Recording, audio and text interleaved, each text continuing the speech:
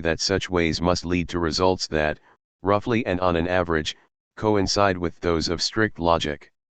We have in fact discussed the matter above. The is therefore unmasked. Before all economizing of thought, we must already know our ideal, we must know what science ideally aims at, what law-governed connections, what basic laws and derived laws etc., ideally are and do, before we can discuss and assess the thought-economical function of knowing them. Certainly we have vague notions of these ideas before we explore them scientifically, and so we can talk of economizing thought even before a science of pure logic is constructed. But the essential fact is not changed thereby. Pure logic is in itself prior to all such thought economics, and it remains absurd to base the former on the latter. One last point. Naturally all scientific grasp and explanation proceeds on psychological laws, in the sense of a thought economics. It is, however, an error to think that one can therefore play down the distinction between logical and natural thought, that one can treat scientific activity as a mere continuation of natural, blind activity. One may, though it is not quite unobjectionable, talk of natural as well as logical theories. But one must not forget that a logical theory in no sense does the same thing as a natural one, or only does this in a higher manner. It has not the same aim, or rather, it has an aim, which we for the first time import into the natural theory. We measure, as shown above, certain natural thought processes, by which we here mean processes lacking insight, by comparing them to logical theories properly so called, and we call such thought processes natural theories, since they have certain psychological fruits which are just as they would be if they were really theories, the logical products of perspicuous thought. Our nomenclature, however, leads us into the error of attributing the essential traits of actual theories to such natural ones, to the seeing of authentic theory, as it were, in the latter. These analogues of theories may, as mental processes, be very similar to actual theories, but they remain basically different. A logical theory is a theory on account of the ideal, necessary connection that dominates it, while what is here called a natural theory is a mere course of chance presentations or convictions, not tied together by insight, without binding power, but which has for the most part a utility in practice, just as if it has a theoretical basis. The errors of this trend toward thought economics are due in the end to the fact that those who go with it, like all psychologistic thinkers, have an interest in knowledge which stops short at the empirical side of science. They fail in a certain manner to see the wood for the mere trees. They concern themselves with science as a biological phenomenon, and do not see that they are touching upon the epistemological problem of science as ideally unified, objective truth. The epistemology of the past, which still reckoned the ideal among its problems, seems to them in error. It can only be made a worthy object of scientific concern for them in one fashion, by showing it to have had, relatively speaking, the function of economizing thought at a more profound level of philosophical thinking. But the more that it becomes a philosophical fashion to judge the main drifts of epistemology in this manner, the more must research protest against it, and the more necessary it is to discuss the basic points of dispute in as many-sided a manner as possible. We must, in particular, go as deep as we can into the basically different thought trends in the spheres of the ideal and the real, thereby opening the way for that perspicuous clarification which is the presupposition for a final foundation of philosophy. The present work is a small contribution towards this end. Chapter 10. End of our critical treatments. 57 queries regarding readily formed misunderstandings of our logical endeavors. Our investigations up to this point have been predominantly critical. We have, we think, established the untenability of any form of empiricistic or psychologistic logic, whatever its character. Logic in the sense of a methodology of science has its main foundations outside of psychology. The idea of a pure logic, a theoretical science independent of everything empirical, and hence also of psychology, a science which first renders possible a technology of scientific knowledge which logic in the theoretico-practical sense is, must be admitted as sound, and the indispensable task of its independent construction must be tackled seriously. May we content ourselves with these results, and may we hope to see them recognized as results. The logic of our time, so sure of its success, so much worked upon by such important thinkers, and so widely recognized, will not readily be admitted to be treading vain paths of futile endeavor. 1 Idealistic criticism may awaken displeasure where problems of principle are discussed, but a mere glance at the proud array of important works from Mill to Erdmann and Lipps, will be enough to re-establish most people's shaken confidence. It will be said that there must be some way of resolving the arguments and bringing them into harmony with the content of our flourishing science. If this is not so, one may be dealing with a merely epistemological transvaluation of that science, which, even if important, will not have the revolutionary result of destroying its essential content. At most it will be a question of conceiving many things more precisely, of suitably limiting some careless statements, or altering the order of one's investigations. There is perhaps something really to be said for keeping a few propositions of pure logic together in their purity, and separating them off from the empirical psychological statements of logical technology. Such reflections will satisfy many who feel the force of our idealistic arguments, without having the courage to draw the necessary conclusions. The radical transformation which logic, in the sense of our conception, must necessarily undergo, might further encounter mistrust and antipathy, since it might readily appear, superficially regarded, to be a case of pure reaction. That this is not our intention, that our reattachment to the justified trends of older philosophies does not aim at the restoration of traditional logic, should surely have emerged from a close study of the content of our analyses. We can scarcely hope, however, that such indications will overcome all mistrust, and will guard against the misreading of our intentions. 58 Our links with great thinkers of the past and, in the first place, with Kant. That we are in a position to appeal to the authority of great thinkers like Kant, Herbart, and Lotze, and, before these, to Leibniz, will not help us. It may even help to strengthen mistrust against us. We are led back, in the most general terms, to Kant's distinction between pure and applied logic. We may indeed approve of his most notable utterances on this point, but only with suitable provisos.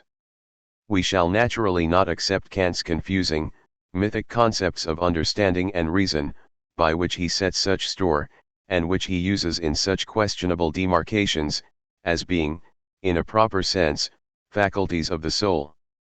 Understanding or reason, as the dispositions of a certain normal thought attitude, presuppose pure logic, which defines normality, in their concept. If we therefore have serious recourse to them, we shall be no wiser than if, in like case, we try to explain the art of dancing by the dancing faculty, i.e. the faculty of dancing artfully, the art of painting by the painting faculty, etc. We rather take the terms understanding and reason as merely indicating a direction to the form of thinking and its ideal laws, which logic, as opposed to an empirical psychology of knowledge, must follow.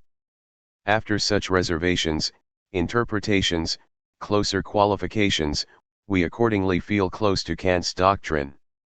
Must such an agreement not have the effect of compromising our concept of logic? Pure logic, which in truth is alone science, ought, according to Kant, to be brief and dry, as is required by the scholastic exposition of a theory of the elements of the understanding, Critique of Pure Reason, Introduction to TR Logic, IA 54/B78. Everyone is familiar with Kant's lectures, published by Jask, and knows to what a questionable extent they fulfill this characteristic demand. Shall this unutterably defective logic be the model we should strive to imitate? No one will look kindly on the thought of pushing science back to the standpoint of the Aristotelian scholastic logic, which seems what Kant's treatment amounts to, since he himself says that logic has had the character of a closed science since the time of Aristotle. A scholastic elaboration of syllogistics, prefaced by some solemnly pronounced conceptual definitions, is surely no inspiring program. To this we should of course reply that the fact that we feel ourselves more akin to Kant's conception of logic than to that of, say, Mill or Sigwart, does not mean that we approve of its complete content, nor of the particular manner in which Kant has worked out his idea of a pure logic. We agree with Kant in his main drift, though we do not find that he clearly espied the essence of his intended discipline, nor set it forth in accordance with its adequate content. 59 Links with Herbart and Lotze. We are closer to Herbart than to Kant, particularly so because he sharply stresses one cardinal point, and makes explicit use of it in distinguishing pure logic from psychology. This is indeed the crucial point which decides the matter, the objectivity of the concept, of the presentation in the sense of pure logic. Everything thought of, Herbart says in, example his main work on psychology, Psychologie als Wissenschaft, 2, 120, is, qualitatively treated, a concept in the sense of logic. In this connection, nothing relates to the thinking subject, to which concepts can only be attributed in a psychological sense, whereas the concept of man, of triangle etc., is no one's property. Each concept in its logical meaning is in fact only once present, which could not be the case, if the number of concepts increased with the number of subjects conceiving them, or even with the number of distinct acts of thinking through which, psychologically speaking, a concept is produced and brought forth. The encha of the traditional philosophers, even those of Wolff, we read on in the same paragraph, are merely concepts in the logical sense. The old proposition essentiae rerum sunt immutabiles belongs here. It merely means that concepts are wholly timeless things, which is true of them in all their logical relationships, in consequence of which the scientific propositions and syllogisms that they form are and remain true for the ancients as for us, and in heaven as on earth. But concepts in this sense, in which they are a common knowledge for all men and epochs, are nothing psychological. Psychologically, a concept is a presentation which has the logically understood concept as its presentatum. It is that through which the latter, the thing to be presented, really is presented. In this sense everyone certainly has his own concepts. Archimedes investigated his own concept of a circle, and Newton likewise his own. These were two concepts in the sense of psychology, though logically there was only one concept for all mathematicians. Similar statements are made in section 2 of his Lehrbuch zur Einleitung in die Philosophie, 34, p. 77. The very first sentence runs, all our thoughts can be dealt with from two sides, as activities of mind and as regards what is thought through them. In the latter respect we call them concepts. This word, meaning what is conceived, enjoins abstraction from the manner in which we receive, produce, or reproduce thoughts. In 35 Herbart denies that two concepts can be exactly alike, for they would then not differ in respect of what is thought by them, and not therefore as concepts at all. As against this, the thinking of one and the same concept can be often repeated, produced, and recalled on very different occasions, performed by countless rational beings, without thereby making the concept many. He warns us in a note to keep in mind that concepts are neither real objects nor real acts of thinking. The second error is still alive. Many accordingly make of logic a natural history of the understanding, and think they recognize in logic the understanding's innate laws and forms of thought, thereby corrupting psychology. One can, if need be, prove by a complete induction, he remarks in another passage, that not one of all the doctrines which belong indisputably to logic, from the oppositions and subordinations of concepts to syllogistic sorites, presupposes anything psychological. The whole of pure logic has to do with relations of what is thought, of the content of our presentations, though not specifically with this content itself. Nowhere does it deal with the activity of thinking, or with the psychological or metaphysical possibility of such thinking. Applied logic, like applied ethics, first requires psychological knowledge, in so far as the character of the material must be discussed that one desires to shape to the prescriptions given. Psychol als Wiss 119. In this regard, we find many instructive and important pronouncements which modern logic has rather pushed aside than seriously considered. Our link up with Herbart's authority must not, however, be misunderstood. It does not at all mean a return to the idea and mode of treatment of logic which Herbart envisaged, and which his worthy pupil Drobus so eminently carried out. Herbart certainly had great merits, particularly in the respect mentioned above, his emphasis on the ideality of the concept. Even his formation of the concept deserves praise, whether one agrees with his terminology or not. On the other hand, however, Herbart seems to me never to have risen above quite isolated, immature suggestions, many misguided but, alas, very influential thoughts, thoroughly distorted his best intentions. It was a pity that Herbart failed to notice the fundamental ambiguity of expressions like content, what is presented, what is thought of. On one hand, they stand for the ideal, self-same meaning content of the corresponding expressions, on the other hand, for the varying presented objects. Herbart, as far as I can see, never said the one thing that could clear up the concept of a concept, that a concept or presentation in the logical sense is nothing but the self-identical meaning of the corresponding expressions. Herbart's basic mistake was more important. He located what is essential to the ideality of the logical concept in its normality, thus shifting the sense of true, genuine ideality, of unified meaning, into the dispersed multiplicity of experiences. The fundamental sense of ideality, which puts an unbridgeable gulf between ideal and real, is thereby lost, and the notion of normality which is substituted for it, confuses the basic conceptions of logic. Cf. on this point the study which concerns the unity of the species in the present work. Closely connected with this error is Herbart's belief that he has found a saving formula when he opposes logic as the morals of thought to psychology as the natural history of the understanding, Lehrbuch der Psychologie 180. Of the pure, theoretic science which underlies such morals, and likewise underlies morals in the ordinary sense, he has no idea, and still less of the extent and natural boundaries of this science, and of its intimate unity with pure mathematics. In this respect therefore, Herbart's logic deserves the reproach of poverty, just as do the logics of Kant and Aristotle and the schoolmen, superior as in other respects it shows itself in virtue of its practice of independent, exact research within its narrow circle. Linked up with this fundamental mistake, is the error of Herbart's theory of knowledge. It shows a complete inability to recognize the apparently profound problem of the harmony of the subjective course of logical thinking with the real course of external actuality, for what it is, and for what we shall later show it to be, a pseudo-problem bred by unclarity. All this is true of the logicians in Herbart's sphere of influence, and especially of Lotze, who took up many of Herbart's suggestions, thought them out penetratingly, and carried them further with originality. We owe him a great deal, but regrettably find that even his fine approaches are brought to naught by his Herbartian confusion between specific and normative ideality. His great logical work, rich as it is in original thoughts, all worthy of a great thinker, hereby becomes a jarring mixture of psychologism and pure logic. 2.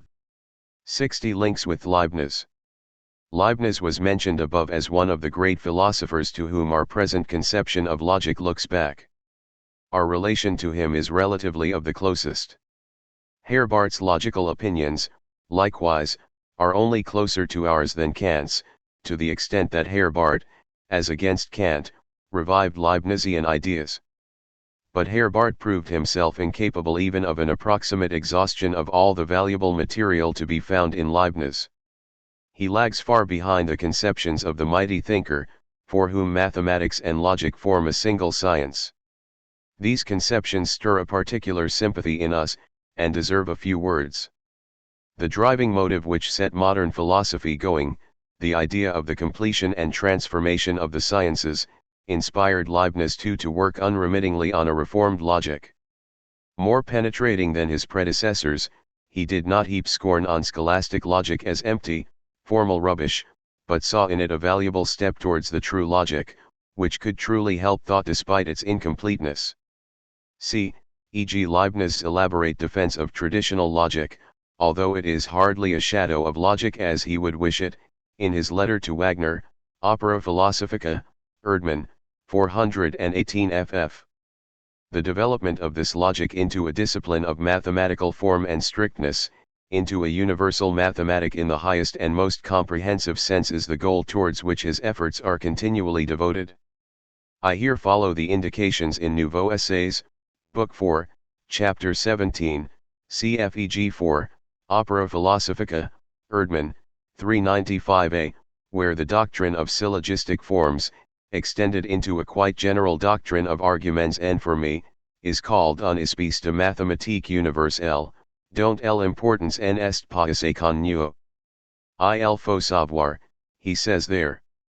Kpar les arguments en forme n'entends pas seulement cette manière scolastique d'argumenter, dont on se sert dans les colleges, mais tout raisonnement qui conclut par la force de la forme, et toul on a besoin de suppléer aucun article, de sorte qu'on s'arrête, un autre tissu de syllogisme, qui évite la répétition, même un compte bien dresse, un calcul d'algèbre, un analyse de infinitesimals me seront à peu près de arguments en forme, puisque leur forme de raisonner est prédémontrée.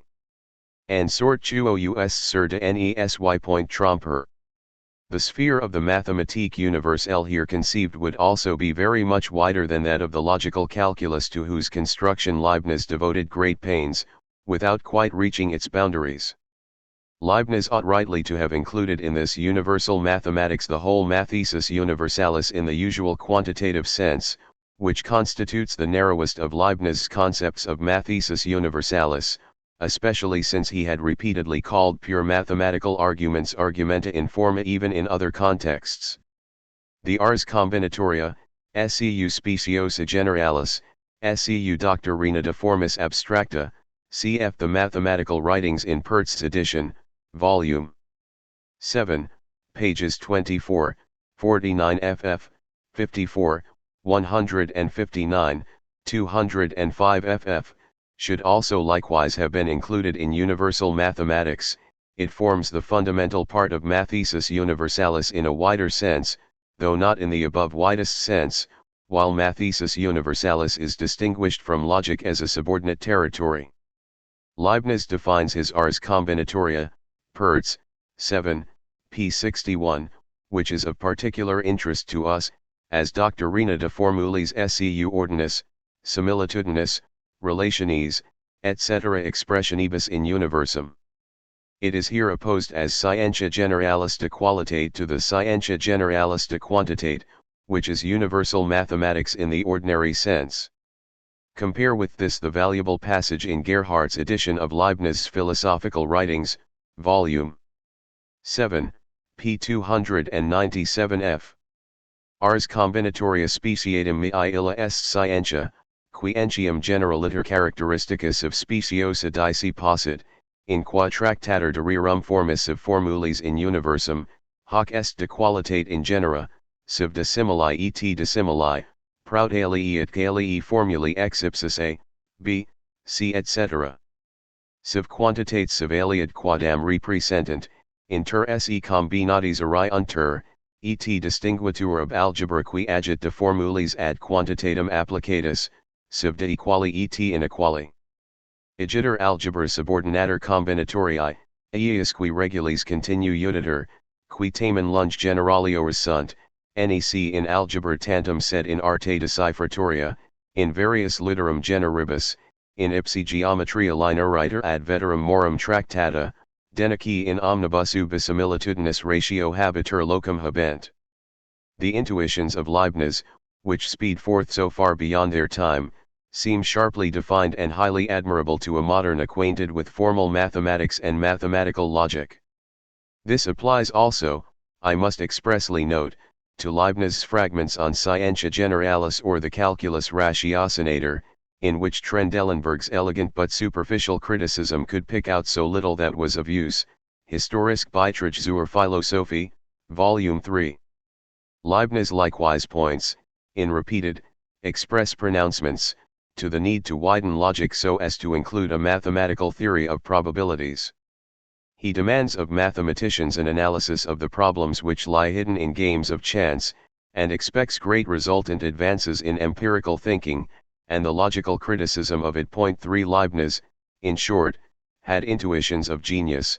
he foresaw the most splendid gains which logic has had to register since the time of Aristotle, the theory of probabilities and mathematical analyses of syllogistic and non-syllogistic arguments. The latter first matured in the second half of the 19th century. Through his combinatoria he is also the intellectual father of the pure theory of manifolds, a discipline close to pure logic and in fact intimately one with it, cf. below 69, 70. In all this Leibniz bases himself on the same idea of pure logic as we here support. Nothing is further from him than to think that the essential foundations of a fruitful art of knowledge could be found in psychology. They are for him altogether a priori. They constitute a discipline mathematical in form, which as such, just like, e.g. pure arithmetic, immediately includes a vocation for the practical regulation of knowledge. 4. 61 Need for special investigations to provide an epistemological justification and partial realization of the idea of pure logic. The authority of Leibniz must, however, count even less for us than that of Kant or Herbart, since he could not give to his great intentions the weight of completed achievements. He belongs to a past age, beyond which modern science feels that it has traveled a long way. Authorities do not in fact carry much weight as opposed to the broad advance of a science supposedly rich and secure in its results. Their influence must be less, insofar as they lack a sufficiently clarified, positively elaborated concept of the discipline in question. Clearly, if we do not want to stick halfway, and to run the risk that our critical reflections may be barren, we must take up the task of constructing the idea of pure logic on a sufficiently broad basis. Only in a series of meaty individual treatments, which will provide a more precise idea of the content and character of the essential logical researches, and which will work out the notion of logic more definitely, can one remove the prejudice which sees logic as an insignificant field of more or less trivial statements. As against this, we shall see that our discipline extends far and wide, not merely in respect of its content of systematic theories, but above all in regard to the difficult and important investigations needed for its philosophical foundation and assessment. But even the putative triviality of the field of purely logical truths, would in itself be no argument for its treatment as a mere aid towards a logical technology. The interests of pure theory require us to treat what constitutes a unified whole of theory in a theoretically closed manner, and not as a mere aid towards external ends. Our investigations so far have, we hope, made plain that a correct grasp of the essence of pure logic, and of its unique position in relation to all other sciences, is one of the most important questions in the whole of epistemology. If this is plain, it is likewise of vital interest to this fundamental philosophical science, that pure logic should be fully expounded in purity and independence. Epistemology must, of course, not be taken to be a discipline following upon or coinciding with metaphysics, but one which precedes metaphysics, as it precedes psychology and all other disciplines. Appendix.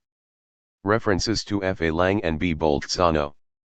Wide as is the gulf which divides my logic from F. A. Lang's, I am in agreement with him, and regard him as having done the discipline a service, in that, in a period when pure logic was mainly despised, he definitely stood out for the view that science may expect important advances from attempts at a separate treatment of the purely formal elements of logic, Logisk Study N. p. 1. Our agreement extends further. In the most general features it also applies to the idea of the discipline, which Lang could not indeed bring to essential clarity. He has good grounds for regarding the hiving off of pure logic as the hiving off of the doctrines which he calls the apodeictic element in logic, i.e. the doctrines which, like mathematical theorems, can be developed in an absolutely cogent manner. His next remarks are well worth remembering. The mere fact of the presence of cogent truths is so important, that every trace of such truths must be carefully followed up. To omit such an investigation on account of the small value of formal logic, or its inadequacy as a theory of human thought, would have to be rejected from this point of view as a confusion of theoretical with practical aims. Such an objection would be as if a chemist refused to analyze a compound because in its compounded state it was very valuable, whereas its single constituents were unlikely to have any value. OPCITP 7F He is just as right in another passage: formal logic as an apodeictic science, has a value totally independent of its validity. Every system of truths which hold a priori, deserves the highest respect. OPCITP 127. While Lang warmly supported the idea of a purely formal logic, he had no notion that this idea had already been realized to a relatively high degree. I am of course not referring to the many expositions of formal logic, which flourished especially in the schools of Kant and Herbart, and which did so little to live up to their own claims.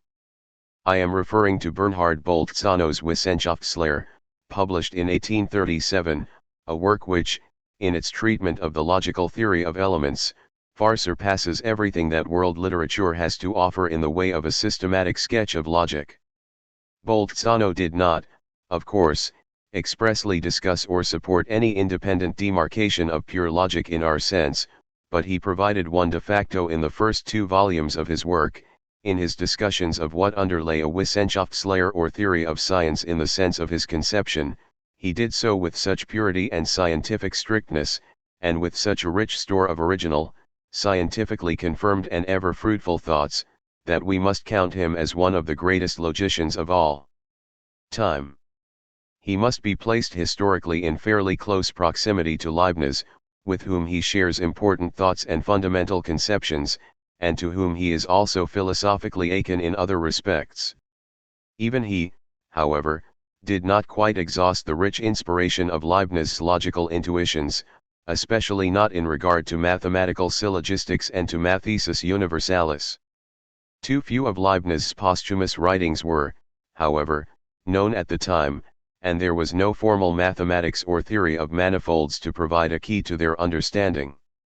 In each line of his wonderful book, Bolzano shows himself to be an acute mathematician, who lets the same spirit of scientific strictness rule in logic which he himself first introduced into the theoretical treatment of the basic concepts and propositions of mathematical analysis, which thereby acquired a new foundation.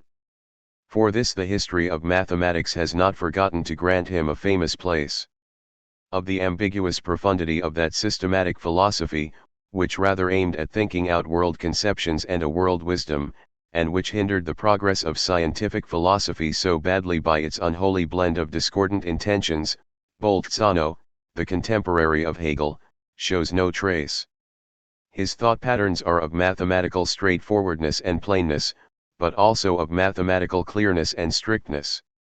Only when one has gone more deeply into the sense and aim of these patterns throughout the whole discipline, does one find what great mental work and achievement lie hidden behind plain statements and formularist expositions. To philosophers bred in the prejudices, in the thought and speech habits of the idealistic schools, not all of us have completely outgrown such influences. Such a scientific approach readily seems shallow and void of ideas, as well as ponderous and pedantic. Logic as a science must, however, be built upon Bolzano's work, and must learn from him its need for mathematical acuteness in distinctions, for mathematical exactness in theories. It will then reach a new standpoint for judging the mathematicizing theories of logic, which mathematicians, quite unperturbed by philosophic scorn, are so successfully constructing. These theories altogether conform to the spirit of Bolzano's logic, though Bolzano had not an inkling of them. It will at least be impossible for a future historian of logic to be so wrong as the otherwise thorough Überweg, who treats a work of the rank of the Wissenschaftslehre on a level with Nigge's Logic for Females, Logic für Frauenzimmer, point 5. Much as Bolzano's achievement is cast in one piece, it cannot be regarded, as such a deeply honest thinker would be the first to admit, as in any way final. To mention only one point, one particularly feels his defects in epistemological directions. There are either no investigations, or else only quite insufficient ones, which give genuine philosophical intelligibility to logical thought achievements, and so provide a philosophical estimate of logic as a discipline. Such questions can be evaded by a thinker who, like a mathematician, is building theories upon theories, without having to bother himself about questions of underlying principle.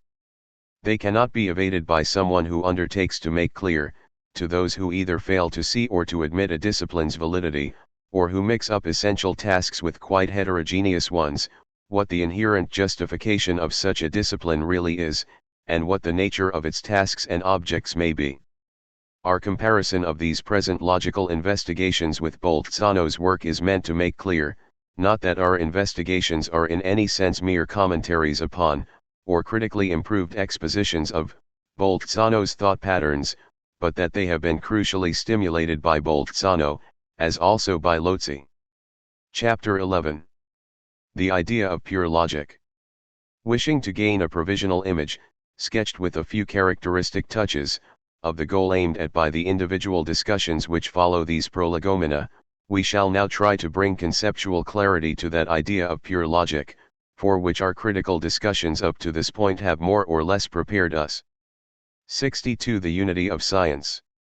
The interconnection of things and the interconnection of truths. Science is, in the first place, a unified item in anthropology. It is a unity of acts of thinking, of thought dispositions, as well as of certain external arrangements pertinent thereto. What makes this unified whole anthropological, and what especially makes it psychological, are not here our concern. We are rather interested in what makes science science, which is certainly not its psychology, nor any real context into which acts of thought are fitted, but a certain objective or ideal interconnection which gives these acts a unitary objective relevance, and, in such unitary relevance, an ideal validity. More definiteness and clearness are, however, needed at this point.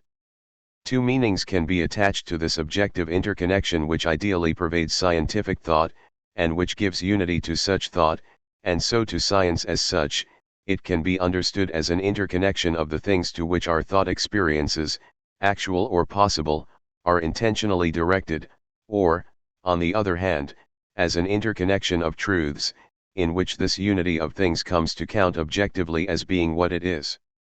These two things are given together a priori, and are mutually inseparable. Nothing can be without being thus or thus determined, and that it is thus and thus determined, is the self-subsistent truth which is the necessary correlate of the self-subsistent being. What holds of single truths, or single states of affairs, plainly also holds of interconnections of truths or of states of affairs. This self-evident inseparability is not, however, identity. In these truths or interconnections of truths the actual existence of things and of interconnections of things finds expression. But the interconnections of truths differ from the interconnections of things, which are truly in the former. This at once appears in the fact that truths which hold of truths do not coincide with truths that hold of the things posited in such truths. To forestall misunderstandings, I must expressly emphasize the fact that I use the words objectivity, object, thing, etc., always in the widest sense, in accordance, therefore, with my preferred sense of the term knowledge. An object of knowledge may as readily be what is real as what is ideal, a thing, or an event, or a species of a mathematical relation, a case of being or of what ought to be. This applies automatically to expressions like unified objectivity, interconnection of things, etc. Both sorts of unity are given to us, and can only by abstraction be thought apart, in judgment or, more precisely, in knowledge, the unity of objectivity, on the one hand, and of truth, on the other. The expression knowledge is wide enough to cover both simple acts of knowing, as well as logically unified interconnections of knowledge. However complicated, either of these, considered as a whole, is a cognitive act. If now we perform an act of cognition, or, as I prefer to express it, live in one, we are concerned with the object that it, in its cognitive fashion, means and postulates. If this act is one of knowing in the strictest sense, i.e. if our judgment is inwardly evident, then its object is given in primal fashion, originar. The state of affairs comes before us, not merely putatively, but as actually before our eyes, and in it the object itself, as the object that it is, i.e. just as it is intended in this act of knowing and not otherwise, as bearer of such and such properties, as the term of such relations, etc. It is not merely putatively, but actually thus, and as actually thus it is given to our knowledge, which means that it is not merely thought, judged, but known to be such. Otherwise put, its being thus is a truth actually realized, individualized in the experience of the inwardly evident judgment. If we reflect on this individualization, we perform an ideational abstraction, and the truth itself, instead of our former object, becomes our apprehended object. We hereby apprehend the truth as the ideal correlate of the transient subjective act of knowledge, as standing opposed in its unity to the unlimited multitude of possible acts of knowing, and of knowing individuals. To the interconnections of knowledge there ideally correspond interconnections of truths. Suitably understood, these are not merely complexes of truths, but complex truths, which therefore themselves in their totality fall under the concept of truth. There also the sciences belong, the word understood objectively in the sense of unified truth. In the general correlation which subsists between truth and objectivity, there is a unitary objectivity which corresponds to the unity of truth in one and the same science. This is the unity of the scientific field. In relation to this, all the singular truths of the same science belong together in their subject matter, an expression which, as we shall see later, seems to be here used in a wider sense than usual, cf. the end of 64. 63 Continuation. The unity of theory. We may now ask what constitutes the unity of a science, and therewith the unity of its field. For not every putting of truths together in a single association of truths, which might remain an entirely external one, constitutes a science. To a science, as we said in our first chapter 1, a certain unified interconnection of demonstration pertains. This too, however, is not enough. It points to demonstration, to proof as something essentially pertaining to the idea of science, but fails to say what sort of unity of proof constitutes a science.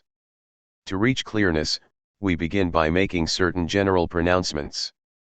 Scientific knowledge is, as such, grounded knowledge. To know the ground of anything means to see the necessity of its being so and so. Necessity as an objective predicate of a truth, which is then called a necessary truth, is tantamount to the law-governed validity of the state of affairs in question.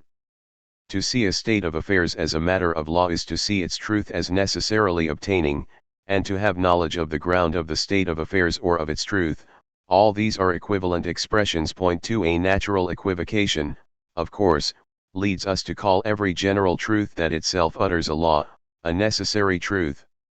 Corresponding to our first defined sense, it would have been better to call it the explanatory ground of a law, from which a class of necessary truths follows. Truths divide into individual and general truths. The former contain, whether explicitly or implicitly, assertions regarding the actual existence of individual singulars, whereas the latter are completely free from this, and only permit us to infer, purely from concepts, the possible existence of what is individual. Individual truths are as such contingent. If in their case one speaks of a grounded explanation, one is concerned with a proof of their necessity under certain presupposed circumstances.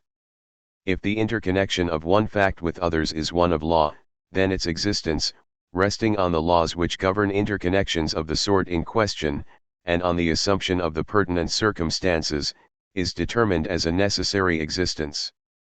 If we are not dealing with the proof of a factual, but of a general truth, which again has the character of a law in respect of its possible application to facts falling under it, we are referred to certain general laws, which, by way of specialization, not individualization, and deductive consequence yield the proposition to be proved.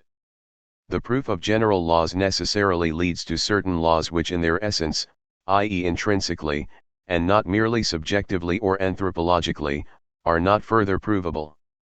These are called basic laws. The systematic unity of the ideally closed sum total of laws resting on one basic legality, Gesetzlichkeit, as their final ground, and arising out of it through systematic deduction, is the unity of a systematically complete theory. This basic legality may here either consist of one basic law or a conjunction of homogeneous basic laws. We possess theories in this strict sense in universal arithmetic, in geometry, in analytical mechanics, in mathematical astronomy etc. Our concept of theory is usually a relative one, i.e. a theory is relative to a multiplicity of single items that it governs, for which it provides the explanatory grounds. Universal arithmetic gives us an explanatory theory for numerical and concrete number propositions, analytical mechanics for mechanical facts, mathematical astronomy for the facts of gravitation, etc. The possibility of taking on the function of explanation is an obvious consequence of the essence of a theory in our absolute sense. In a looser sense, we mean by a theory a deductive system in which the last grounds are not basic laws in the strict sense of the word, but, as genuine grounds, take us closer to these. In the gradations of a closed theory, a theory in this relaxed sense forms a step. We also note the following difference: every explanatory interconnection is deductive, but not every deductive interconnection is explanatory. All grounds are premises, but not all premises are grounds. Every deduction is indeed necessary, i.e. it obeys laws, but that its conclusions follow according to laws, the laws of inference, does not mean that they follow from laws which in a pregnant sense serve to ground them. One tends, indeed, to call every premise, and especially a universal one, a ground for the consequences which flow from it, a noteworthy equivocation. 64. The essential and extra-essential principles that give science unity. Abstract, concrete, and normative sciences.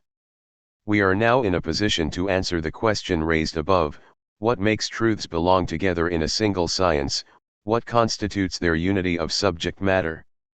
The principle of unity may be of two sorts, essential and extra-essential. The truths of a science are essentially one if their connection rests on what above all makes a science a science. A science is, as we know, grounded knowledge, i.e. explanation or proof, in the pointed sense.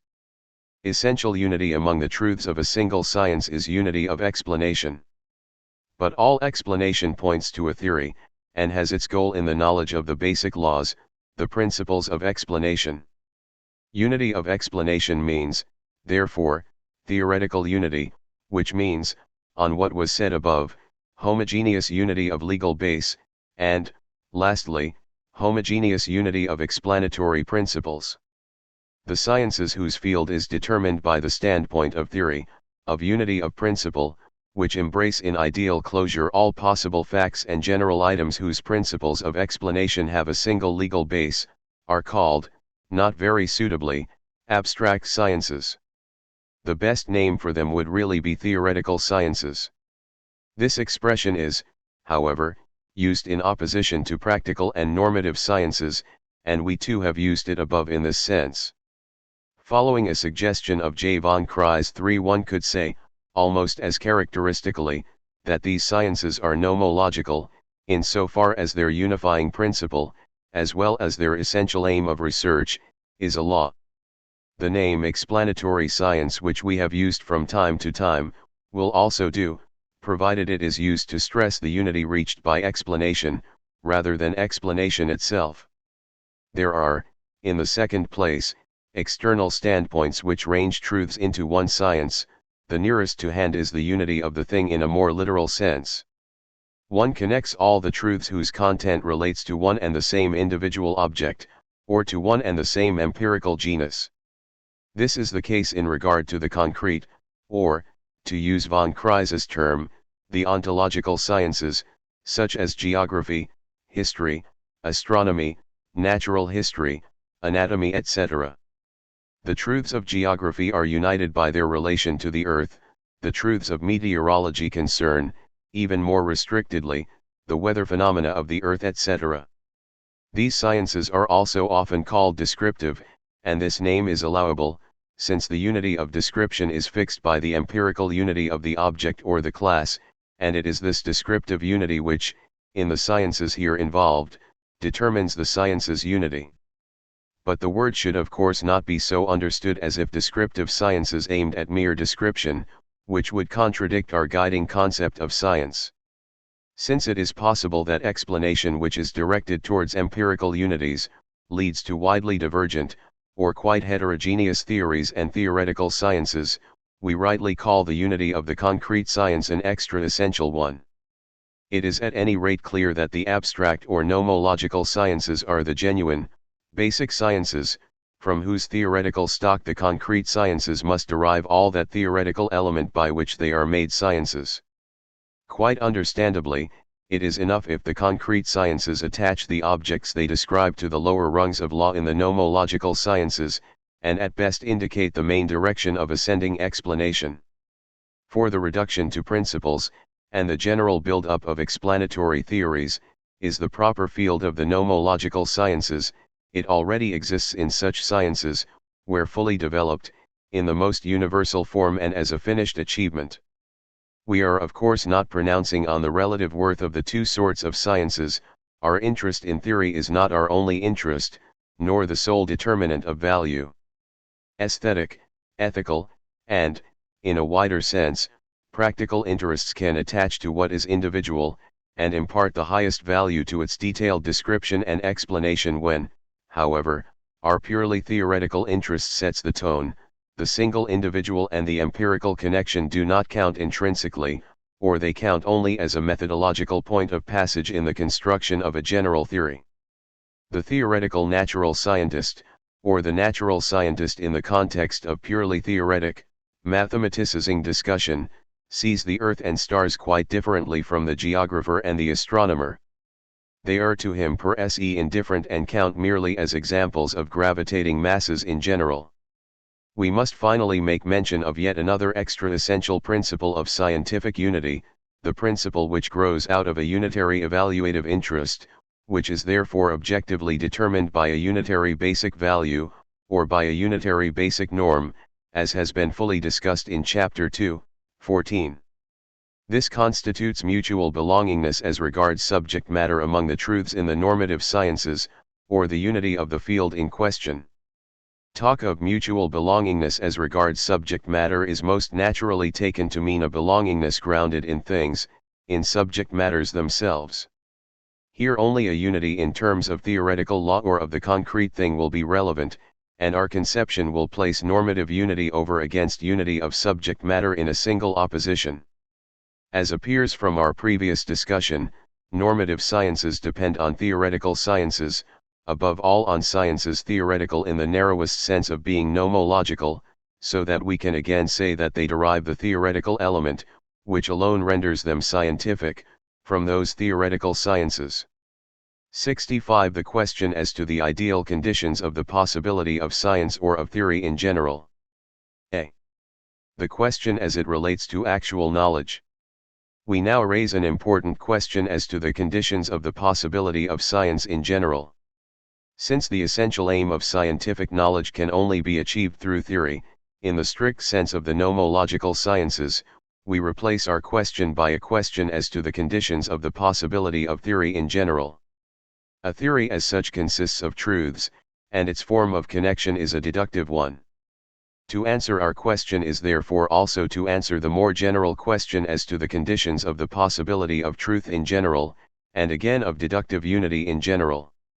The historical echoes in the form of our question are of course intentional. We are plainly concerned with the quite necessary generalization of the question as to the conditions of the possibility of experience, Erfahrung. The unity of an experience is for Kant the unity of objective legality. It falls, therefore, under the concept of theoretical unity. The sense of our question needs, however, to be more precisely fixed. It might very well be at first understood in the subjective sense, in which case it would be better expressed as a question as to the conditions of the possibility of theoretical knowledge in general, or, more generally, of inference in general or knowledge in general, and in the case of any possible human being. Such conditions are in part real, in part ideal. We shall ignore the former, the psychological conditions. Naturally, the possibility of knowledge in a psychological regard embraces all the causal conditions on which our thinking depends. Ideal conditions for the possibility of knowledge may, as said before, be of two sorts. They are either noetic conditions which have their grounds, a priori, in the idea of knowledge as such, without any regard to the empirical peculiarity of human knowledge as psychologically conditioned, or they are purely logical conditions, i.e. they are grounded purely in the content of our knowledge.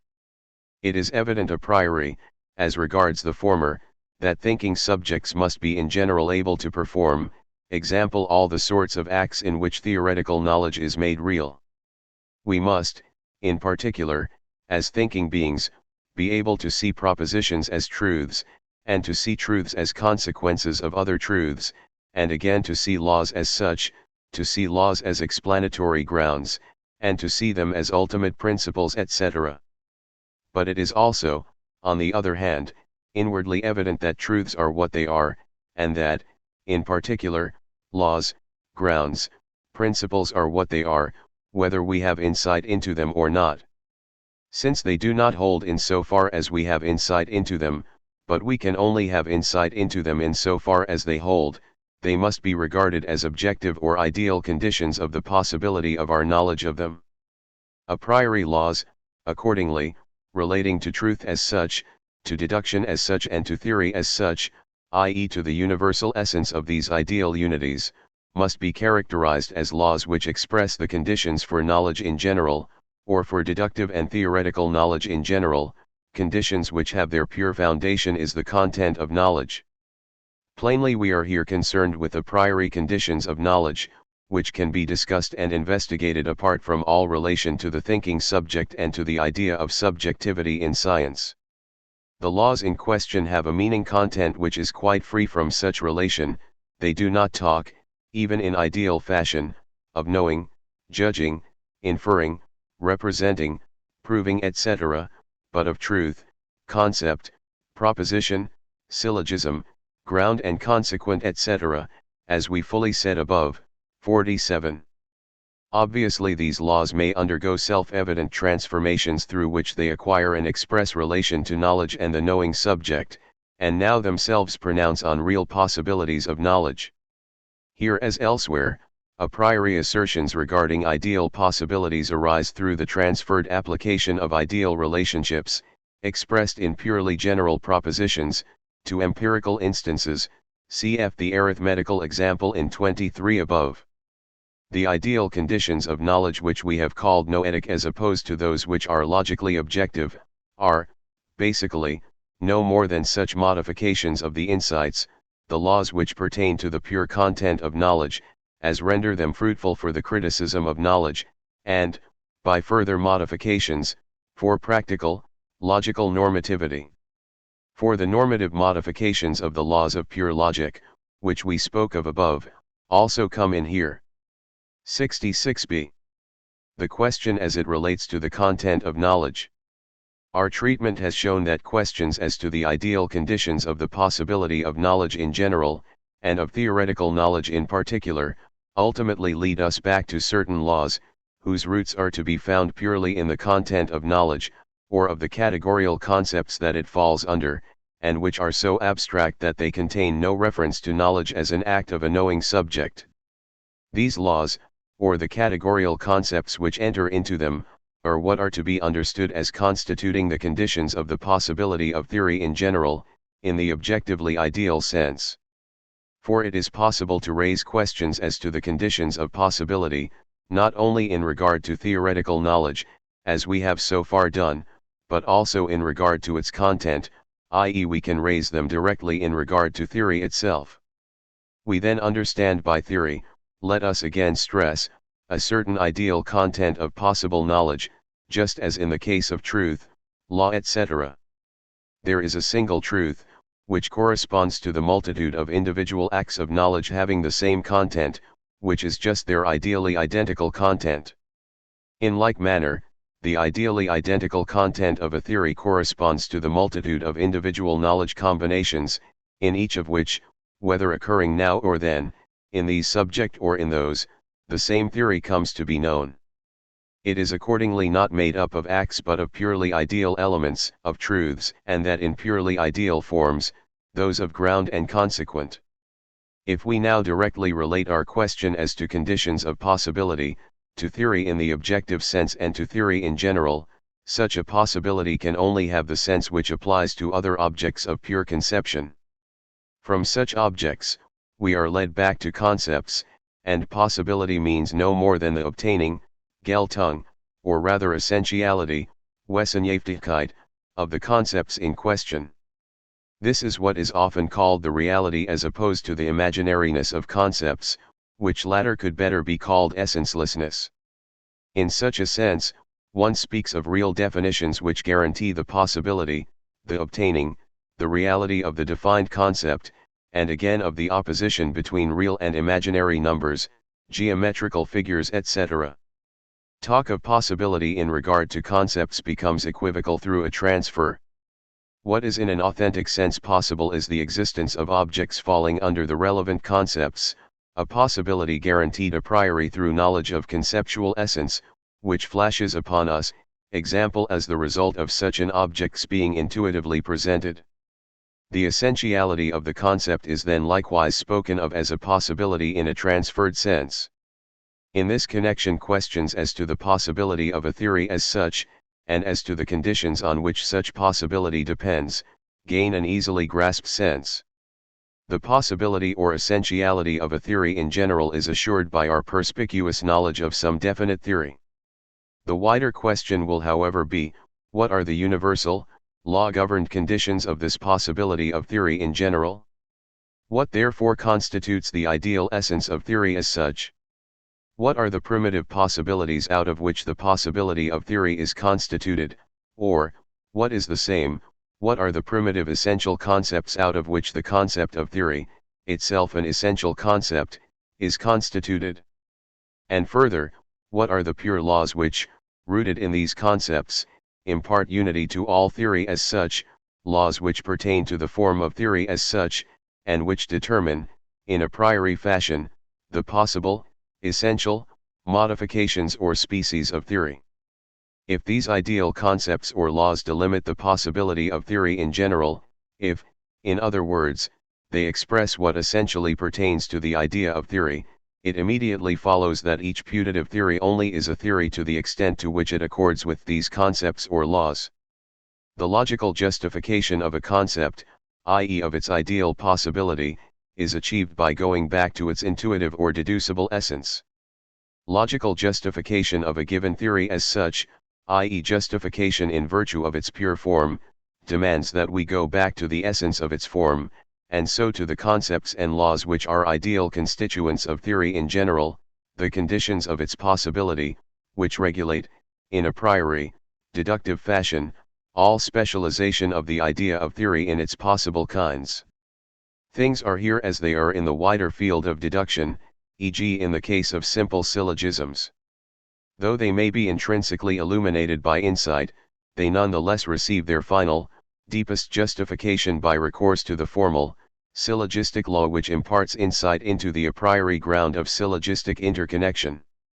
The same holds in the case of any deduction, however complicated, and especially in the case of a theory.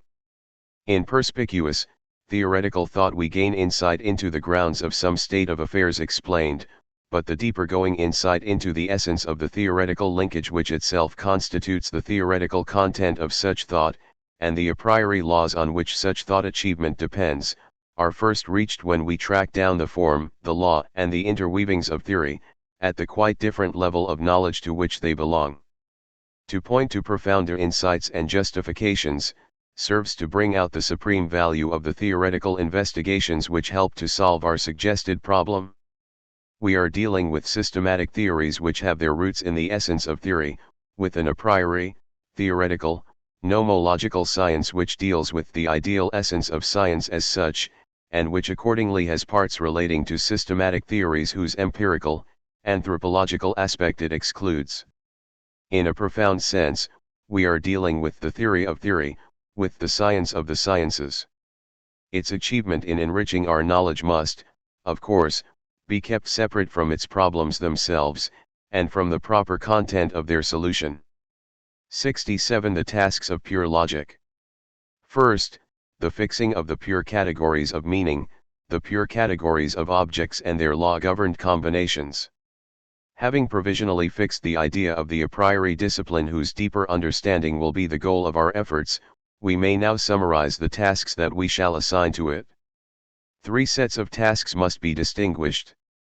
We must, first of all, lay down the more important concepts, in particular all the primitive concepts which make possible the interconnected web of knowledge as seen objectively, and particularly the web of theory.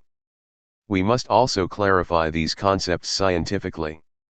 We are, in other words, concerned with the concepts which constitute the idea of unified theory, or with the concepts which are connected with these through ideal laws.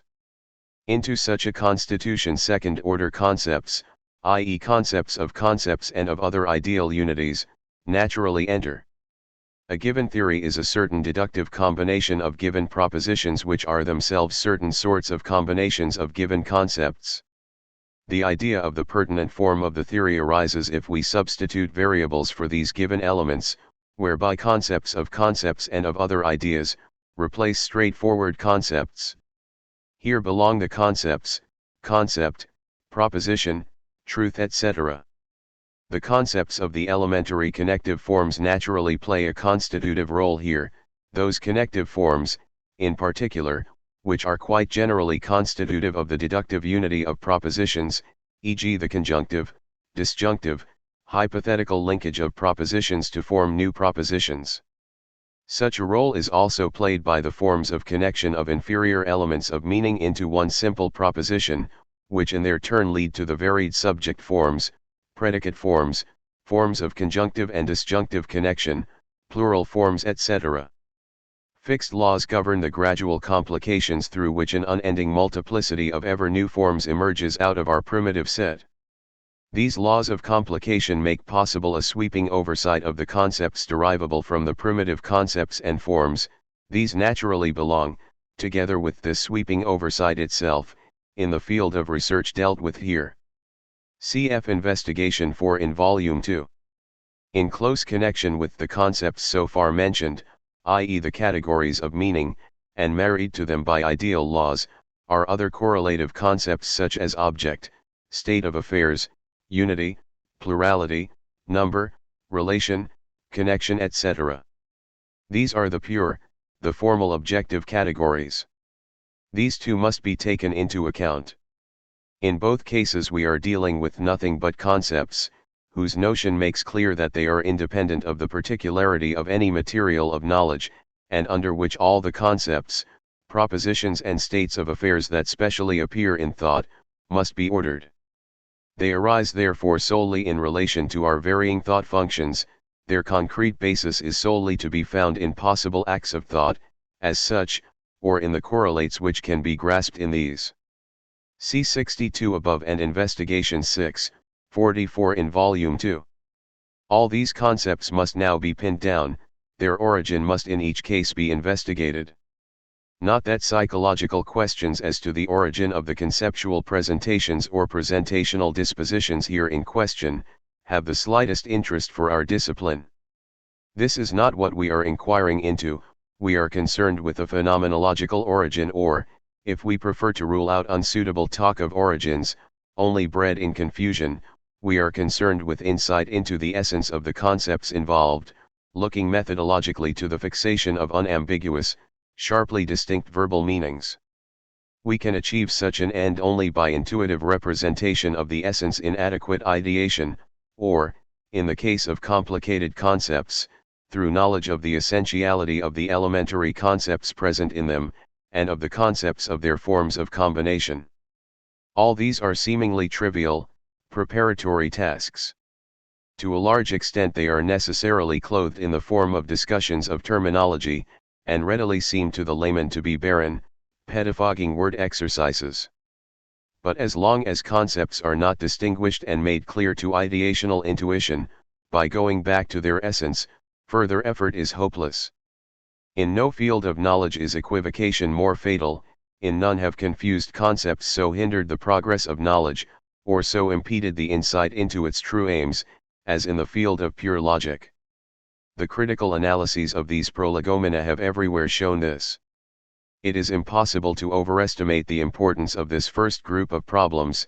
It is doubtful whether they do not in fact involve the greatest difficulties in the whole discipline. 68. Secondly, the laws and theories which have their grounds in these categories. Our second group of problems lies in the search for the laws grounded in the two above classes of categorical concepts, which do not merely concern possible forms of complication and transformation of the theoretical items they involve, see investigation for, but rather the objective validity of the formal structures which thus arise, on the one hand, the truth or falsity of meanings as such, purely on the basis of their categorical formal structure, on the other hand, in relation to their objective correlates, the being and not being of objects as such, of states of affairs as such, again on the basis of their pure, categorical form. These laws, which concern meanings and objects as such, with the widest universality conceivable, the universality of logical categories, are in themselves theories. See Investigation I, 29. We have, on the one side, the side of meaning, theories of inference, e.g. syllogistics, which is however only one such theory. On the other side, the side of the correlates, we have the pure theory of pluralities, which has its roots in the concepts of a plurality, the pure theory of numbers, which has its roots in the concept of a number, each an independently rounded off theory. All the laws here belonging lead to a limited number of primitive or basic laws, which have their immediate roots in our categorical concepts. They must, in virtue of their homogeneity, serve to base an all-comprehensive theory, which will contain the separate theories just mentioned, as relatively closed elements in itself. We are here concerned with the territory of those laws, which in formal universality span all possible meanings and objects, under which every particular theory or science is ranged, which it must obey if it is to be valid. Not that every such theory presupposes every such law as the ground of its possibility and validity. The ideal completeness of the categorical theories and laws in question, rather yields the all-comprehensive fund from which each particular valid theory derives the ideal grounds of essential being appropriate to its form. These are the laws to which it conforms, and through which, as a theory validated by its form, it can be ultimately justified. In so far as theory is an all-embracing unity built out of single, interwoven truths, it is plain that the laws governing the concept of truth, as well as the laws governing the possibility of single combinations of this or that form, will be included in the delimited territory. In spite of, or rather on account of, the fact that theory is the narrower notion, the task of exploring the conditions of its possibility, comprehends more content than the corresponding task in the case of truth in general, and in the case of the primitive forms of propositional combinations, cf. above, 65. 69. Thirdly, the theory of the possible forms of theories or the pure theory of manifolds. When all these investigations have been concluded, we shall have done justice to the idea of a science of the conditions of the possibility of theory in general. We see at once, however, that this science points beyond itself to a completing science, which deals a priori with the essential sorts, forms, of theories and the relevant laws of relation. The idea therefore arises, all of this being taken together, of a more comprehensive science of theory in general. In its fundamental part, the essential concepts and laws which pertain constitutively to the idea of theory will be investigated. It will then go over to differentiating this idea, and investigating possible theories in a priori fashion, rather than the possibility of theory in general. The tasks mentioned have been carried out to a sufficient extent, and it is possible to construct, out of purely categorical concepts, many definite concepts of possible theories or pure forms of theories, whose essential status has been deduced from laws. These distinct forms are not mutually unrelated. There will be a definite, ordered procedure which will enable us to construct the possible forms of theories, to survey their legal connections, and to pass from one to another by varying their basic determining factors, etc. There will be universal propositions, if not for the forms of theory generally, then at least for forms of theory belonging to defined classes, which will govern the legal connection, the transformation, and the mutual interchange of these forms. The propositions that must here be affirmed will plainly be of a different content and character from the basic propositions and theorems of theories of the second group, from, example, syllogistic or arithmetical laws. It is, however, clear from the start that the deduction of such propositions, for there can be no true basic laws in this case, must have their entire basis in the previously mentioned theories. This is a last, highest goal for a theoretical science of theory in general. It is also not indifferent from the point of view of the practical side of knowledge. To fit a theory into its formal class may rather be of the greatest methodological importance. For, with the extension of the deductive, theoretical sphere, the liveliness and freedom of theoretical research also increases, there is increased richness and fruitfulness of method. The solution of problems raised within a theoretical discipline, or one of its theories, can at times derive the most effective methodical help from recourse to the categorical type or, what is the same, to the form of the theory, and perhaps also by going over to a more comprehensive form or class of forms and to its laws. 70. Elucidation of the idea of a pure theory of manifolds. These indications will perhaps seem somewhat obscure. That we are not here dealing with vague fantasies, but with conceptions definite in their content, is shown by formal mathematics in a most entirely general sense, or by the theory of manifolds, the fine flower of modern mathematics. The theory is in fact none other than the partial realization, correlatively transformed, of the ideal just sketched. This is not to say, of course, that mathematicians themselves, guided and likewise limited by interests which concern the field of number and magnitude, have correctly discerned the ideal essence of the new discipline, or have risen to the height of abstraction of an all-comprehensive theory. The objective correlate of the concept of a possible theory, definite only in respect of form, is the concept of a possible field of knowledge over which a theory of this form will preside. Such a field is, however, known in mathematical circles as a manifold. It is accordingly a field which is uniquely and solely determined by falling under a theory of such a form, whose objects are such as to permit of certain associations which fall under certain basic laws of this or that determinate form, here the only determining feature. The objects remain quite indefinite as regards their matter, to indicate which the mathematician prefers to speak of them as thought objects. They are not determined directly as individual or specific singulars, nor indirectly by way of their material species or genera, but solely by the form of the connections attributed to them. These connections are therefore as little determined in content as are their objects, only their form is determined, and determined through the forms of the elementary laws which are assumed to hold of them. These laws then, as they determine a field and its form, likewise determine the theory to be constructed, or, more correctly, the theory's form. In the theory of manifolds, e.g. plus is not the sign for numerical addition, but for any connection for which laws of the form a plus b equals b plus a etc. hold. The manifold is determined by the fact that its thought objects permit of these operations, and of others whose compatibility with these can be shown a priori. The most general idea of a theory of manifolds is to be a science which definitely works out the form of the essential types of possible theories or fields of theory, and investigates their legal relations with one another. All actual theories are then specializations or singularizations of corresponding forms of theory, just as all theoretically worked over fields of knowledge are individual manifolds. If the formal theory in question is actually worked out in the theory of manifolds, then all deductive theoretical work in constructing all actual theories of the same form has been done. This is a point of view of the highest methodological importance, without which there can be no talk of understanding the method of mathematics.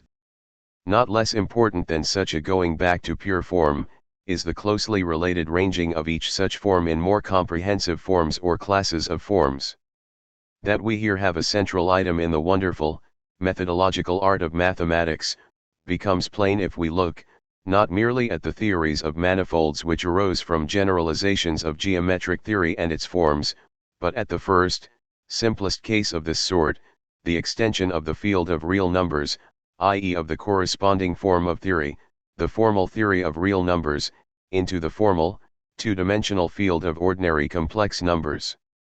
In this concept we indeed have the key to the only possible solution of the problem that has not as yet been cleared up, how, example in the field of numbers impossible, essenceless, concepts can be methodically treated like real ones. This is not, however, the place to discuss this more closely.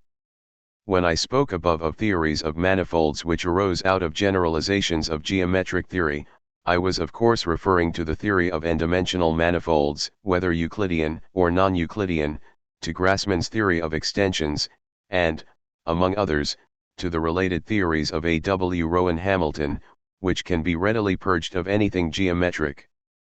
Lie's theory of transformation groups and G. Cantor's investigations into numbers and manifolds also belong here. The manner in which variation of curvature makes the various sorts of space-like manifolds pass into one another, gives the philosopher who has familiarized himself with the elements of the Riemannian-Helmholtzian theory a certain picture of the manner of the mutual legal connection among pure forms of theory of determinately distinct types.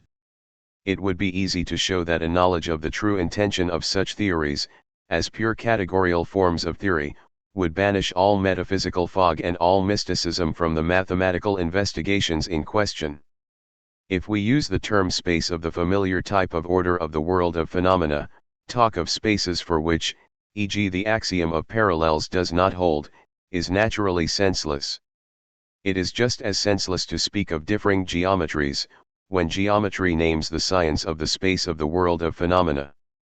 But if we mean by space the categorical form of world space, and, correlatively, by geometry the categorical theoretic form of geometry in the ordinary sense, then space falls under a genus, which we can bound by laws, of pure, categorially determinate manifolds, in regard to which it is natural to speak of space in a yet more extended sense.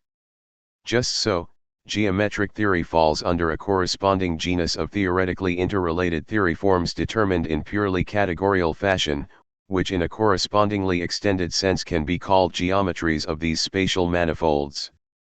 At any rate, the theory of n-dimensional spaces forms a theoretically closed piece of the theory of theory in the sense above defined. The theory of a Euclidean manifold of 3 dimensions is an ultimate ideal singular in this legally interconnected series of a priori, purely categorical theoretic forms, formal deductive systems. This manifold itself is related to our space, i.e. space in the ordinary sense, as its pure categorical form, the ideal genus of which the latter represents so to say an individual singular rather than a specific difference. Another fine example is the theory of complex number systems, within which the theory of ordinary complex numbers is a single item, a last specific difference. In relation to such theories, the arithmetics of number, of ordinal number, of magnitude, of quantité dirigée etc., are more or less like mere individual singulars. To each a formal generic idea corresponds, a theory of absolute integers, of real numbers, of ordinary complex numbers etc., in whose case number is to be taken in a generalized, formal sense. 71 Division of labor. The achievement of the mathematicians and that of the philosophers. These therefore are the problems that we range in the field of pure or formal logic in the above defined sense. We thereby give this field its widest possible extension compatible with the idea sketched by us of a science of theory in general. A considerable part of the theories which belong here has been developed as pure analysis or, better, as formal mathematics, and is worked on by mathematicians together with other disciplines not in the full sense pure, i.e. formal, such as geometry, as the science of our space, analytical mechanics etc. The nature of the case really demands a thoroughgoing division of labor here. The construction of theories, the strict, methodical solution of all formal problems, will always remain the home domain of the mathematician. Peculiar methods and set ups of research are here presupposed, and are essentially the same in all pure theories. Even the elaboration of syllogistic theory, long enthroned in the very home territories of philosophy and thought to be completed long ago, has recently been taken over by mathematicians, in whose hands it has received undreamed of developments. Theories of new types of inference, ignored or misunderstood by the traditional logic, have at the same time been discovered and worked out with true mathematical elegance. No one can debar mathematicians from staking claims to all that can be treated in terms of mathematical form and method. Only if one is ignorant of the modern science of mathematics, particularly of formal mathematics, and measures it by the standards of Euclid or Adam Rees, can one remain stuck in the common prejudice that the essence of mathematics lies in number and quantity. It is not the mathematician, but the philosopher, who oversteps his legitimate sphere when he attacks mathematicizing theories of logic, and refuses to hand over his temporary foster children to their natural parents. The scorn with which philosophical logicians like to speak of mathematical theories of inference, does not alter the fact that the mathematical form of treatment is in their case, as in the case of all strictly developed theories in the proper sense of this word, the only scientific one, the only one that offers us systematic closure and completeness, and a survey of all possible questions together with the possible forms of their answers. If the development of all true theories falls in the mathematician's field, what is left over for philosophers? Here we must note that the mathematician is not really the pure theoretician, but only the ingenious technician, the constructor, as it were, who, looking merely to formal interconnections, builds up his theory like a technical work of art. As the practical mechanic constructs machines without needing to have ultimate insight into the essence of nature and its laws, so the mathematician constructs theories of numbers, quantities, syllogisms, manifolds, without ultimate insight into the essence of theory in general, and that of the concepts and laws which are its conditions. The like holds of all special sciences. What is not at all what is. It is not, fortunately, essential insight which makes science, in the common, practically most fruitful sense, possible, but scientific instinct and method. For this very reason the ingenious, methodical work of the special sciences, more concerned with practical results and mastery than with essential insight, is in need of a continuous epistemological reflection which only the philosopher can provide, which allows only the interest of pure theory to dominate, and helps it to claim its rights. Philosophical investigation has quite other ends, and therefore presupposes quite other methods and capacities. It does not seek to meddle in the work of the specialist, but to achieve insight in regard to the sense and essence of his achievements as regards method and manner. The philosopher is not content with the fact that we find our way about in the world, that we have legal formulae which enable us to predict the future course of things, or to reconstruct its past course. He wants to clarify the essence of a thing, an event, a cause, an effect, of space, of time, etc., as well as that wonderful affinity which this essence has with the essence of thought, which enables it to be thought, with the essence of knowledge, which makes it knowable, with meanings which make it capable of being meant, etc. And if science constructs theories in the systematic dispatch of its problems, the philosopher inquires into the essence of theory and what makes theory as such possible, etc. Philosophical research so supplements the scientific achievements of the natural scientist and of the mathematician, as for the first time to perfect pure, genuine, theoretical knowledge. The ars inventiva of the special investigator and the philosopher's critique of knowledge, are mutually complementary scientific activities, through which complete theoretical insight, comprehending all relations of essence, first comes into being.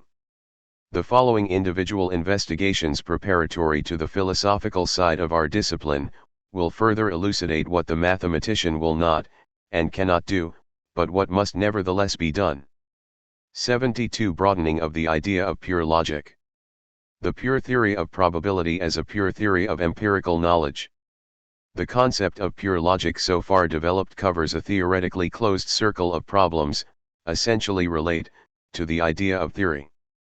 To the extent that no science is possible without grounded explanation, i.e. without theory, pure logic covers the ideal conditions of the possibility of science in general in the most general manner. It must, however, be noted that logic so regarded does not include, as a special case, the ideal conditions of empirical science in general. To inquire into these conditions is of course a more restricted inquiry. Empirical science is also science, and naturally falls, in regard to its theories, under the laws of the sphere delimited above. But ideal laws do not determine the unity of the empirical sciences merely in the form of the laws of deductive unity, since empirical science cannot be reduced merely to its theories. Theoretical optics, i.e. the mathematical theory of optics, does not exhaust the science of optics. Mathematical mechanics is not the whole of mechanics, etc.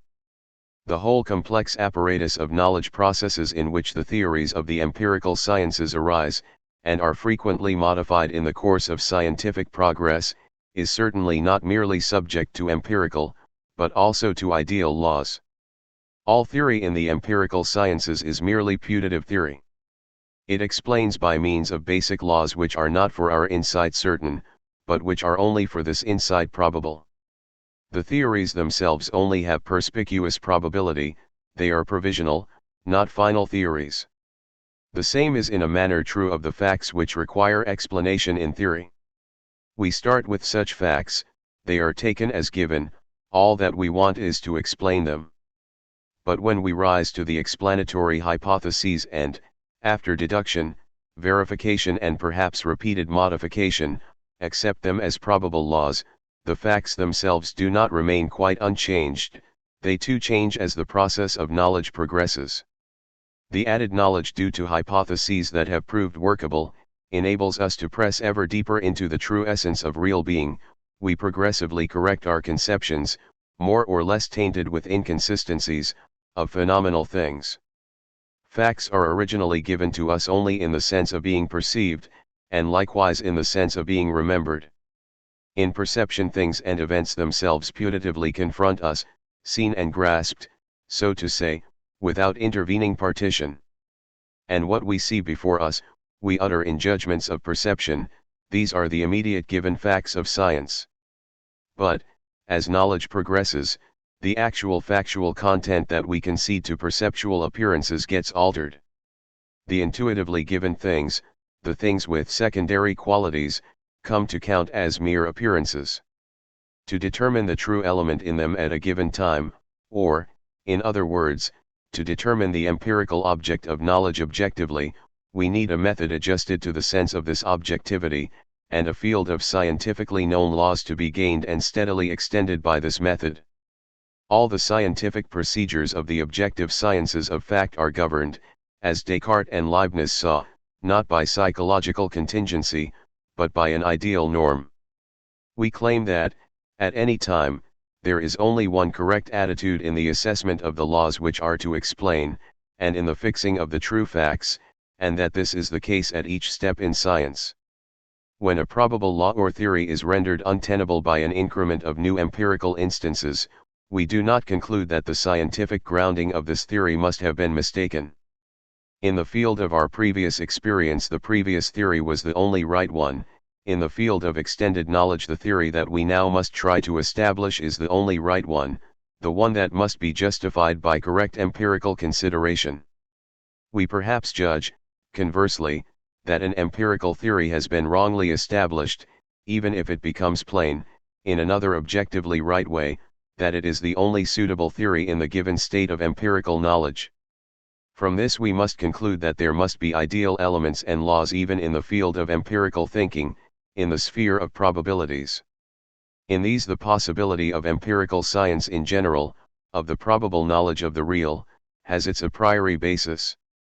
This sphere of pure laws does not relate to the idea of theory or to the more general idea of truth, but to the idea of the empirical unity of explanation, the idea of probability. This yields us a second great foundation for logical technology, which is included in the field of pure logic in a sense to which corresponding width must be given. In the following individual investigations we limit ourselves to the narrower field, which also comes first in the essential arrangement of our subject matter. Investigations into Phenomenology and the Theory of Knowledge, Part I. Volume 2, Part I of the German editions. Volume 2, Part I of the German editions. Introduction. 1. The necessity of phenomenological investigations as a preliminary to the epistemological criticism and clarification of pure logic. The necessity that we should begin logic with linguistic discussions has often been acknowledged from the standpoint of a logical technology. Language, we read in Mill, is evidently one of the principal instruments or helps of thought, and any imperfection in the instrument, or in the mode of employing it, is confessedly liable, still more than in almost any other art, to confuse and impede the process, and destroy all ground of confidence in the result. For a mind not previously versed in the meaning and right use of the various kinds of words, to attempt the study of methods of philosophizing, would be as if someone should attempt to become an astronomical observer, having never learned to adjust the focal distance of his optical instruments so as to see distinctly. A deeper ground for this necessity of beginning logic with linguistic analysis is, however, seen by Mill in the fact that it would not otherwise be possible to investigate the meaning of propositions, a matter which stands at the threshold of logical science itself.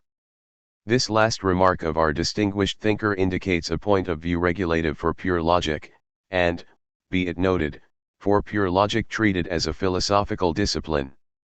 I assume accordingly that no one will think it enough to develop pure logic merely in the manner of our mathematical disciplines, as a growing system of propositions having a naively factual validity, without also striving to be philosophically clear in regard to these same propositions, without, that is, gaining insight into the essence of the modes of cognition which come into play in their utterance and in the ideal possibility of applying such propositions, together with all such conferments of sense and objective validities as are essentially constituted therein. Linguistic discussions are certainly among the philosophically indispensable preparations for the building of pure logic. Only by their aid can the true objects of logical research, and, following thereon, the essential species and differentia of such objects, be refined to a clarity that excludes all misunderstanding. We are not here concerned with grammatical discussions, empirically conceived and related to some historically given language. We are concerned with discussions of a most general sort which cover the wider sphere of an objective theory of knowledge and, closely linked with this last, the pure phenomenology of the experiences of thinking and knowing. This phenomenology, like the more inclusive pure phenomenology of experiences in general, has, as its exclusive concern, experiences intuitively seizable and analyzable in the pure generality of their essence, not experiences empirically perceived and treated as real facts, as experiences of human or animal experience in the phenomenal world that we posit as an empirical fact. This phenomenology must bring to pure expression, must describe in terms of their essential concepts and their governing formulae of essence, the essences which directly make themselves known in intuition, and the connections which have their roots purely in such essences. Each such statement of essence is an a priori statement in the highest sense of the word. This sphere we must explore in preparation for the epistemological criticism and clarification of pure logic. Our investigations will therefore all move within it.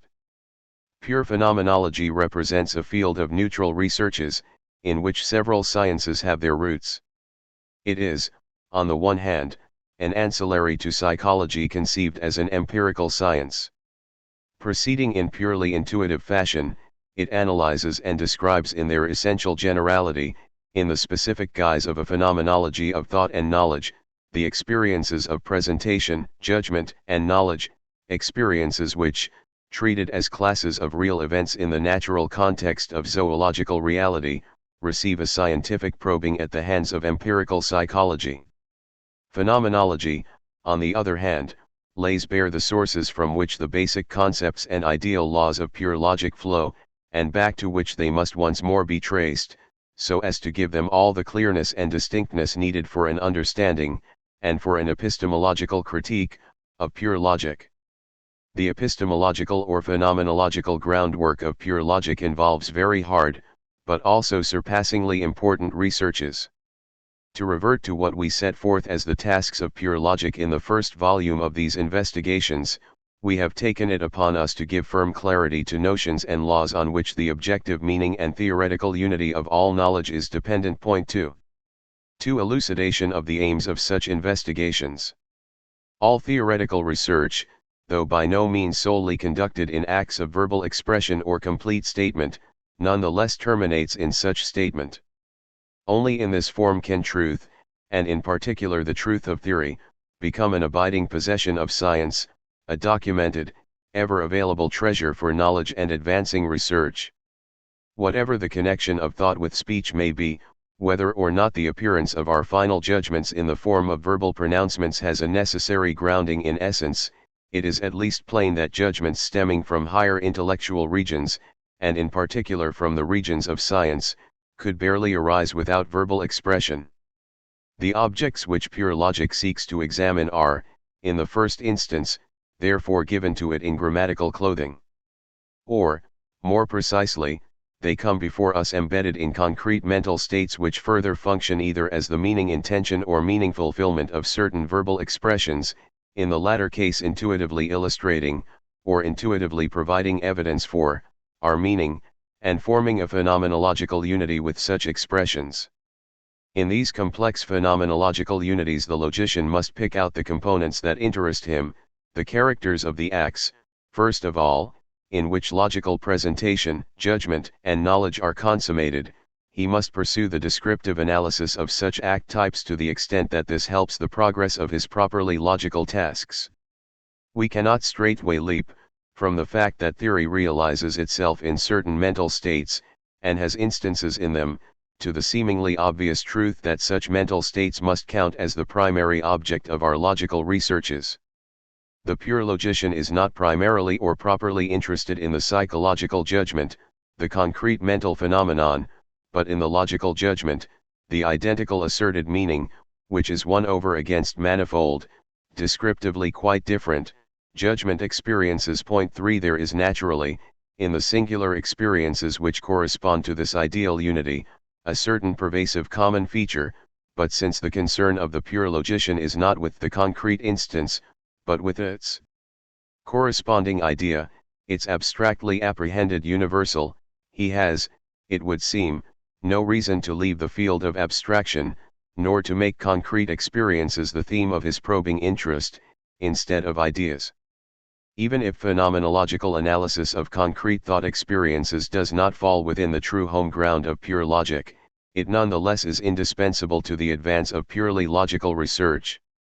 For all that is logical must be given in fully concrete fashion, if, as an object of research, it is to be made our own, and if we are to be able to bring to self-evidence the a priori laws which have their roots in it.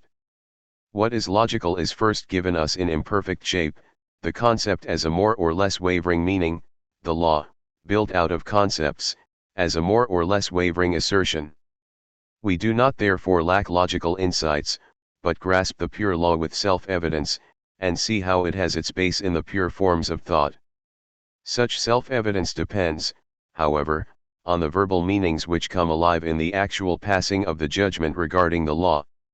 Unnoticed equivocation may permit the subsequent substitution of other concepts beneath our words, and an appeal on behalf of an altered propositional meaning may quite readily, but wrongly, be made on the self-evidence previously experienced. It is also possible, conversely, that a misinterpretation based on equivocation may distort the sense of the propositions of pure logic, perhaps turning them into empirical, psychological propositions, and may tempt us to abandon previously experienced self-evidence and the unique significance of all that belongs to pure logic. It is not therefore enough that the ideas of logic, and the pure laws set up with them, should be given in such a manner. Our great task is now to bring the ideas of logic, the logical concepts and laws, to epistemological clarity and definiteness. Here phenomenological analysis must begin. Logical concepts, as valid thought unities, must have their origin in intuition, they must arise out of an ideational intuition founded on certain experiences, and must admit of indefinite reconfirmation, and of recognition of their self-identity, on the reperformance of such abstraction. Otherwise put, we can absolutely not rest content with mere words, i.e. with a merely symbolic understanding of words, such as we first have when we reflect on the sense of the laws for concepts, judgments, truths etc. Together with their manifold specifications, which are set up in pure logic. Meanings inspired only by remote, confused, inauthentic intuitions, if by any intuitions at all, are not enough, we must go back to the things themselves. We desire to render self-evident in fully fledged intuitions that what is here given in actually performed abstractions is what the word meanings in our expression of the law really and truly stand for. In the practice of cognition we strive to arouse dispositions in ourselves which will keep our meanings unshakably the same, which will measure them sufficiently often against the mark set by reproducible intuitions or by an intuitive carrying out of our abstraction. Intuitive illustration of the shifting meanings which attach to the same term in differing propositional contexts likewise convinces us of the fact of equivocation. It becomes evident to us that what a word means in this or that case has its fulfillment in essentially different intuitive moments or patterns, or in essentially different general notions. By distinguishing among concepts confounded by us, and by suitably modifying our terminology, we then likewise achieve a desired clearness and distinctness for our logical propositions. The phenomenology of the logical experiences aims at giving us a sufficiently wide descriptive, though not empirically psychological, understanding of these mental states and their indwelling sense, as will enable us to give fixed meanings to all the fundamental concepts of logic. Such meanings will be clarified both by going back to the analytically explored connections between meaning intentions and meaning fulfillments, and also by making their possible function in cognition intelligible and certain.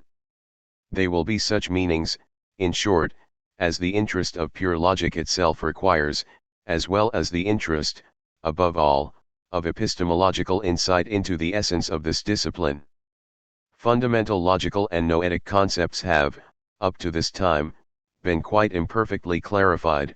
Countless equivocations beset them, some so pernicious, so hard to track down, and to keep consistently separate, that they yield the main ground for the very backward state of pure logic and theory of knowledge.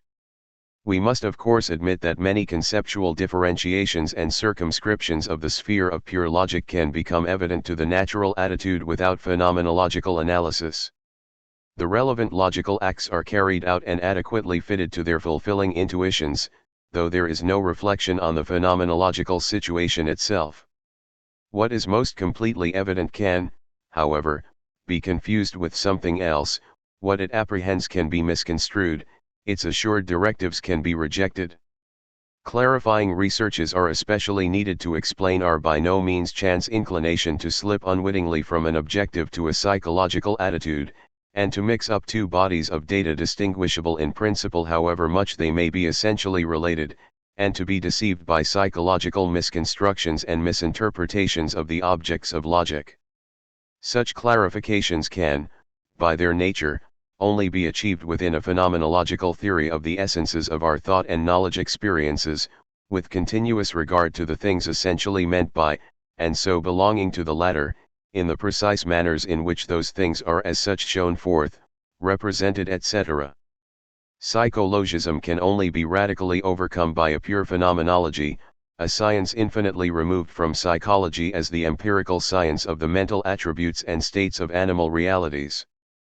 In our sphere, too, the sphere of pure logic, such a phenomenology alone offers us all the necessary conditions for a finally satisfactory establishment of the totality of basic distinctions and insights.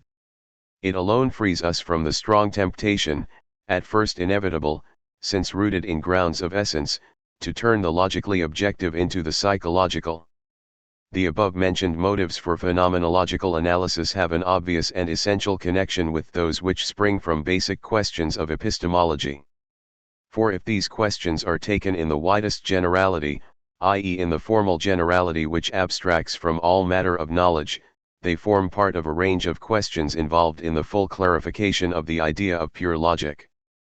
We have, on the one hand, the fact that all thought and knowledge have as their aim objects or states of affairs, which they putatively hit in the sense that the being in itself of these objects and states is supposedly shown forth, and made an identifiable item, in a multitude of actual or possible meanings, or acts of thought.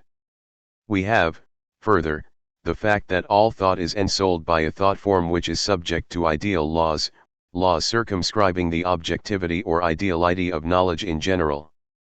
These facts, I maintain, eternally provoke questions like, how are we to understand the fact that the intrinsic being of objectivity becomes presented, apprehended in knowledge, and so ends up by becoming subjective? What does it mean to say that the object has being in itself, and is given in knowledge? How can the ideality of the universal qua concept or law enter the flux of real mental states and become an epistemic possession of the thinking person? What does the adequatio reiet intellectus mean in various cases of knowledge, according as what we apprehend and know, is individual or universal, a fact or a law, etc.? These and similar questions can, it is plain, not be separated from the above-mentioned questions regarding the clarification of pure logic, since the task of clarifying such logical ideas as concept and object, truth and proposition, fact and law, etc., inevitably leads on to these same questions. We should in any case have to tackle them so that the essence of the clarification aimed at in phenomenological analyses should not itself be left obscure. 3. The difficulties of pure phenomenological analysis. The difficulties of clearing up the basic concepts of logic are a natural consequence of the extraordinary difficulties of strict phenomenological analysis. These are in the main the same whether our immanent analysis aims at the pure essence of experiences, all empirical facticity and individuation being excluded, or treats experiences from an empirical, psychological standpoint. Psychologists usually discuss such difficulties when they consider introspection as a source of our detailed psychological knowledge, not properly however, but in order to draw a false antithesis between introspection and outer perception. The source of all such difficulties lies in the unnatural direction of intuition and thought which phenomenological analysis requires. Instead of becoming lost in the performance of acts built intricately on one another, and instead of, as it were, naively positing the existence of the objects intended in their sense and then going on to characterize them, or of assuming such objects hypothetically, of drawing conclusions from all this, etc., we must rather practice reflection, i.e. make these acts themselves, and their immanent meaning content, our objects. When objects are intuited, thought of, theoretically pondered on, and thereby given to us as actualities in certain ontic modalities, we must direct our theoretical interest away from such objects, not posit them as realities as they appear or hold in the intentions of our acts. These acts, contrariwise, though hitherto not objective, must now be made objects of apprehension and of theoretical assertion. We must deal with them in new acts of intuition and thinking, we must analyze and describe them in their essence, we must make them objects of empirical or ideational thought. Here we have a direction of thought running counter to deeply ingrained habits which have been steadily strengthened since the dawn of mental development. Hence the well-nigh ineradicable tendency to slip out of a phenomenological thought stance into one that is straightforwardly objective, or to substitute for mental acts, or for the appearances or meanings immanent in them, characters which, in a naive performance of such acts, were attributed to their objects. Hence, too, the tendency to treat whole classes of genuinely subsistent objects, e.g. ideas, since these may be evidently given to us in ideating intuitions, as phenomenological constituents of presentations of them. A much discussed difficulty, one which seems to threaten in principle all possible immanent description of mental acts or indeed all phenomenological treatment of essences, lies in the fact that when we pass over from naively performed acts to an attitude of reflection, or when we perform acts proper to such reflection, our former acts necessarily undergo change. How can we rightly assess the nature and extent of such change? How indeed can we know anything whatever about it, whether as a fact or as a necessity of essence? In addition to this difficulty of reaching firm results, capable of being self-evidently re-identified on many occasions, we have the further difficulty of stating such results, of communicating them to others. Completely self-evident truths of essence, established by the most exact analysis, must be expounded by way of expressions whose rich variety does not compensate for the fact that they only fit familiar natural objects, while the experiences in which such objects become constituted for consciousness, can be directly referred to only by way of a few highly ambiguous words such as sensation, perception, presentation, etc. One has, further, to employ expressions which stand for what is intentional in such acts, for the object to which they are directed, since it is, in fact, impossible to describe referential acts without using expressions which recur to the things to which such acts refer. One then readily forgets that such subsidiarily described objectivity, which is necessarily introduced into almost all phenomenological description, has undergone a change of sense, in virtue of which it now belongs to the sphere of phenomenology. If we ignore such difficulties, others emerge concerned with the persuasive communication of our resultant insights to others. These insights can be tested and confirmed only by persons well trained in the ability to engage in pure description in the unnatural attitude of reflection, trained in short to allow phenomenological relations to work upon them in full purity. Such purity means that we must keep out the falsifying intrusion of all assertions based on the naive acceptance and assessment of objects, whose existence has been posited in the acts now receiving phenomenological treatment. It likewise prohibits any other going beyond whatever is essential and proper to such acts, any application to them of naturalistic interpretations and assertions. It forbids us, i.e., to set them up as psychological realities, even in an indefinitely general or exemplary fashion, as the states of mind-endowed beings of any sort whatsoever. The capacity for such researches is not readily come by, nor can it be achieved or replaced by, example the most elaborate of trainings in experimental psychology. Serious as are the difficulties standing in the way of a pure phenomenology in general, and of the phenomenology of the logical experiences in particular, they are by no means such as to make the whole attempt to overcome them appear hopeless. Resolute cooperation among a generation of research workers, conscious of their goal and dedicated to the main issue, would, I think, suffice to decide the most important questions in the field, those concerned with its basic constitution. Here we have a field of attainable discoveries, fundamentally involved in the possibility of a scientific philosophy. Such discoveries have indeed nothing dazzling about them, they lack any obviously useful relation to practice or to the fulfillment of higher emotional needs. They also lack any imposing apparatus of experimental methodology, through which experimental psychology has gained so much credit and has built up such a rich force of cooperative workers. For it is essential to keep in mind the grammatical side of our logical experiences. Analytic phenomenology, needed by the logician in his preparatory laying of foundations, is concerned, among other things, with presentations, and with them primarily, it is, more precisely, concerned with those presentations to which expression has been given. In the complex objects of its study, its primary interest attaches to the experiences lying behind mere expressions, experiences which perform roles either of meaning intention or of meaning fulfillment. It cannot, however, quite ignore the sensuous linguistic side of its complex objects, the element of mere expression in them, nor the way in which this element is associated with the meaning that ensouls it. Everyone knows how readily and how unnoticeably an analysis of meaning can be led astray by grammatical analysis.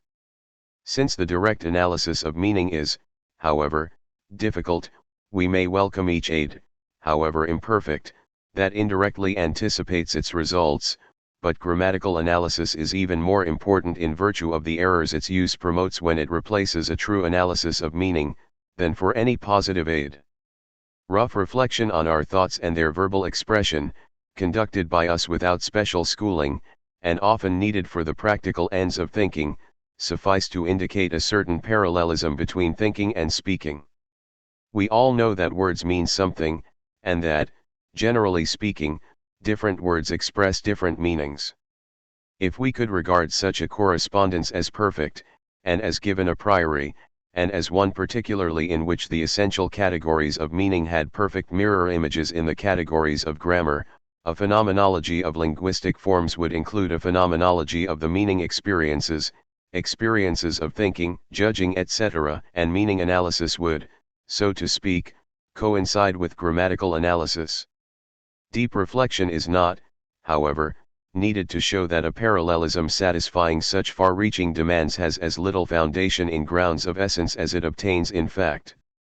Grammatically relevant distinctions of meaning are at times essential, at times contingent, according as the practical aims of speech dictate peculiar forms for essential or contingent differences of meaning. The latter are merely such as have a frequent occurrence in human intercourse. It is well known, however, that differentiation of expressions does not merely depend on differences of meaning.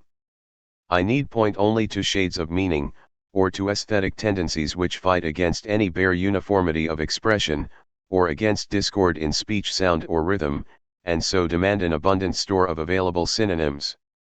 The rough concomitances among verbal and thought differences, and particularly among forms of words and thoughts, makes us naturally tend to seek logical distinctions behind expressed grammatical distinctions. It is, therefore, an important matter for logic that the relation between expression and meaning should be made analytically clear. We should perceive clearly that, in order to decide whether a distinction should, in a given case, count as logical or merely grammatical, we must go back from vague acts of meaning to the correspondingly clear, articulate ones, acts saturated with the fullness of exemplary intuition in which their meaning is fulfilled. It is not enough to have the common knowledge, easily garnered from suitable examples, that grammatical differences need not coincide with logical ones. The common knowledge that such distinctions do not always go hand in hand, that languages, in other words, express material differences of meaning, widely used in communication, in forms as pervasive as the fundamental logical differences having their a priori roots in the general essence of meanings, such common knowledge may open the way to a dangerous radicalism. The field of logical forms may be unduly restricted. A wide range of logically significant forms may be cast forth as merely grammatical, only a few may be kept, such as suffice to leave some content to traditional syllogizing. Brentano's attempted reform of formal logic, valuable as it no doubt still is, plainly suffered from this exaggeration. Only a complete clearing up of the essential phenomenological relations between expression and meaning, or between meaning intention and meaning fulfillment, can give us a firm middle stance, and can enable us to give the requisite clearness to the relations between grammatical and meaning analysis. 5. Statement of the main aims of the following analytical investigations. We accordingly pass to a series of analytic investigations which will clear up the constitutive ideas of a pure or formal logic, investigations which relate in the first place to the pure theory of logical forms. Starting with the empirical connection between meaning experiences and expressions, we must try to find out what our variously ambiguous talk about expressing or meaning really amounts to. We must try to see what essential phenomenological or logical distinctions apply a priori to expressions, and how we may in essence describe, and may place in pure categories, the experiences, to deal first with the phenomenological side of expressions, that have an a priori fitness for the meaning function. We must find out how the presenting and judging achieved in such experiences stand to their corresponding intuition, how they are illustrated, or perhaps confirmed or fulfilled, in the latter, or rendered evident by it, etc. It is not hard to see that investigations of such matters must precede all clarifications of the basic concepts and categories of logic. Among our introductory investigations we shall have to raise fundamental questions as to the acts, or, alternatively, the ideal meanings, which in logic pass under the name of presentations, Vorstellungen. It is important to clarify and prize apart the many concepts that the word presentation has covered, concepts in which the psychological, the epistemological, and the logical are utterly confused. Similar analyses deal with the concept of judgment in the sense in which logic is concerned with it. So-called judgment theory neglects this task. It is in the main, in respect of its essential problems, a theory of presentation. We are naturally not interested in a psychological theory, but in a phenomenology of presentation and judgment experiences as delimited by our epistemological interests. As we probe the essence of the expressive experiences, we must also dig more deeply into their intentional subject matter, their objective intention's ideal sense, i.e. into the unity of its meaning and the unity of its object. We must, above all, dwell upon the enigmatic double sense or manner, the two-sided context, in which the same experience has a content, and the manner in which in addition to its real, and proper content, an ideal, intentional content must and can dwell in it. Here also belong questions relating to the object-directedness or objectlessness of logical acts, to the sense of the distinction between intentional and true objects, to the clarification of the idea of truth in relation to the idea of judgmental self-evidence, to the clarification of the remaining, closely connected logical and noetic categories. These investigations in part cover the same ground as those dealing with the constitution of logical forms, to the extent, of course, that we settle questions as to the acceptance or rejection of putative logical forms, or doubts as to their logical or merely grammatical distinctness from forms already recognized, in the course of our clarification of form-giving, categorical concepts. We have thus vaguely indicated the range of problems to which the ensuing investigations will be oriented. These investigations make no claim to be exhaustive. Their aim is not to provide a logical system, but to do the initial spade work for a philosophical logic which will derive clearness from basic phenomenological sources. The paths taken by such an analytic investigation will also naturally differ from those suitable to a final, systematic, logically ordered statement of established truth. 6 additional notes. Note 1. Our investigations will often inevitably take us beyond the narrow phenomenological sphere whose study is really required for giving direct evidence to the ideas of logic. This sphere is itself not given to us initially, but becomes delimited in the course of our investigation. We are, in particular, forced beyond this sphere of research when we prize apart the many confused concepts obscurely confounded in our understanding of logical terms, and when we find which of them are truly logical. Note 2. The phenomenological founding of logic involves the difficulty that we must, in our exposition, make use of all the concepts we are trying to clarify. This coincides with a certain wholly irremovable defect which affects the systematic course of our basic phenomenological and epistemological investigations. If a type of thought requires prior clarification, we should not make uncritical use of its terms or concepts in that clarification itself. But one should not expect that one should only be required to analyze such concepts critically, when the actual interconnection of one's logical materials has led up to them.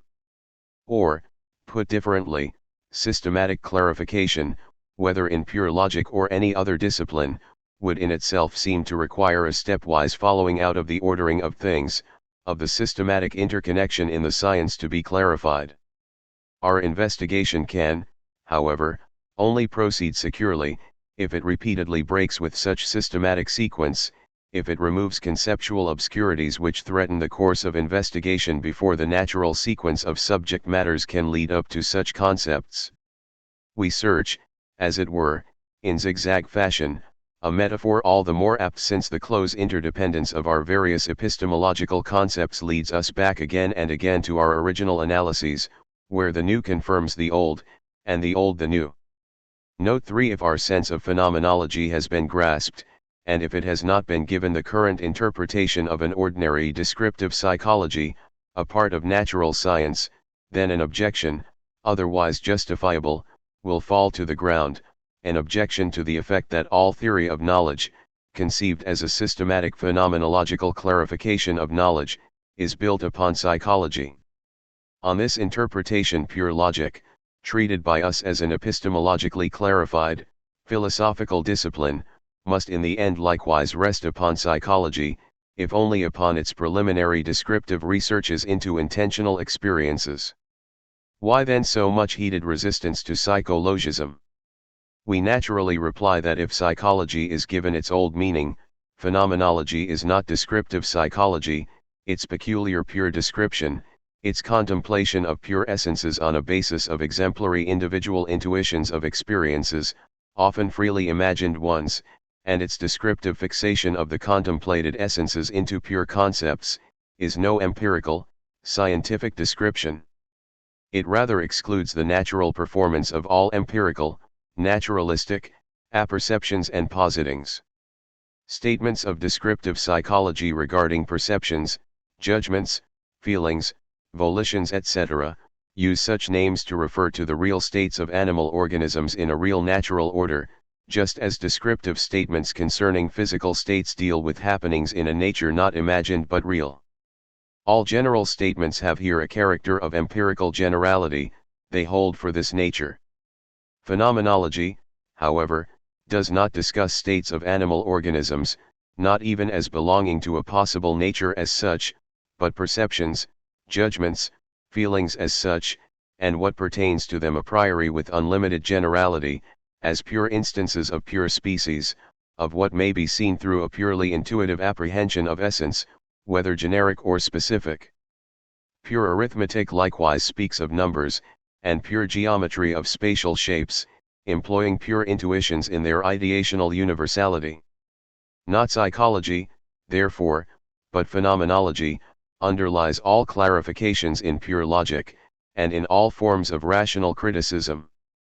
Phenomenology has, however, a very different function as the necessary basis for every psychology that could with justification and in strictness be called scientific, just as pure mathematics, e.g. pure geometry and dynamics, is the necessary foundation for all exact natural science. Any theory of empirical things in nature with their empirical forms, movements etc. are essential insights into perceptions, volitions, and other forms of experience will naturally hold also of the corresponding empirical states of animal organisms, as geometrical insights hold of spatial figures in nature. Translator's additional note for the above note 3 is a typical account of what Husserl had come to mean by phenomenology by the time that the second edition of the Logical Investigations was published in 1913. It replaces the following note, which indicates what he meant by the term when the first edition was published in 1901. Phenomenology is descriptive psychology. Epistemological criticism is therefore in essence psychology, or at least only capable of being built on a psychological basis. Pure logic therefore also rests on psychology. What then is the point of the whole battle against psychologism? The necessity of this sort of psychological foundation of pure logic, i.e. a strictly descriptive one, cannot lead us into error regarding the mutual independence of the two sciences, logic and psychology. For pure description is merely a preparatory step towards theory, not theory itself. One and the same sphere of pure description can accordingly serve to prepare for very different theoretical sciences. It is not the full science of psychology that serves as a foundation for pure logic, but certain classes of descriptions which are the step preparatory to the theoretical researches of psychology. These insofar as they describe the empirical objects whose genetic connections the science wishes to pursue, also form the substrate for those fundamental abstractions in which logic seizes the essence of its ideal objects and connections with inward evidence. Since it is epistemologically of unique importance that we should separate the purely descriptive examination of the knowledge experience, disembarrassed of all theoretical psychological interests, from the truly psychological researches directed to empirical explanation and origins, it will be good if we rather speak of phenomenology than of descriptive psychology. It also recommends itself for the further reason that the expression descriptive psychology, as it occurs in the talk of many scientists, means the sphere of scientific psychological investigation, which is marked off by a methodological preference for inner experience and by an abstraction from all psychophysical explanation. 7. Freedom from presuppositions as a principle in epistemological investigations. An epistemological investigation that can seriously claim to be scientific must, it has often been emphasized, satisfy the principle of freedom from presuppositions. This principle, we think, only seeks to express the strict exclusion of all statements not permitting of a comprehensive phenomenological realization. Every epistemological investigation that we carry out must have its pure foundation in phenomenology. The theory that it aspires to, is no more than a thinking over, a coming to an evident understanding of, thinking and knowing as such, in their pure generic essence, of the specifications and forms that they essentially have, of the immanent structures that their objective relations involve, of the meaning of validity, justification, mediate and immediate evidence, and their opposites, as applied to such structures, of the parallel specifications of such ideas in relation to varying regions of possible objects of knowledge, of the clarified sense and role of the formal and material laws of thought seen in their a priori structural connections with the knowing consciousness etc. If such a thinking over of the meaning of knowledge is itself to yield, not mere opinion, but the evident knowledge it strictly demands, it must be a pure intuition of essences, exemplarily performed on an actual given basis of experiences of thinking and knowing. That acts of thought at times refer to transcendent, even to non-existent and impossible objects, is not to the case. For such direction to objects, such presentation and meaning of what is not really real, part of the phenomenological makeup of our experiences, is a descriptive feature of the experiences in question, whose sense it should be possible to fix and clarify by considering the experiences themselves. In no other way would it be possible. We must keep apart from the pure theory of knowledge questions concerning the justifiability of accepting mental and physical realities which transcend consciousness, questions whether the statements of scientists regarding them are to be given a serious or unserious sense, questions whether it is justifiable or sensible to oppose a second, even more emphatically transcendent world, to the phenomenal nature with which science is correlated, and other similar questions. The question as to the existence and nature of the external world is a metaphysical question. The theory of knowledge, in generally clearing up the ideal essence and valid sense of cognitive thought, will of course deal with general questions regarding the possibility and manner of a knowledge or rational surmise about real objective things, things in principle transcending the experiences which know them, and regarding the norms which the true sense of such a knowledge requires. It will not enter upon the empirically oriented question as to whether we as men really can arrive at such knowledge from the data we actually have, nor will it attempt to realize such knowledge. On our view, theory of knowledge, properly described, is no theory. It is not science in the pointed sense of an explanatorily unified theoretical whole. Theoretical explanation means an ever-increased rendering intelligible of singular facts through general laws, and an ever-increased rendering intelligible of general laws through some fundamental law. In the realm of facts, our task is to know that what happens under given groups of circumstances, happens necessarily, i.e. according to natural laws.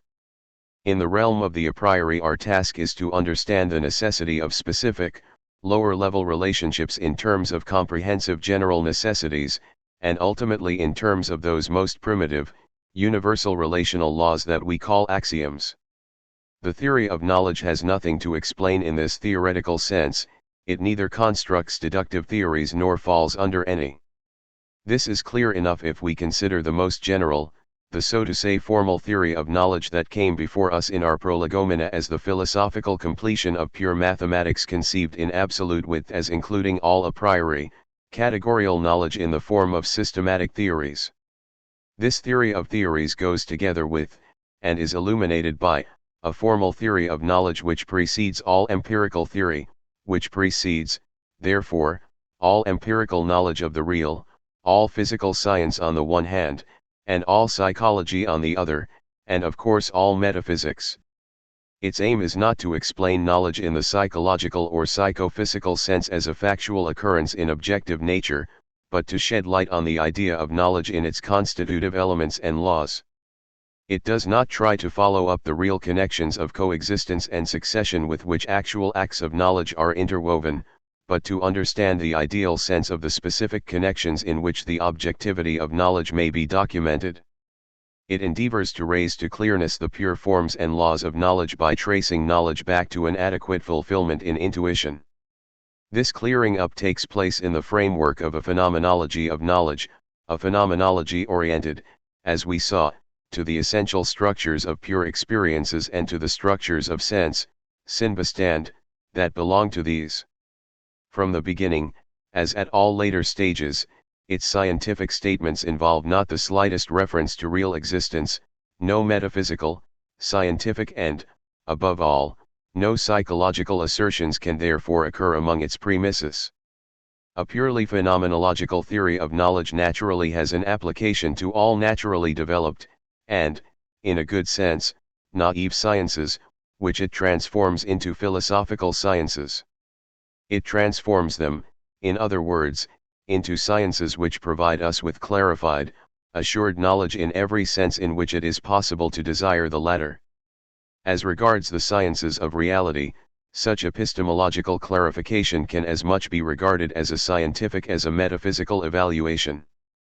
The investigations which follow aspire solely to such freedom from metaphysical, scientific, and psychological presuppositions.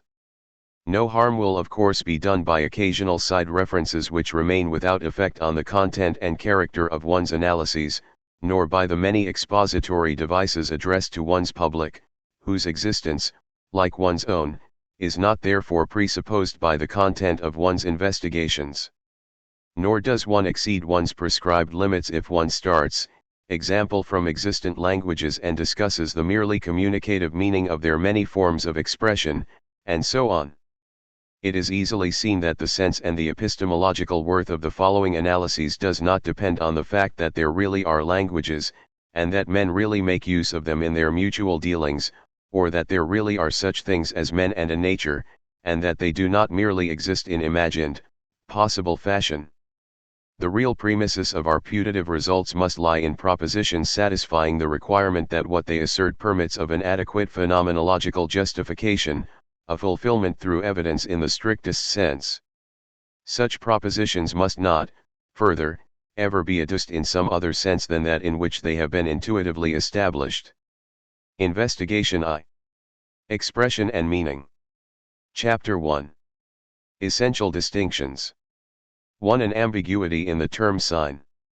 The terms expression and sign are often treated as synonyms, but it will not be amiss to point out that they do not always coincide in application in common usage.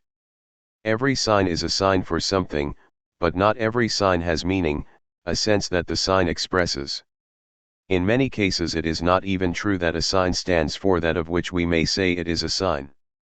And even where this can be said, one has to observe that standing for will not count as the meaning which characterizes the expression. For signs in the sense of indications, notes, marks etc., do not express anything, unless they happen to fulfill a significant as well as an indicative function. If, as one unwillingly does, one limits oneself to expressions employed in living discourse, the notion of an indication seems to apply more widely than that of an expression, but this does not mean that its content is the genus of which an expression is the species.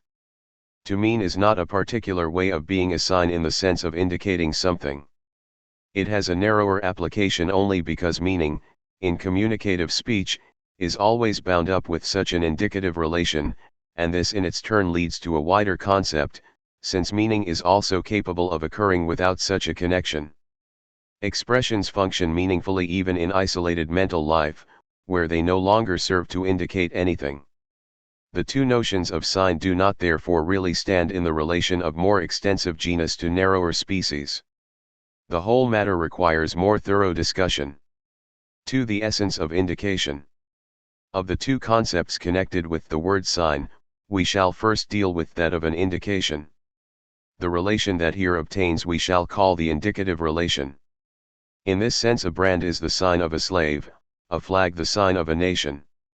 Here all marks belong, as characteristic qualities suited to help us in recognizing the objects to which they attach. But the concept of an indication extends more widely than that of a mark. We say the Martian canals are signs of the existence of intelligent beings on Mars, that fossil vertebrae are signs of the existence of prediluvian animals etc. Signs to aid memory, such as the much used knot in a handkerchief, memorials etc., also have their place here. If suitable things, events, or their properties are deliberately produced to serve as such indications, one calls them signs whether they exercise this function or not. Only in the case of indications deliberately and artificially brought about, does one speak of standing for, and that both in respect of the action which produces the marking, the branding or chalking etc., and in the sense of the indication itself, i.e. taken in its relation to the object it stands for or that it is to signify. These distinctions and others like them do not deprive the concept of indication of its essential unity. A thing is only properly an indication if and where it in fact serves to indicate something to some thinking being. If we wish to seize the pervasively common element here present, we must refer back to such cases of live functioning. In these we discover as a common circumstance the fact that certain objects or states of affairs of whose reality someone has actual knowledge indicate to him the reality of certain other objects or states of affairs, in the sense that his belief in the reality of the one is experienced, though not at all evidently, as motivating a belief or surmise in the reality of the other. This relation of motivation represents a descriptive unity among our acts of judgment in which indicating and indicated states of affairs become constituted for the thinker. This descriptive unity is not to be conceived as a mere form quality founded upon our acts of judgment, for it is in their unity that the essence of indication lies. More lucidly put, the motivational unity of our acts of judgment has itself the character of a unity of judgment, before it as a whole an objective correlate, a unitary state of affairs, parades itself, is meant in such a judgment, appears to be in and for that judgment. Plainly such a state of affairs amounts to just this, that certain things may or must exist, since other things have been given. This since, taken as expressing an objective connection, is the objective correlate of motivation taken as a descriptively peculiar way of combining acts of judgment into a single act of judgment. 2 senses of demonstration, indication and proof. We have sketched the phenomenological situation so generally that what we have said applies as much to the demonstration of genuine inference and proof, as to the demonstration of indication. These two notions should, however, be kept apart. Their distinctness has already been suggested by our stress on the lack of insight in indications. In cases where the existence of one state of affairs is evidently inferred from that of another, we do not in fact speak of the latter as an indication or sign of the former, and, conversely, we only speak of demonstration in the strict logical sense in the case of an inference which is or could be informed by insight. Much, no doubt, that is propounded as demonstrative or, in the simplest case, as syllogistically cogent, is devoid of insight and may even be false. But to propound it is at least to make the claim that a relation of consequence could be seen to hold. This is bound up with the fact that there is an objective syllogism or proof, or an objective relationship between ground and consequent, which corresponds to our subjective acts of inferring and proving. These ideal unities are not the experiences of judging in question, but their ideal contents, the propositions they involve. The premises prove the conclusion no matter who may affirm the premises and the conclusion, or the unity that both form. An ideal rule is here revealed which extends its sway beyond the judgments here and now united by motivation.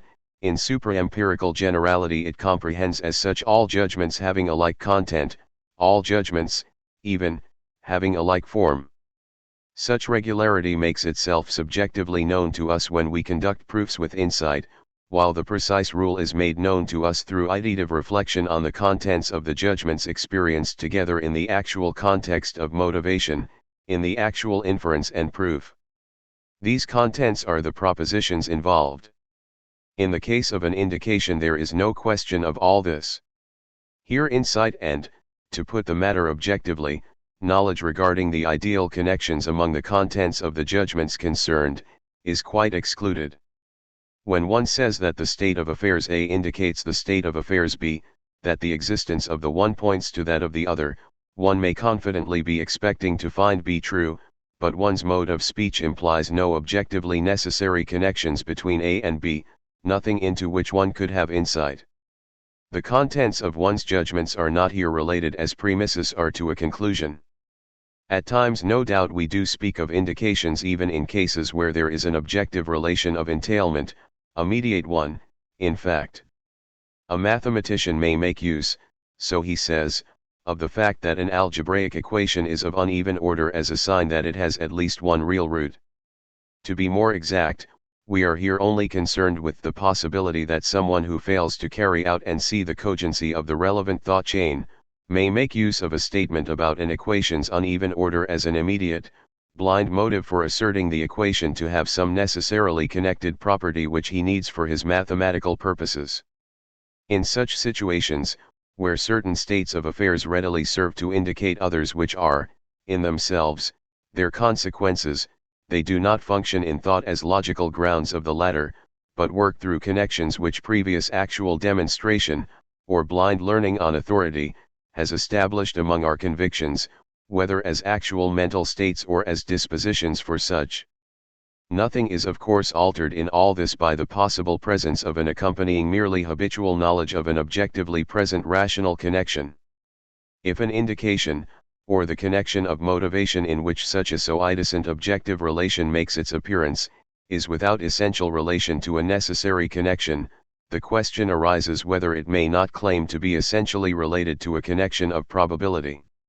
Where one thing indicates another, where belief in the one's existence furnishes one with an empirical motive or ground, not necessary but contingent, for belief in the existence of the other, must the motivating belief not furnish a ground of probability for the belief it motivates? This is not the place for a close discussion of this pressing question. We need only observe that the question may correctly be answered in the affirmative insofar as such empirical motivations all fall under an ideal jurisdiction in virtue of which they may be spoken of as justified or unjustified, or, objectively expressed, in which they may be spoken of as real, i.e. valid, motivations which lead to a probability or perhaps to an empirical certainty, or per contra, as merely apparent, i.e. invalid, motivations, which do not lead to such a probability. One may, example, cite the controversy as to whether volcanic phenomena do or do not indicate that the Earth's interior is molten, and so on. One thing is sure, that to talk of an indication is not to presuppose a definite relation to considerations of probability. Usually such talk relates not to mere surmises but to assured judgments. The ideal jurisdiction to which we have here accorded authority must first demand, therefore, that we should scale down our confident judgments to modest surmises. I shall here observe, further, that we cannot avoid talking about motivation in a general sense which covers strict demonstration as much as empirical indication. Here in fact we have a quite undeniable phenomenological affinity, obvious enough to register itself in ordinary discourse. We commonly speak of reasoning and inference, not merely in the sense of logic, but in a sense connected with empirical indications. This affinity plainly extends more widely, it covers the field of emotional, and, in particular, of volitional phenomena, to which talk of motives was at first alone confined. Here too because has a part to play, covering as wide a linguistic territory as does the most general sense of motivation. I cannot therefore approve of Meinong's censure of Brentano's terminology, which I have here adopted. Point 1 But I entirely agree with him that in perceiving something as motivated we are not at all perceiving it as caused. 4. Digression on the origin of indication in association. The mental facts in which the notion of indication has its origin, i.e. in which it can be abstractively apprehended, belong to the wider group of facts which fall under the historical rubric of the association of ideas. Under this rubric we do not merely have those facts which concern the accompaniment and reactivation of ideas stated in the laws of association, but the further facts in which association operates creatively, and produces peculiar descriptive characters and forms of unity. Point 2 Association does not merely restore contents to consciousness, and then leave it to them to combine with the contents there present, as the essence or generic nature of either may necessarily prescribe. It cannot indeed disturb such unified patterns as depend solely on our mental contents, e.g. the unity of visual contents in the visual field. But it can create additional phenomenological characters and unities which do not have their necessary, law-determined ground in the experienced contents themselves, nor in the generic forms of their abstract aspects. Point 3 If a summons be into consciousness, we are not merely simultaneously or successively conscious of both A and B, but we usually feel their connection forcing itself upon us, a connection in which the one points to the other and seems to belong to it. To turn mere coexistence into mutual pertinence, or, more precisely, to build cases of the former into intentional unities of things which seem mutually pertinent, is the constant result of associative functioning. All unity of experience, all empirical unity, whether of a thing, an event, or of the order and relation of things, becomes a phenomenal unity through the felt mutual belongingness of the sides and parts that can be made to stand out as units in the apparent object before us. That one thing points to another, in definite arrangement and connection, is itself apparent to us.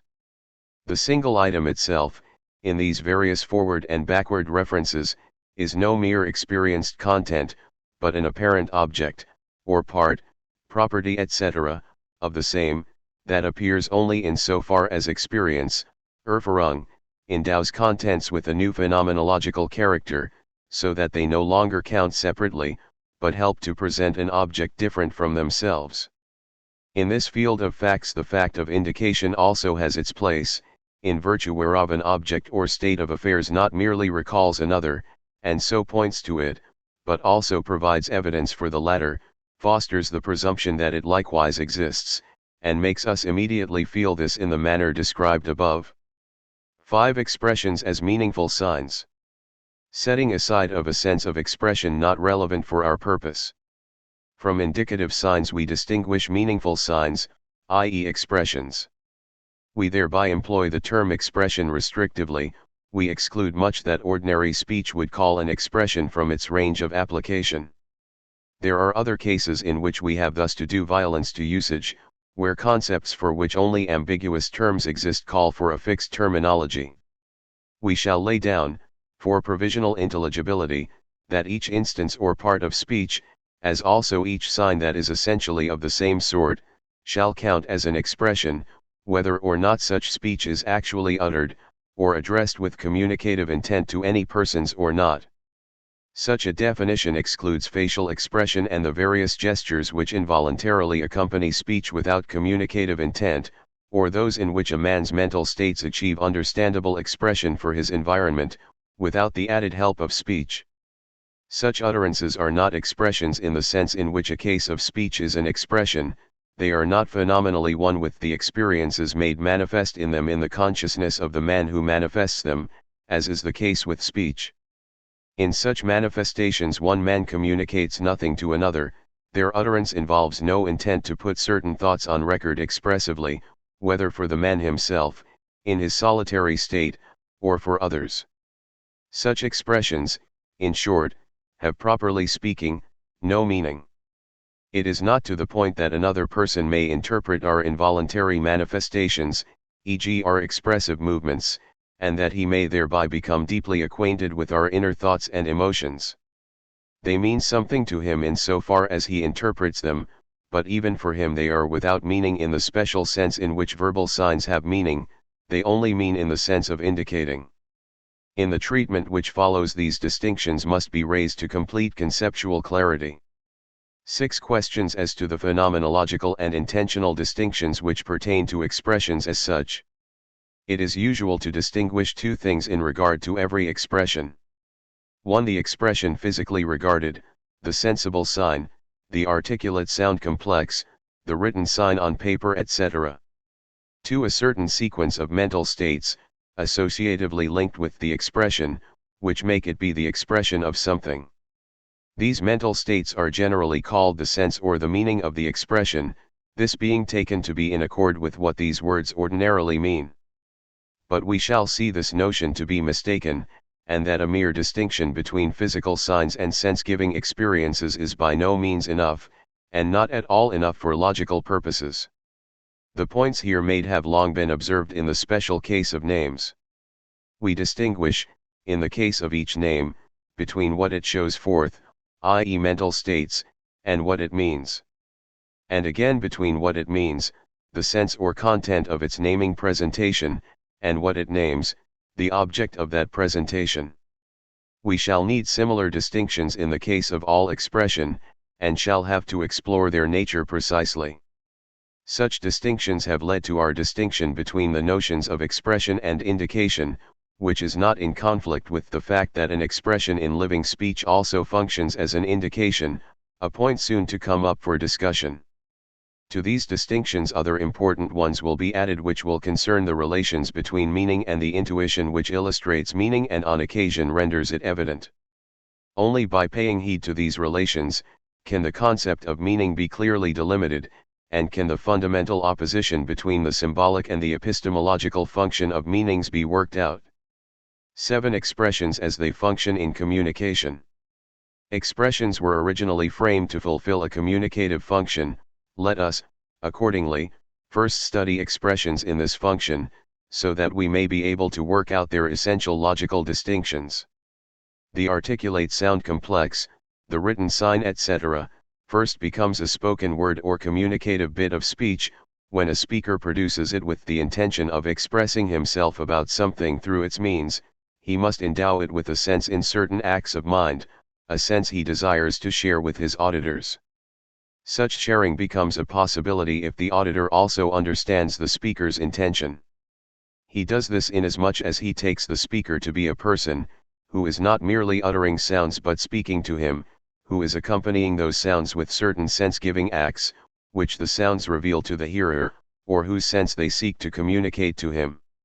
What first makes mental commerce possible, and turns connected speech into discourse, lies in the correlation among the corresponding physical and mental experiences of communicating persons, which is affected by the physical side of speech. Speaking and hearing, intimation of mental states through speaking and reception thereof in hearing, are mutually correlated. If one surveys these interconnections, one sees at once that all expressions in communicative speech function as indications. They serve the hearer as signs of the thoughts of the speaker, i.e. of his sense-giving inner experiences, as well as of the other inner experiences which are part of his communicative intention. This function of verbal expressions we shall call their intimating function. The content of such intimation consists in the inner experiences intimated.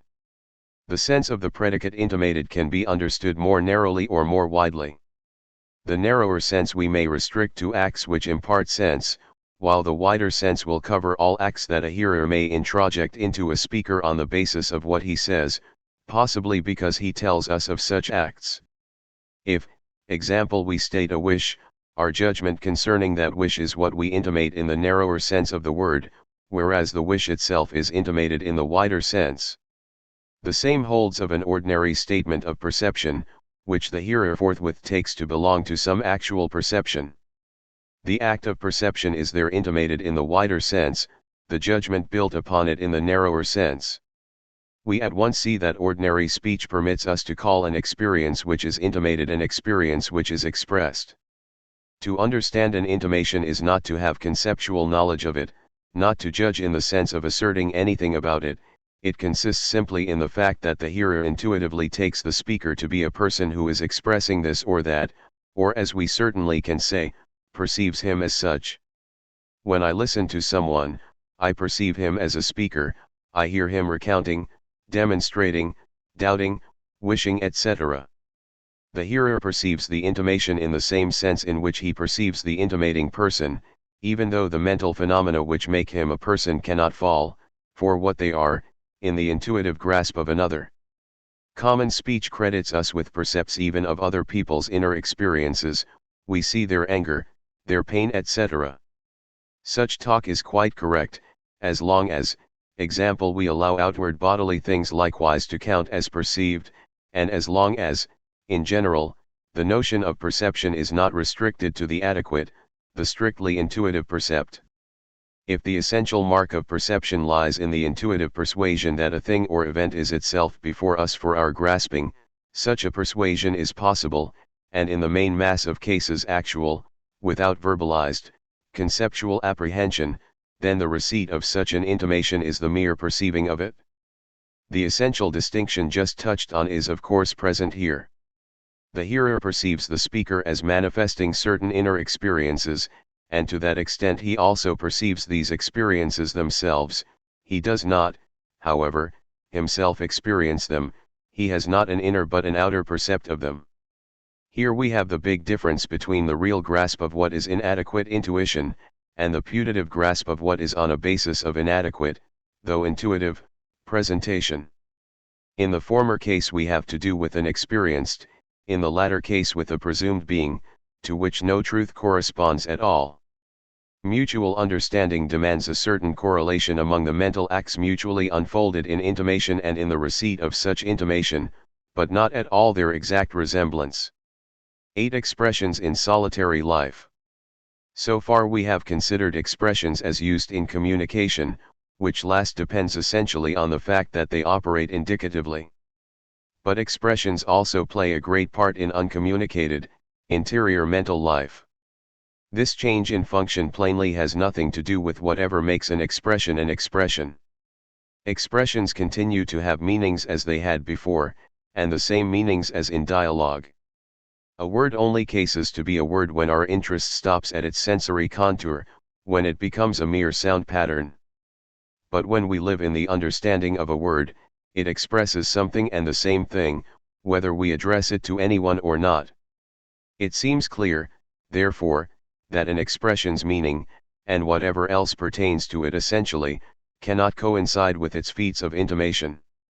Or shall we say that, even in solitary mental life, one still uses expressions to intimate something, though not to a second person?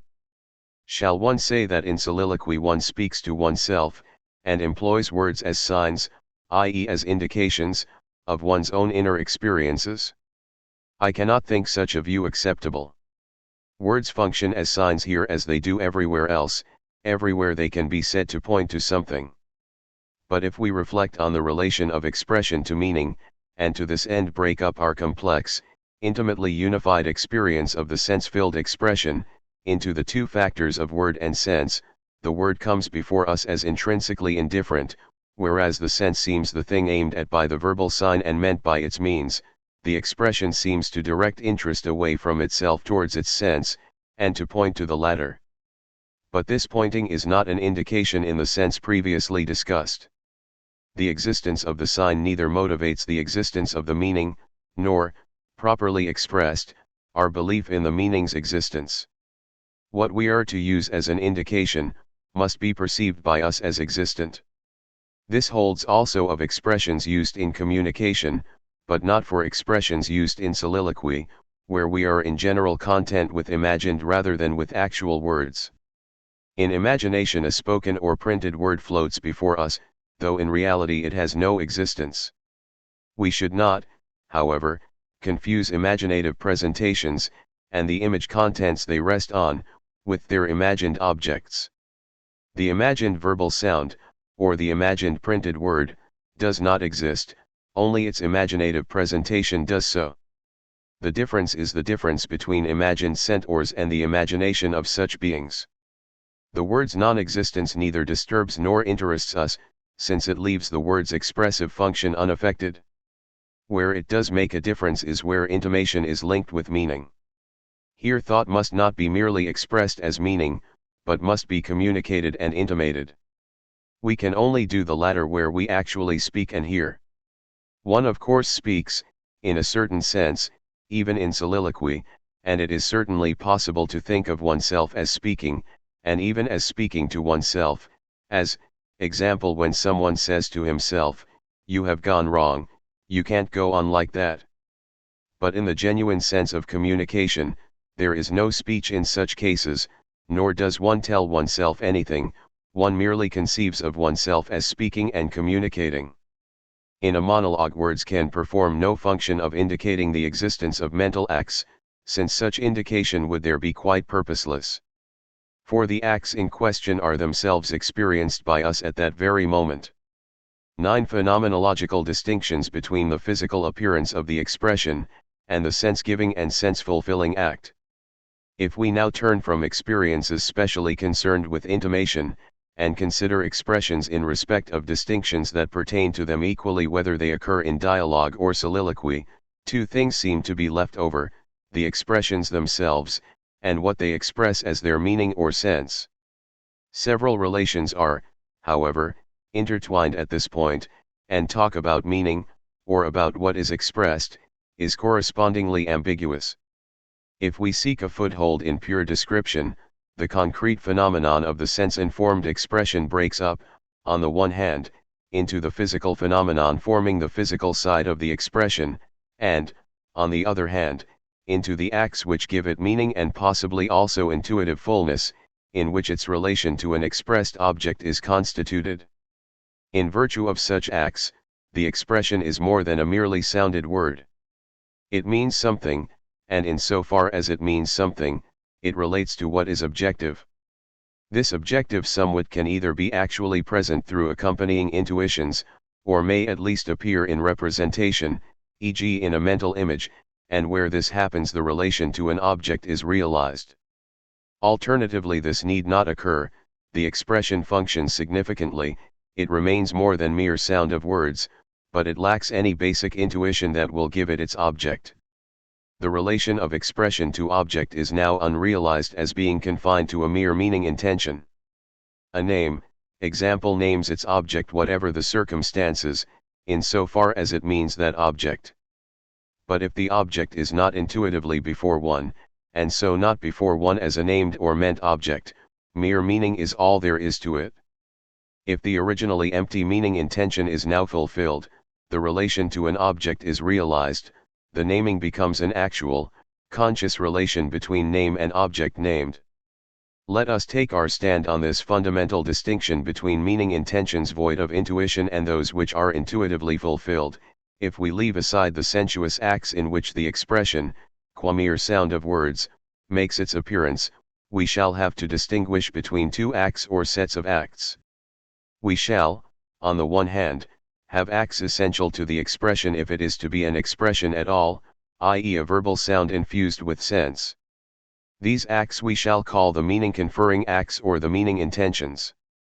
But we shall, on the other hand, have acts, not essential to the expression as such, which stand to it in the logically basic relation of fulfilling, confirming, illustrating it more or less adequately, and so actualizing its relation to its object. These acts, which become fused with the meaning-conferring acts in the unity of knowledge or fulfillment, we call the meaning-fulfilling acts.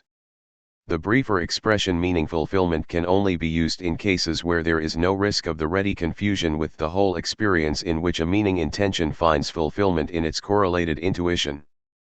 In the realized relation of the expression to its objective correlate, for the sense-informed expression becomes one with the act of meaning fulfillment. The sounded word is first made one with the meaning intention, and this in its turn is made one, as intentions in general are made one with their fulfillments, with its corresponding meaning fulfillment. The word expression is normally understood, wherever, that is, we do not speak of a mere expression, as the sense-animated expression. One should not, therefore, properly say, as one often does, that an expression expresses its meaning, its intention. One might more properly adopt the alternative way of speaking according to which the fulfilling act appears as the act expressed by the complete expression. We may example say, that a statement gives expression to an act of perceiving or imagining. We need not here point out that both meaning-conferring and meaning-fulfilling acts have a part to play in intimation in the case of communicative discourse. The former in fact constitute the inmost core of intimation. To make them known to the hearer is the prime aim of our communicative intention, for only in so far as the hearer attributes them to the speaker will he understand the latter.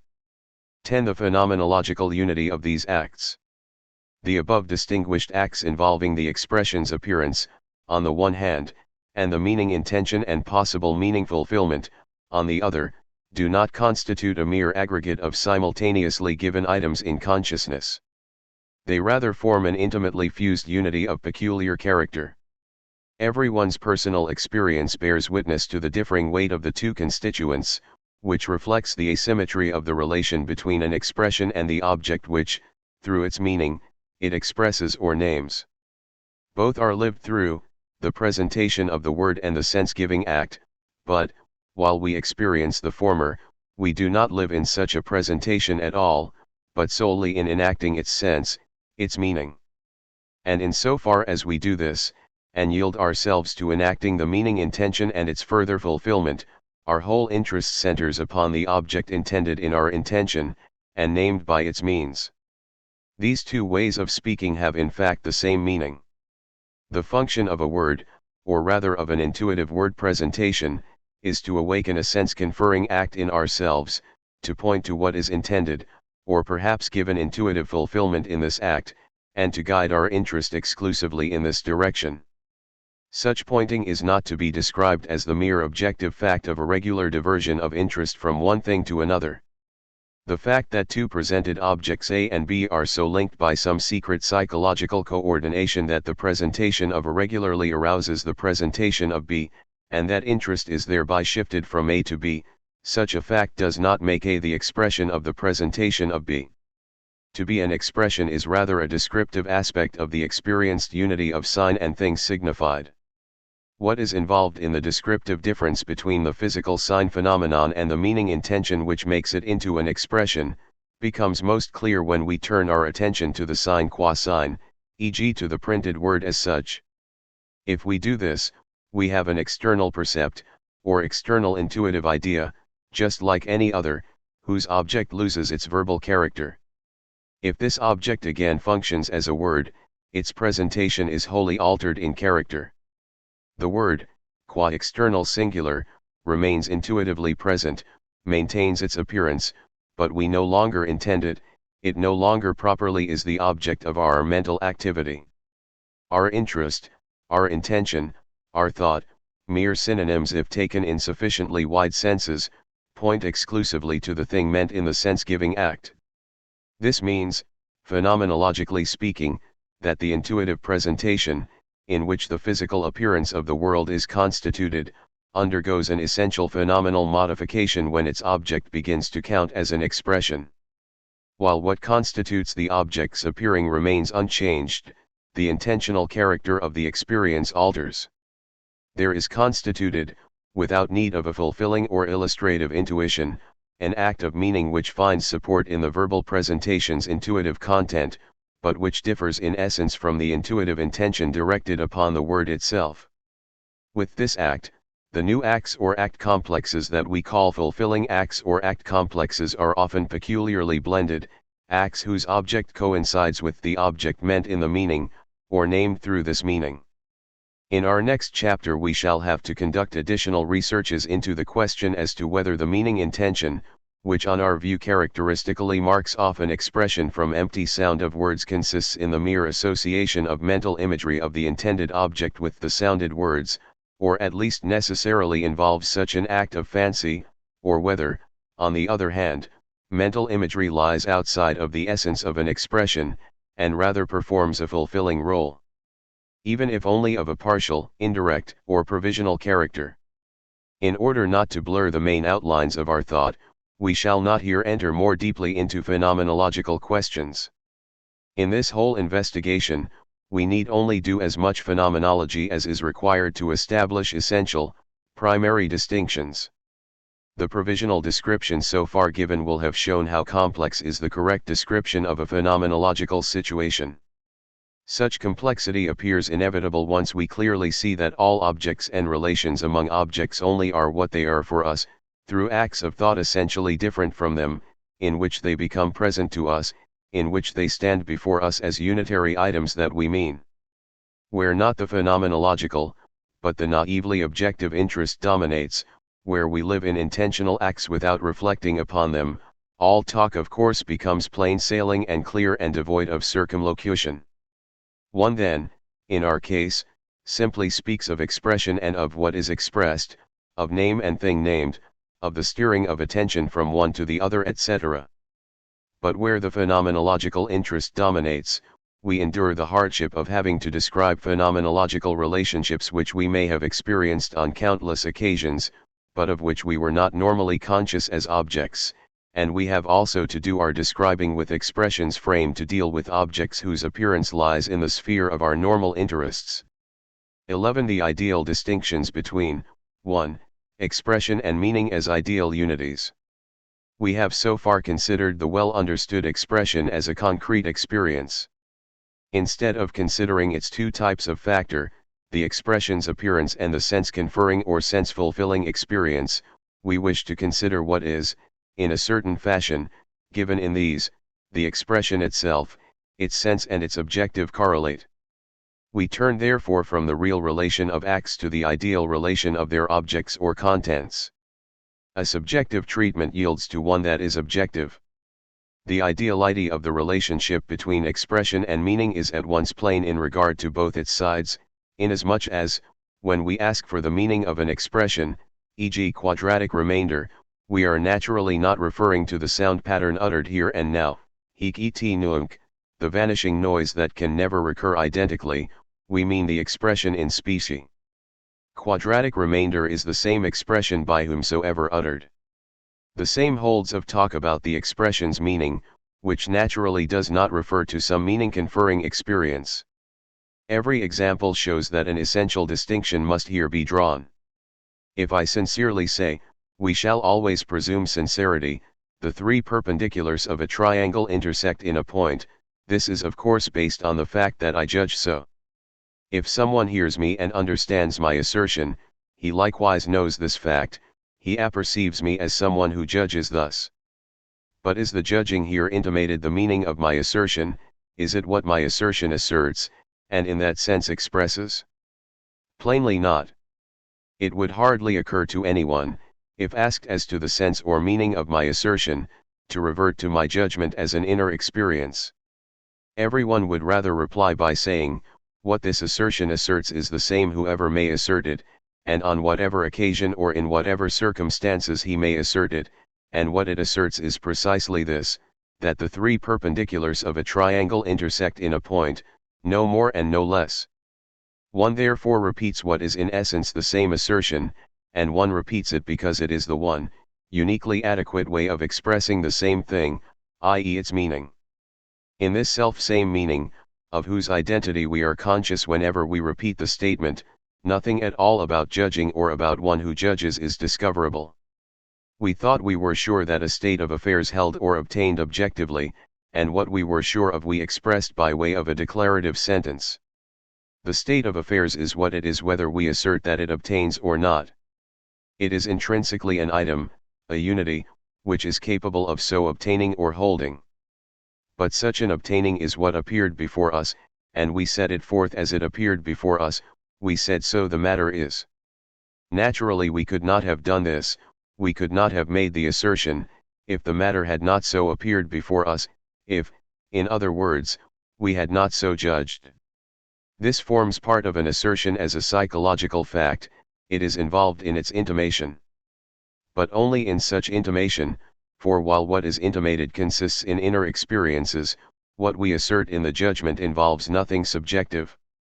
My act of judging is a transient experience, it arises and passes away.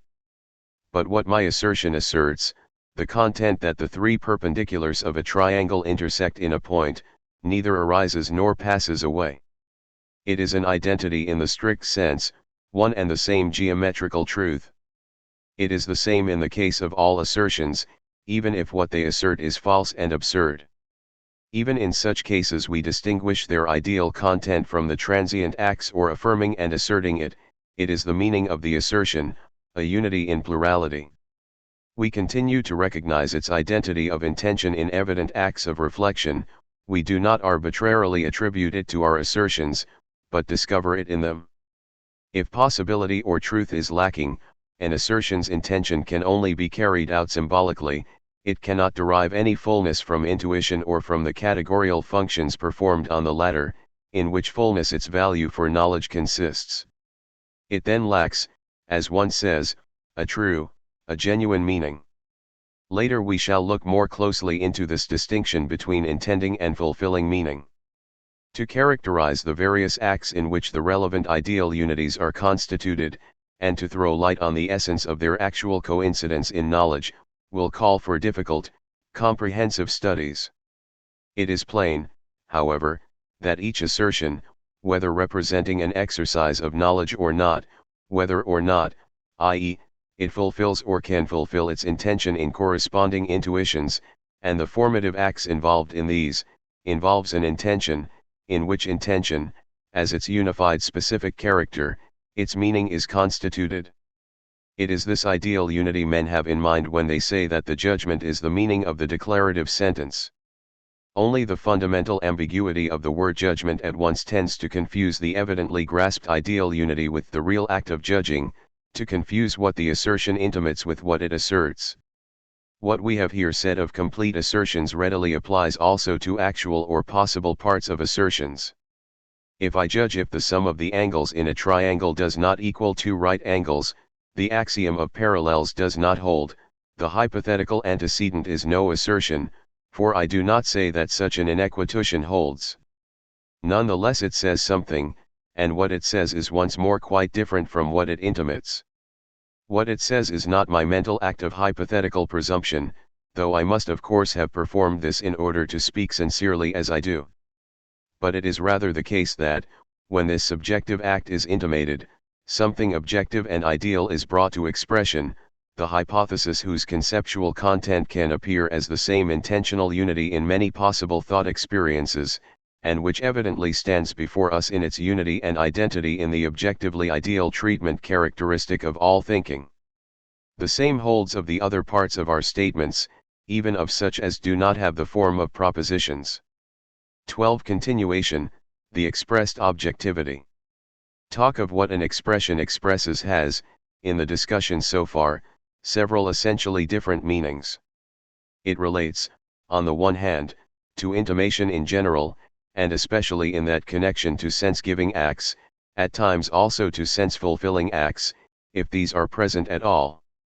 In an assertion, example, we express our judgment, we intimate it, but we also express percepts and other sense-fulfilling acts which illustrate our assertion's meaning. On the other hand, such talk relates to the contents of such acts, and primarily to the meanings, which are often enough said to be expressed. It is doubtful whether the examples analyzed, in our last section, would suffice even to lend provisional intelligibility to the notion of meaning, if one could not forthwith introduce a new sense of expression for purposes of comparison. The terms meaning, content, state of affairs and all similar terms harbor such powerful equivocations that our intention, even if expressed most carefully, still can promote misunderstanding. The third sense of being expressed, which we must now discuss, concerns the objective correlate meant by a meaning and expressed by its means. Each expression not merely says something, but says it of something. It not only has a meaning, but refers to certain objects. This relation sometimes holds in the plural for one and the same expression. But the object never coincides with the meaning. Both, of course, only pertain to an expression in virtue of the mental acts which give it sense. And, if we distinguish between content and object in respect of such presentations, one's distinction means the same as the distinction between what is meant or said, on the one hand, and what is spoken of, by means of the expression, on the other. The necessity of distinguishing between meaning, content, and object becomes clear when a comparison of examples shows us that several expressions may have the same meaning but different objects, and again that they may have different meanings but the same object. There is of course also the possibility of their differing in both respects and agreeing in both. The last occurs in the cases of synonymous expressions, e.g. the corresponding expressions in different languages which mean and name the same thing, London, laundress, sway, duo etc. Names offer the plainest examples of the separation of meaning from the relation to objects, this relation being in their case usually spoken of as naming.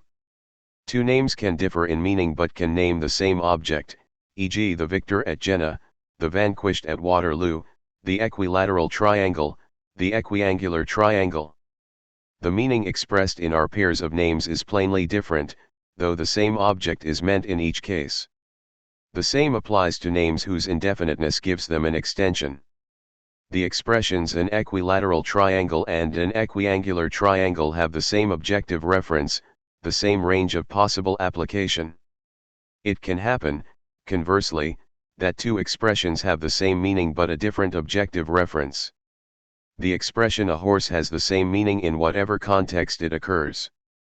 But if on one occasion we say Bucephalus is a horse, and on another that cart horse is a horse, there has been a plain change in our sense-giving presentation in passing from the one statement to the other.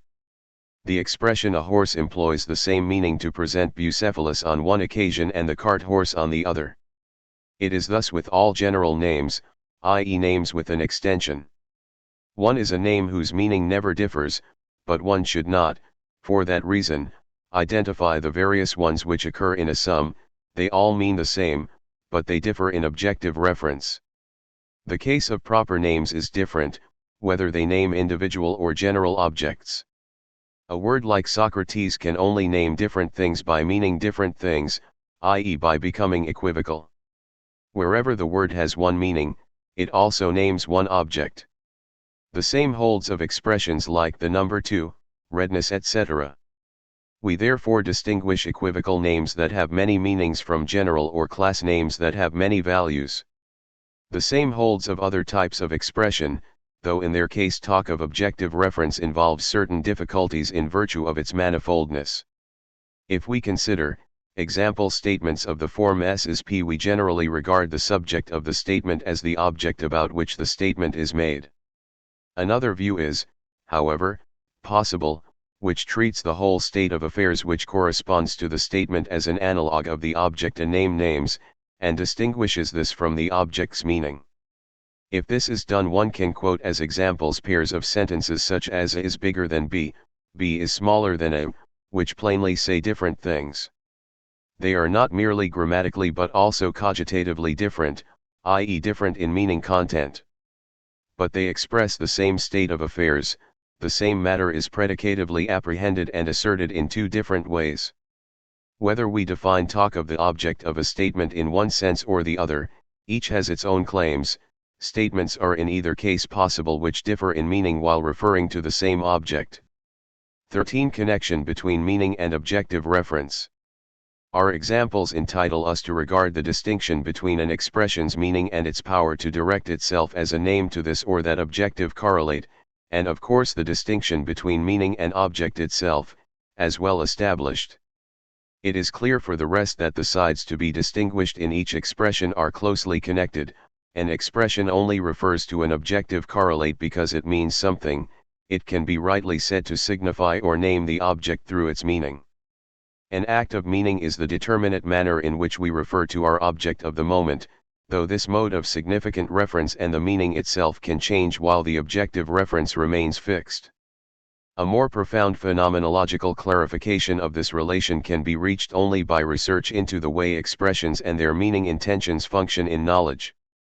This would show that talk about two distinguishable sides to each expression should not be taken seriously, that the essence of an expression lies solely in its meaning. But the same intuition, as we shall show later, can offer fulfillment of different expressions. It can be categorially apprehended in varying ways and synthetically linked with other intuitions.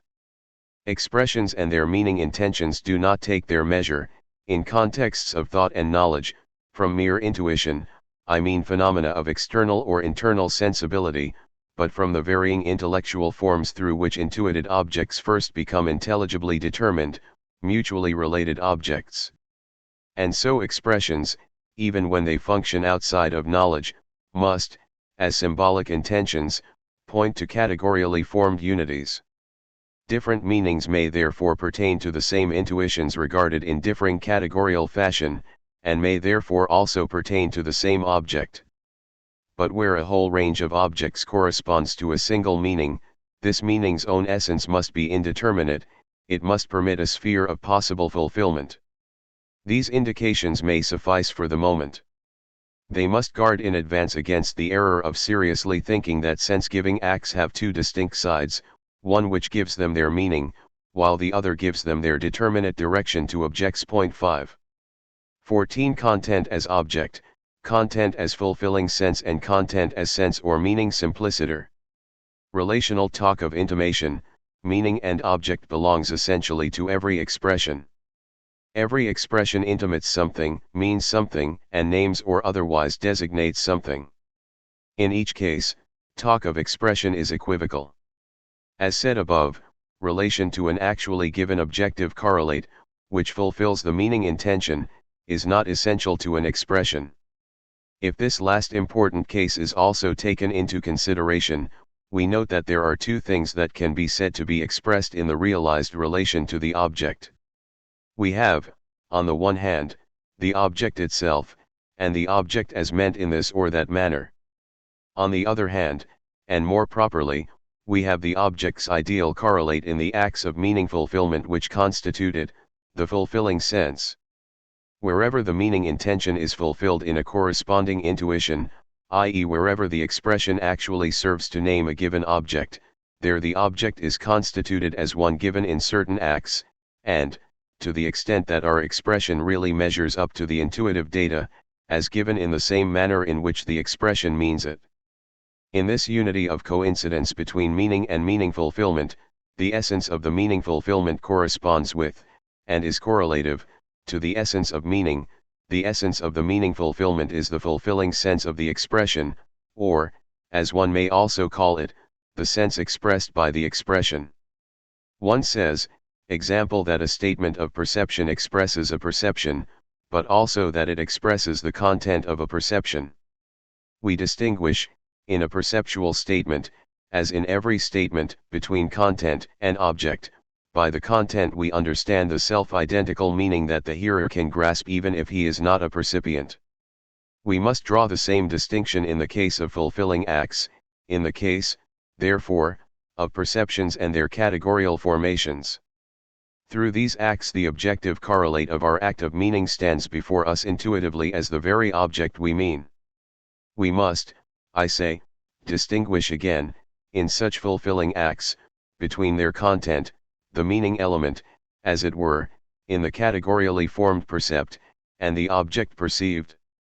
In the unity of fulfillment, the fulfilling content coincides with the intending content, so that, in our experience of this unity of coincidence, the object, at once intended and given, stands before us, not as two objects, but as one alone. The ideal conception of the act which confers meaning yields us the idea of the intending meaning, just as the ideal conception of the correlative essence of the act which fulfills meaning, yields the fulfilling meaning, likewise qua idea. This is the identical content which, in perception, pertains to the totality of possible acts of perception which intended the same object perceptually, and intended actually as the same object. This content is therefore the ideal correlate of this single object, which may, for the rest, be completely imaginary. The manifold ambiguities in talk about what an expression expresses, or about an expressed content, may therefore be so ordered that one distinguishes between a content in a subjective, and a content in an objective sense. In the latter respect we must distinguish between the content as intending sense, or as sense, meaning simpliciter; the content as fulfilling sense, and the content as object. 15. The equivocations in talk of meaning and meaninglessness connected with these distinctions. The application of the terms meaning and sense, not merely to the content of the meaning intention inseparable from the expression, but also to the content of the meaning fulfillment, engenders a most unwelcome ambiguity. It is clear from previous indications, where we dealt with the fact of fulfillment, that the acts on either side, in which intending and fulfilling sense are constituted, need not be the same. What tempts us to transfer the same terms from intention to fulfillment, is the peculiar way in which the unity of fulfillment is a unity of identification or coincidence. The equivocation which one hoped a modifying adjective might render innocuous, can scarcely be avoided. We shall continue, of course, to understand by meaning simpliciter the meaning which, as the identical element in our intention, is essential to the expressions as such. Meaning is further used by us as synonymous with sense. It is agreeable to have parallel, interchangeable terms in the case of this concept, particularly since the sense of the term meaning is itself to be investigated. A further consideration is our ingrained tendency to use the two words as synonymous, a circumstance which makes it seem rather a dubious step if their meanings are differentiated, and if, as G. Freya has proposed, 6 we use one for meaning in our sense, and the other for the objects expressed.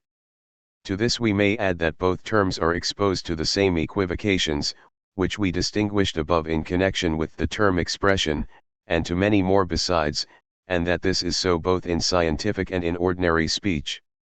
Logical clarity is much impaired by the manner in which the sense or meaning of an expression is, often in the same thought sequence, now looked upon as the acts intimated by it, now as its ideal sense, now as the objective correlate that it expresses. Since fixed terminological landmarks are lacking, the concepts themselves run confusedly into one another. Fundamental confusions arise from these facts. General and equivocal names are, example, repeatedly lumped together, since both can be predicatively referred to a plurality of objects. Lacking fixed concepts, men did not know how to distinguish the multiple senses of the equivocal names from the multiple values of the general ones. Here we also meet with the frequent unclearness as to the true essence of the difference between collective and general names. For, where collective meanings are fulfilled, we intuit a plurality of items, fulfillment is articulated into a plurality of individual intuitions, and so, if intention and fulfillment are not kept apart, it may well seem that the collective expression in question has many meanings. It is more important for us to set forth precisely the most detrimental equivocations in talk which concerns meaning and sense, on the one hand, or meaningless or senseless expressions, on the other. If we separate the blurred concepts, the following list emerges. 1. It is part of the notion of an expression to have a meaning. This precisely differentiates an expression from the other signs mentioned above. A meaningless expression is, therefore, properly speaking, no expression at all. It is at best something that claims or seems to be an expression, though, more closely considered, it is not one at all. Here belong articulate, word-like sound patterns such as abracadabra, and also combinations of genuine expressions to which no unified meaning corresponds, though their outer form seems to pretend to such a meaning, e.g. green is or. 2. In meaning, a relation to an object is constituted. To use an expression significantly, and to refer expressively to an object, to form a presentation of it, are one and the same. It makes no difference whether the object exists or is fictitious or even impossible. But if one gives a very rigorous interpretation to the proposition that an expression, in so far as it has meaning, relates to an object, i.e. in a sense which involves the existence of the object, then an expression has meaning when an object corresponding to it exists, and it is meaningless when no such object exists. Meanings are often spoken of as signifying the objects meant, a usage that can scarcely be maintained consistently, as it springs from a confusion with the genuine concept of meaning. 3. If the meaning is identified with the objective correlate of an expression, a name like Golden Mountain is meaningless. Here men generally distinguish objectlessness from meaninglessness. As opposed to this, men tend to use the word senseless of expressions infected with contradiction and obvious incompatibilities, e.g. round square, or to deny them meaning by some equivalent phrase.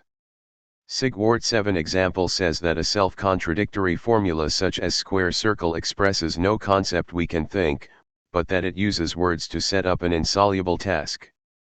The existential proposition there is no square circle, on his view denies the possibility of connecting a concept with these words, and by a concept he expressly wants us to understand, if we get him right, the general meaning of a word, which is just what we mean by it. Erdmann 8 has similar opinions in regard to the instance a square circle is frivolous. We should, in consistency, have to apply the word senseless, not merely to expressions immediately absurd, but to those whose absurdity is mediate, i.e. the countless expressions shown by mathematicians, in lengthy indirect demonstrations, to be objectless a priori. We should likewise have to deny that concepts like regular decahedron etc., are concepts at all. Marty raises the following objection to the thinkers just mentioned. If the words are senseless, how could we understand the question as to whether such things exist, so as to answer it negatively? Even to reject such an existence, we must, it is plain, somehow form a presentation of such contradictory material. 9. If such absurdities are called senseless, this can only mean that they have no rational sense. 10. These objections are clinching, insofar as these thinkers' statements suggest that they are confusing the true meaninglessness mentioned above under 1, with another quite different meaninglessness, i.e. the a priori impossibility of a fulfilling sense. An expression has meaning in this sense if a possible fulfillment, i.e. the possibility of a unified intuitive illustration, corresponds to its intention. This possibility is plainly meant ideally. It concerns no contingent acts of expression or fulfillment, but their ideal contents, meaning as an ideal unity, here to be called intending meaning, on the one hand, and fulfilling meaning, standing to it in a certain relation of precise adequacy, on the other. We apprehend this ideal relation by ideative abstraction based on an act of unified fulfillment. In the contrary case we apprehend the real impossibility of meaning fulfillment through an experience of the incompatibility of the partial meanings in the intended unity of fulfillment. The phenomenological clarification of these relationships calls for long, difficult analyses, as will appear in a later investigation. For if we ask what an expression means, we naturally recur to cases where it actually contributes to knowledge, or, what is the same, where its meaning intention is intuitively fulfilled. In this manner the notional presentation, i.e. the meaning intention, gains clarity, it shows itself up as correct, as really capable of execution. The draft it makes on intuition is as it were cached. Since in the unity of fulfillment the act of intention coincides with the fulfilling act, and fuses with it in the most intimate fashion, if indeed there is any difference left over here at all, it readily seems as if the expression first got its meaning here, as if it drew meaning from the act of fulfillment. The tendency therefore arises to treat the fulfilling intuitions, categorially formative acts are here in general passed over, as meanings. But fulfillment is often imperfect, we shall have to devote closer study to all such possibilities, and expressions often go with remotely relevant, only partially illustrative intuitions, if with any at all. Since the phenomenological differences of these cases have not been closely considered, men have come to locate the significance of expressions, even of such as could make no claim to adequate fulfillment, in accompaniments of intuitive imagery. This naturally led to a total denial of meaning to absurd expressions. The new concept of meaning therefore originates in a confusion of meaning with fulfilling intuition. On this conception, an expression has meaning if and only if its intention, we should say its meaning intention, is in fact fulfilled, even if only in a partial, distant, and improper manner. The understanding of the expression must be given life through certain ideas of meaning, it is commonly said, i.e. by certain illustrative images. The final refutation of highly attractive, opposed notions is an important task which requires lengthy discussions. These we shall postpone to the next chapter, and here go on enumerating different concepts of meaning. 16. Continuation, meaning and connotation. Another equivocation in our talk about meaninglessness was introduced by John Stuart Mill, and again rests on a new, fifth concept of meaning. He locates the essence of the meaning of names in their connotation, and therefore treats non-connotative names as meaningless. Sometimes he says, more carefully but less clearly, that they are meaningless in the proper or strict sense. It is well known that by connotative names Mill understands such as designate a subject and imply an attribute, by non-connotative names such as designate a subject without, as it is here more clearly put, indicating an attribute as attaching to it. 11 Proper names are non-connotative and so too are names of attributes, e.g. whiteness. Mill compares proper names to the distinctive chalk marks which the robber, in the well-known tale from the Arabian Nights, made on the house. 12 And he goes on to say, when we impose a proper name, we perform an operation in some degree analogous to what the robber intended in chalking the house. We put a mark, not indeed upon the object itself, but upon the idea of the object. A proper name is but an unmeaning mark which we connect in our minds with the idea of the object, in order that whenever the mark meets our eyes or occurs to our thoughts, we may think of that individual object. When we predicate of anything its proper name, when we say, pointing to a man, this is Brown or Smith, or pointing to a city, this is York, we do not, merely by so doing, convey to the reader any information about them, except that those are their names. It is otherwise when objects are spoken of by connotative names. When we say, the town is built of marble, we give the hearer what may be entirely new information, and this merely by the signification of the many-worded connotative name built of marble. Such names are not mere marks, but more, that is to say significant marks, and the connotation is what constitutes their significance. 13. If we set our own analyses alongside of these utterances of Mill's, we cannot help seeing that he confuses distinctions that should in principle be kept apart. Above all, he blurs the distinction between indicating and expressing. The chalk mark of the robber is a mere indication, while a proper name is an expression. Like every expression, a proper name functions as an indication, i.e. in its intimating role.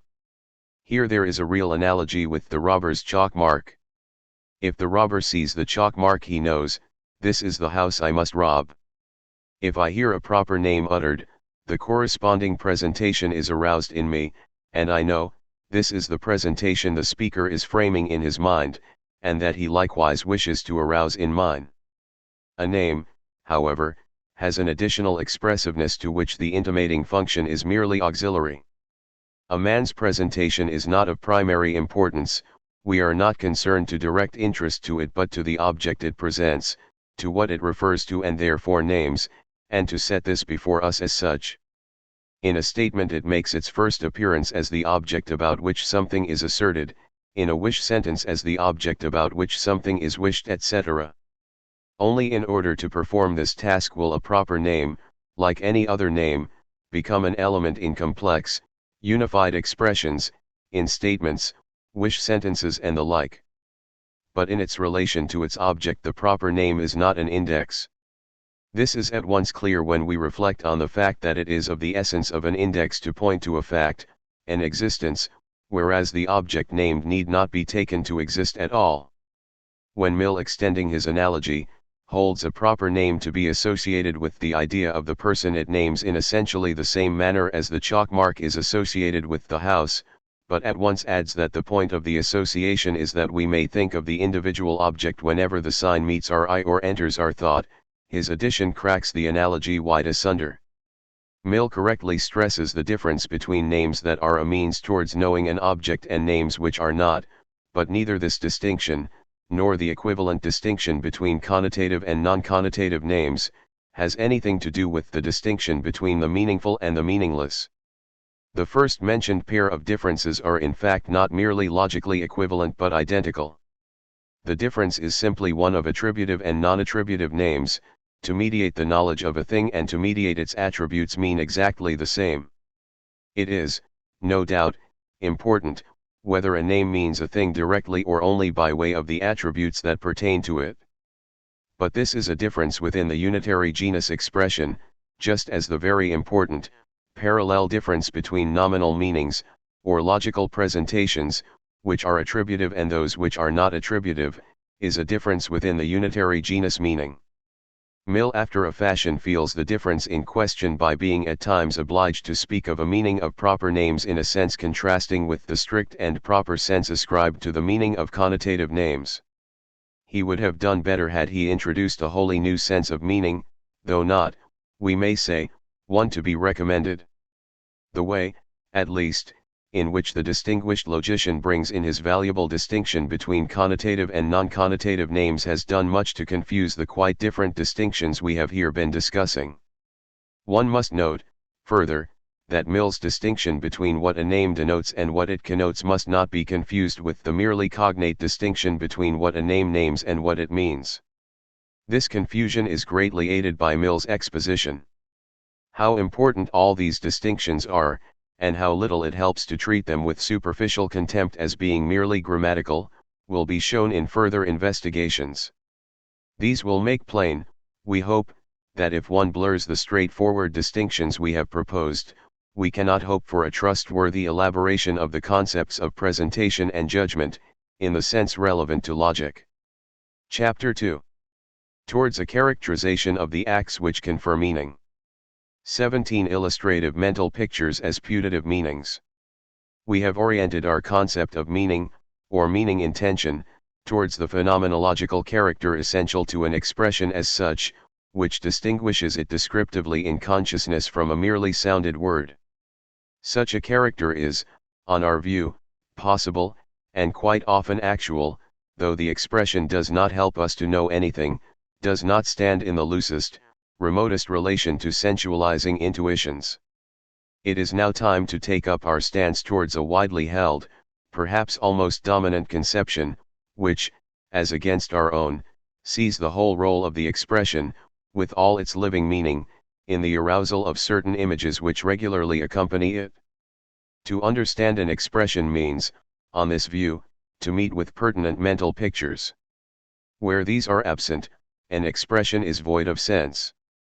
These mental pictures are themselves often said to be the meanings of words, and those who say so, claim to be getting at what ordinary speech means by the meaning of an expression.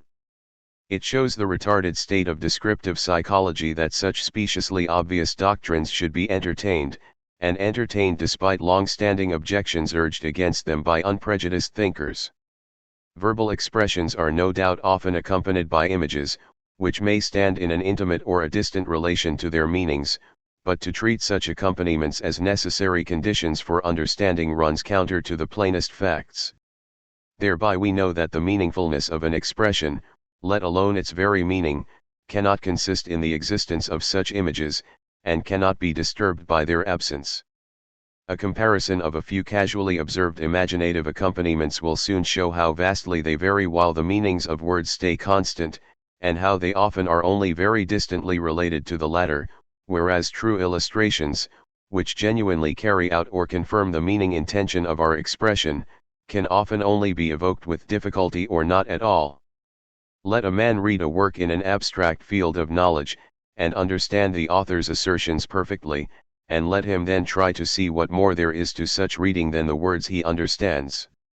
The circumstances of observation are most favorable to the view we reject, since an interest in finding images tends psychologically to evoke images, while the tendency to read back the findings of reflection into the original situation, makes us include all new images which stream in during the observation in the psychological content of our expression. Despite these favoring circumstances, the view we oppose, which sees the essence of the meaningful in accompanying imagery, must at least cease to look for introspective confirmation in the sort of case in question. Take, example, well understood algebraical signs, or complete formulae, or verbal propositions such as every algebraical equation of uneven grade has at least one real root, and carry out the needful observations. To report my own findings in the last case, I see an open book which I recognize as Sérèt's algebra. I see the sensory pattern of an algebraical equation in Turnerian type, while accompanying the word root, I see the familiar square root. I have however read the sentence very many times and have understood it perfectly, without experiencing the slightest trace of accompanying images that have anything to do with its presented object. The same happens when expressions like culture, religion, science, art, differential calculus etc., are intuitively illustrated. We may further point out that what we have said applies not only to expressions which stand for highly abstract objects, mediated by complex relations, but to names of individual objects, well-known persons, cities, landscapes. A readiness for intuitive representation may be present, but it remains unfulfilled at the moment in question. 18. Continuation of the above. Arguments and counter-arguments. Should someone object that there are highly evanescent images even in such cases, that a mental picture emerges only to disappear forthwith, we reply that the full understanding of words, their complete living sense, persists after such an image has vanished, and cannot therefore consist in its presence. If the objector shifts to saying that the mental image has become unobservable, perhaps always was so, but that, whether observable or not, it still exists, and makes continued understanding possible, we need not be in doubt as to our answer. We reply that whether or not such an assumption is necessary or plausible on grounds of genetic psychology, this is not anything that need be gone into here. It is quite irrelevant to our essentially descriptive question. Let us grant that there often are unobservable images. Despite this, however, an expression can quite often be understood, and quite observably so. But surely it is absurd to suppose that an abstract, sense-making aspect of an image should be observable, while the whole complete, concrete image experience remains unobservable? How does the matter stand, further, in cases where our meaning is absurd? Unobservability can here not depend on the contingent limits of mental capacity, since such an image cannot exist at all. If it could, it would provide us with a self-evident guarantee of the possibility, the semantic consistency, of the thought in question. It can, of course, be pointed out that we do, after a fashion, illustrate even absurdities, such as a straight line enclosing a space, or triangles the sum of whose angles is greater or less than two right angles. In metageometric treatises there are even drawings of such forms. No one would, however, dream of taking intuitions of this sort as truly illustrating the concepts in question, or of letting them pass as owning such verbal meanings. Only in cases where the image of a thing meant is really adequate to it, are we tempted to seek the sense of our expression in such an image. But if we rule out absurd expressions, which nonetheless have their sense, are images normally adequate? Even Descartes cited his chiliagon to shed light on his distinction between imaginatio and intellectio. Our imaginative idea of a chiliagon is no more adequate than are our images of space enclosing straight lines or intersecting parallels. In both cases we have rough, merely partial illustrations of a thing thought of, not complete exemplifications. We speak of a closed straight line, and draw a closed curve, thereby only illustrating the curvature. In the same fashion we think of a chiliagon, while we imagine any polygon with many sides. We need not look for recondite geometrical illustrations to prove the inadequacy of illustration even in the case of consistent meanings. It is a well-known fact that no geometrical concept whatsoever can be adequately illustrated. We imagine or draw a stroke, and speak or think of a straight line, and so in the case of all figures. The image everywhere provides only a foothold for intellectio. It offers no genuine instance of our intended pattern, only an instance of the sort of sensuous form which is the natural starting point for geometrical idealization. In these intellectual thought processes of geometry, the idea of a geometrical figure is constituted, which is then expressed in the fixed meaning of the definitory expression. Actually, to perform this intellectual process may be presupposed by our first formation of primitive geometrical expressions and by our application of them in knowledge, but not for their revived understanding and their continued significant use. Elusive sensuous pictures function, however, in a phenomenologically graspable and describable manner, as mere aids to understanding, and not as themselves meanings or carriers of meaning. Our conception will perhaps be censured for its extreme nominalism, for identifying word and thought. To many it will seem quite absurd that a symbol, a word, a sentence, a formula should be understood, while in our view nothing intuitive is present beyond the mindless sensible body of thought, the sensible stroke on paper, etc.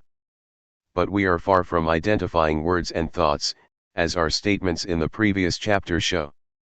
We do not at all think that, where symbols are understood without the aid of accompanying images, the mere symbol alone is present. We think rather that an understanding, a peculiar act experience relating to the expression, is present, that it shines through the expression, that it lends it meaning and thereby a relation to objects. What distinguishes the mere word, as a sense complex, from the meaningful word, is something we know full well from our own experience. We can indeed ignore meaning and pay attention only to a word's sensuous character. It may also be the case that some sensible feature first arouses interest on its own account, and that its verbal or other symbolic character is only then noted. The sensuous habit of an object does not change when it assumes the status of a symbol for us, nor, conversely, does it do so when we ignore the meaning of what normally functions as a symbol. No new, independent content is here added to the old. We do not merely have a sum or association of contents of equal status before us. One and the same content has rather altered its psychic habit. We are differently minded in respect of it. It no longer seems a mere sensuous mark on paper, the physical phenomenon counts as an understood sign. Living thus understandingly, we perform no act of presentation or judgment directed upon the sign as a sensible object, but another act, quite different in kind, which relates to the thing designated. It is in this sense-giving act character, which differs entirely according as our interest plays on the sensible sign or the object presented through it, with or without representative imagery, that meaning consists. 19. Understanding without intuition. In the light of our conception it becomes wholly understandable that an expression should be able to function significantly without illustrative intuition. Those who locate the meaning aspect of symbols in intuition, must find purely symbolic thinking insolubly enigmatic. Speech without intuition must likewise be senseless to them. but truly senseless speech would be no speech at all, it would be like the rattle of machinery. This we of course meet with in the case of verses or prayers learned by rote and repeated unthinkingly, but not in the cases which here require explanation. Popular comparisons with the squawking of parrots or the cackling of geese, the well-known adage where ideas fail us, words come up at the right moment and so on, are not, soberly considered, to be taken literally. Expressions such as talk without judgment or senseless talk may and should certainly not be otherwise interpreted than such expressions as a heartless, brainless, empty-headed man, etc. Talk without judgment plainly does not mean talk unbacked by judgments, but talk backed by judgments not based on independent, intelligent consideration. Even senselessness, understood as absurdity or nonsense, is significantly constituted. The sense of an absurd expression is such as to refer to what cannot be objectively put together. The opposite view can now only take refuge in the strained hypothesis of unconscious, unnoticed intuitions. How little this helps becomes plain if we consider what basic intuition achieves in cases where it is noticeably present. In the vast majority of cases it is by no means adequate to our meaning intention, a fact, which, on our conception, presents no problem. If the meaningful is not to be found in intuition, speech without intuition need not be speech deprived of thought. If intuition lapses, an act like that which otherwise hangs about intuition, and perhaps mediates the knowledge of its object, continues to cling to the sense-given expression. The act in which meaning is effective is therefore present in either case. 20. Thought without intuition and the surrogative function of signs. It should be quite clear that over most of the range both of ordinary, relaxed thought and the strict thought of science, illustrative imagery plays a small part or no part at all, and that we may, in the fullest sense, judge, reason, reflect upon and refute positions, without recourse to more than symbolic presentations. This situation is quite inadequately described if one talks of the surrogative function of signs, as if the signs themselves did duty for something, and as if our interest in symbolic thinking were directed to the signs themselves. Signs are in fact not objects of our thought at all, even surrogatively, we rather live entirely in the consciousness of meaning, of understanding, which does not lapse when accompanying imagery does so. One must bear in mind that symbolic thinking is only thinking in virtue of a new, intentional act character. This distinguishes the meaningful sign from the mere sign, i.e. the sounded word set up as a physical object in our mere presentations of sense. This act character is a descriptive trait in the sign experience which, stripped of intuition, yet understands the sign. It will perhaps be objected to our present interpretation of symbolic thinking that it conflicts with quite certain facts involved in the analysis of arithmetical symbolic thought, facts that I myself have stressed elsewhere, in my philosophy of arithmetic. In arithmetical thought mere signs genuinely do duty for concepts. The reduction of the theory of things to the theory of signs, to quote Lambert, is what all calculation achieves. Arithmetical signs are so selected and perfected, that the theory, combination, transformation etc. of signs can do what would otherwise have to be done by concepts 1. Looked at more closely, however, it is not signs, in the mere sense of physical objects, whose theory, combination etc., would be of the slightest use. Such things would belong to the sphere of physical science and practice, and not to that of arithmetic. The true meaning of the signs in question emerges if we glance at the much favored comparison of mathematical operations to rule-governed games, e.g. chess. Chessmen are not part of the chess game as bits of ivory and wood having such and such shapes and colors. Their phenomenal and physical constitution is quite indifferent, and can be varied at will.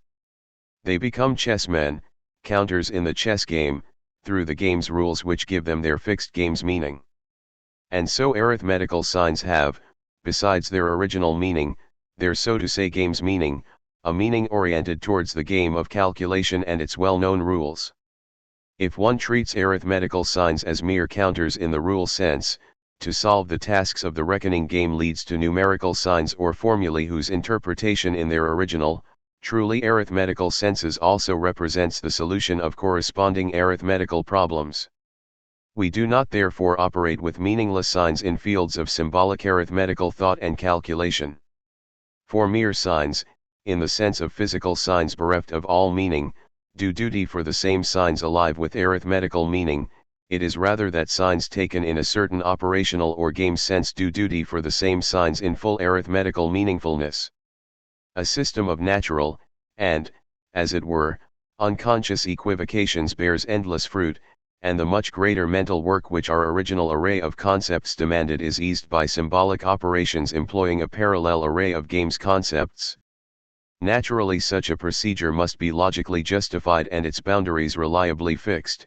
Here we were only concerned to remove confusions readily caused by misunderstanding of the nature of such merely symbolical mathematical thought.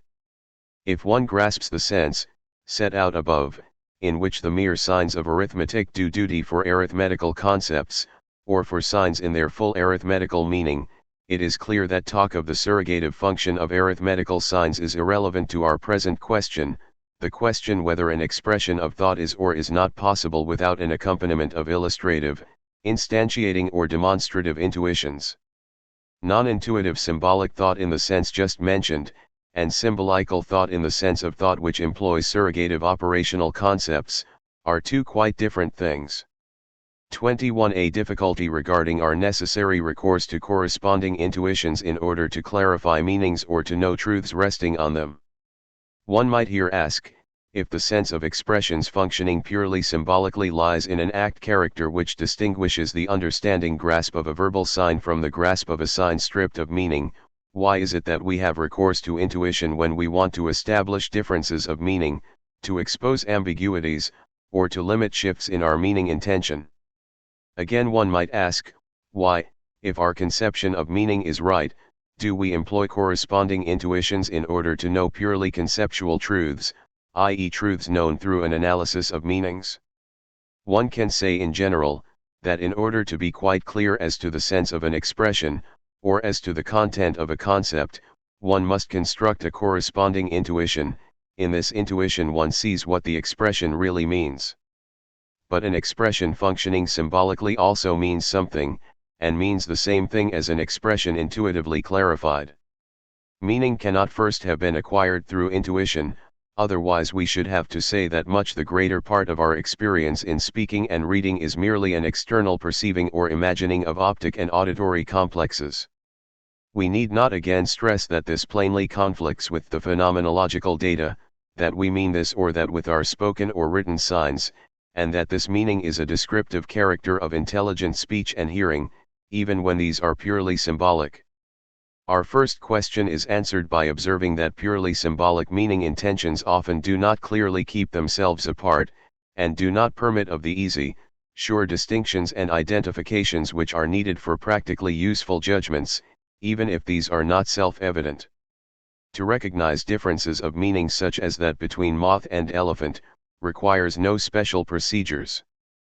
But where meanings shade unbrokenly into one another, and unnoticed shifts blur boundaries needed for firm judgment, intuitive illustration naturally promotes lucidity.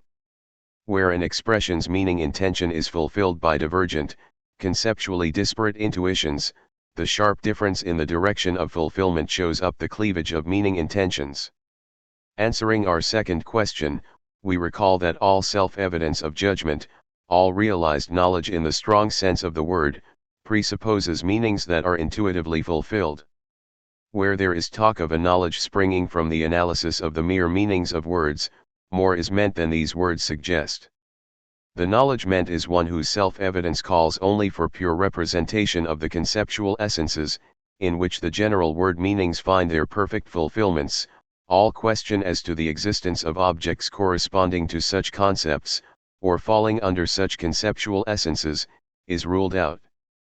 But these conceptual essences are not the verbal meanings themselves, so that the phrases based purely on the concepts, essences, and springing from a mere analysis of word meanings, are only by equivocation equivalent.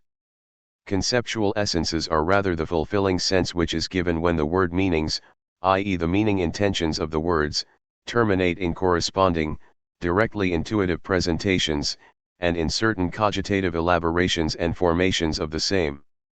Such analysis is not therefore concerned with empty thought intentions, but with the objects and forms by which they are fulfilled.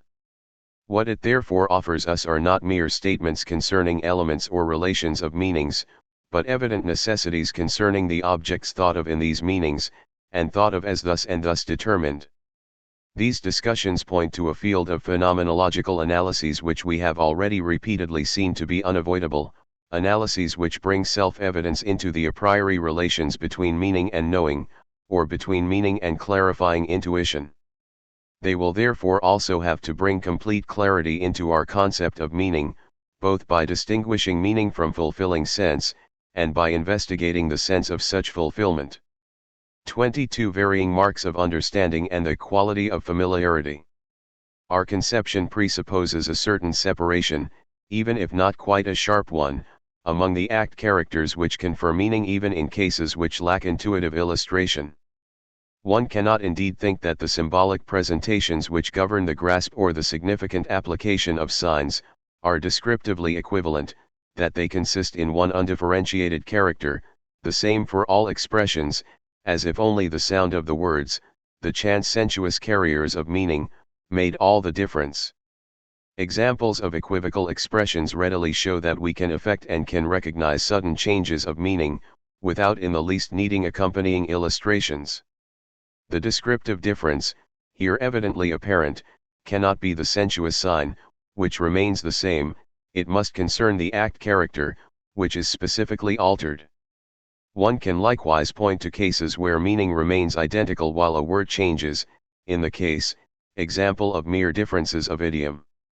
Sensuously different signs here count as equivalent, we perhaps even speak of the same word, only occurring in different languages, they at once greet us as the same, even before reproductive fancy can furnish images that illustrate their meaning. Such examples reveal the untenability of the view, plausible at first, that the note of understanding is no more ultimately than what Real 2 called the character of familiarity, and what Hofting 3 not so suitably, called the quality of familiarity. 4 Words not understood are just as capable of coming before us in the form of old acquaintances. Well memorized Greek verses stick in our memories longer than our understanding of their sense, they appear familiar but are no longer understood.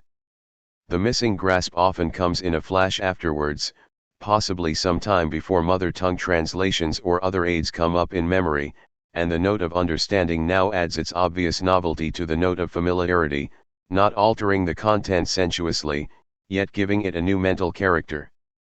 One may similarly recall the way in which the reading or recitation of familiar poetry, unthinking at first, suddenly becomes charged with understanding. There are countless other examples which make evident the peculiar character of understanding. 23 Apperception as connected with expression and with intuitive presentations. The grasp of understanding 5 in which the meaning of word becomes effective, is, in so far as any grasp is in a sense an understanding and an interpretation, akin to the divergently carried out objective interpretations in which, by way of an experienced sense complex, the intuitive presentation, whether percept, imagination, representation etc., of an object, e.g. an external thing, arises. The phenomenological structure of the two sorts of grasp is, however, somewhat different. If we imagine a consciousness prior to all experience, it may very well have the same sensations as we have. But it will intuit no things, and no events pertaining to things, it will perceive no trees and no houses, no flight of birds nor any barking of dogs. One is at once tempted to express the situation by saying that its sensations mean nothing to such a consciousness, that they do not count as signs of the properties of an object, that their combination does not count as a sign of the object itself. They are merely lived through, without an objectifying interpretation derived from experience.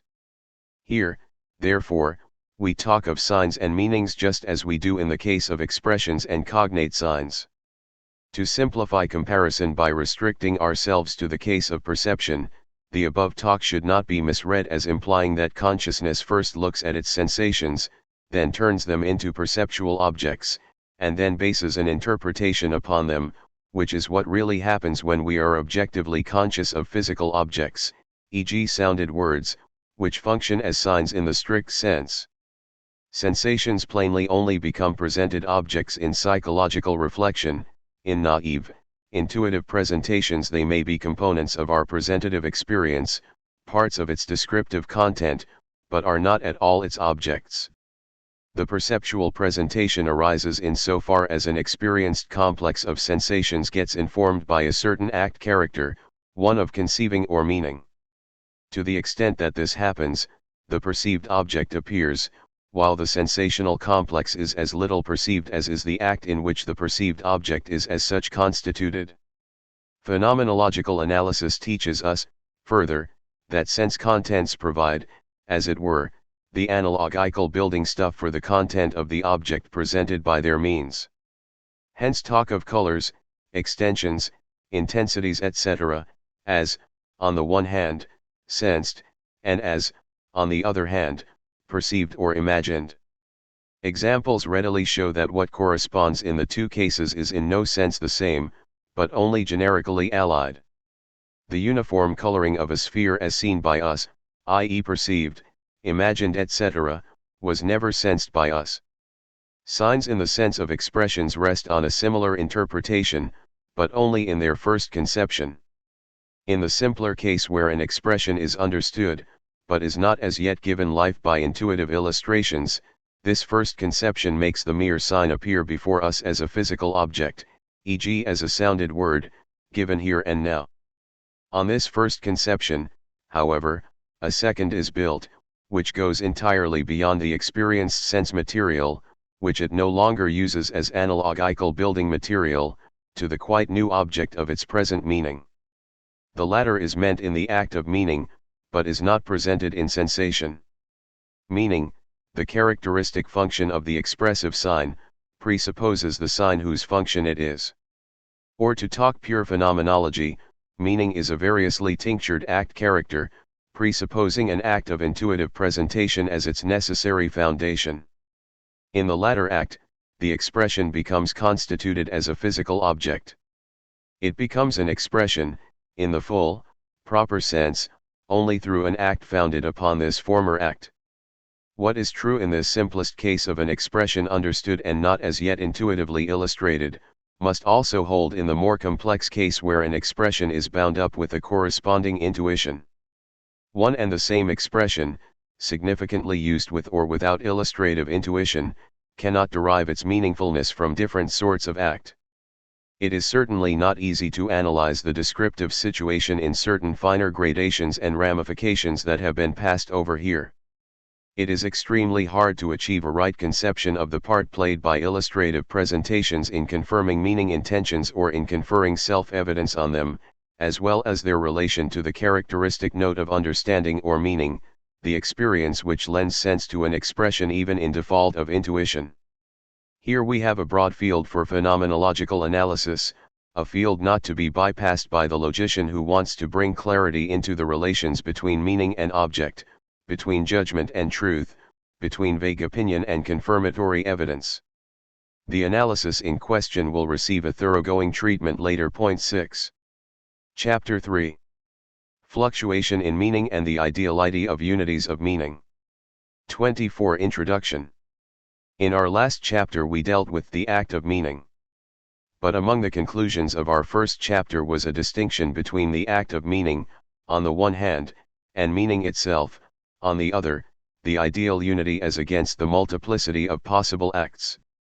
This distinction, like the others which go along with it, the distinction between expressed content taken in a subjective, and the same taken in an objective sense, and, in the latter respect, the distinction between content as significatum and content as nominatum, are in countless cases undoubtedly clear. This holds of all expressions which occur in the context of an adequately expounded scientific theory. There are, however, cases where the situation is different, which require particular consideration if they are not to plunge all our hard-won distinctions back into confusion. Expressions whose meaning shifts, especially such as are occasional or vague, here raise serious problems. To solve these problems by distinguishing between shifting acts of meaning, on the one hand, and ideal units of meaning, on the other, is the theme of the present chapter. 25 Relations of coincidence among the contents of intimation and naming. Expressions may relate to the contemporary mental state of the person using them as much as they relate to other objects. They accordingly divide into those that also intimate what they name, or what they generally stand for, and those in whose case named and intimated contents fall asunder. Instances of the former class are interrogative, optative, and imperative sentences; of the latter, statements relating to external things, to one's own past experiences, to mathematical relationships, etc. If someone utters the wish, "I should like a glass of water," this serves to indicate to the hearer the speaker's wish, which is also the object of the statement. What is intimated and what is named here coincide in part. I say in part, since the intimation obviously goes further. It extends to the judgment expressed in the words "I should like," etc. The like naturally holds of statements about the ideas, judgments, and surmises of the speaker, which are of the forms "I imagine that," "I am of the opinion that," "I judge that," "I conjecture that." A case even of total coincidence seems at first sight possible, in example the words "the state of mind intimated by the words I am now uttering," though the interpretation of our example breaks down on closer examination. But intimation and the state of affairs asserted fall quite apart in statements such as 2 times 2 equals 4. This statement does not say what is said by "I judge that 2 times 2 equals 4. They are not even equivalent statements, since the one can be true when the other is false. One must of course stress that if the notion of intimation is given the narrower sense defined above, the objects named in the above examples are not among the experiences they intimate. A man saying something about his contemporary mental state, communicates its presence through a judgment.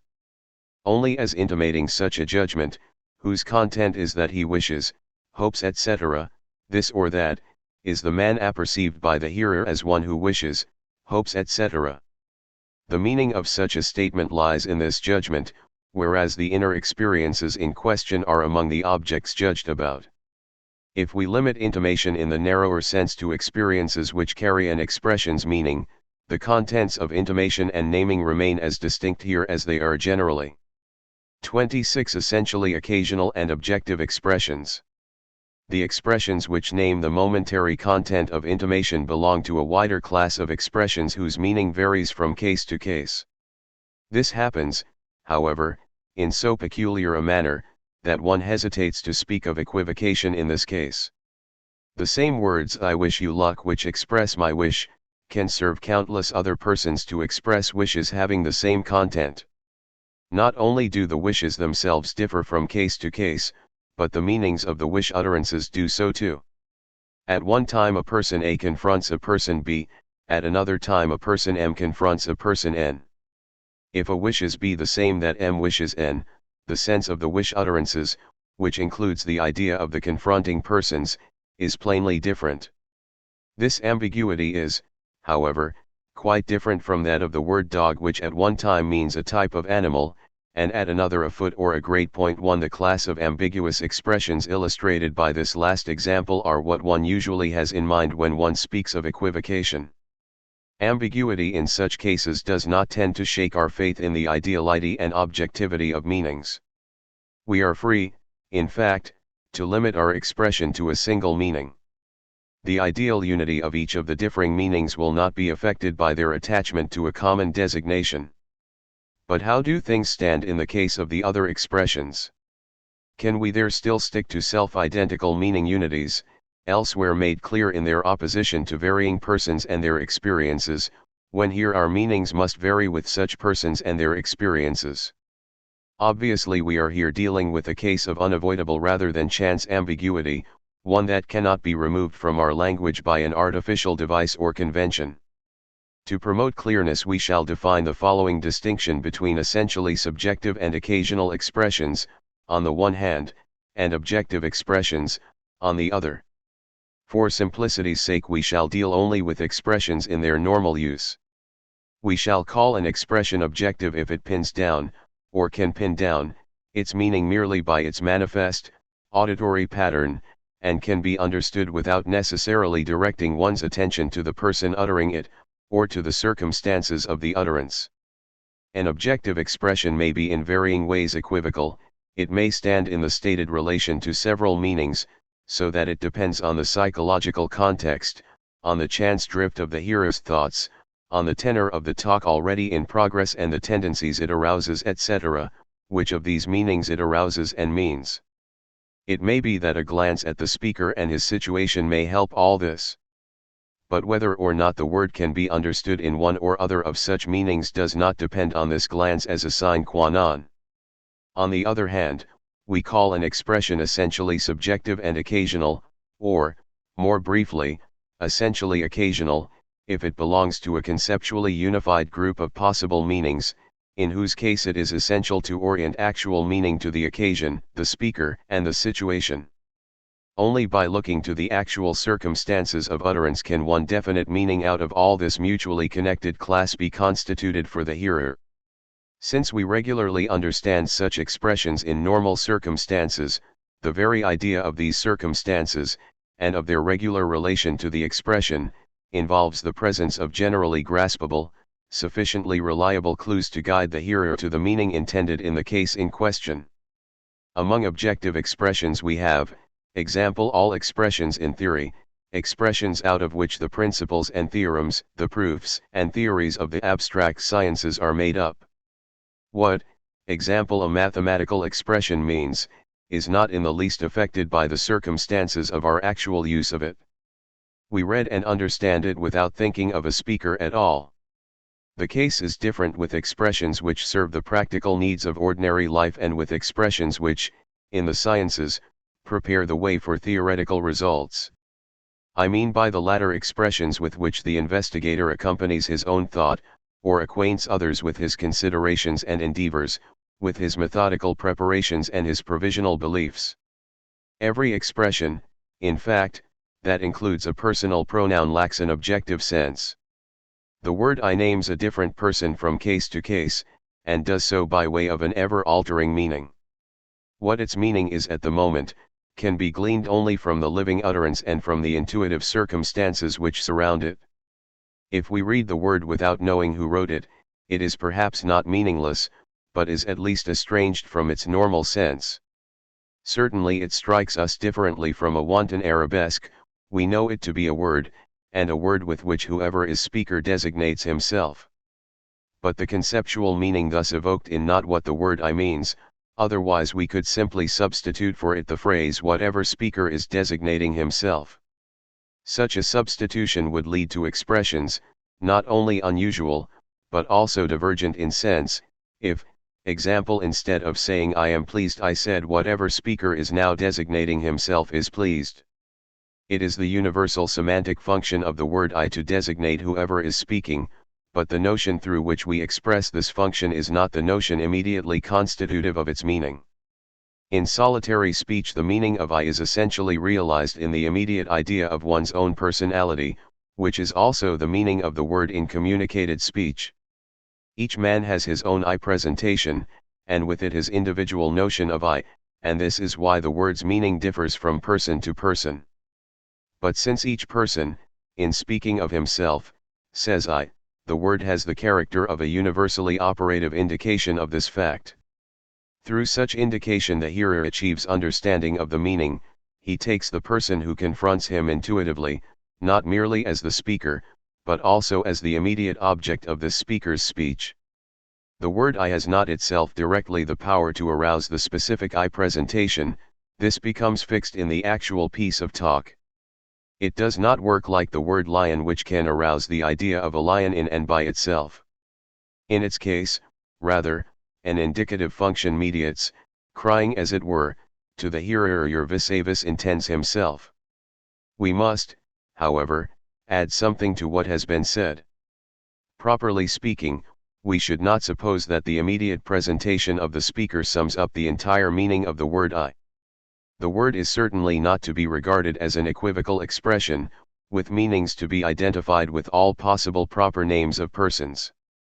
Undoubtedly the idea of self-reference, as well as an implied pointing to the individual idea of the speaker, also belong, after a certain fashion, to the word's meaning. We shall have to admit that two meanings are here built upon one another in peculiar fashion. The one, relating to the word's general function, is so connected with the word that its indicative function can be exercised once something is actually presented. This indicative function is, in its turn, exercised for the other, singular presentation, and, by subsumption, makes the latter's object known as what is here and now meant. The former meaning can be called the indicating meaning, the latter the meaning indicated. What is true of personal pronouns is of course also true of demonstratives.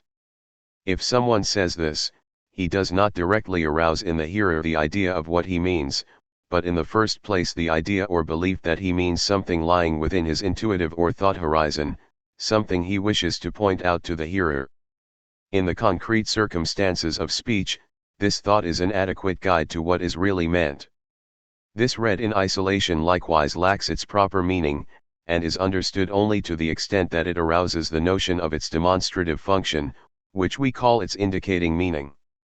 In each case of normal use, its full, actual meaning can only grow out of the prominent presentation of the thing that it makes its object. We must grant, of course, that a demonstrative often works in a manner that can claim equivalence with an objective use. This in a mathematical context points to something determined in a conceptually fixed manner, that is understood as meant in this manner, without our needing to regard the actual utterance. A mathematical exposition, after expressly stating a proposition, may go on to say this follows from the fact that here the proposition in question could itself have been substituted for the word this without greatly altering the sense. This follows from the exposition's objective sense.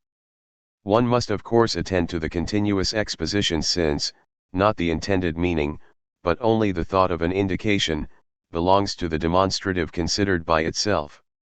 Mediation by indicating meanings merely promotes brevity and increases mastery over the main drift of one's thought intentions. The same plainly does not apply in the common case where the demonstrative this and similar forms stand for the house confronting the speaker, for the bird flying up before him, etc. Here individual intuition, varied from case to case, must do duty. It is not enough to look back to previously uttered objective thoughts. In the sphere of essentially occasional expressions one has also the subject-bound determinations here, there, above, below, now, yesterday, tomorrow, later, etc. Here, to think out a last example, designates the speaker's vaguely bounded spatial environment. To use the word is to refer to one's place on the basis of an intuitive, believing presentation of one's own person and location. This changes from case to case, and changes likewise from person to person, though each can say here. It is again the general function of the word to name the spatial environment of the speaker, so that the genuine meaning of the word is first constituted in the variable presentation of this place. The meaning of here is in part universal and conceptual, inasmuch as it always names a place as such, but to this universal element the direct place presentation attaches, varying from case to case. In the given circumstances of speech, it acquires heightened intelligibility by subsumption under the conceptual indicating presentation of here. An essentially indicating character naturally spreads to all expressions which include these and similar presentations as parts. This includes all the manifold speech forms where the speaker gives normal expression to something concerning himself, or which is thought of in relation to himself. All expressions for percepts, beliefs, doubts, wishes, fears, commands belong here, as well as all combinations involving the definite article, in which the latter relates to something individual and merely pinned down by class or property concepts. When we Germans speak of the Kaiser, we of course mean the present German Kaiser. When we ask for the lamp in the evening, each man means his own. Note: expressions with essentially occasional meaning, as dealt with in this section, do not fit into Paul's useful division of expressions into those of usual and those of occasional meaning. His division is based on the fact that the meaning which a word has in each application need not coincide with what usage accords in it in and for itself. H. Paul, Principien der Sprachgeschichte, p. 68. Paul has, however, included our essentially occasional expressions in his treatment, for he says, there are some words in occasional use which are essentially framed to designate the concrete, but which nonetheless lack their own relation to a definite concretum till individual application gives them one. Here belong personal pronouns, possessive and demonstrative adjectives, demonstrative adverbs, also words like now, today, yesterday. 2. It seems to me that occasional expressions in this sense fall outside of Paul's definitory antithesis. For it pertains to the usual sense of this class of expressions, that they owe their determinate meaning to the occasion, and are therefore occasional in a somewhat different sense.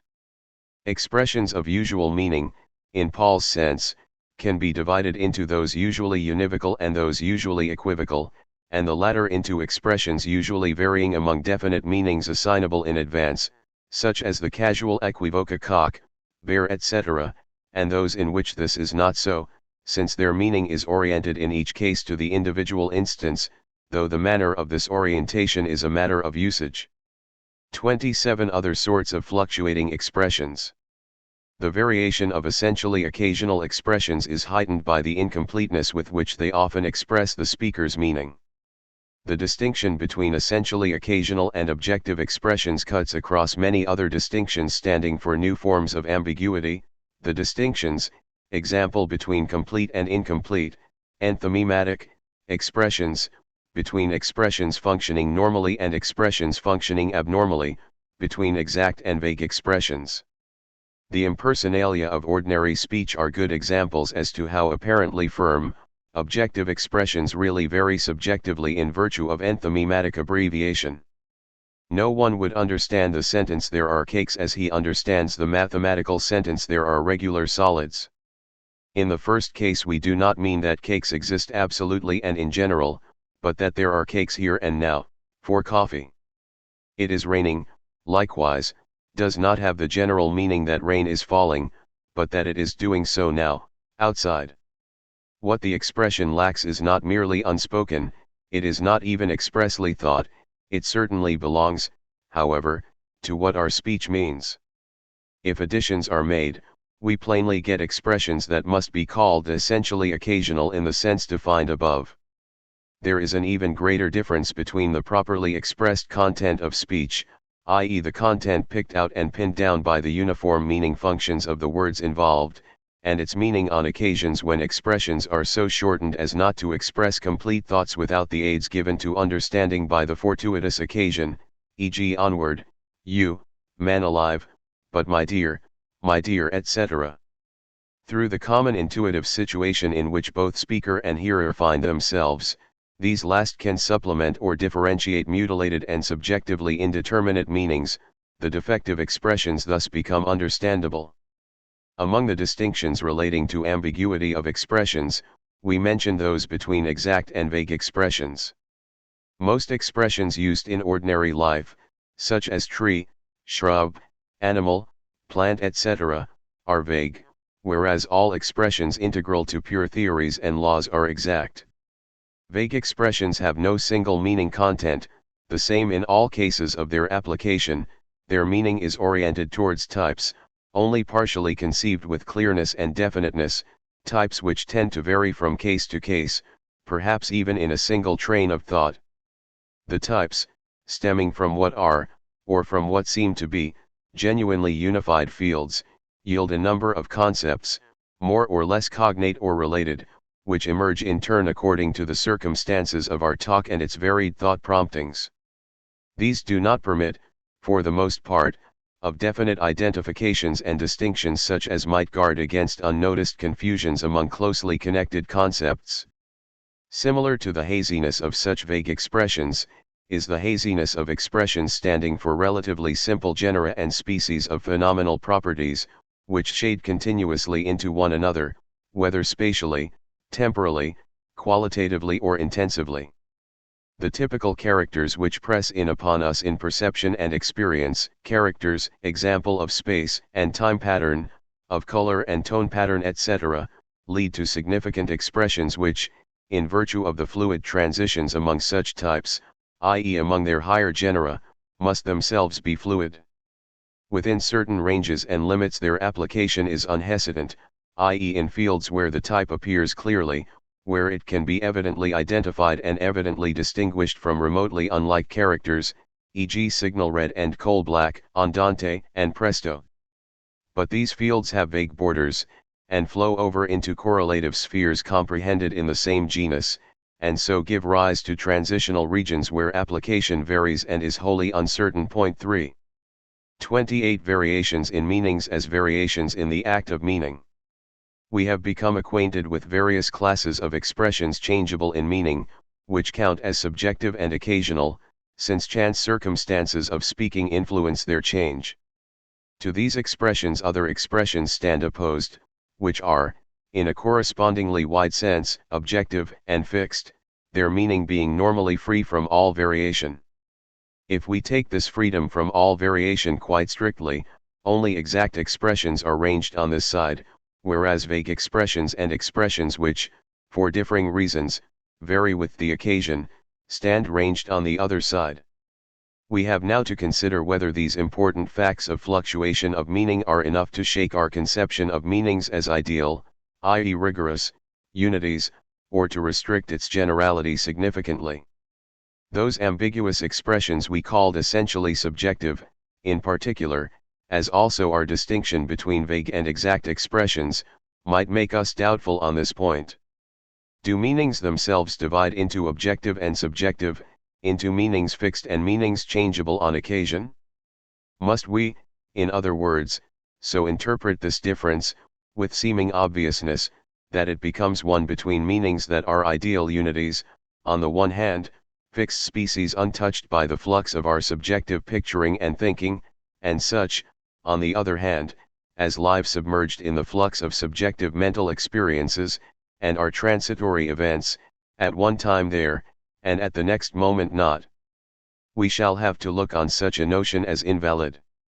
The content meant by the subjective expression, with sense oriented to the occasion, is an ideal unit of meaning in precisely the same sense as the content of a fixed expression. This is shown by the fact that, ideally speaking, each subjective expression is replaceable by an objective expression which will preserve the identity of each momentary meaning intention.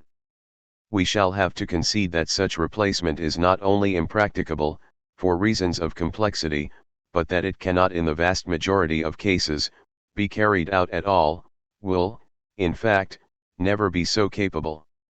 Clearly, in fact, to say that each subjective expression could be replaced by an objective expression, is no more than to assert the unbounded range of objective reason. Everything that is, can be known in itself. Its being is a being definite in content, and documented in such and such truths in themselves.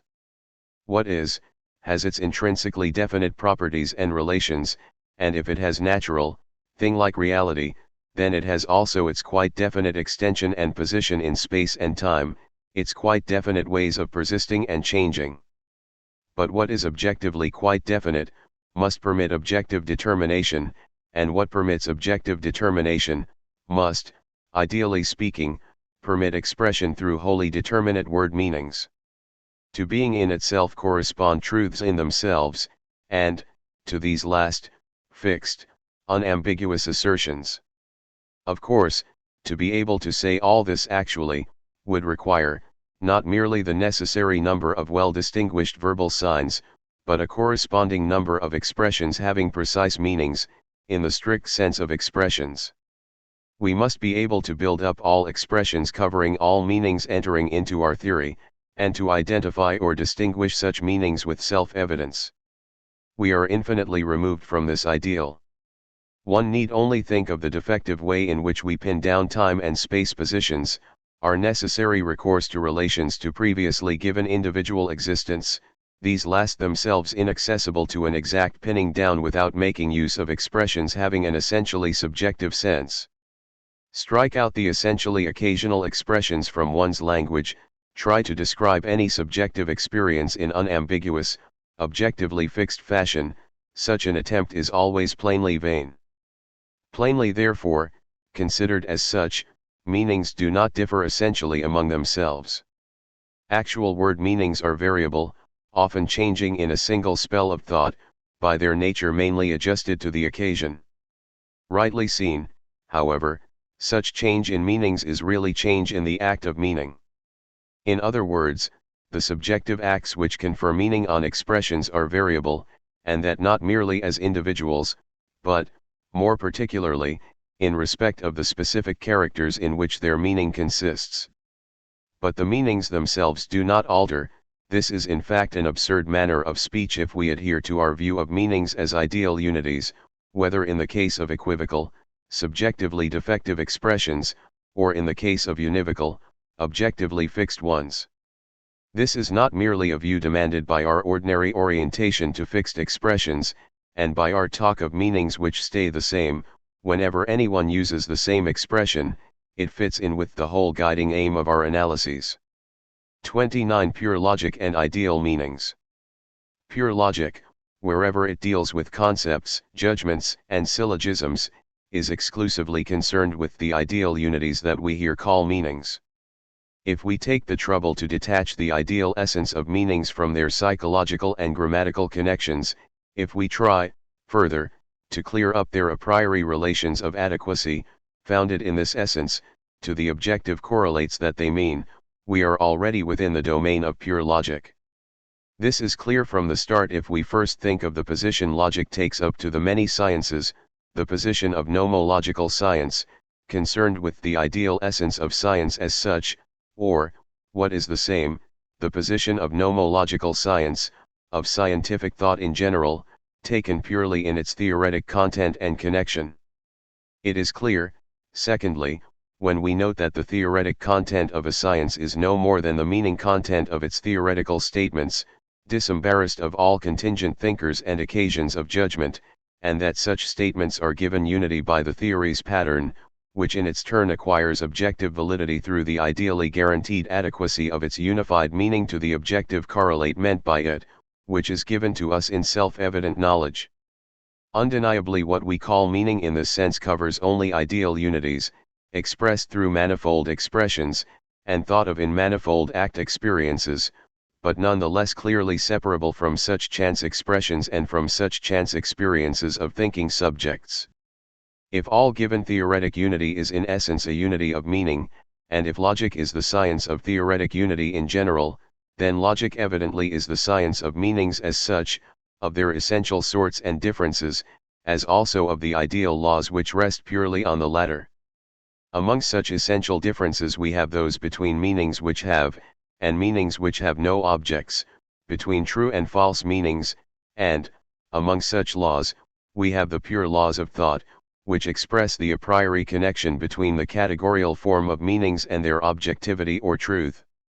This notion of logic as a science of meanings is of course at odds with the mode of speech and treatment of the traditional logic, which operates with psychological or psychologically slanted terms such as idea, judgment, affirmation, denial, presupposition, inference etc., and which thinks it is really only establishing differences of psychology and tracking down psychological laws relating to these.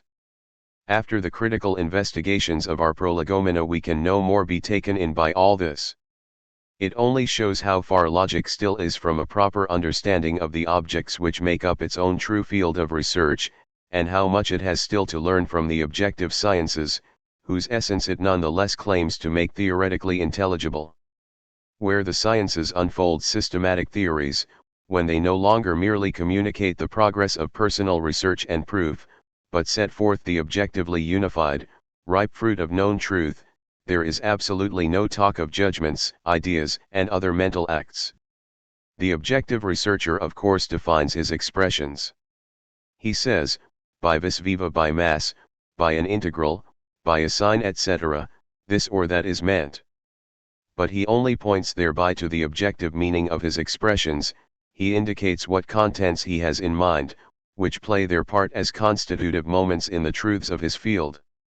He is not interested in understanding, but in the concepts, which are for him ideal unities of meaning, and also in the truths, which themselves are made up out of such concepts. The investigator then propounds propositions, and naturally, in so doing, he asserts or judges. But he has no wish to speak of his own or of anyone else's judgments, but of the correlated states of affairs, and when his critical discussions concern propositions, he means by the latter the ideal meanings of statements. He does not say that judgments are true or false, but that propositions are so. His premises are propositions, and so are his conclusions. Propositions are not constructed out of mental acts of presentation or belief. When not constructed out of other propositions, they ultimately point back to concepts. Propositions are themselves the elements of inferences. Here too there is a distinction between acts of inferring and their unified contents, syllogisms, i.e. the self-identical meanings of certain complex statements. The relation of necessary consequence in which the form of an inference consists, is not an empirical psychological connection among judgments as experiences, but an ideal relation among possible statement meanings, among propositions. It exists or subsists, i.e. it is valid, and such validity is something without essential relation to an empirical thinker. If a natural scientist deduces a machine's working from the laws of the lever, gravitation etc., he no doubt experiences all sorts of subjective acts. What, however, he thinks of, and what he knits together in unity, are concepts and propositions together with their objective relations. An objective unity of meaning, i.e. one adequate to the objectivity which is self-evidently given, thereby corresponds to his subjective thought connections. This is whatever it is, whether anyone realizes this in thought or not. This holds in general. Though the scientific investigator may have no reason to draw express distinctions between words and symbols, on the one hand, and meaningful thought objects, on the other, he well knows that expressions are contingent, and that the thought, the ideally self-same meaning, is what is essential.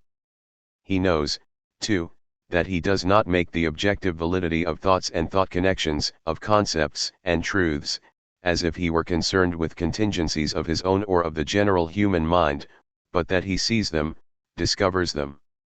He knows that their ideal being does not amount to a psychological being in the mind, the authentic objectivity of the true, and of the ideal in general, suspends all reality, including such as is subjective. If some scientists at times think differently on this point, they do so, not in their professional scientific settings, but on subsequent reflection. If, with Hume, we may hold that men's true beliefs are better documented by their deeds than by their words, then we may twit such thinkers with not understanding themselves. They pay no unprejudiced heed to what they think in their unreflective inquiries and demonstrations, but are led astray by the supposed authority of logic, with its psychologistic fallacies and subjectively distorted terminology. All theoretical science consists, in its objective content, of one homogeneous stuff. It is an ideal fabric of meanings. We can go even further and say that the whole, indefinitely complex web of meanings that we call the theoretical unity of science, falls under the very category that covers all its elements. It is itself a unity of meaning. If meaning, rather than the act of meaning, concept and proposition, rather than idea and judgment, are what is essential and germane in science, they are necessarily the general object of investigation in the science whose theme is the essence of science. Everything that is logical falls under the two correlated categories of meaning and object. If we speak in the plural of logical categories, we have only to do with the pure species distinguishable a priori within the genus of meaning, or with the correlated forms of categorially considered objectivity. In such categories the laws formulable in logic have their foundation.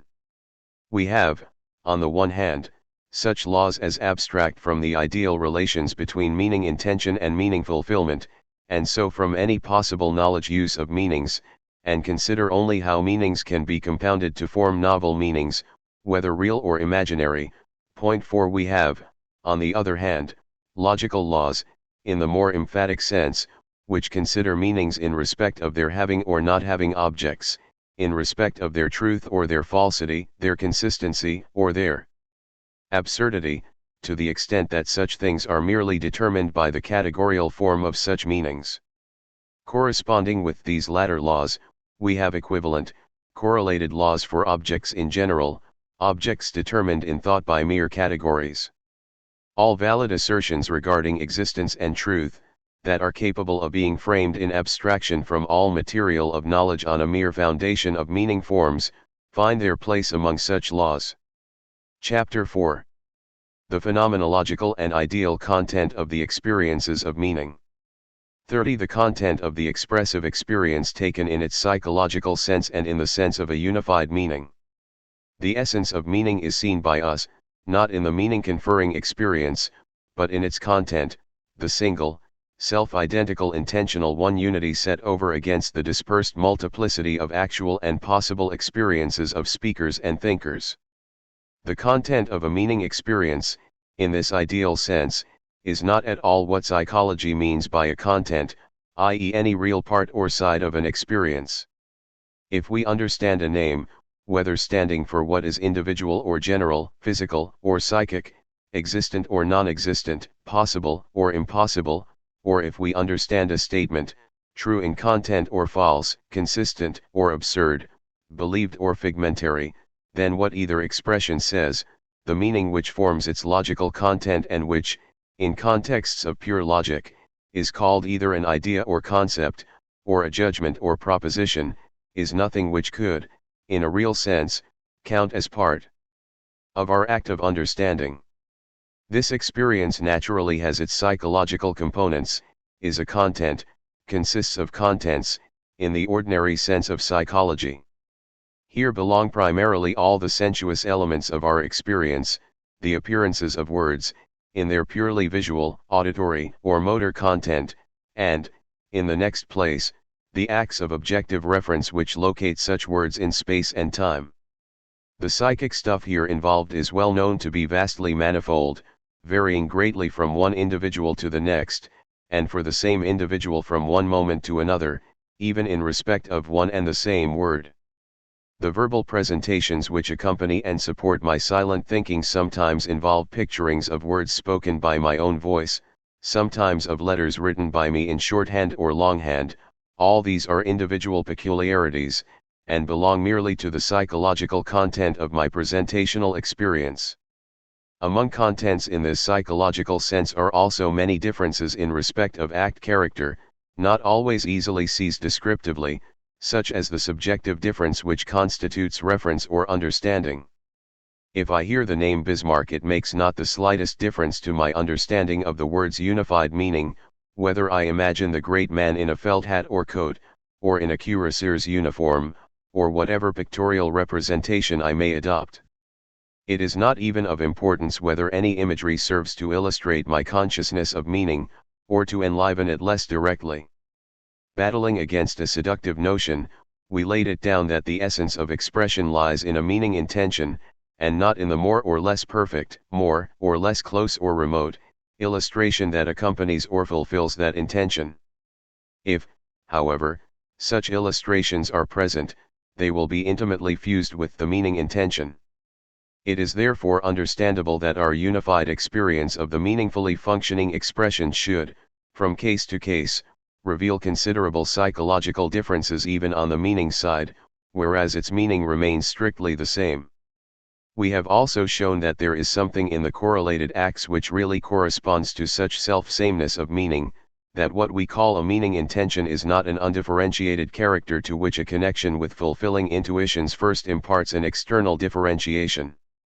Meaning intentions of intrinsically different character belong rather with differing meanings, or with expressions used with differing meanings, whereas all expressions understood with like sense are clothed with the same meaning intention as an invariant mental character.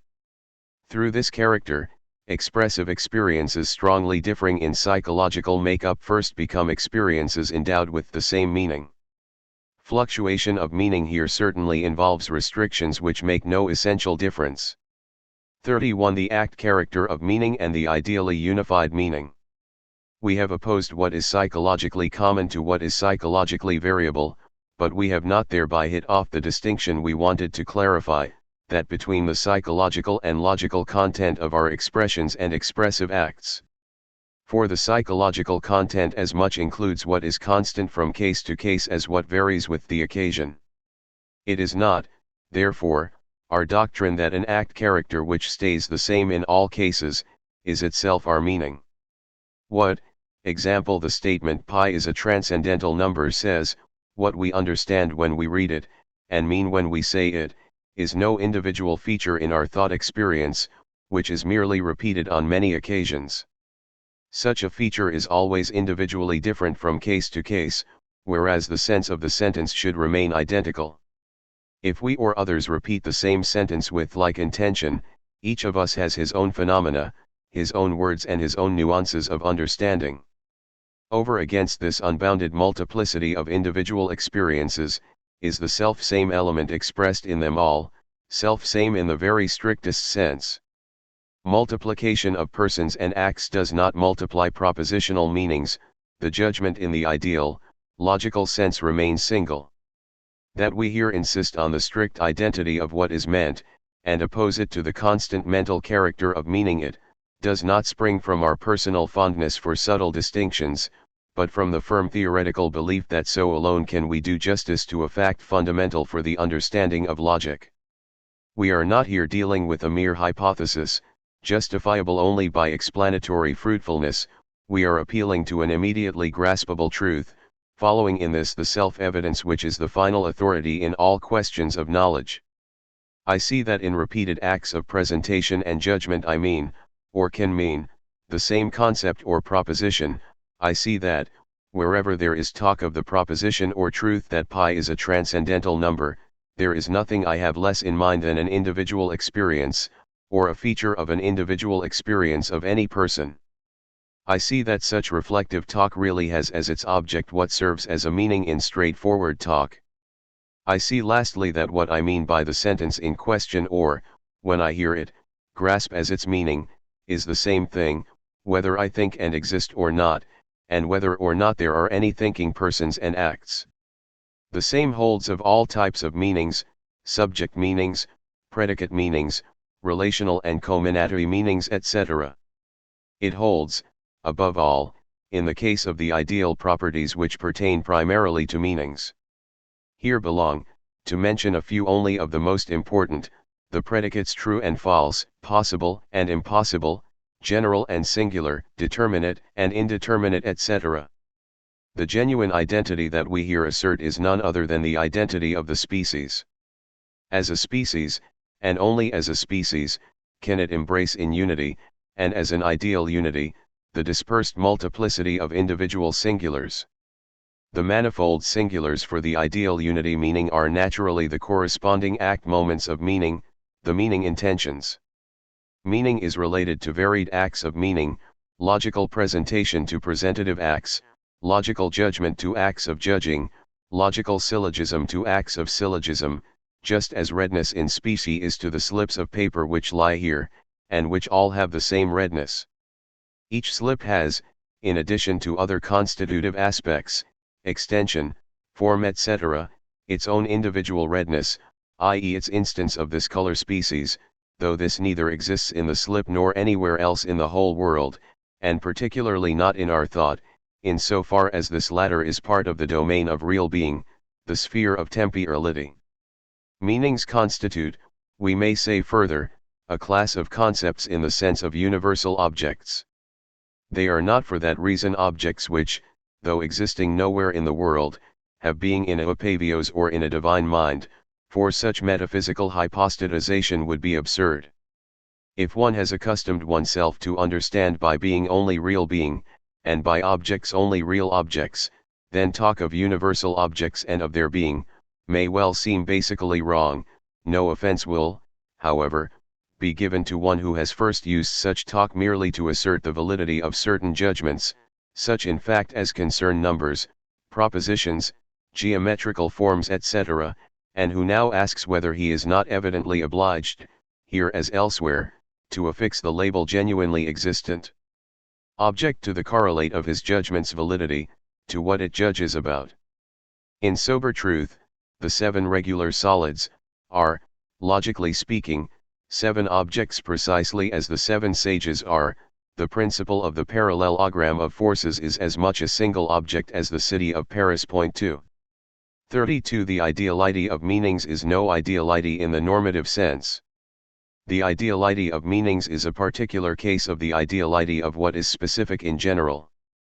It has not the sense of normative ideality, as if we were here dealing with an ideal of perfection, an ideal limiting value, over against particular cases which realized it more or less approximately. No doubt the logical concept, i.e. the term in the sense of normative logic, is an ideal in respect of its meaning. For the demand of the craft of knowledge runs, use words with an absolutely self-same meaning, exclude all meaning variations. Distinguish meanings and keep them distinct in declarative thought, and employ sharply distinct sensible signs. This prescription relates, however, as it only can relate, to the formation of meaningful terms, to care in the subjective sifting out and expression of one's thoughts. Meanings in themselves are, as we have argued, specific unities, however much the act of meaning may vary, they themselves are not ideals. Ideality in the ordinary, normative sense does not exclude reality. An ideal is a concrete original that may exist, and that may confront one in reality, as when a young artist takes the work of a great master as the ideal that he relives and that he strives after in his own creations. Even where an ideal is not realizable, it is at least an individual in our presentative intention. The ideality of what is specific is, contrariwise, the complete opposite of reality or individuality. It represents no end of possible endeavor, its ideality lies in a unity in multiplicity. Not the species itself, but the individual falling under it, can be a practical ideal. 33. The concept's meaning and concept, in the sense of species, do not coincide. Meanings, we said, constitute a class of universal objects or species. Each species, if we wish to speak of it, presupposes a meaning, in which it is presented, and this meaning is itself a species. But the meaning in which an object is thought, and its object, the species itself, are not one and the same. Just as in the sphere of individuals, we distinguish, example between Bismarck himself and presentations of Bismarck, e.g. Bismarck, the greatest of German statesmen etc., so also, in the field of species, we distinguish between, example the number 4 itself and the presentations, i.e. meanings, which have 4 as their object, as, example the number 4, the second even number in the number series etc. The universality that we think of, does not therefore resolve itself into the universality of the meanings in which we think of it. Meanings, although as such they are universal objects, fall, in respect of the objects to which they refer, into individual and specific meanings, or, to conform to a readily understandable linguistic preference, into individual and general meanings. Individual presentations, example are therefore generalia, qua unities of meaning, though their objects are individualia. 34. In the act of meaning we are not conscious of meaning as an object. In the actual experience of meaning an individual feature, a singular case of the species, we said, corresponds to the unitary meaning, just as to the specific difference redness the aspect of red in the object corresponds. If we perform the act and live in it, as it were, we naturally refer to its object and not to its meaning. If, example we make a statement, we judge about the thing it concerns, and not about the statement's meaning, about the judgment in the logical sense. This latter first becomes objective to us in a reflex act of thought, in which we not only look back on the statement just made, but carry out the abstraction, the ideation, demanded. This logical reflection is not an act that takes place only under exceptional, artificial conditions, it is a normal component of logical thinking. What is characteristic of such thought is the context of theory, and the theoretical consideration of the latter, which is carried out in step-by-step reflections on the contents of the thought acts just performed. A very common form of thoughtful pondering may serve as an instance, is SP? That could very well be. But from this proposition it would follow that M is the case. This cannot be, and so what I first thought possible, that S is P, must be false etc. The italicized words should be noted, as well as the idealizations they express.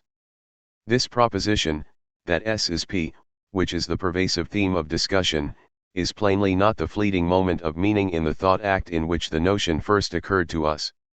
Logical reflection rather sets in at later stages, and an identical propositional meaning is continuously meant in it, idealized and identified in our unified thought context, and thought of as one and the same.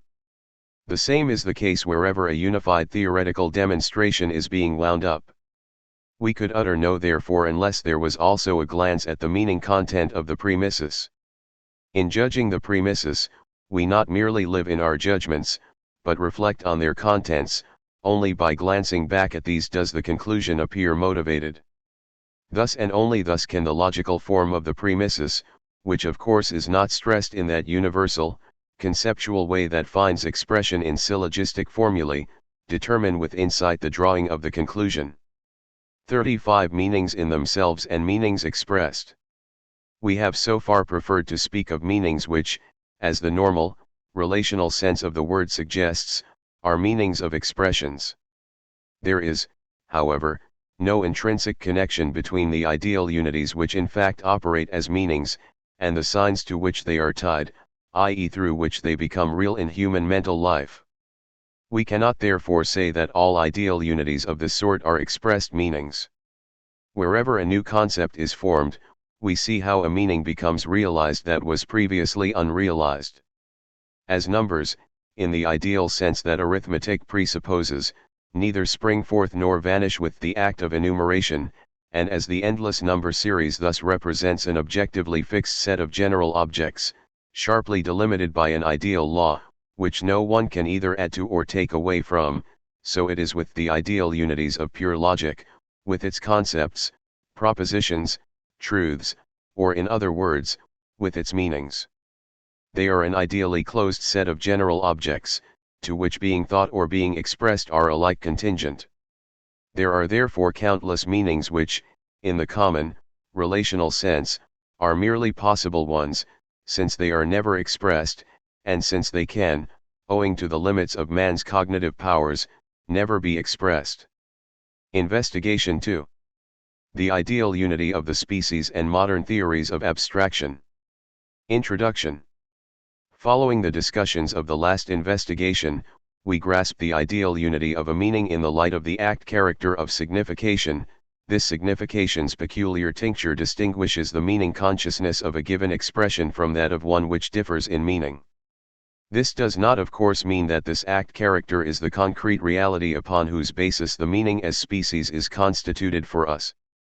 The relevant concrete reality is rather the total experience of the understood expression, which is informed by this act character as its animating tincture. The relation between the meaning and the significant expression, or its meaning tincture, is the same as the relation, example between the species red and a red object of intuitive experience, or the moment of red which appears in this object. When we mean red in specie, a red object appears before us, and in this sense we look towards the red object to which we are nevertheless not referring. The moment of red is at the same time emphasized in this object, and to that extent we can again say that we are looking towards this moment of red. But we are not referring to this individually definite trait in the object, as we are referring to it when, example, we make the phenomenological observation that the moments of red in the separate portions of the apparent object's surface are themselves separate. While the red object and its emphasized moment of red appear before us, we are rather meaning the single identical red, and are meaning it in a novel conscious manner, though which precisely the species, and not the individual, becomes our object. The same would apply also to a meaning in its relation to an expression, and an expression's meaningful orientation, whether this expression relates to a corresponding intuition or not. Meaning as a species therefore arises out of the above-mentioned background through abstraction, but not through abstraction in that improper sense by which empiricist psychology and epistemology are dominated, a sense which altogether fails to seize what is specific, and whose inability to do so is even counted as a virtue. The issue of abstraction has a twofold relevance to a philosophical laying down of the foundations of pure logic. It is relevant in the first place since among the categorical distinctions of meanings which pure logic must essentially consider, we find a distinction which corresponds to the opposition between individual and universal objects. But it also has, in the second place, a particular relevance, since meanings as such, i.e. meanings in the sense of specific unities, constitute the domain of pure logic, so that to misread the essence of the species must in each case be to strike at the very essence of logic. It will accordingly not be unsuitable to tackle the problem of abstraction even at this early point in our introductory series of investigations, so as to assure the basic foundations of pure logic and epistemology by defending the intrinsic right of specific, or ideal, objects to be granted objective status alongside of individual, or real, objects. This is the point on which relativistic, empiricistic psychologism differs from idealism, which alone represents the possibility of a self-consistent theory of knowledge. To talk of idealism is of course not to talk of a metaphysical doctrine, but of a theory of knowledge which recognizes the ideal as a condition for the possibility of objective knowledge in general, and does not interpret it away in psychologistic fashion. Chapter 1. Universal Objects and the Consciousness of Universality. 1. We are conscious of universal objects in acts which differ essentially from those in which we are conscious of individual objects. Our own position has been indicated above in a few words, its justification should require few additional explanations. All that we maintain, the validity of the distinction between specific and individual objects, and the difference of the manner in which each type of objects is present to us, is brought clearly before our consciousness, has the guarantee of self-evidence. This self-evidence automatically emerges as soon as the relevant presentations are clarified. We need only refer to cases where individual or specific presentation are intuitively fulfilled, to be utterly clear as to the sorts of objects meant by such presentations, and as to what counts as an essential homogeneity or disparity in their sense. Reflection on both classes of acts simply makes plain whether or not there are essential differences in the manner in which they are performed. In the latter regard, comparison shows that the act in which we mean the species, is in fact essentially different from the act in which we mean the individual, whether, in this later case, we refer to a whole concrete thing, or to an individual piece or property attaching to it. There are, of course, certain phenomenal communities in either case. In either case the same concrete thing makes its appearance, and to the extent that it does so, the same sense contents are given and interpreted in an identical manner, i.e. the same course of actually given sense and image contents serves as a basis for the same conception or interpretation, in which the appearance of the object with the properties presented by those contents is constituted for us. But the same appearance sustains different acts in the two cases. In the first case it provides the presentative basis for an act of individual reference, i.e. for an act in which we apply ourselves to the apparent thing itself, and mean this thing or this feature, this part of the thing.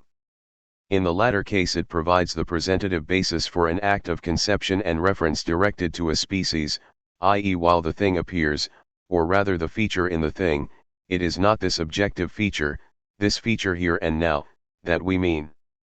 We mean its content, its idea, we mean, not this aspect of red in the house, but red as such. This act of meaning is plainly an act founded on underlying apprehensions, see Investigation 6, 45, a new mode of apprehension has been built on the intuition of the individual house or of its red aspect, a mode of apprehension constitutive of the intuitive presence of the idea of red. And as the character of this mode of apprehension sets the species before us as a universal object, so too there develop, in intimate connection with such an object, formations like red thing, thing containing an instance of red, this case of red, the red of this house, etc. The primitive relation between species and instance emerges, it becomes possible to look over and compare a range of instances, and perhaps to judge with self-evidence. In all these cases individual moments differ, but in each the same species is realized, this red is the same as that, specifically treated it is the same color, and yet again this red differs from that one, i.e. individually treated, it is a different objective individual feature. This distinction, like all fundamental logical distinctions, is categorical. It pertains to the pure form of possible objects of consciousness as such. See also Investigation 6, ch 6f. 2. The indispensability of talk about universal objects. The excesses of conceptual realism have led men to dispute, not merely the reality, but the objectivity of the species. This is certainly quite wrong. The question as to whether it is possible or necessary to treat species as objects can plainly only be answered by going back to the meaning, the significance, the sense, of the names standing for species, and to the meaning of the assertions claiming to hold for species. If these names and assertions can be interpreted as making the true objects of our intention individual, if the intention of the nominal and propositional thoughts which give them meaning can be thus understood, then we must yield to our opponent's doctrine. But if this is not so, if the semantic analysis of such experiences shows that their direct, true intention is plainly not directed upon individual objects, and if in particular their universal relation to a range of individual objects is plainly shown up as merely an indirect pointing to logical connections whose content, sense, will first be unfolded in new thoughts, or which will require new expressions, then our opponent's doctrine is evidently false. Now in fact we cannot at all help distinguishing between individual singulars, like the things of experience, and specific singulars, like the numbers and manifolds of mathematics, or like the presentations and judgments, the concepts and propositions, of pure logic. Number is a concept which, as has often been stressed, has 1, 2, 3, as its subordinate singulars. A number is, example the number 2, not any group of two individual objects. If we mean these, even quite indefinitely, we should also say so, our thought will then at least march with our expression. The difference between individual and specific singulars corresponds to the no less essential difference between individual and specific universals, or between individual and specific universality. These differences at once carry over into the field of judgment, and run through the whole of logic. Singular judgments divide into individually singular judgments such as Socrates is a man, and specifically singular judgments such as 2 is an even number, or a round square is a nonsensical concept. Universal judgments divide into individually universal judgments such as all men are mortal, and specifically universal judgments such as all analytic functions can be differentiated, or all propositions of pure logic are a priori. These distinctions and others like them are quite irremovable. We are not merely dealing with abbreviated expressions, we cannot eliminate such differences through any elaboration or circumscription. Inspection of each instance will, for the rest, yield the conviction that a species really becomes an object in knowledge, and that judgments of the same logical forms are possible in relation to it, as is the case with individual objects. We may choose an instance from the group that concerns us particularly. Logical ideas, unitary meanings as such, are, as we said, ideal objects, whether they present what is universal or what is individual, e.g. the city of Berlin as an identical sense which recurs in talk and reference, or the direct idea of the theorem of Pythagoras, whose explicit utterance need not be carried out, or this very idea the theorem of Pythagoras. We, from our point of view, would point out that each such meaning certainly counts as a unit in our thought and that on occasion we pass evident judgments upon it as a unit. It can be compared with other meanings and distinguished from them. It can be an identical subject for numerous predicates, an identical term in numerous relations. It can be summed together with other meanings and can be counted as a unit. As self-identical, it can in its turn serve as the object for many new meanings. All these things are the same in its case as in the case of other objects, e.g. horses, stones, mental acts etc., that are not meanings. A meaning can be treated as self-identical only because it is self-identical. This argument we find unassailable. It applies of course to all specific unities, even to such as are not meanings. 3. Must the unity of the species be regarded as a spurious unity? Identity and exact likeness. We wish to follow tradition in upholding a strict view of the identity of the species, in contrast with prevailing doctrines which pin their faith on the wide diffusion of improper uses of identity. Very often we speak of the same thing in the case of exactly like things. We speak, example of the same cupboard, the same dress, the same hat in the case of exactly similar products framed on the same pattern, products, i.e., exactly like one another in such respects as interest us in connection with such things. We speak in this sense of the same conviction, the same doubt, the same question, the same wish, etc., etc. Such impropriety of usage is thought likewise to be present in talk of the same species and, in particular, in talk of the same meaning. We speak of the same meaning, the same concept, the same proposition, in relation to a pervasively like meaning experience. We speak of the same red in general, the same blue, etc., in respect to a pervasively like coloring. Against this argument I object, that an improper use of identity in the case of like things, refers us back, through its very impropriety, to a proper use of the same term, i.e. to an identity. We find in fact that wherever things are alike, an identity in the strict and true sense is also present. We cannot predicate exact likeness of two things, without stating the respect in which they are thus alike. Each exact likeness relates to a species, under which the objects compared, are subsumed. This species is not, and cannot be, merely alike in the two cases, if the worst of infinite regresses is not to become inevitable. If we specify the respect of our comparison, we point by way of a more general class term to the range of specific differences among which the one which appears in our compared members is to be found.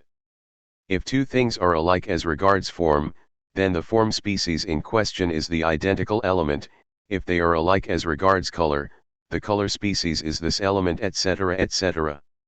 Not every species has of course an unambiguous verbal expression, and so at times a suitable expression for a respect is lacking, and to state it clearly might be difficult. We nonetheless keep it in view, and it governs our talk of alikeness. It would of course appear as a total inversion of the true state of things, were one to try to define identity, even in the sensory realm, as being essentially a limiting case of alikeness. Identity is wholly indefinable, whereas alikeness is definable. Alikeness is the relation of objects falling under one and the same species.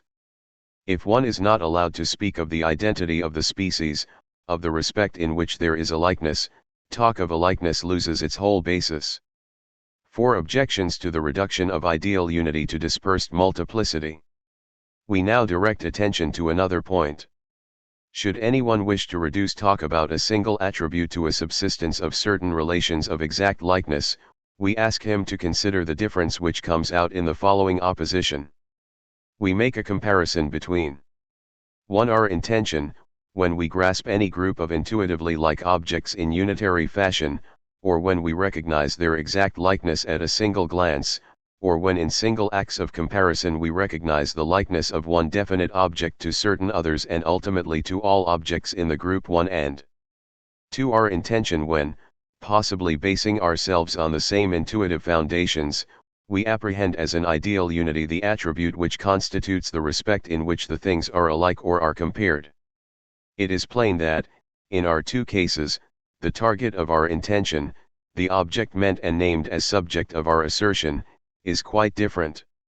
However many like objects may float before us in intuition or comparison, they and their alikenesses are certainly not what we mean in our second case.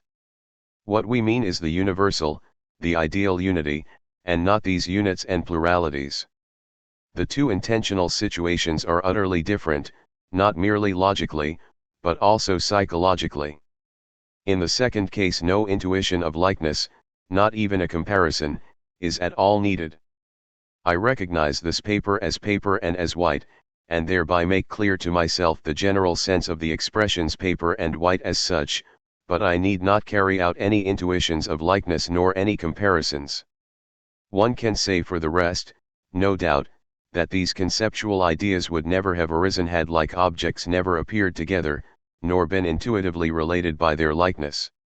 This psychological fact is, however, totally irrelevant here, where the question weighed concerns what an attribute counts as in knowledge, and what it should count as in the full light of evidence. It is clear, further, and lastly, that when we try to make plain an intention to a species by somehow presenting singulars as belonging to groups of exact similars, such presented singulars only comprise a few members of such groups, and can never exhaust their total range. One may then well ask what will give unity to this range, what will make it a possible object for awareness and knowledge, if the unity of the species altogether lapses, and together with it the thought form of allness, which gives the species a bearing on the whole host of A's represented in our thought, which we refer to through the sense of the expression the totality of A's. To point to the same universally shared moment will of course not help us at all. It is numerically present as often as there are single objects represented within the range of the species. How can anything unify if it must itself first be unified? We can also derive no assistance from the objective possibility of recognizing all members of the range to be like one another. It cannot give unity to this range for our thought and knowledge. For, as a possibility, it is nothing for our consciousness, unless we think of it and grasp it. But such a grasp would, on the one hand, presuppose the thought of the unity of the range, and this range would itself also confront us as an ideal unity. Each attempt to transform the being of what is ideal into the possible being of what is real, must obviously suffer shipwreck on the fact that possibilities themselves are ideal objects. Possibilities can as little be found in the real world, as can numbers in general, or triangles in general. The empiricistic attempt to dispense with species as objects by having recourse to their extensions can therefore not be carried out. It cannot tell us what gives unity to such extensions. The following objection makes this particularly clear. The conception we are criticizing operates with circles of similars, but makes too much light of the difficulty that each object belongs to a plurality of circles of similars, and that we must be in a position to say what distinguishes these circles of similars among themselves. It is plain that, in default of a previously given specific unity, we cannot avoid a regress in infinitum. An object A is similar to other objects, to one object in the respect A, to another in the respect B, etc. But such respects do not imply that a species is there, which affects unity.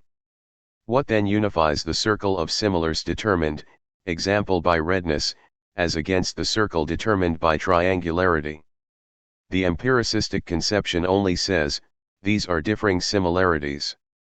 If A and B are similar in respect of red, and A and C in respect of triangularity, these similarities must differ in kind. But here we again come up against kinds. Similarities are compared, and form genera and species, just as their absolute members do. We should then have to have recourse to similarities of such similarities, and so on in infinitum. 5. Continuation. The controversy between John Stuart Mill and H. Spencer. It has doubtless been felt often enough that psychologistic approaches which splinter specific unities into the multiplicity of their subordinate objects involve some difficulties. Men have, however, acquiesced too readily in solutions of such difficulties.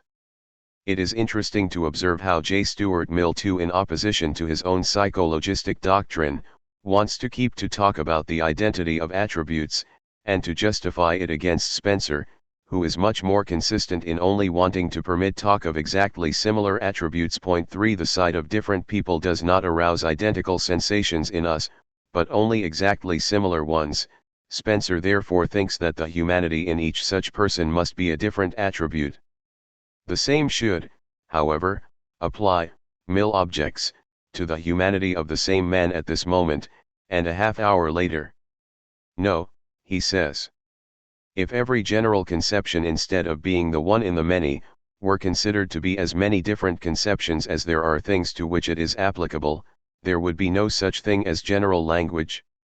A name would have no general meaning, if man connoted one thing when predicated of John and another though closely resembling thing when predicated of William. Point 4. The objection is valid, but it affects Mill's own doctrine no less. For a few lines further on he says, the meaning of any general name is some outward or inward phenomenon, consisting in the last resort of feelings, and these feelings, if their continuity is for an instant broken, are no longer the same feelings in the sense of individual identity. Mill thinks he can easily escape the difficulty he has so sharply emphasized.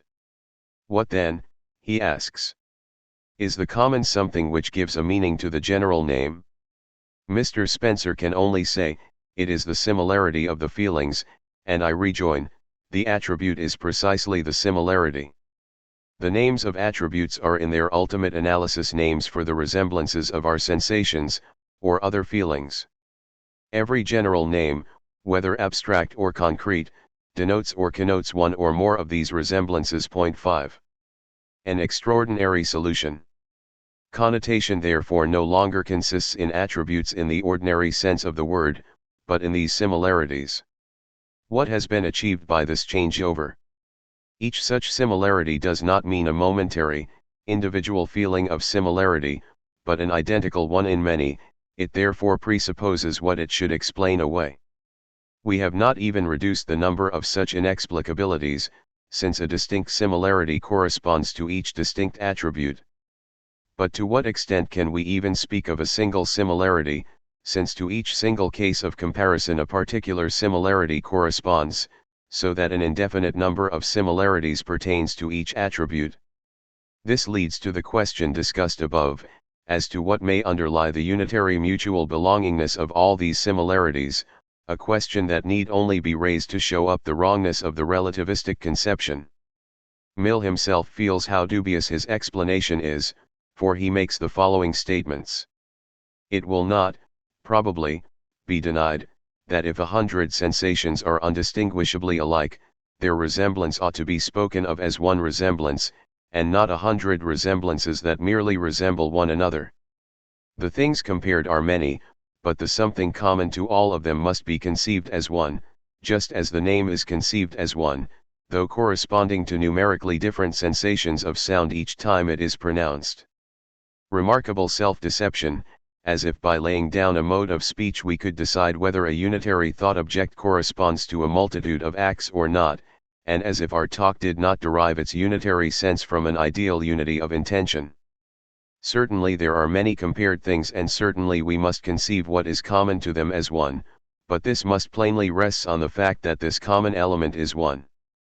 And if this is true of the similarities, it is true of the undisguised attributes themselves, which must in this respect be essentially kept apart from the feelings.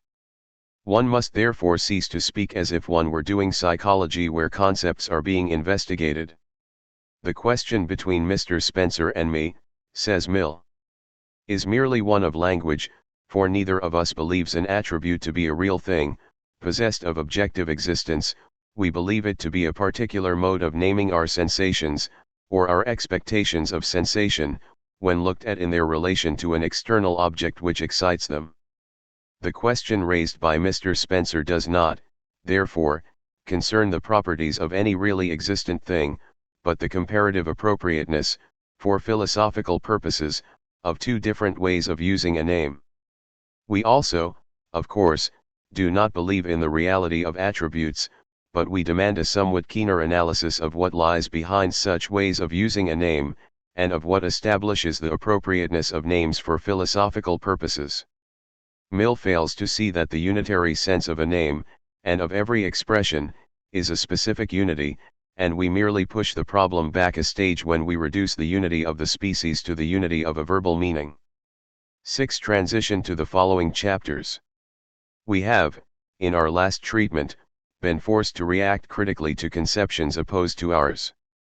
In this we encountered a line of thought common to all forms of empiricistic theories of abstraction, however much they may otherwise differ in content. It seems necessary, however, to grant greater play to such criticism, so as to draw more profit from our conception of the essence of universal objects and universal presentations in analyzing and testing the various main types of modern theories of abstraction. Critically to point out errors in other thinkers' views will provide an opportunity to round off and complete our own conception, and at the same time to test its reliability.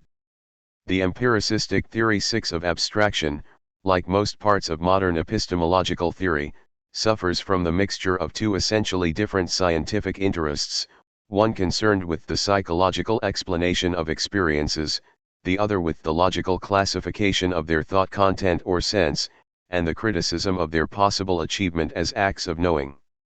In the former regard we seek to establish empirical bonds tying the thought experiences in question to other facts in the flux of real happenings, facts responsible for them causally, or on which they exert effects. In the latter regard we are intent upon the origin of the concepts which pertain to our words, we seek to clarify their true meaning or significance through plainly establishing their intention in the sense of their fulfillments, which are first realized when suitable intuitions are adduced. To study the essence of these phenomenological connections is to lay bare the indispensable foundation for an epistemological clarification of the possibility of knowledge.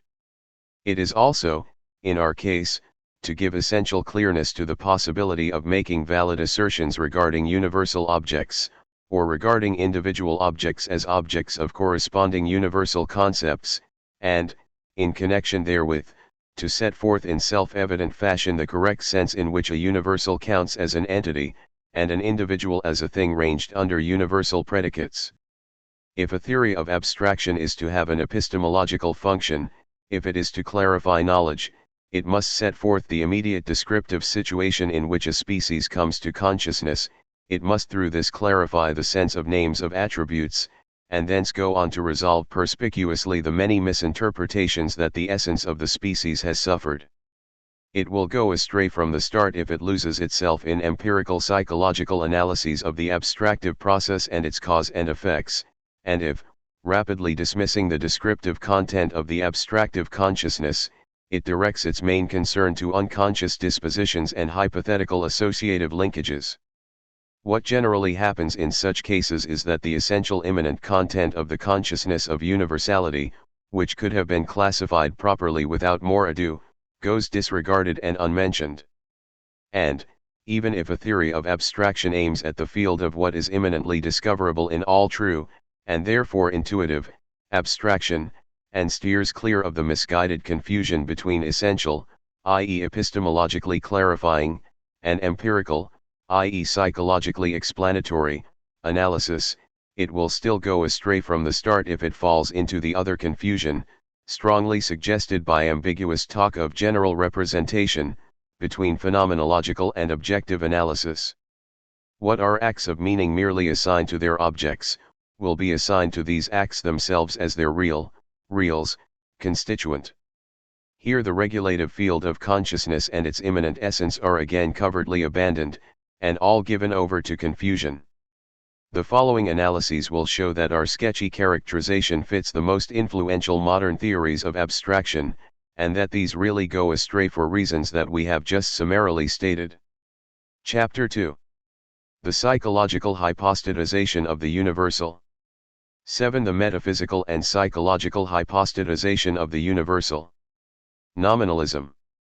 Two misunderstandings have dominated the development of doctrines concerning universal objects. First, the metaphysical hypostatization of the universal, the assumption that the species really exists externally to thought.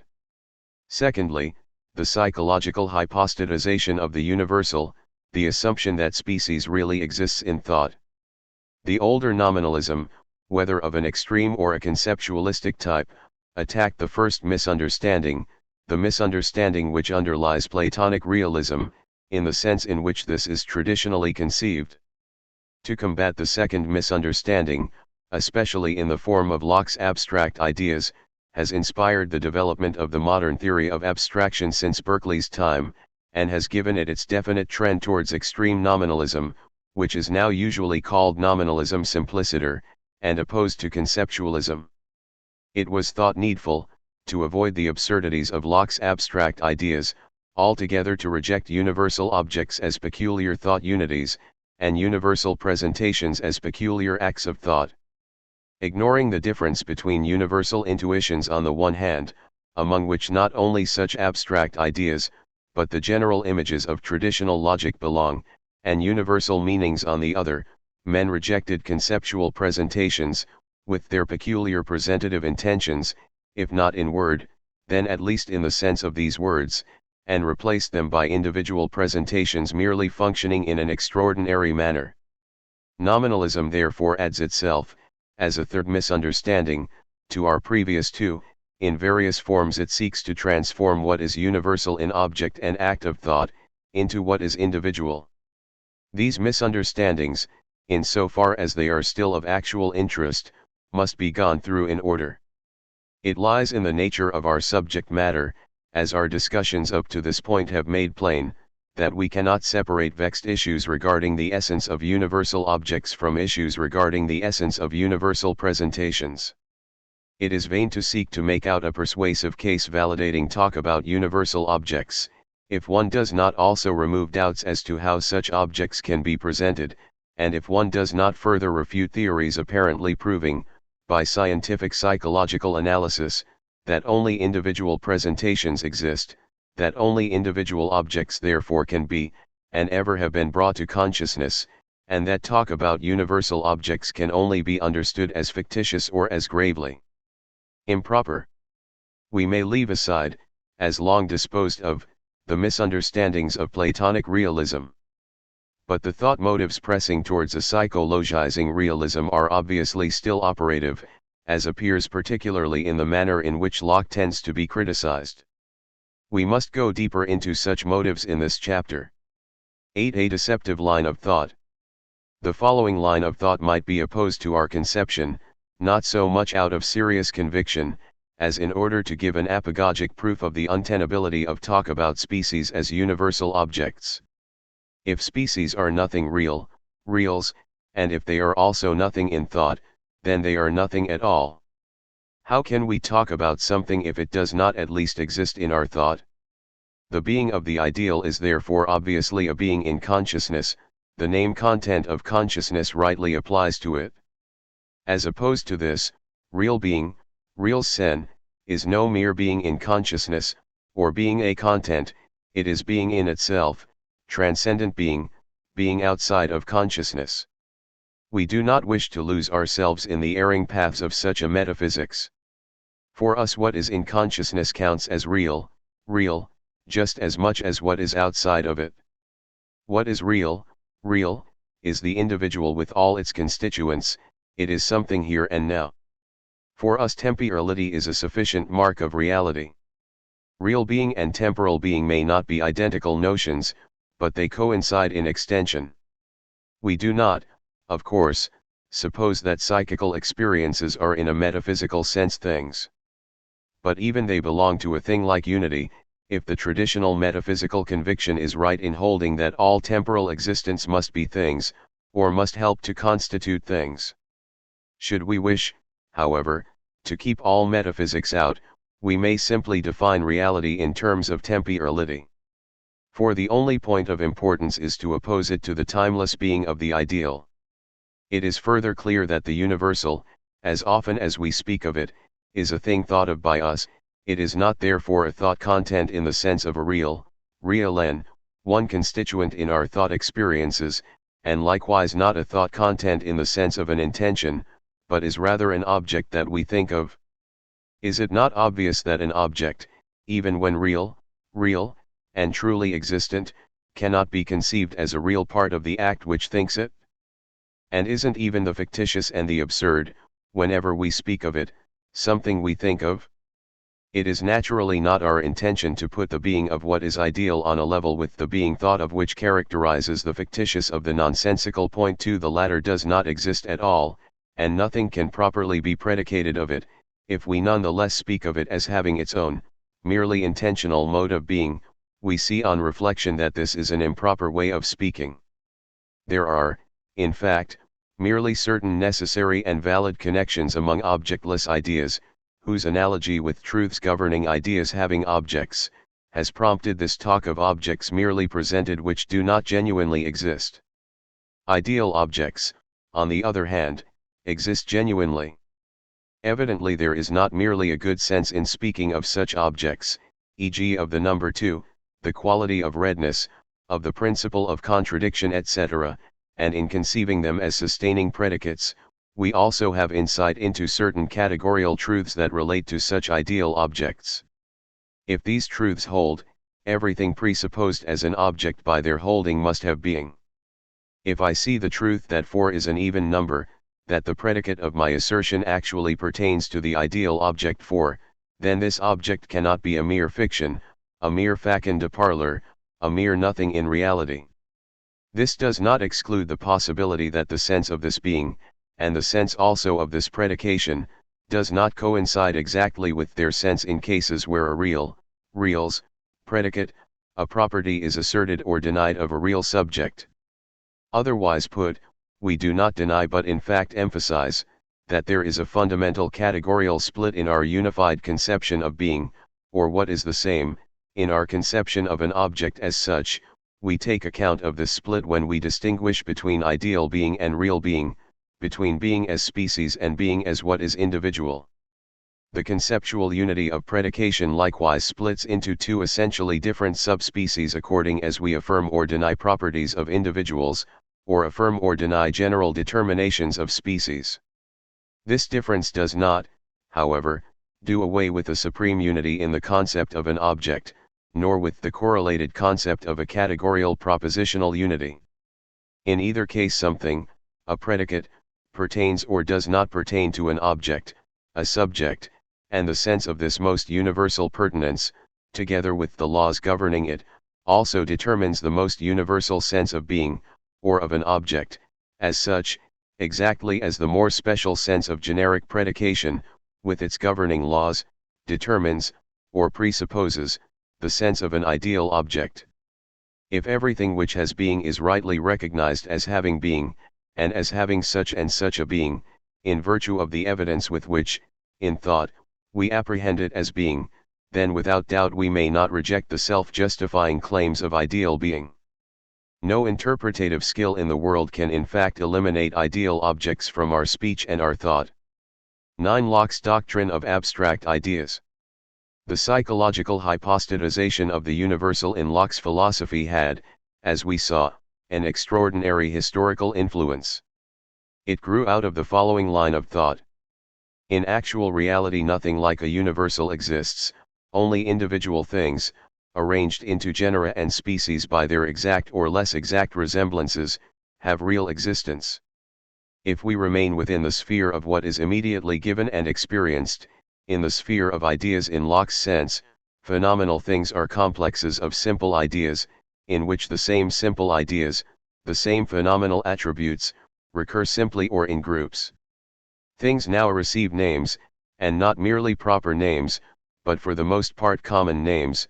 The fact that many things can be unambiguously named by one and the same universal name, shows that a universal sense or idea must correspond to such a name.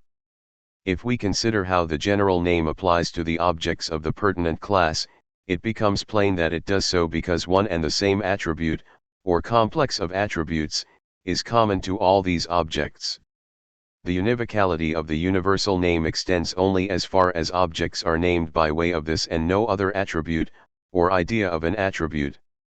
The universal thought carried out in such universal meanings therefore presupposes that we have the power of abstraction, i.e. the power to separate off partial ideas, ideas of such attributes, from the phenomenal things given to us as complexes of attributes, and to associate them with words of which they are the general meanings.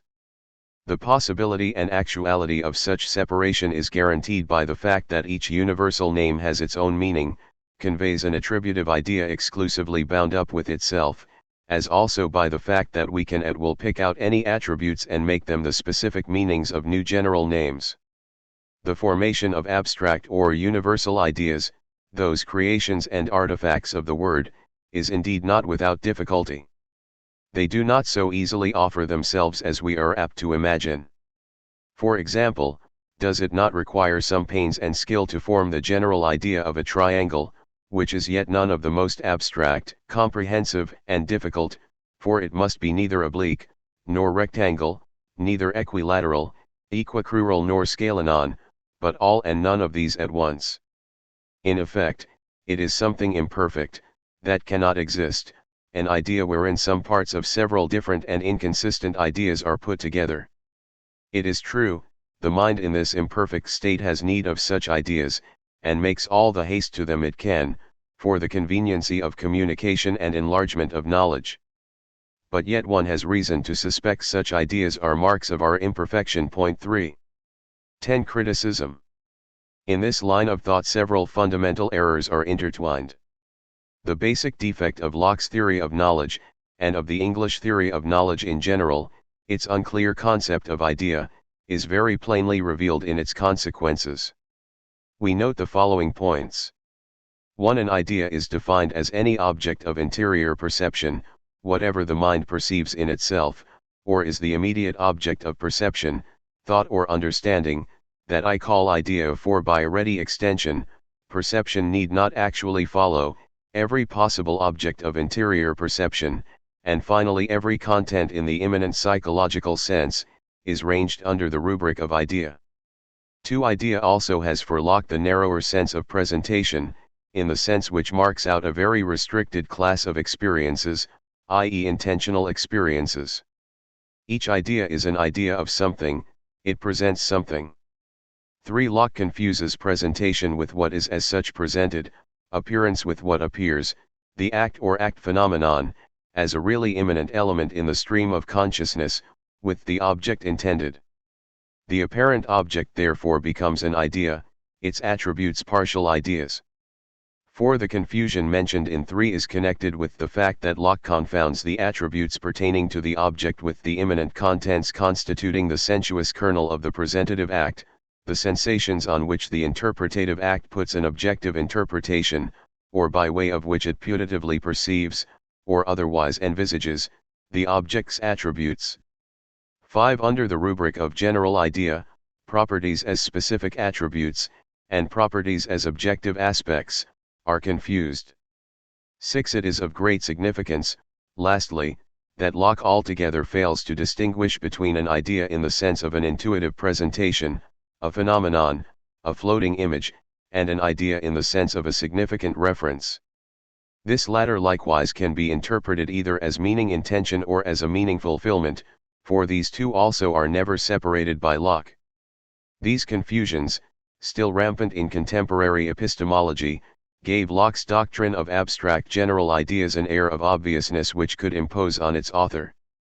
Objects of intuitive presentation, animals, trees etc., conceived as they appear to us, and not as being the patterns of primary qualities and powers which real things are for Locke, these certainly are not the things which appear in our intuitive presentation, cannot be allowed by us to be complexes of ideas, and therefore themselves ideas. They are not objects of possible interior perception, as if they constituted a complex phenomenological content in consciousness, in which they could be picked out as real data. We should not be led astray by the fact that we make an equivocal use of the same words to refer to the sensuously apparent determinations of things, and to the presentative aspects of our percepts, and that we at one time speak of color, smoothness, shape etc., in the sense of objective properties, and at another time in the sense of sensations. An opposition of principle divides the two. Sensations, animated by interpretations, present objective determinations in corresponding percepts of things, but they are not themselves these objective determinations. The apparent object, as it appears in the appearance, transcends this appearance as a phenomenon. We may be led by certain reasons to distinguish apparent determinations into merely apparent and genuine ones, perhaps as in the sense of the traditional distinction between secondary and primary qualities. The subjectivity of the secondary qualities can never amount to the nonsensical assertion that they are real constituents of phenomena. The apparent objects of external intuition are meant unities, not ideas or complexes of ideas in the Lockean sense of these terms. Naming by means of universal names does not, moreover, consist in picking out particular universal ideas from such complexes of ideas, and attaching them to words as their meanings.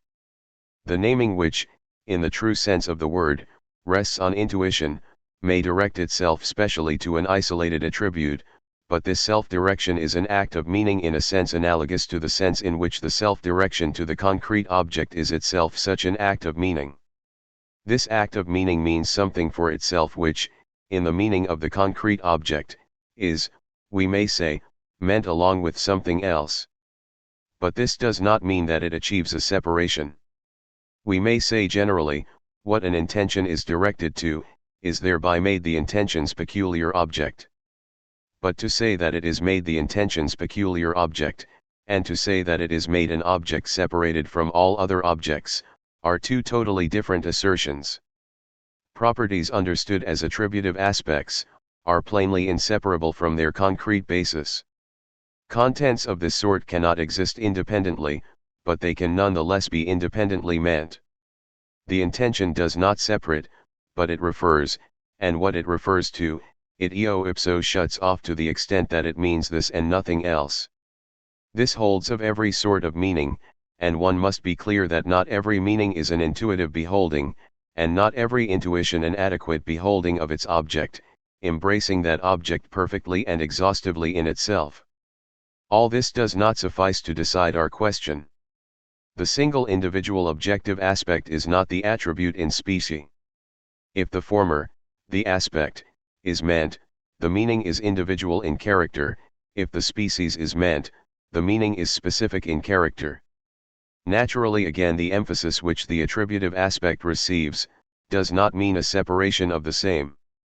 Our meaning, in the latter case, certainly in a fashion directs itself to the apparent aspect, but in an essentially new manner, the intuitive foundation being identical, the act character makes all the difference. Similar differences are observable between the generic idea in the usual sense, e.g. tree, horse etc., and direct presentations of things or concrete realities in general. Everywhere we must distinguish between simple intuitions, whether total or partial, which form our foundation, and the changing act characters, which, as thoughts, are built on this foundation, without the least change in their sensuous, intuitive basis.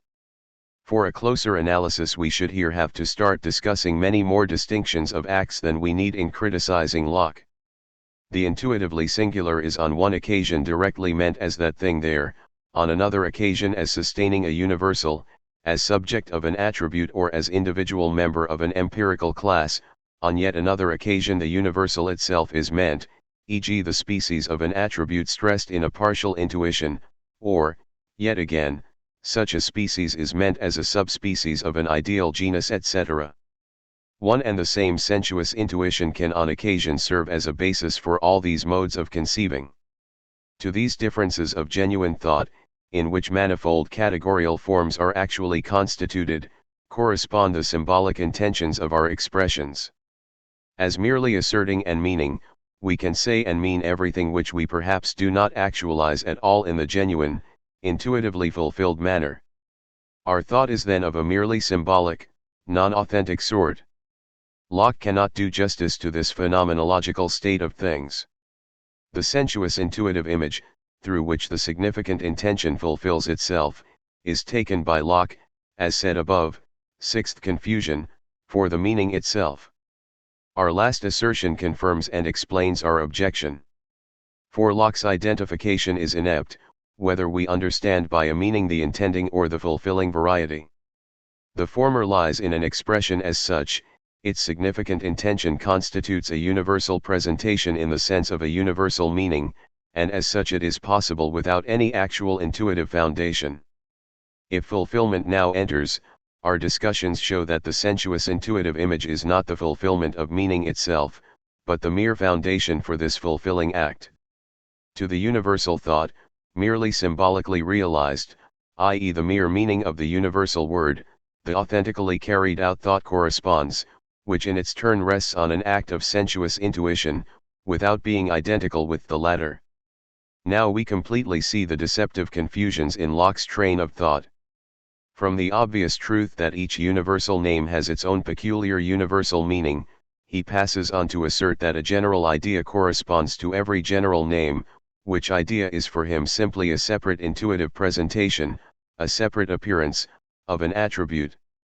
This follows necessarily from the fact that he confuses the word's meaning, whose fulfillment tests this appearance, with the appearance itself, the separated meaning, whether intending or fulfilled, of the attribute, becomes a separated intuition of this attribute. Since Locke fails to hold apart an attribute's appearance from the attribute which appears, confusion 3, and as little holds apart an attributive aspect from an attribute specifically understood, confusion 5, he indeed achieves a psychological hypostatization of the universal in his general idea, he makes of the universal a real datum in consciousness. 5. 11. Locke's universal triangle. These errors avenge themselves in the absurdities into which, in his example of the universal idea of a triangle, they plunge the great thinker. This idea is the idea of a triangle which is neither rectangular nor acute-angled, etc. So it readily seems, if one first takes the universal idea of the triangle for the universal meaning of the name, and then replaces the latter in consciousness by the separated intuitive presentation, or by the intuited separate existence of the attributive complex in question. Thus we might have an interior image which is triangular and no more, the generic attributes torn adrift from their specific differences, and turned into a psychic reality. That this conception is not merely false but nonsensical, need scarcely be said. The inseparability of the universal, its incapacity for being made real, holds a priori, it is rooted in the essence of the genus as such. One might perhaps say more impressively, with Locke's example in view, that geometry uses the definition of triangle to prove a priori that every triangle is either acute-angled or obtuse-angled or right-angled, etc. It knows no distinction between triangles in reality and triangles in idea, i.e., triangles floating as pictures before the mind. What is incompatible a priori, is absolutely so, and so also in a picture. The adequate picture of a triangle is itself a triangle. Locke therefore is deceived when he thinks to combine his express recognition of the plain non-existence of a real universal triangle, with its existence in our presentations. He forgets that mental existence is also real existence, and that, when being presented is opposed to being real, one does not and ought not to point to the opposition between the mental and the extramental, but to the opposition between what is presented, in the sense of being merely meant, and what is true, in the sense of corresponding to such a meaning. To be meant does not, however, mean to have mental reality. Locke should, above all, have reminded himself that a triangle is something which has triangularity, but that triangularity is not itself something that has triangularity. The universal idea of triangle, as an idea of triangularity, is therefore the idea of what every triangle as such possesses, but it is not therefore itself the idea of a triangle.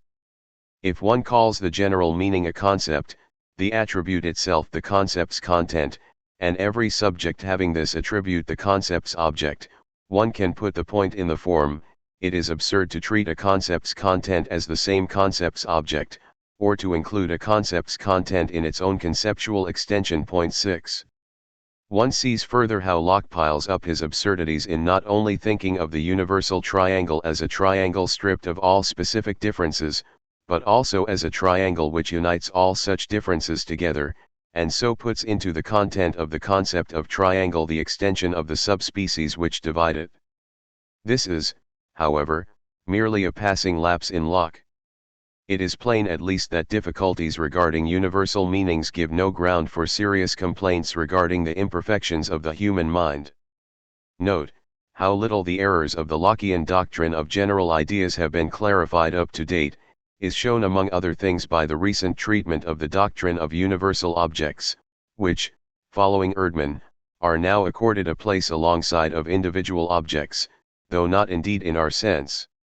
Thus Twardowski thinks that, what is presented in the universal idea is an object 7 specifically peculiar to it, and that this is a group of constituents which several objects have in common. Point 8. The object of the universal idea is a part of the object of an idea subordinated to it, which stands in relation of exact likeness to definite parts of the objects of other individual ideas. The general idea is to this extent spurious that it is held by many to be incapable of an actual carrying out. But that there nevertheless are such ideas, must be granted by the man who sees that we can say something about their objects. This we plainly can do. No one can represent a universal triangle intuitively, a triangle neither right-angled, nor obtuse-angled, nor acute-angled, which is without color or definite size, but it is as plain that we have an indirect idea of such triangles as that we have indirect ideas of a female stallion 9 or of a steel cannon made of wood, etc. We read further that Plato's ideas are no more than objects of universal ideas. Plato attributes existence to these objects. This we no longer do. The object of the universal idea is represented by us, but does not exist. 10. Here it is clear that Locke's absurdities are with us again. We certainly have an indirect presentation of a universal triangle, for this merely refers to the meaning of that nonsensical expression. But one would not grant that the universal presentation of the triangle is this indirect presentation of a universal triangle, or that it is the presentation of a triangle concealed in all triangles, but without being acute-angled, obtuse-angled etc. Twardowski is consistent in rejecting the existence of universal objects. He is right in so regarding the absurd objects he has substituted for them. But what is the case in regard to such existential propositions as there are concepts, there are propositions, there are algebraic numbers etc.? For Twardowski as for us, existence does not mean the same as really, existence.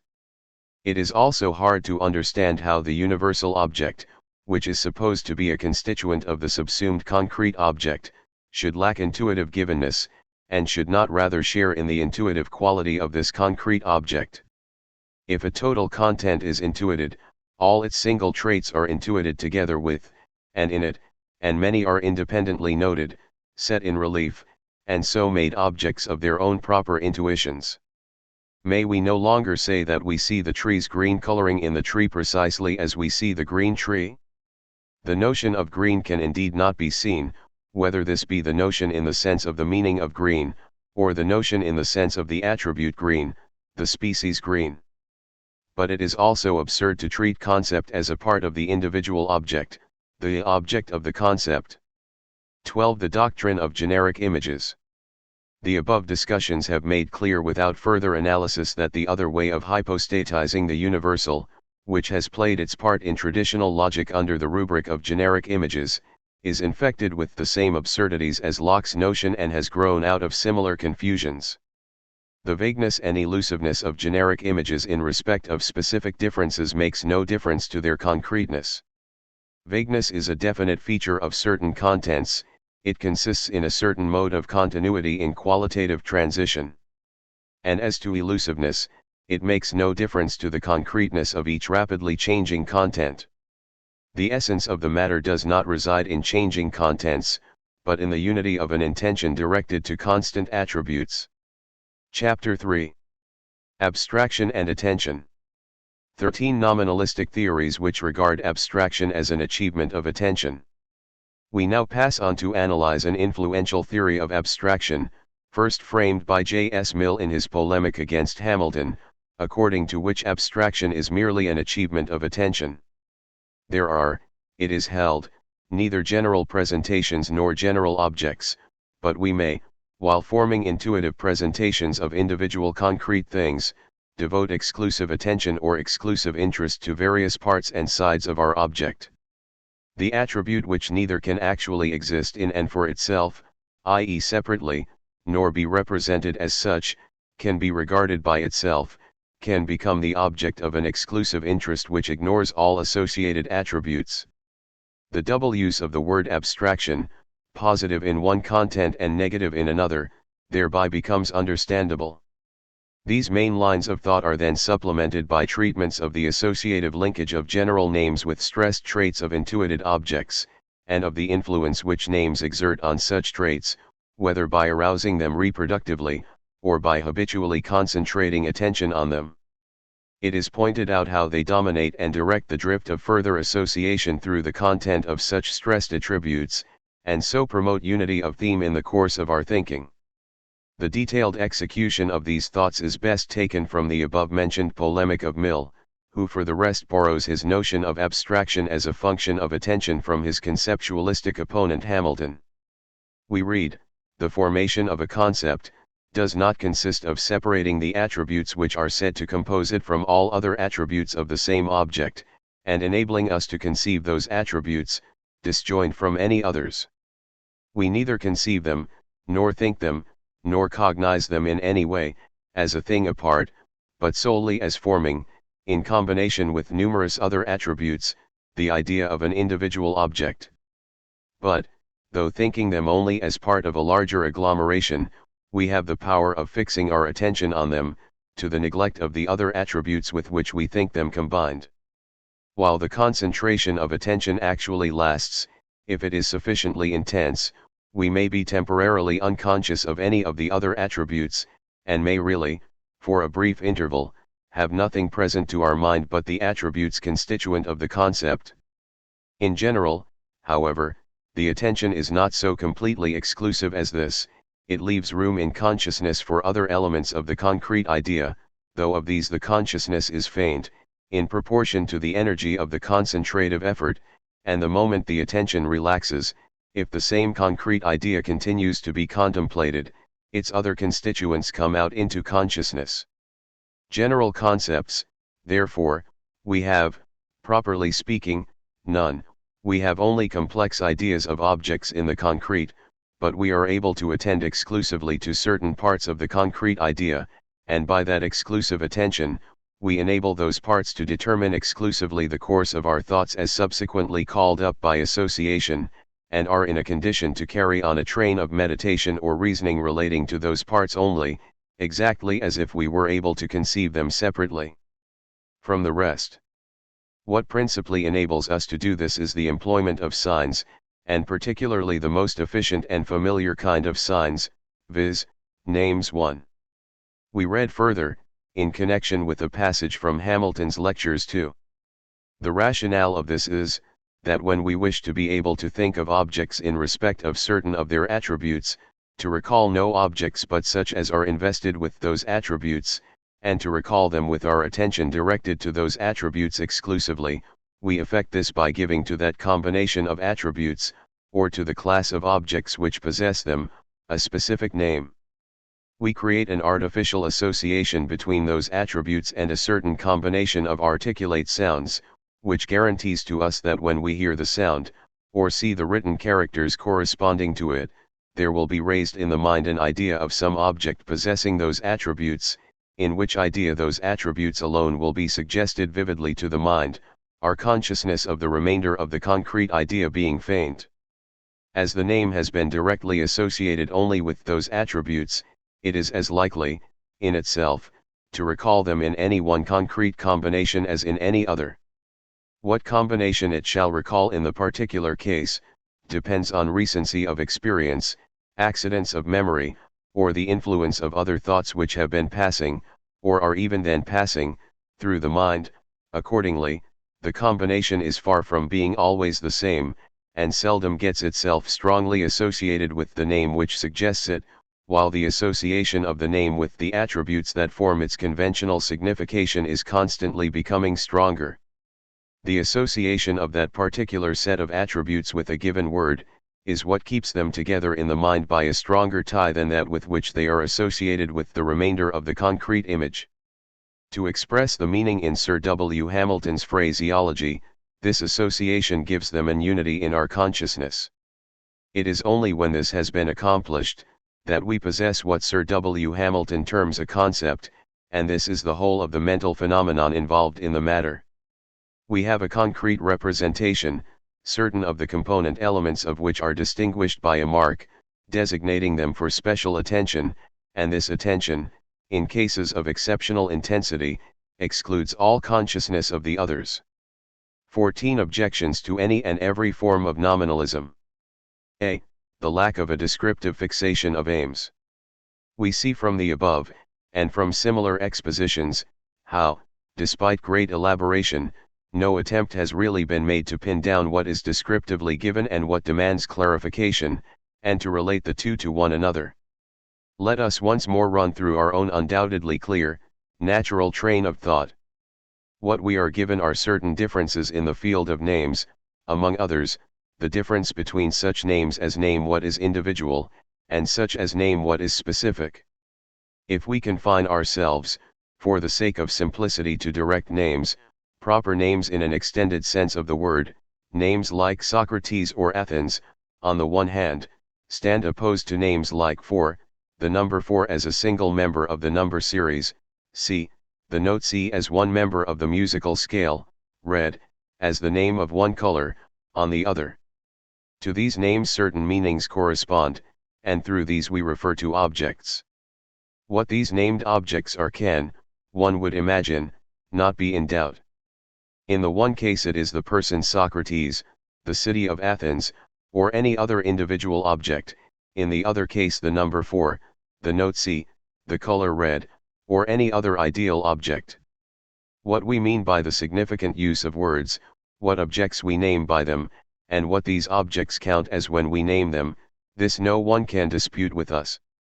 It is accordingly evident that when I say 4 in the generic sense, as, example in the statement 4 is a prime number relatively to 7, I am meaning the species 4, I have it as object before my logical regard, and am passing judgment on it, and not on anything individual. I am not judging about any individual group of 4 things, nor about any constitutive moment, piece, or side of such a group, for each part, qua part of what is individual, is itself likewise individual. But to make an object of something, to make it a subject of predications or attributions, merely differs in name from having a presentation of it, and having a presentation in a sense which, while not the only one, is none the less the standard one for logic. We therefore assert with self-evidence, there are universal presentations, i.e. presentations of what is specific, just as there are presentations of what is individual. We spoke of self-evidence, but self-evidence in respect of objective differences of meanings implies that we go beyond the merely symbolic use of expressions and refer ourselves to corresponding intuitions for final correction. Basing ourselves on intuitive presentations, we carry out the fulfillments of meanings corresponding to our merely significant intentions, we realize their genuine purport. If we do this in our present case, some individual group of 4 units certainly floats pictorially before us, and to that extent underlies our presentation and our judgment. But we do not pass judgment on this group of 4, we do not mean it in the subject idea of our above example. Not the pictured group, but the number 4, the specific unity is our subject, and it is of this that we say that it is prime relatively to 7. Strictly speaking, this specific unity is likewise nothing in, or attached to, the apparent group, for, if it were, it would be something individual, a thing here and now. But our reference, though itself existing now, refers to nothing less than what is now, it refers to 4, the ideal, timeless unity. Reflecting on our experiences of individual and specific meaning, whether purely intuitive, purely symbolic, or at once a symbolic and a fulfilled significant intention, we must now carry out further phenomenological descriptions. Their task would be to lay bare the relations, fundamental to a clarification of knowledge, which hold between blind, or pure symbolic reference, and intuitive, or authentic, reference, and in the case of the latter to show the varying manner in which individual images function in consciousness, according as we intend what is individual or what is specific. This would enable us, example, to answer questions as to how, and in what case, the universal is brought to subjective awareness in the individual act of thought, and perhaps achieve self-evident givenness, and how it can acquire a connection with the boundless sphere of individual cases ranged under it, of which we can of course form no adequate pictorial presentation. In Mill's exposition, as in all similar expositions, there is no question of simply recognizing evident data and consequently proceeding on the path we have just sketched. What should have been a fixed point in reflective clarification, is pushed aside unnoticed, the theory therefore misses its target, which it had lost sight of before, or rather never clearly seen. What it tells us may be informative in regard to this or that psychological precondition or component of our intuitively achieved consciousness of universality, or in regard to the psychological role of signs in directing unitary trains of thought, etc., etc. This has, however, no immediate relevance to the objective use of universal meanings, and to the undoubted truth enshrined in talk about universal objects, subjects, singulars, and in predications which relate to these, that it has mediate relevance must first be established. Mill's conception, like all empiricistic conceptions, can indeed not appeal to such evident starting points or goals, since its whole concern is to prove the nullity of what such self-evidence shows to have genuine subsistence, namely universal objects and the universal presentations in which such objects are constituted for consciousness. Expressions such as universal object, universal presentation certainly arouse memories of old, burdensome errors. But, however much they may have been historically misinterpreted, they must still have a normal interpretation which justifies them. Empirical psychology cannot teach us this normal meaning, we can learn it only by going back to the self-evident sense of propositions which are built upon general presentations and which relate to general objects as subjects of their predications. 15. b. The origin of modern nominalism as an exaggerated reaction to Locke's doctrine of general ideas. The essential character of this nominalism, and of the theory of abstraction in terms of attention. The theory of abstraction held by Mill and his empiricist followers, like the theories of abstraction held by Berkeley and Hume, gets stuck in its attack on the error of abstract ideas. It gets stuck by allowing itself to be misled by the chance circumstance that Locke, in his interpretation of general ideas, hit on his absurd general triangle. It thinks that serious talk of such ideas necessarily demands Locke's absurd interpretation.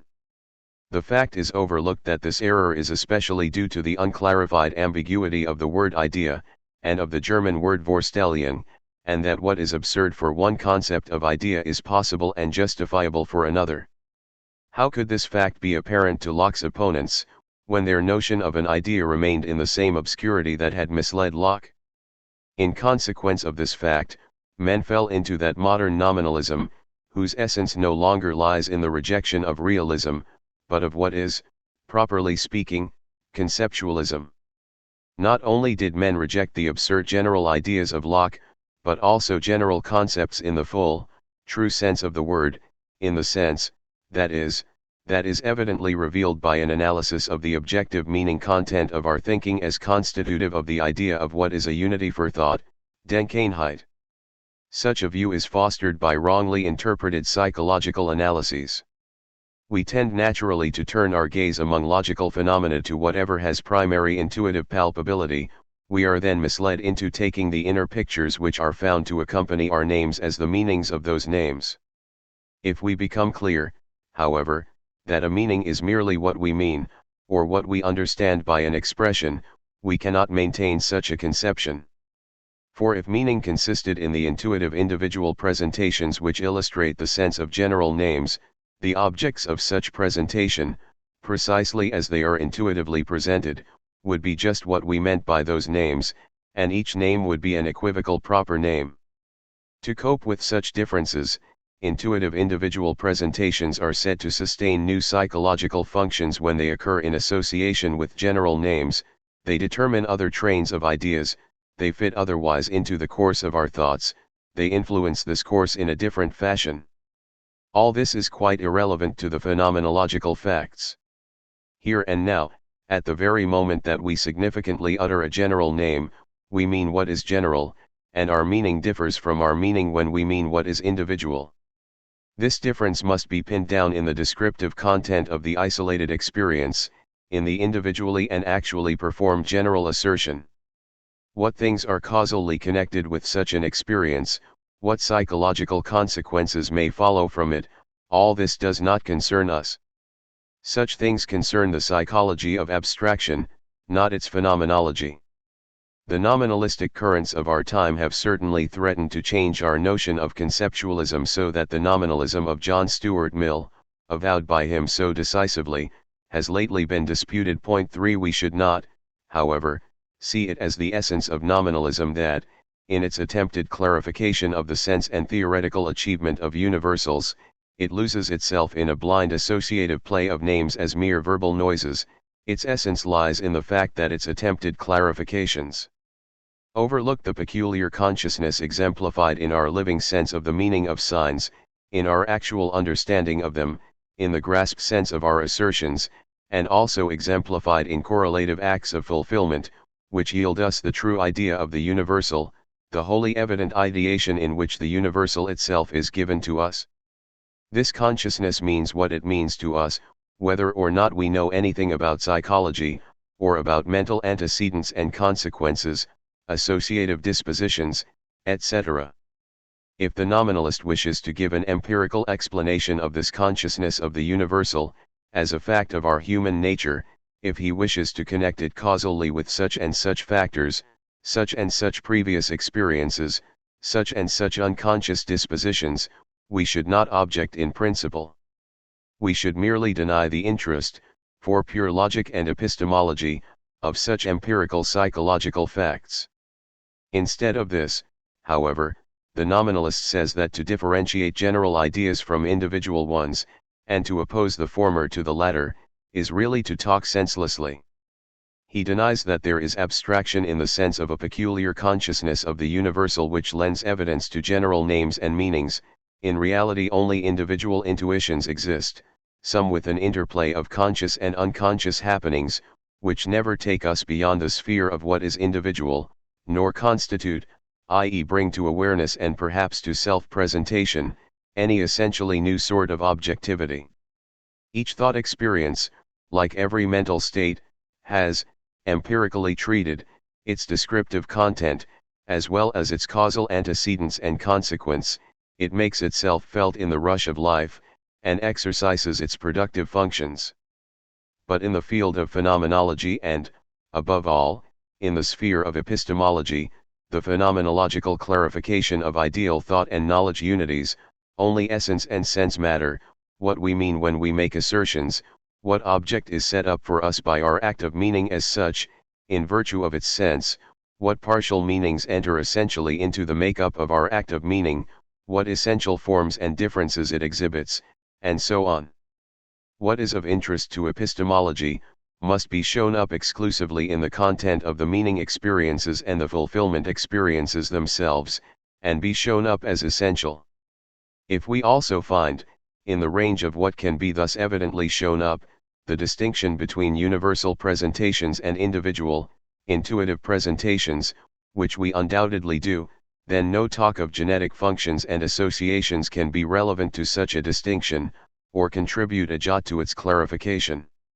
It carries the matter no further and fails to remove our objections, if, like Mill, we look on exclusive attention to some single attribute, or dependent feature, of the intuited object, as being the act which, in our actual consciousness, in the supposed genetic situation, gives the name its generic meaning.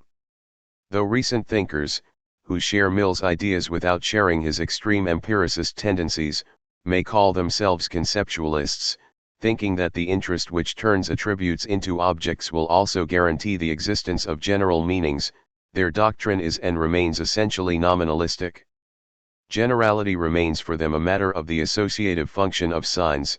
It consists in the psychologically regulated association of the same sign with the same objective feature, or rather with the feature which always recurs in the same determinate form and is at times emphasized by attention.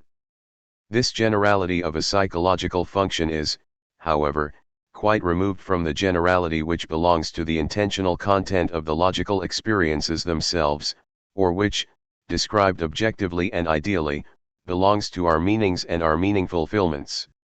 This last generality escapes nominalism entirely. 16. C.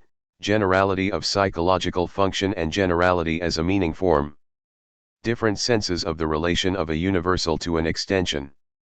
To bring complete clearness to this important distinction between generality of psychological function, and generality as pertaining to a significant content itself, we must pay heed to the differing logical functions of general names and meanings, and in connection therewith to the differing senses of talk of their generality, or of their relation to a range of particulars. Let us set the following three forms side by side, an A, all A in general, e.g. a triangle, all triangles, the triangle, the last taken as in the sentence the triangle is a species of figure. Point 4. The expression and A can function predicatively as the predicate of innumerable categorical assertions, and the aggregate of the true, or intrinsically possible assertions of this sort, determines all the possible subjects to which being an A either actually pertains, or could without contradiction pertain, in other words the actual or possible range, extension, of the concept A. This universal concept A, or the universal predicate an A, applies to all the objects in this range. We take for the sake of simplicity the range to which it applies truly, i.e., the assertions in the aggregate in question are all true. There are, phenomenologically speaking, as possibilities, self-evident judgments with a corresponding content. This generality belongs, therefore, to the logical function of the predicate, it is not represented in the individual act, the single case where the meaning an a is enacted, or where we mean the corresponding adjectival predicate. It appears in these only as a form of indefiniteness. The word a expresses a form, which evidently pertains to our meaning intention or our meaning fulfillment, and is connected with what either intends. This form is a wholly irreducible moment, its peculiarity can only be recognized, not explained away by any sort of psychological genetic treatment. Ideally put, the word a expresses a primitive logical form. The same plainly holds of the formation in a, which likewise represents a primitive logical structure. The generality of which we are here speaking, belongs, we say, to the logical function of predicates. It consists in the logical possibility of propositions of a certain sort. We stress the logical character of this possibility, to show that we are concerned with a possibility that can be seen a priori to belong to meanings as specific unities, not to psychologically contingent acts. If we see that red is a universal predicate, one associable with many possible subjects, our meaning no longer relates to something whose existence is in a real sense governed by those natural laws which govern the coming and going of experiences in time. We are not talking of experiences at all, but of the single self-identical predicate red, and of the possibility of certain sentences, each single in the same sense, in which this same predicate occurs. If we now pass to the form all a's, generality pertains to the form of the act itself. We expressly mean all a's. To all such a's our presentation and predication relates in the universal judgment, though perhaps no single a is itself directly presented. This idea of a range, is however, no complex of the ideas of the members of this range. So little is this the case, that such individual presentations as perhaps float before us have nothing at all to do with the significant intention to all a's. Here also the word all points to a peculiar semantic form. We leave aside the question whether it can be resolved into simpler forms or not. If we deal finally with the form the a, in specie, generality again pertains to our significant content itself. Here, however, we encounter a wholly different sort of universality, the universality of the species, which, while it may have the closest logical relations to universality of range, none the less evidently differs from the latter. The forms the a and all a's, likewise any a, no matter which, are not the same in meaning. Theirs is no mere grammatical difference, determined in the end by mere verbal noise. They are logically distinct forms, giving expression to essential differences of meaning. The consciousness of specific generality must count as an essentially new mode of presentation, as one, namely, that does not merely present individual singulars in a new manner, but makes us aware of a new sort of singulars, i.e. singular species. What sort of singulars these are, and how they stand a priori to individual singulars, or how they differ from these latter, must of course be gleaned from the logical truths which, grounded in pure forms, govern both sorts of singulars and their mutual a priori relations, i.e. their relations of essence or idea. Here there is no obscurity or possible error as long as one keeps to the straight sense of these truths, or, what is the same, to the straight sense of the meaning forms in question, whose self-evident interpretations are called truths of logic. Only an erroneous side-slip into psychologistic and metaphysical trains of thought produces obscurity. It creates pseudo-problems and frames pseudo-theories to solve them. 17. D. Application to the critique of nominalism. If we now look back on the nominalistic theory of abstraction, we see from the above that its main error lies in quite ignoring the irreducible peculiarities of the forms of consciousness, of the forms of our intentions and of their correlative fulfillments. Its defective descriptive analysis makes it blind to the fact that the forms of logic are no more than these forms of significant intention which have themselves been made objects of a consciousness which treats them as unities, and so turns them into ideal species. Generality is also to be found among these forms. Nominalism further confuses the various concepts of generality that we have separated above. It one-sidedly prefers the generality which belongs to concepts in their predicative function, as a possibility of associating the same concept predicatively with several subjects. Being blind to the logically ideal character of this possibility, with its roots in semantic form, it puts psychological associations in its place, associations necessarily alien to, even incommensurable with, the predicates and propositions in question.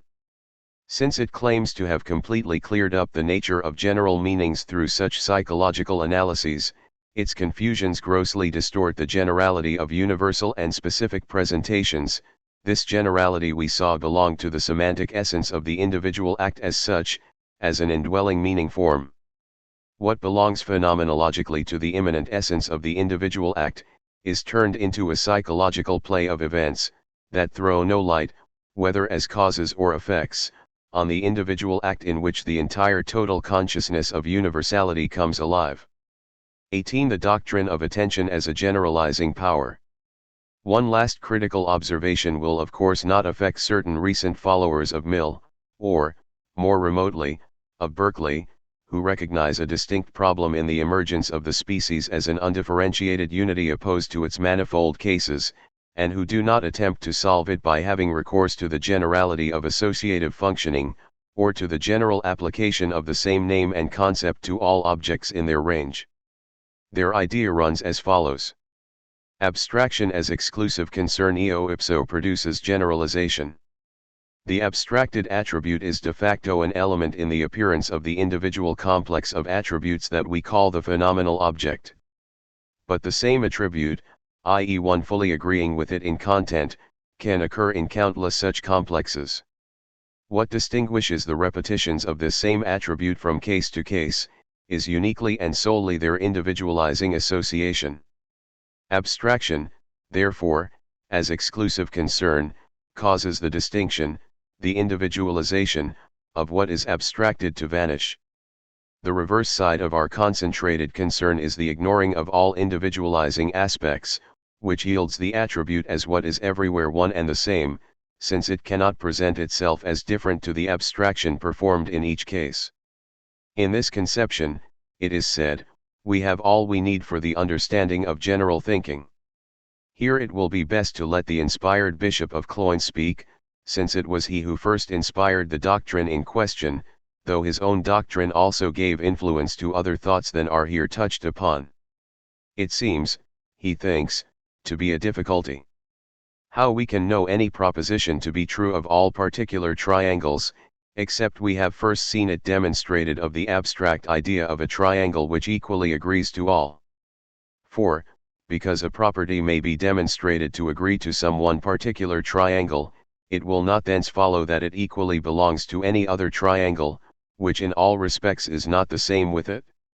For example, having demonstrated that the three angles of an isosceles rectangular triangle are equal to two right ones, I cannot therefore conclude this affection agrees to all other triangles, which have neither a right angle nor two equal sides. It seems therefore that, to be certain this proposition is universally true, we must either make a particular demonstration for every particular triangle, which is impossible, or once for all demonstrate it of the abstract idea of a triangle, in which all the particulars do indifferently partake, and by which they are all equally represented.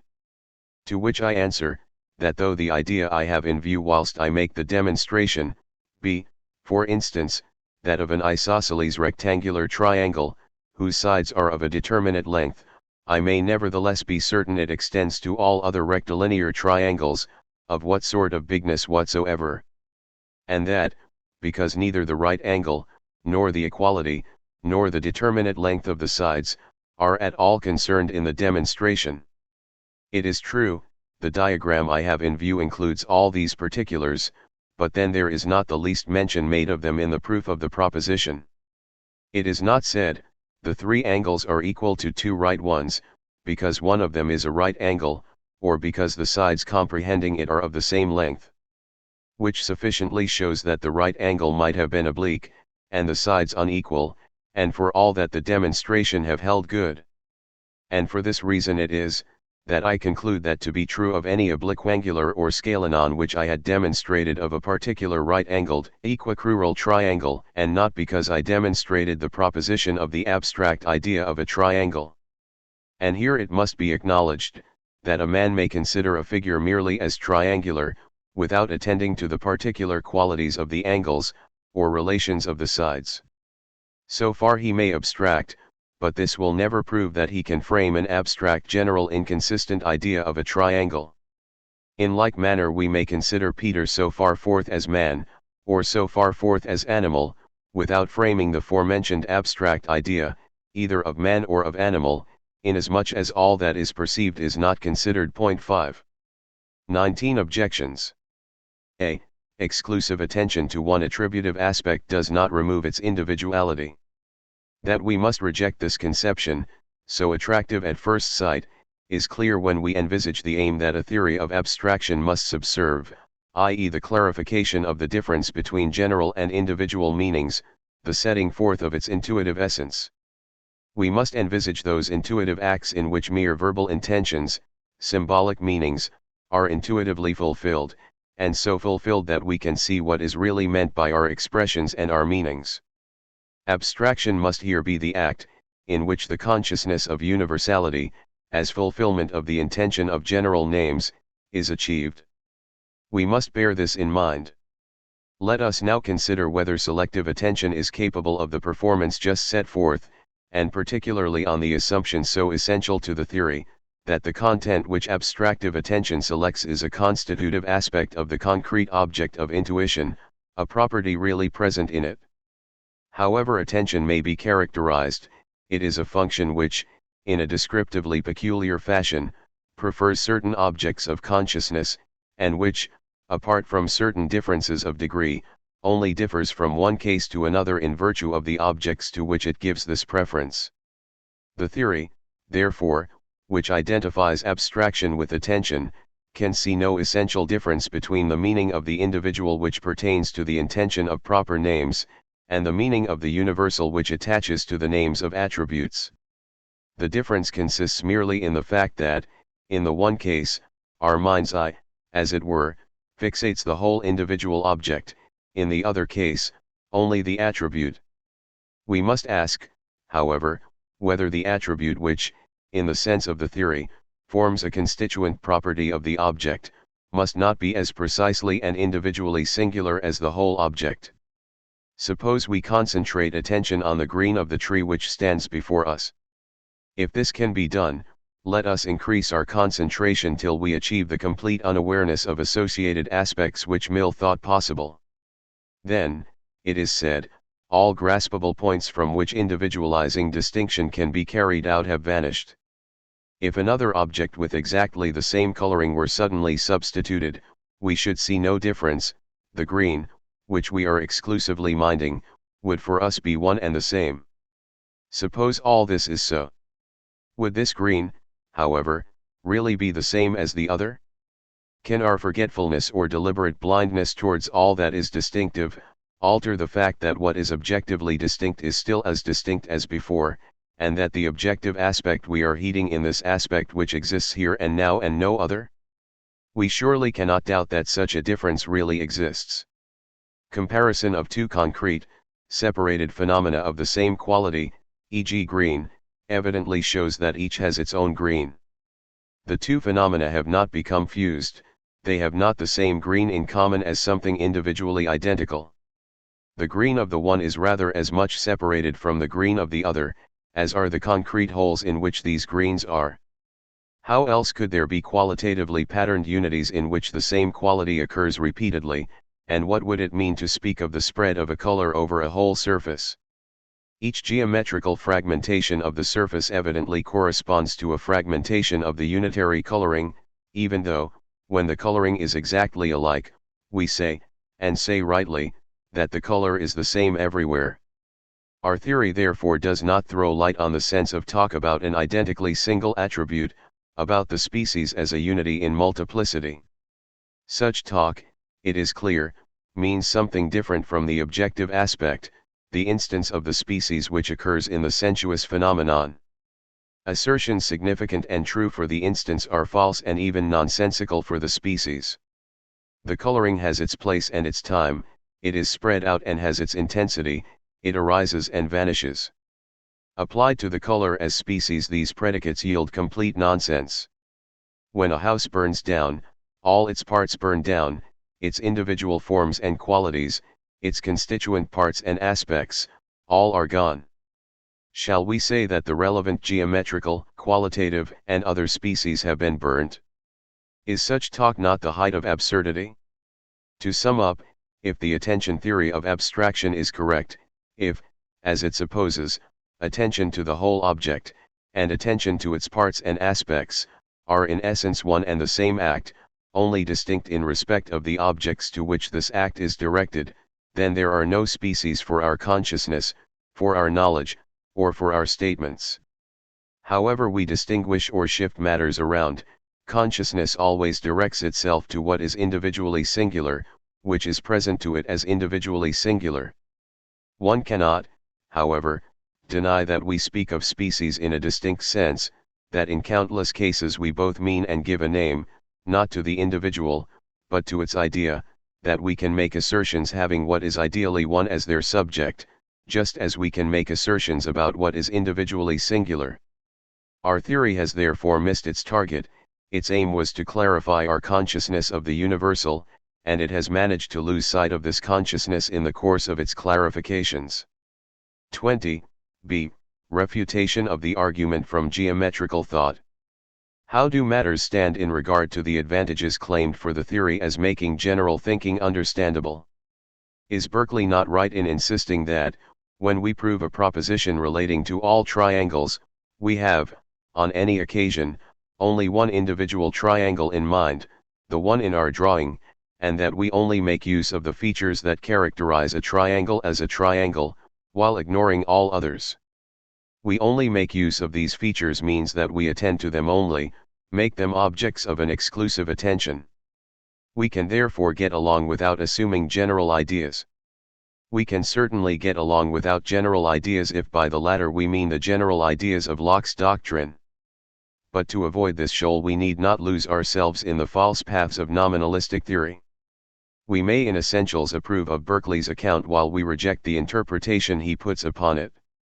He confuses the basis of abstraction with what is abstracted, the concrete instance, from which our consciousness of the universals draws intuitive fullness, with the object our thought intends. Berkeley speaks as if geometrical proofs were conducted for the triangle drawn in ink on the paper or in chalk on the blackboard, as if the chance singulars which float before us in general thought, were not mere aids to our thought's intention, but its actual objects. A geometrical procedure that took its lead from the drawn figure in Berkeley's sense, might yield astonishing results, but scarcely very happy ones.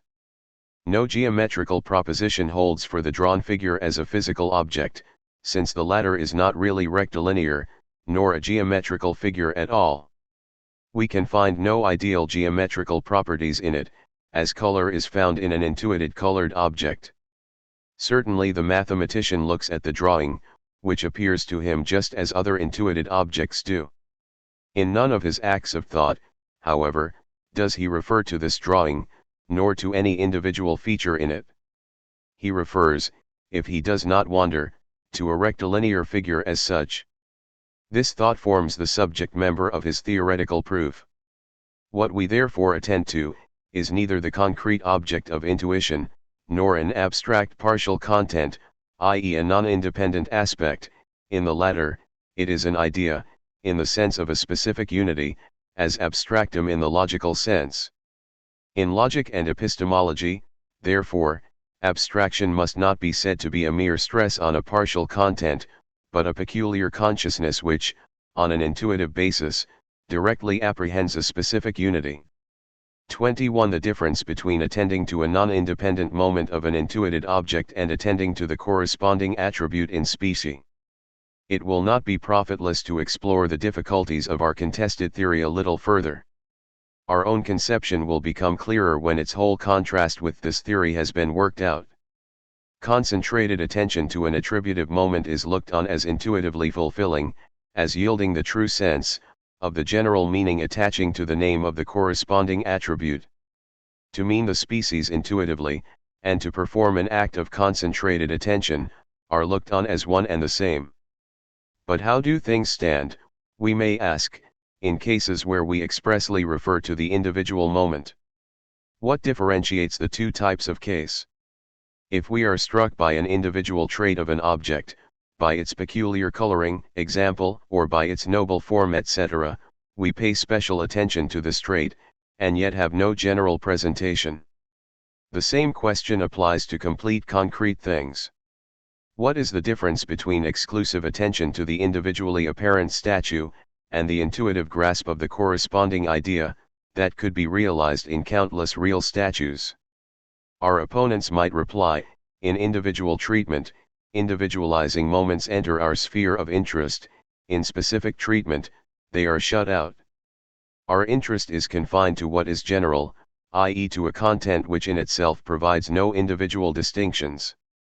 Instead of pressing our previous objection, whether attention to individuating determinations creates individuality, while inattention destroys it, we ask rather whether, in individual treatment, we also necessarily mean the individuating moments, which it is held must be concurrently noticed. Does an individual proper name also implicitly name individuating determinations, those, example of time and place? Here is my friend Hans and I call him Hans. He is no doubt individually determined, he is always at a particular point in space and time.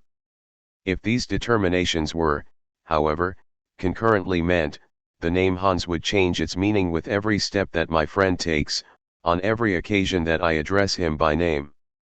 Such a thing can scarcely be maintained, nor would one care to take refuge in saying that a proper name is really general. For the peculiar generality in respect of the varied times, positions, situations of the same individual thing differs in form from the specific generality of the thing's attribute or of the generic idea thing in general. Often enough, at least, we are indifferent to the here and the now in attending to some part or characteristic trait of an object. We do not therefore consider it in specie, as we certainly do not mean to perform an abstraction in the sense of a general presentation. Perhaps one might here have recourse to the assumption that individuating determinations are marginally noticed. This cannot give much help. A great deal is marginally noticed, but is not for that reason really meant.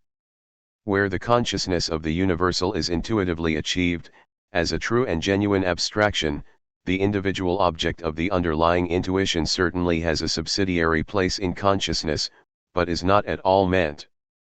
Mill's talk about our unconsciousness of the determinations that we abstract from is a useless, strictly speaking an absurd fiction. 6 In the numerous cases where, looking to some singular intuitive fact, we utter the corresponding generality, the singular element stays before our eyes, we do not suddenly become blind to what is individual in our case. This certainly does not happen when, example, we look at this jasmine in bloom, and inhaling its scent, say jasmine has a heady scent. If finally one grasps at a new evasion and admits that the individuating element is not specially picked out like the preferred point of our interest, not even marginally noticed, as are objects lying outside of our main interest, but that it is rather subsidiarily noticed, mitbechtet, as being part of our main interest and peculiarly implied in its intention, then the whole ground of the theory is abandoned. For the theory claimed to make do with the mere emphasis of regard towards the concrete given object, or a peculiar feature given in it, and it now ends by postulating a variety of forms of consciousness that it should surely have dispensed with. 22 Fundamental deficiencies in the phenomenological analysis of attention. This leads us at once to the weakest point of the theory, which is to be found in the question what is attention. We are of course not reproaching the theory for failing to offer us a perfected phenomenology and psychology of attention, but for failing to clear up the nature of attention to an extent absolutely required by its aims. It should have ascertained what gives the word attention its unitary sense, in order to see how far its range of application extends, or what the objects in each case are that we can, in a normal sense, claim to attend to. Above all, it should have inquired into the relation of attention to the meaning or reference which gives names and other expressions their significance. The sort of theory of abstraction just disputed, is possible only through the Lockean prejudice according to which the objects to which consciousness in its acts is immediately and properly directed, and the objects, particularly, of attention, must necessarily be mental contents, real occurrences in consciousness. It seems perfectly obvious that an act of consciousness can immediately act only on what is actually, wirklich, given in consciousness, i.e. on contents that it really, real, includes among its elements. What is outside consciousness can only be the mediate object of a conscious act, and this occurs simply when the immediate content of the act, its primary object, serves as a representation, an image, a sign, of what is beyond consciousness. Once accustomed to this mode of approach, one readily tries to clear up the objective relations and forms inherent in the intention of acts, by looking predominantly to their present conscious contents as their supposedly immediate objects, and, misled by the seeming intelligibility of talk about representations and signs, entirely ignores the true, supposedly mediate objects of the acts. Unthinkingly one credits to contents everything which acts, in their straightforward reference, place in the object, its attributes, its colors, forms etc., are forthwith called contents and actually interpreted as contents in the psychological sense, e.g. as sensations. How far this whole conception is at odds with the plain phenomenological situation, and how thoroughly it has debauched epistemology, we shall yet have many opportunities to observe.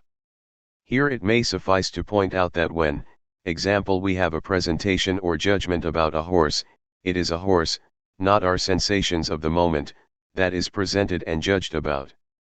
Our sensations are only presented and judged about in psychological reflection, whose modes of conception should not be read into the immediate situation.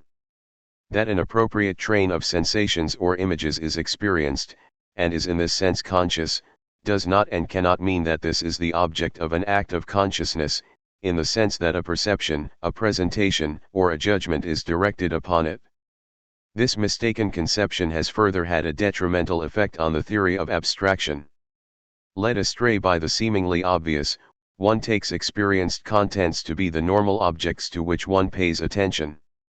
The concrete phenomenal thing is treated as a complex of contents, i.e. of attributes grown together in a single intuitive image.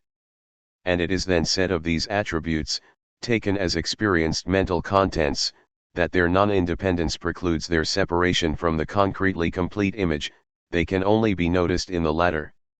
How could such a theory of abstraction intelligibly account for the formation of abstract ideas of that class of attributive determinations which are indeed perceived, but which by their nature never are adequately perceived, which cannot be given in the form of a mental content? I need only mention three-dimensional spatial shapes, in particular closed surfaces of solids or complete solids, such as the sphere and the cube. And how does the matter stand with the myriads of conceptual presentations, perhaps realized with the help of sensuous intuition, but which no intuitive aspect, even from the sphere of inner sense, instantiates? Here one can certainly not talk of a mere heating of what is given in sensuous intuition, nor of a heating of experienced contents. Our own point of view inclines us first to draw a distinction in the sphere of sensuous abstraction, the sphere usually stressed for simplicity's sake, between acts in which an attributive aspect is intuitively given, and acts built upon these, which are not mere acts of attention to such an aspect, but rather acts of a new kind, referring in general fashion to the corresponding species. Whether intuition presents the attributive aspect adequately or inadequately, is beside the point. We should then draw the further distinction between cases of sensuous abstraction, i.e. of an abstraction straightforwardly and perhaps adequately adjusted to sensuous intuition, and cases of non-sensuous or of at most partially sensuous abstraction, i.e. cases where the realized consciousness of the universal is at most only partially built on acts of sensuous intuition, and for the rest on non-sensuous acts, and accordingly related to thought forms or categories whose nature does not permit of sensuous fulfillment. Suitable examples of the former are unmixed concepts from outer or inner sense, such as color, noise, pain, judgment, will; of the latter, concepts such as series, sense, disjunctive member, identity, being etc. etc. This difference will again seriously engage us in future investigations.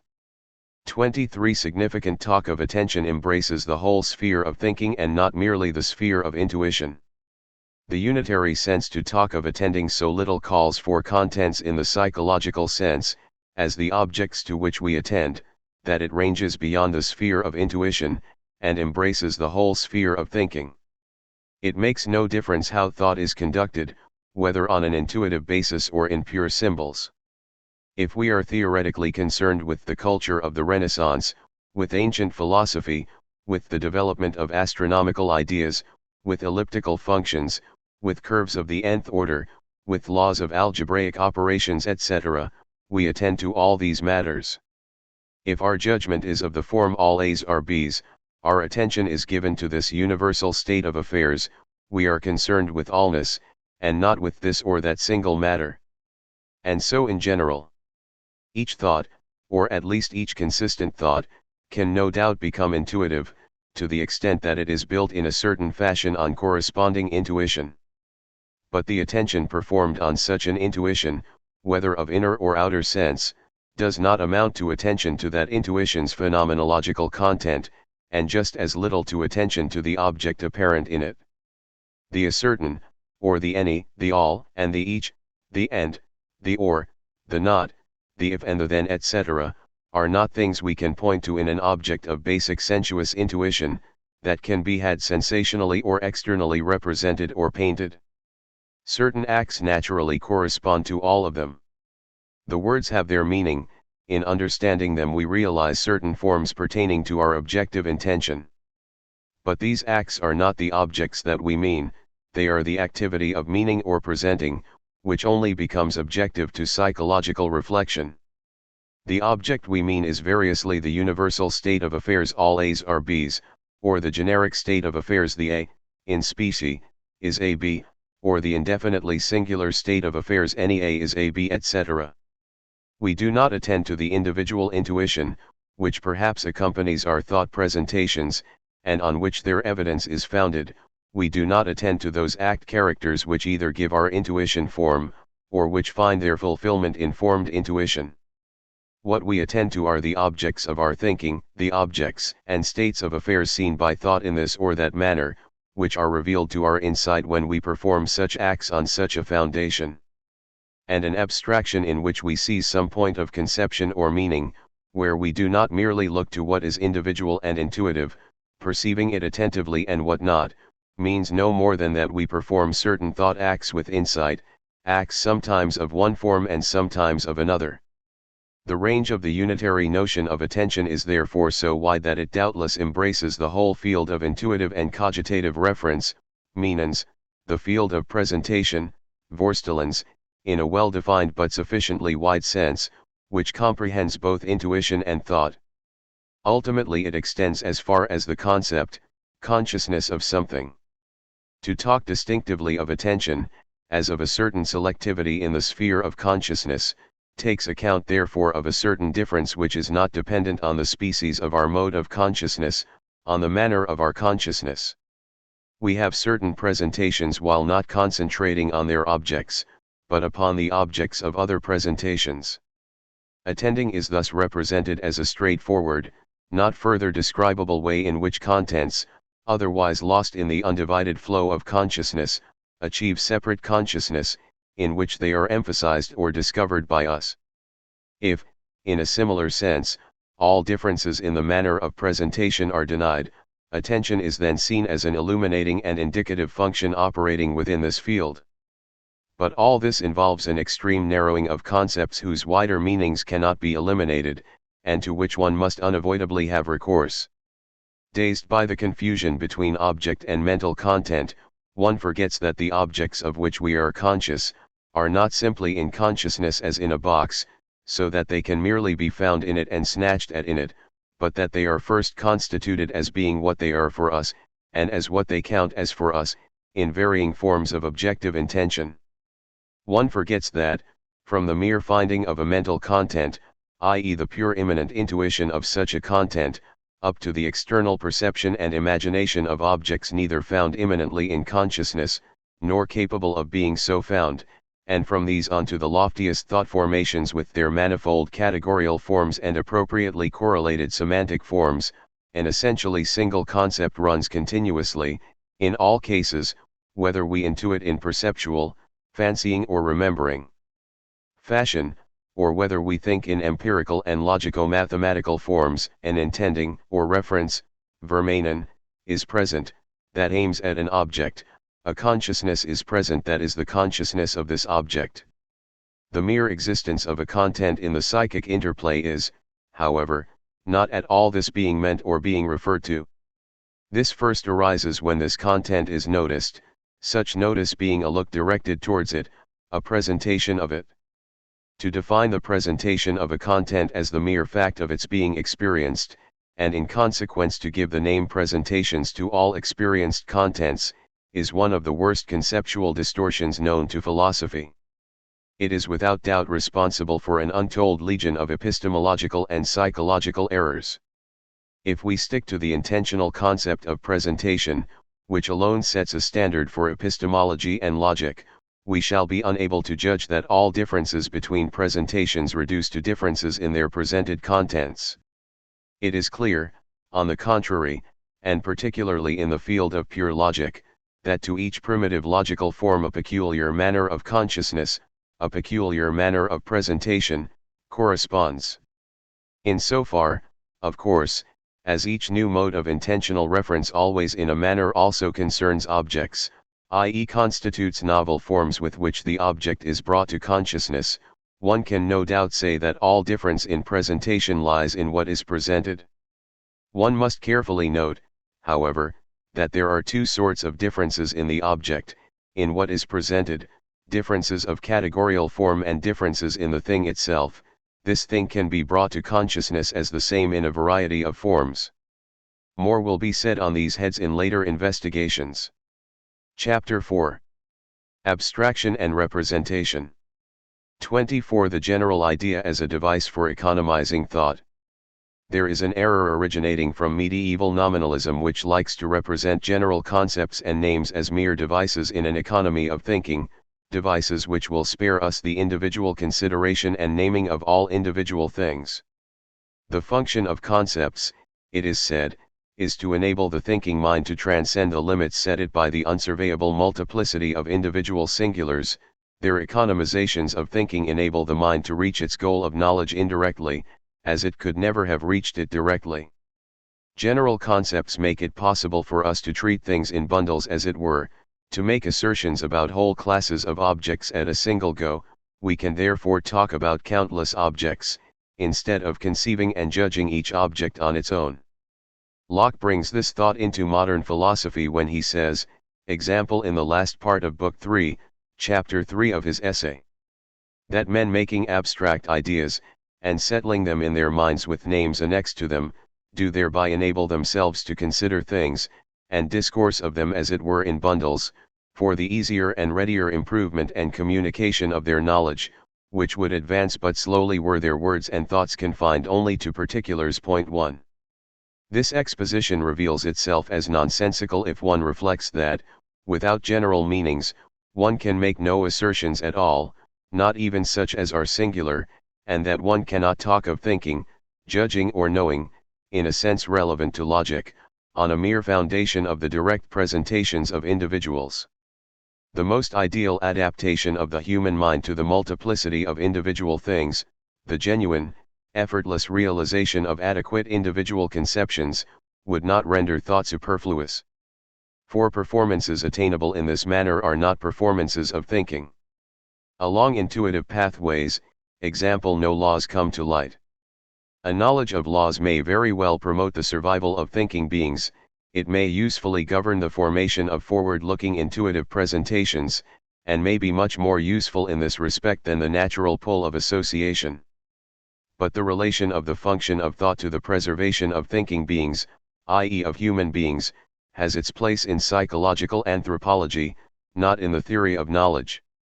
What is performed by a law as an ideal unity, its logical embrace of innumerable instances in a general propositional meaning, is something that no intuition can perform, not even the universal intuition of a God. For to intuit is plainly not to think. The perfection of thought lies doubtless in intuitive, i.e. in authentic thinking, in that knowledge in which our thought intention is satisfied, as it were, by passing over into intuition. Even the brief discussions of the previous chapter permit us, however, to speak of a grave misinterpretation of this fact, when intuition, understood in the usual sense of acts of external or internal sense, is regarded as the proper intellectual function, and when the true role of conceptual thought is taken to be its use of indirect devices which economize intuition, and overcome the all too narrow limits of the latter. Certainly we are accustomed to using an all-seeing mind as a logical ideal, but only because we quietly add to its all-seeing capacities for knowing and thinking all.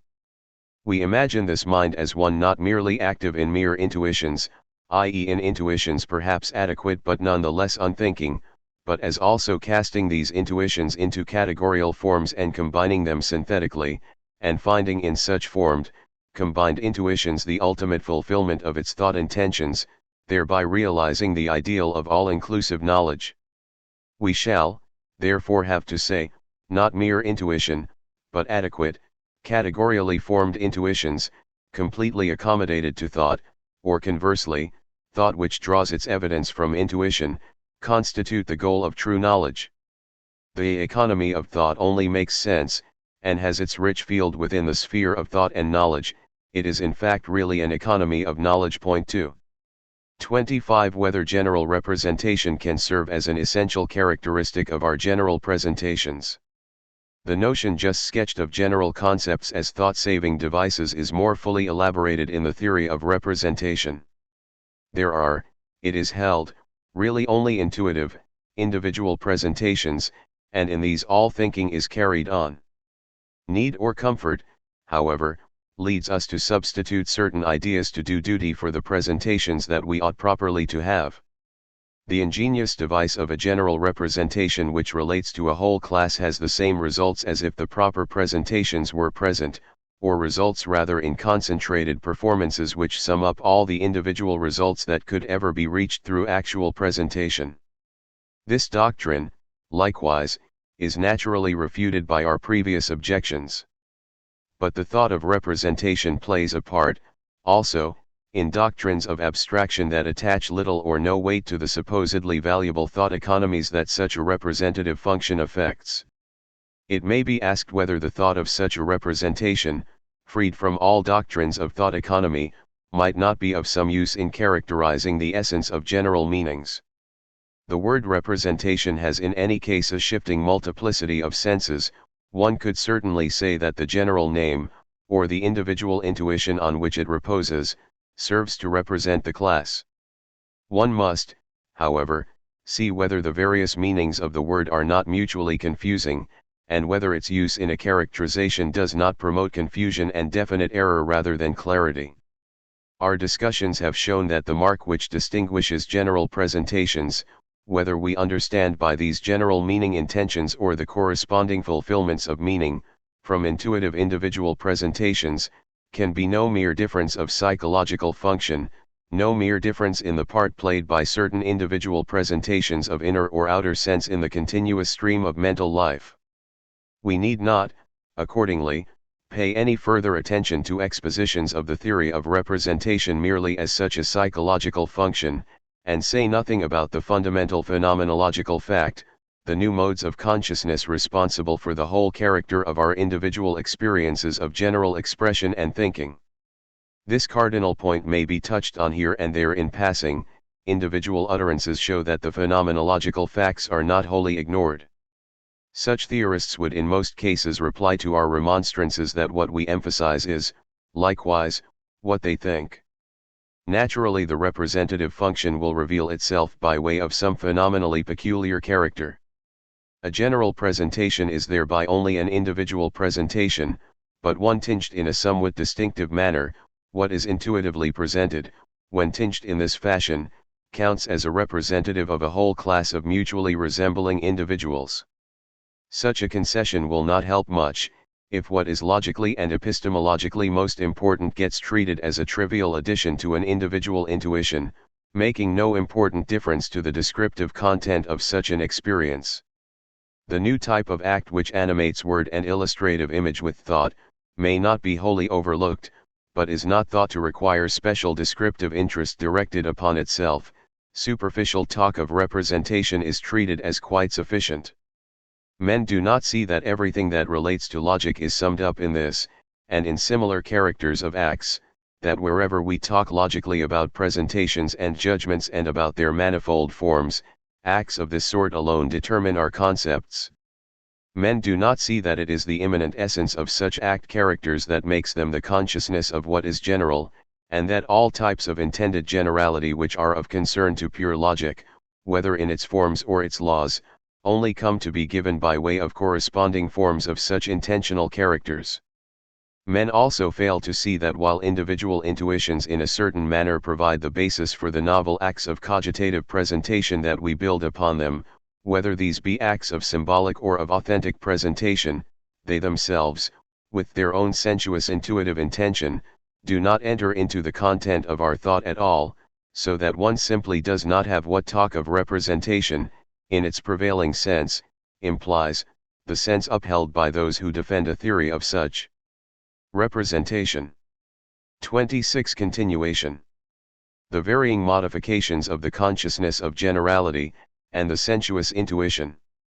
A closer treatment will here be useful.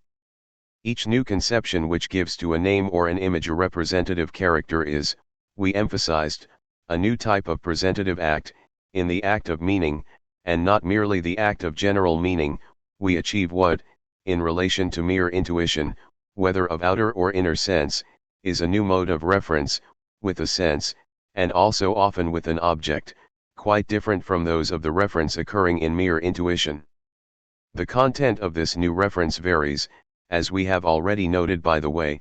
3. It undergoes multiple differentiation of its descriptive essence in accordance with the logical function of the general name, with the semantic context in which this name occurs, and which it helps to bring to expression.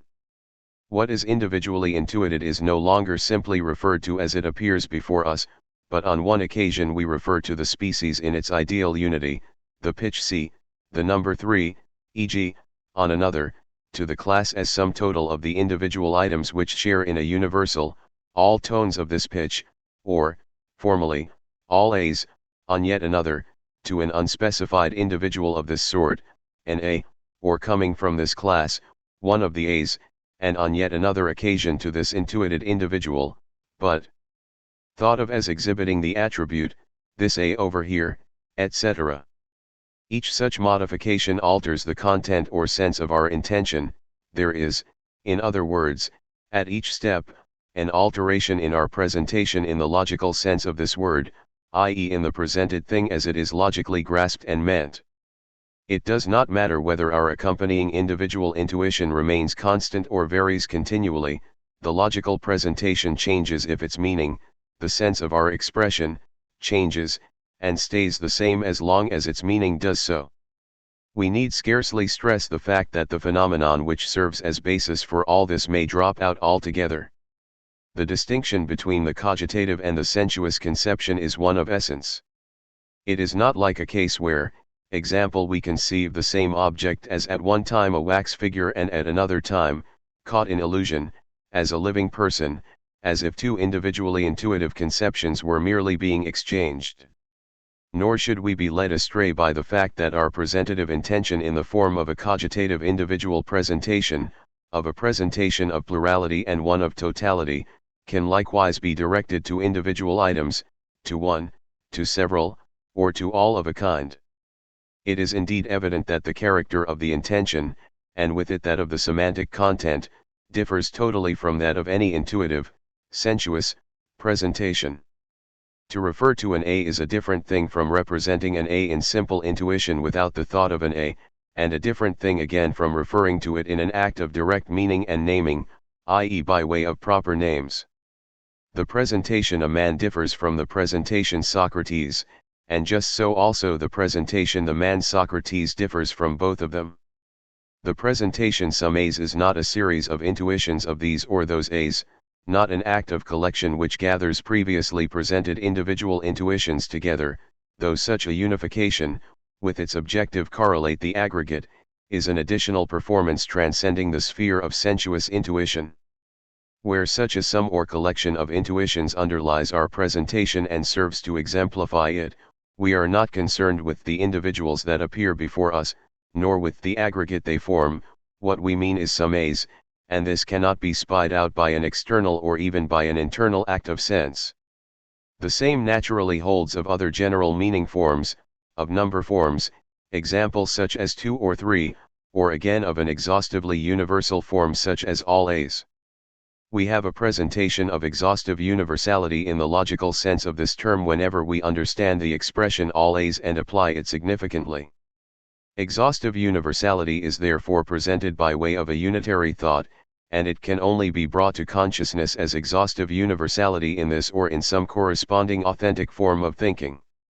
For we can only intuit a this or a that. However many individual items we may run through, and however zealously we may collect them, we can at best, if we really have exhausted our concept's range of application, only have presentations of all A's, which would not mean that we had the presentation of all A's, that we had really achieved this logical presentation. If, however, we do achieve such a presentation, we may try to intuit its content, and may both hope for and achieve clarification by doing so. One sees, however, that a sensuous intuitive assembling of the objects presented, in this case the sum total of the A's, cannot bring before us what we really meant. Our thought intention must rather, in virtue of the demands made by its form and its content, both relate to intuition and also fulfill itself in such intuition, thereby giving rise to a complex act, superior in clarity and insight, yet not dispensing with thought, nor replacing it with a mere picture. These provisional, more or less superficial indications will have to suffice at this point. We shall have to clear up the distinction between thought and intuition, between presentation of an authentic and a non-authentic sort, by instituting a comprehensive set of analyses in the last investigation in this book. In the course of these analyses a new notion of intuition will present itself, differing from the usual notion of sensuous intuition. 27. The justifiable sense of general representation. After these discussions we might feel little inclined to be kind to the long-cherished talk of the representative function of general signs and intuitive pictures. This talk is so ambiguous that, especially in its common acceptation, it can contribute nothing toward an elucidatory characterization of the thought which is deployed in general forms. Generality of presentation, Vorstellung, consists, it is held, in generality of representation, representation. If we could interpret the latter as the new modes of consciousness which we build on an intuitive basis, varying modifications in which the consciousness of generality is characterized as consciousness of the species, consciousness of all cases, or as indefinite consciousness of a case or of cases etc., all would be in order. Talk of the representative function of an intuitive picture would to this extent be applicable, that the intuitive picture presents only one single individual from the species in question, but serves as point d'appui for the conceptual consciousness built upon this, so that through it the intention towards the species, towards the total objective range of the concept, towards an unspecified individual of the sort in question, comes into being. The intuitive object could then itself be regarded and spoken of as being a representative of the species, of the class, of the unspecified intended individual etc. What holds of the illustrative intuitive picture holds also of names which function representatively without illustrative aids. As the consciousness of meaning may be developed on an inadequate intuitive basis, which may be far from exemplifying properly, it may do so also on the basis of a mere name. That the name represents something, means only that its physical manifestation serves to carry the significant intention, in which the conceived object is intended. Such a conception would exclude nominalism. Thought in its view no longer reduces to any external manipulation of names and individual ideas, nor to unconscious associative mechanisms which cause individual items to jump up in their places, as numbers jump up from a computer. There exists for it a conceptual presentation which differs descriptively from an intuitive presentation, from a reference directly related to some phenomenal object before us, a reference of a fundamentally new sort, to which the forms some x or some x's, or 2 or 3, or something or other in general, or all etc., essentially pertain. Among these forms is also one in which the species is made to function as a presented object, and so as a subject for possible attributions and predications. 28. Representation as substitution. Locke and Berkeley. Talk of general representation was not, however, given the sense expounded above, the only sense it can correctly have, though the name representation does not fit it very well, in the historical treatment of abstraction. It rather meant that the sign did duty for the thing signified. Locke had already made such substitution play an essential role in his doctrine of abstract ideas, and the theory of abstraction held by Berkeley and his successors took this over from Locke. We read, example in Locke 4. It is plain, that general and universal belong not to the real existence of things, but are the inventions and creatures of the understanding, made by it for its own use, and concern only signs, whether words or ideas. Words are general, when used for signs of general ideas, and so are applicable indifferently to many particular things, and ideas are general when they are set up as the representatives of many particular things, their general nature being nothing but the capacity they are put into by the understanding, of signifying or representing many particulars, for the signification they have is nothing but a relation that by the mind of man is added to them. Berkeley's lively attacks on Locke's theory of abstraction concern these abstract ideas, but he transfers the representative functions which Locke accords to such ideas to our individual ideas at the moment, or to general names in their own right. Let me recall the following passages from the Introduction to the Principles of Human Knowledge. Now if we will annex a meaning to our words, and speak only of what we can conceive, I believe we shall acknowledge that an idea which, considered in itself, is particular, becomes general by being made to represent or stand for all other particular ideas of the same sort. To make this plain by an example, suppose a geometrician is demonstrating the method of cutting a line into two equal parts. He draws, for instance, a black line of an inch in length. This, which in itself is a particular line, is nevertheless with regard to its signification general, since, as it is there used, it represents all particular lines whatsoever, for what is there demonstrated of it, is demonstrated of all lines, or, in other words, of a line in general. And as that particular line becomes general, by being made a sign, so the name line which taken absolutely is particular, by being a sign is made general. And as the former owes its generality, not to its being the sign of an abstract or general line, but of all particular right lines that may possibly exist, so the latter must be thought to derive its generality from the same cause, namely, the various particular lines which it indifferently denotes. 5. Universality, so far as I can comprehend, does not consist in the absolute, positive nature or conception of anything, but in the relation it bears to the particulars signified or represented by it, by virtue whereof it is that things, names, or notions, being in their own nature particular, are rendered universal. 6.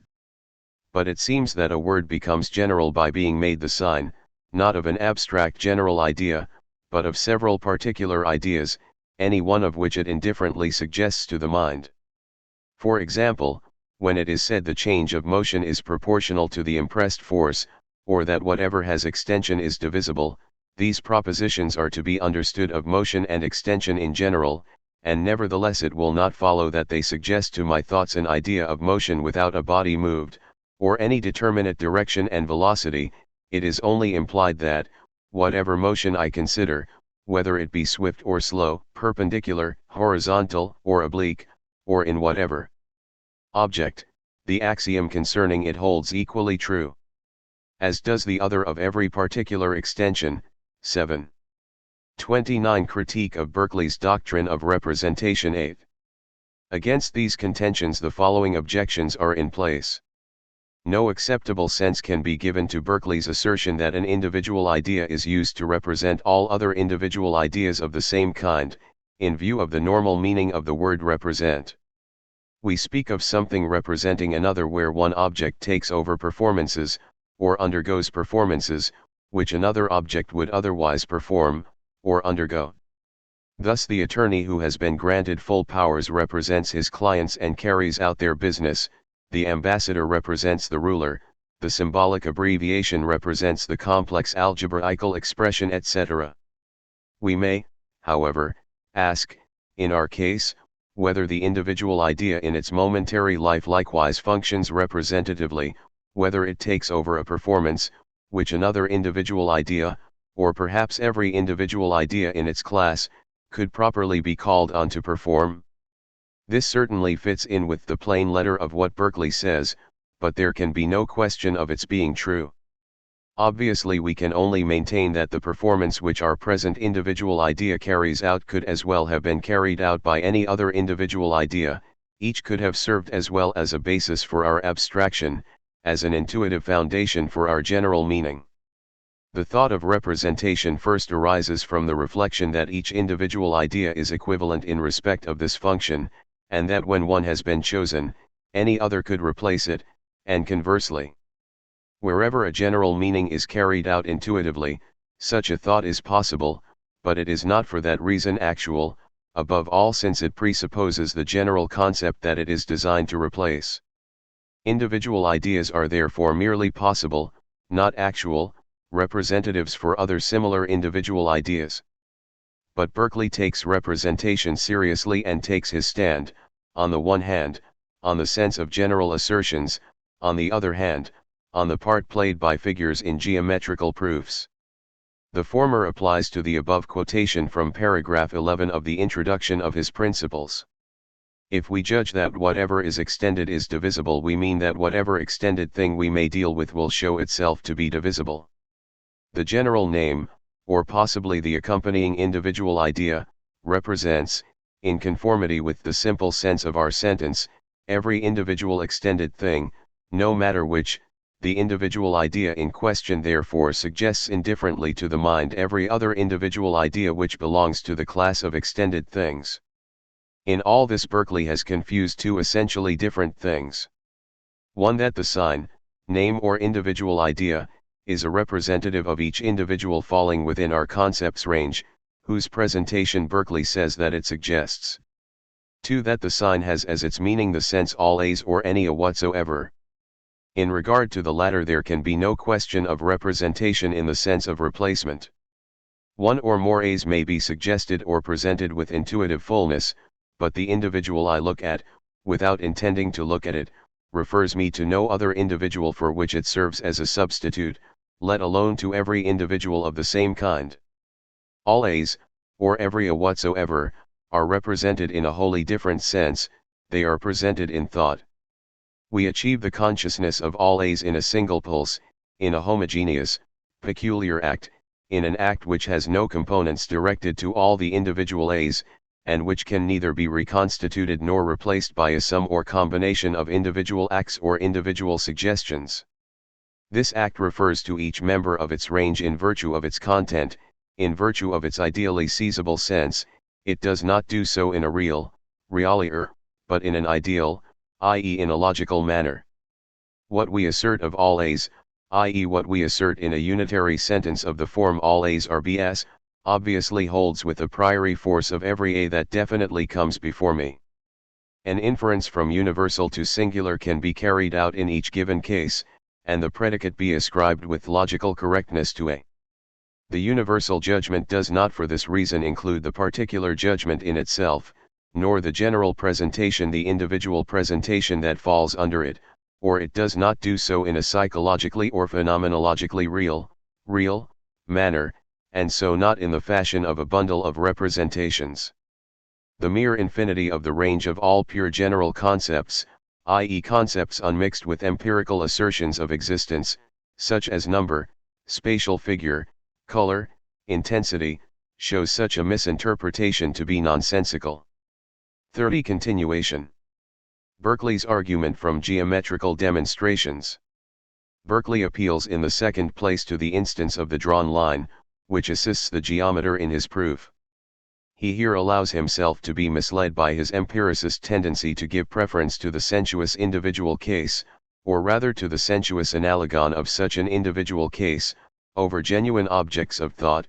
This tendency shows itself, here as elsewhere, in his treatment of the sensuous individual case, which lends support to mathematical thought, as the subject of his proof.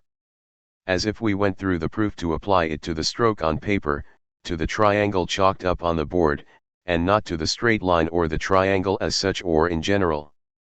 This error has already been corrected above. 9. We have shown that the proof is not in reality conducted on behalf of the individual in the drawing, but has from the start a general application. It applies to all straight lines whatever, grasped in a single act of thought.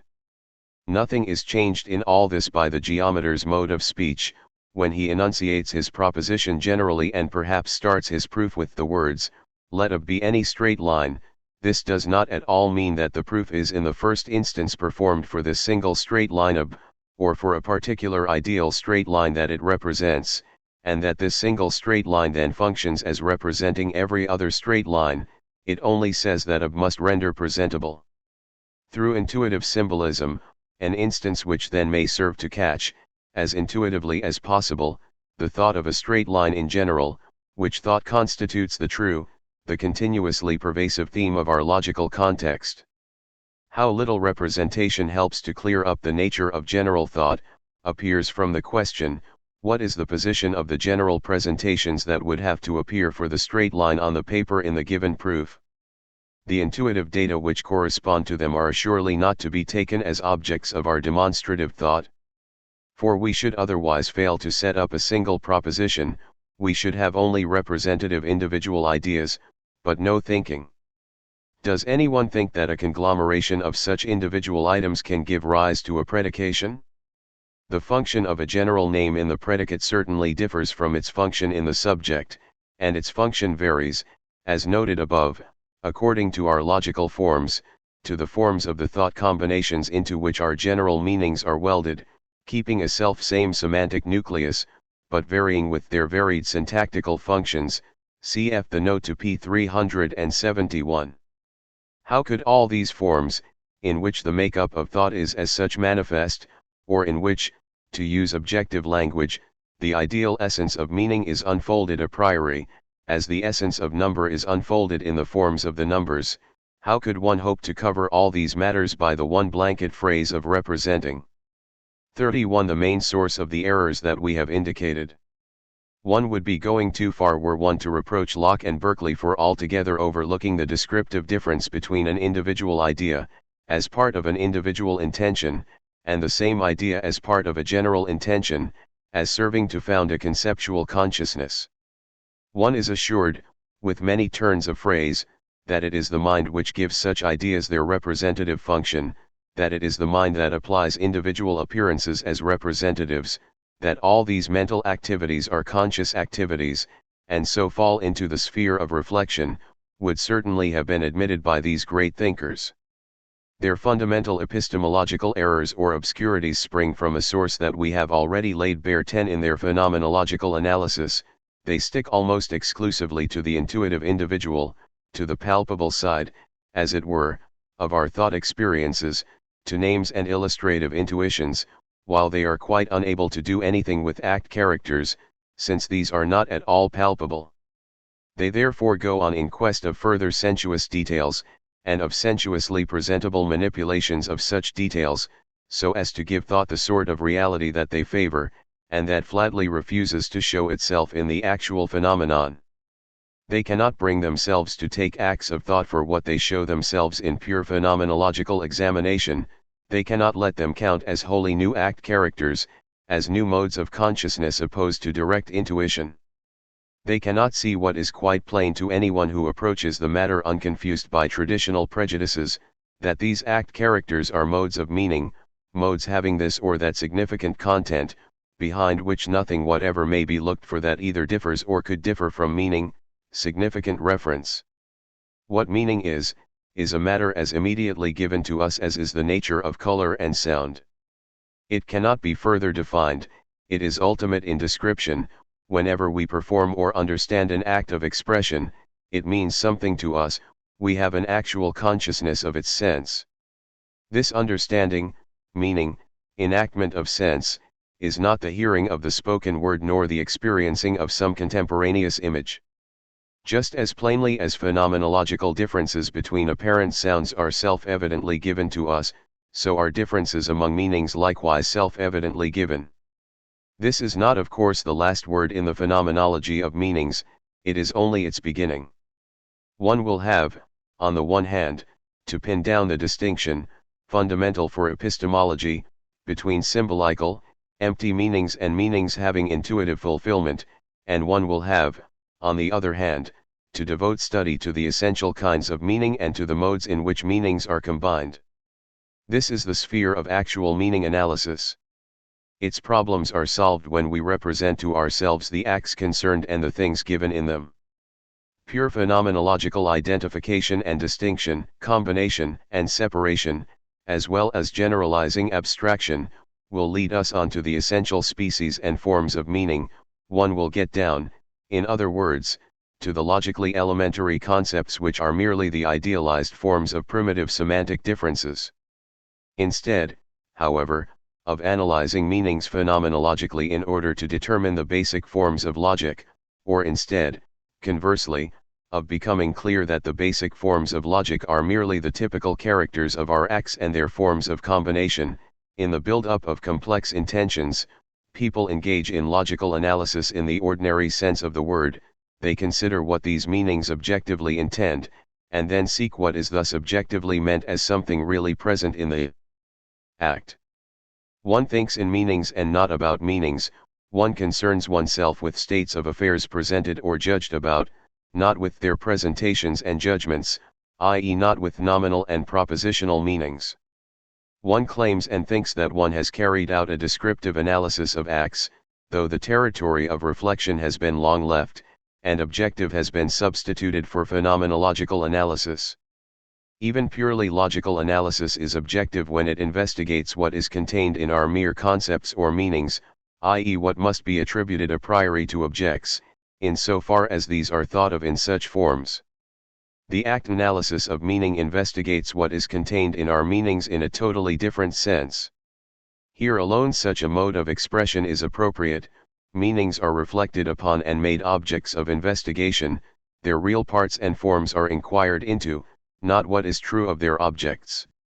The manner in which Locke arrives at his doctrine of general ideas and, among other things, at his doctrine of representation, the manner, likewise, in which Berkeley applies and defends this doctrine, and especially his approach to the meaning of general propositions, cf. his analyses of the examples quoted on p. 395 from paragraph 11 of the Introduction to the Principles, merely confirm what we have said. Chapter 5. Phenomenological study of Hume's theory of abstraction. 32. Hume's dependence on Berkeley. One need not nowadays stress the fact that Hume's conception of abstraction is not at all the same as Berkeley's. Point 1. Nonetheless, the two notions are so closely akin, that it is quite comprehensible that Hume at the start of his exposition in Part I, Section 7 of the treatise, should have gone so far as simply to attribute his thesis to Berkeley.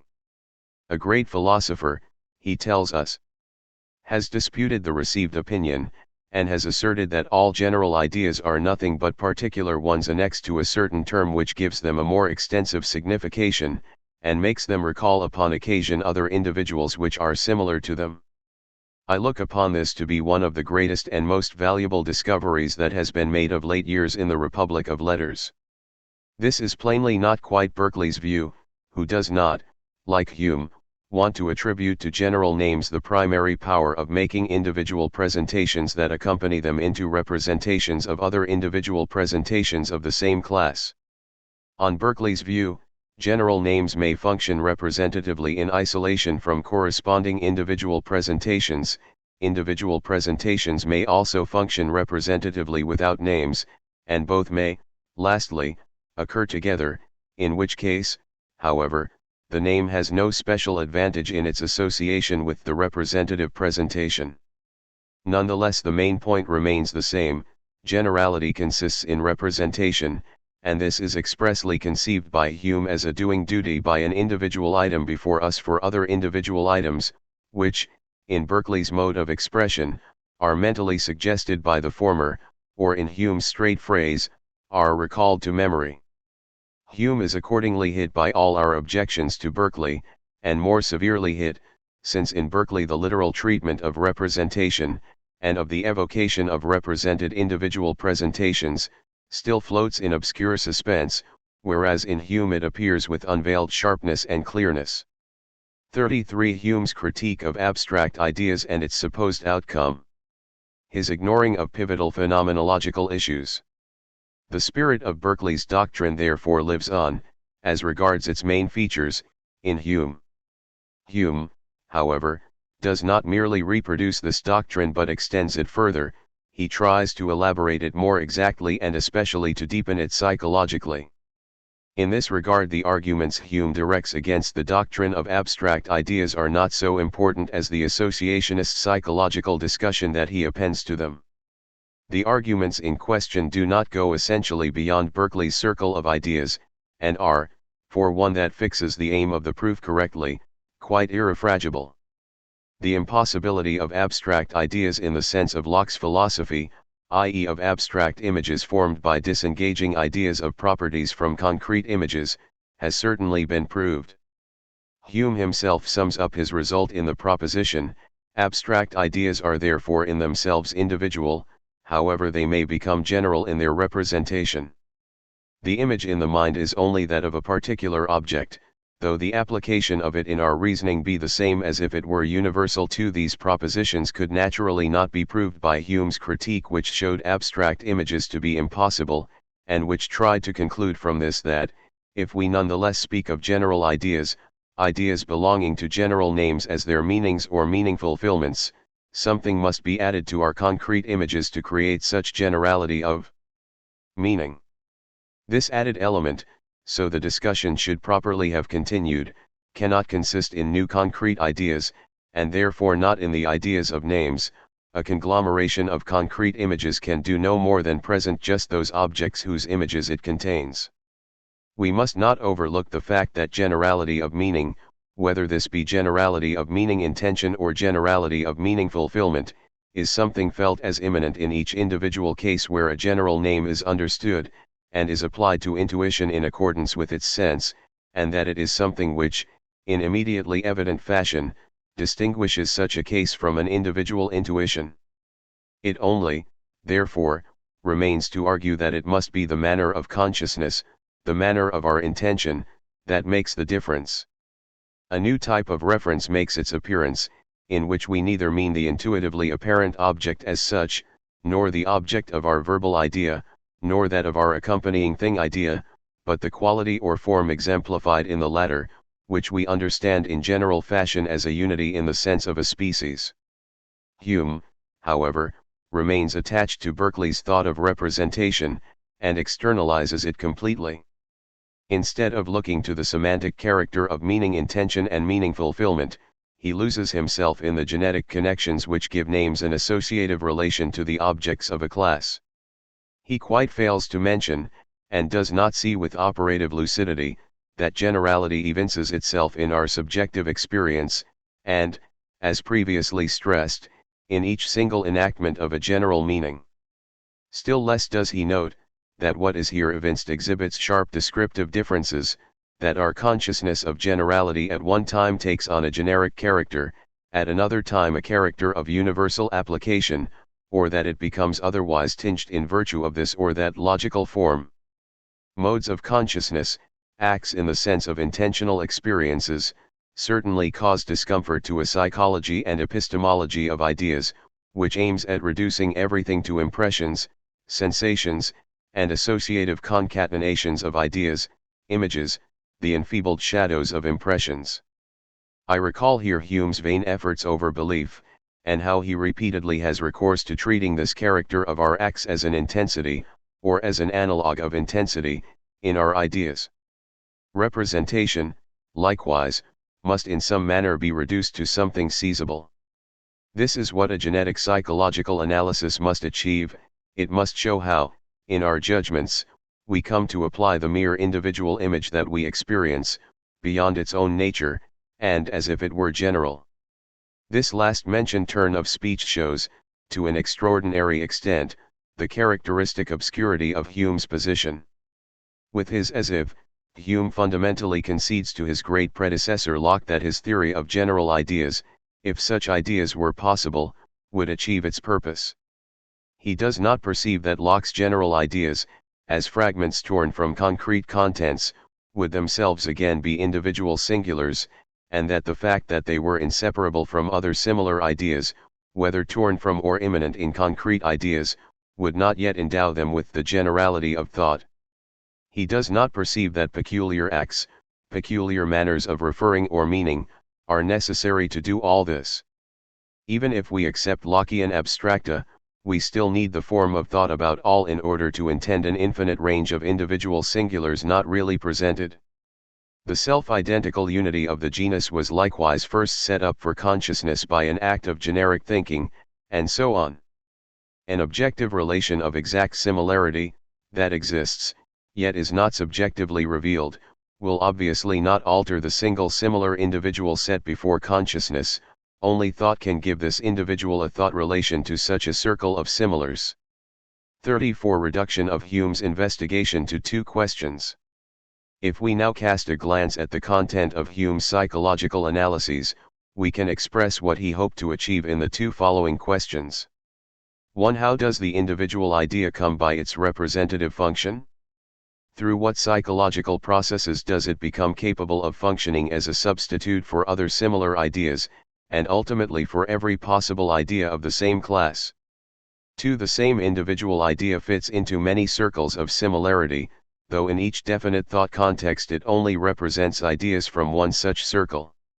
What circumstance picks out this circle of representation in a given context? What limits the representative function of the individual idea in this manner and so makes unity of sense possible? It is clear that these psychological questions retain their good sense if one here drops the guiding concept of representation, and substitutes for it the well-understood, genuine concept of a general presentation as being an act of general meaning or meaning fulfillment, cf. General Intuition in the Sense of Investigation 6, 52. That general presentations have emerged genetically out of intuitive, individual ones is generally accepted. But though the consciousness of the universal is repeatedly kindled by individual intuition, and derives clarity and self-evidence from the latter, it is not therefore a direct product of individual intuition. How then did we ever manage to go beyond individual intuition, to mean something quite other than the singular phenomenon before us, a universal instantiated in the latter, and yet not really contained in it? And how did we get all those forms which diversify the objective relations of the universal, and constitute differing logical kinds of presentation? If associative connections are now brought in to explain this, we are at once introduced to dispositional groups of similars and the signs we externally attach to them.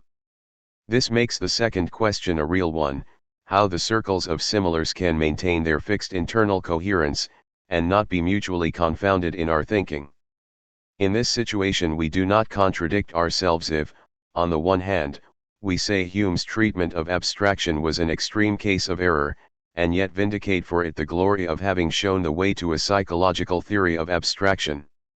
It is an extreme case of error from the angle of logic and epistemology, for which it is important that experiences of knowing should be investigated in a purely phenomenological manner, that acts of thought should be treated as what they intrinsically are and contain in themselves, so that we may bring clearness to the fundamental concepts of knowledge. Hume's genetic analyses certainly cannot claim theoretical completeness and finality, since they lack a foundation in an adequate descriptive analysis. This does not, however, mean that they do not contain valuable trains of thought, which could not escape notice and have also had a fruitful effect.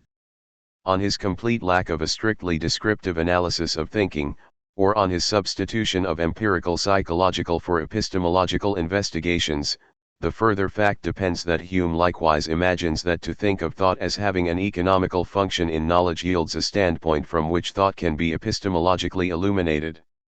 In this regard Hume is the true pupil of Locke and his philosophy. The objections to this point of view have been sufficiently canvassed in a previous section, 24. 35. The guiding principle and outcome of Hume's doctrine of abstraction and the main thoughts in which it is worked out. The guiding principle of Hume's psychological exposition is stated in the following words: if ideas be particular in their nature, and at the same time finite in number, 'tis only by custom they can become general in their representation, and contain an infinite number of other ideas under them. Hume's conclusion runs as follows: a particular idea becomes general by being annexed to a general term, that is, to a term which from a customary conjunction has a relation to many other particular ideas, and readily recalls them in the imagination. The main thoughts in which this doctrine is worked out are set forth in the quotation. The application of ideas beyond their nature proceeds from our collecting all their possible degrees of quantity and quality in such an imperfect manner as may serve the purposes of life. When we have found a resemblance among several objects that often occur to us, we apply the same name to all of them, whatever differences we may observe in the degrees of their quantity and quality, and whatever other differences may appear among them.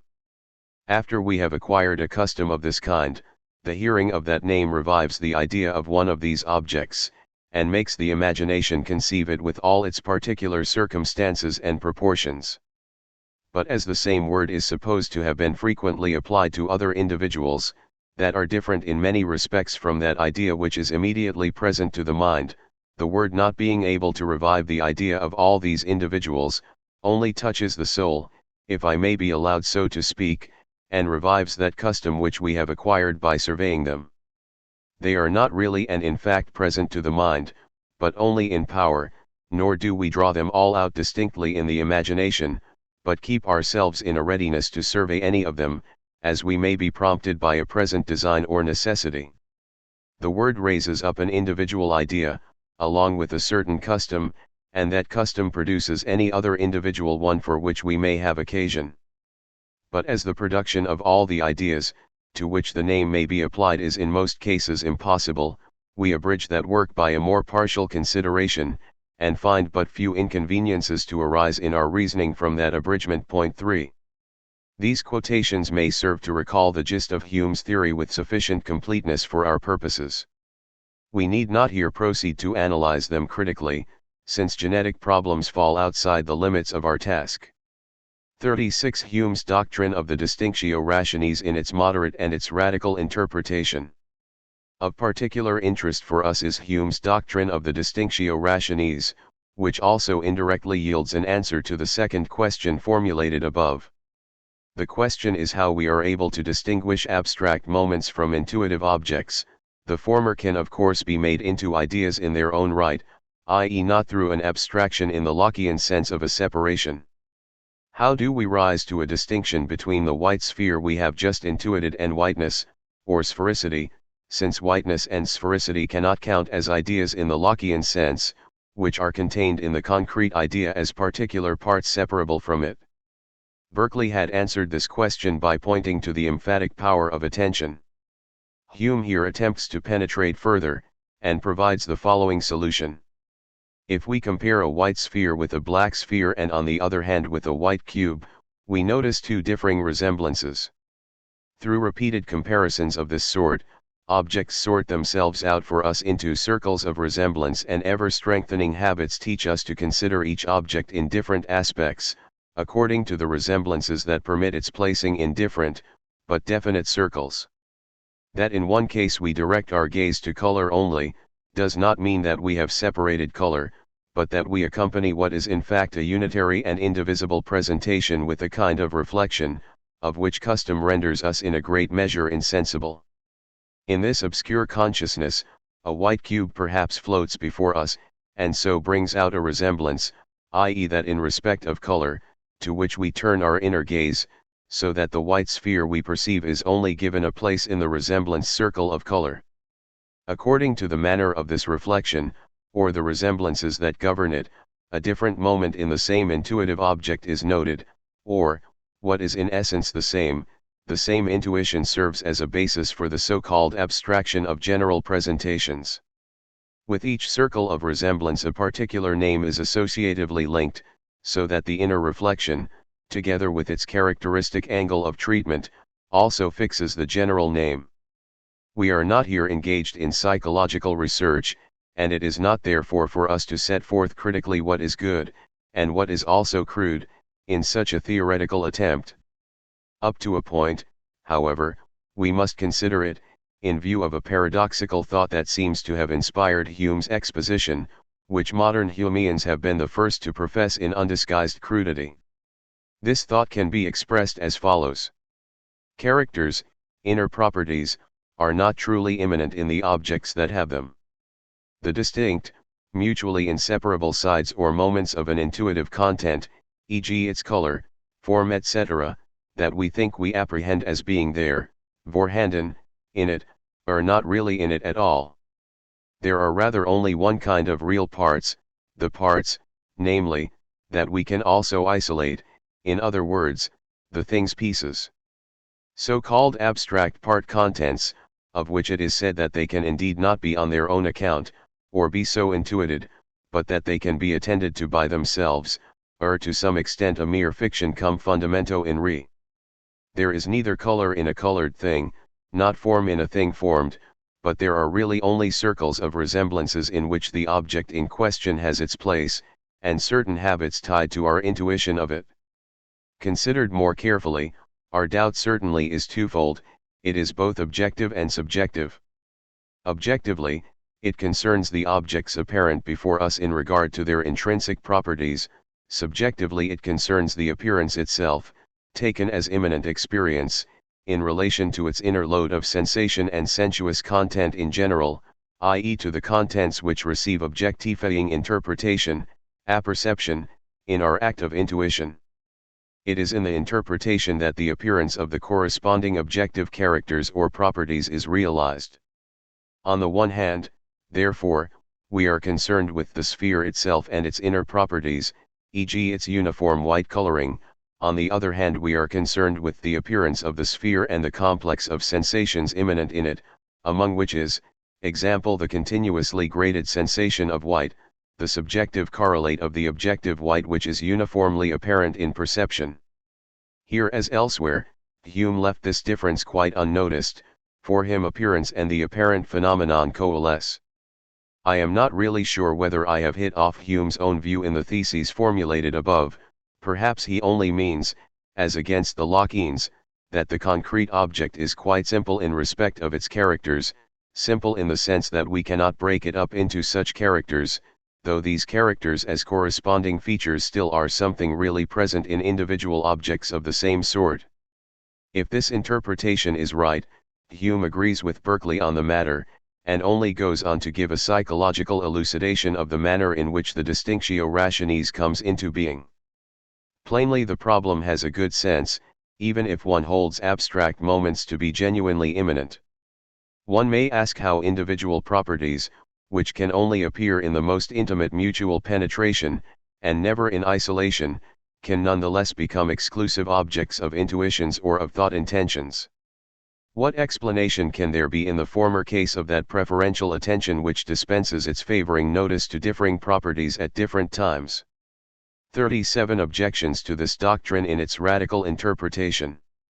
The objections raised by a moderate interpretation of Hume's statement need not be considered here. Psychological interests should not lure us from our cause. We need only say that Hume's thoughts, suitably modified, provide a basis on which a workable theory may very well be built. One need not, above all, take his mythical inner reflections seriously.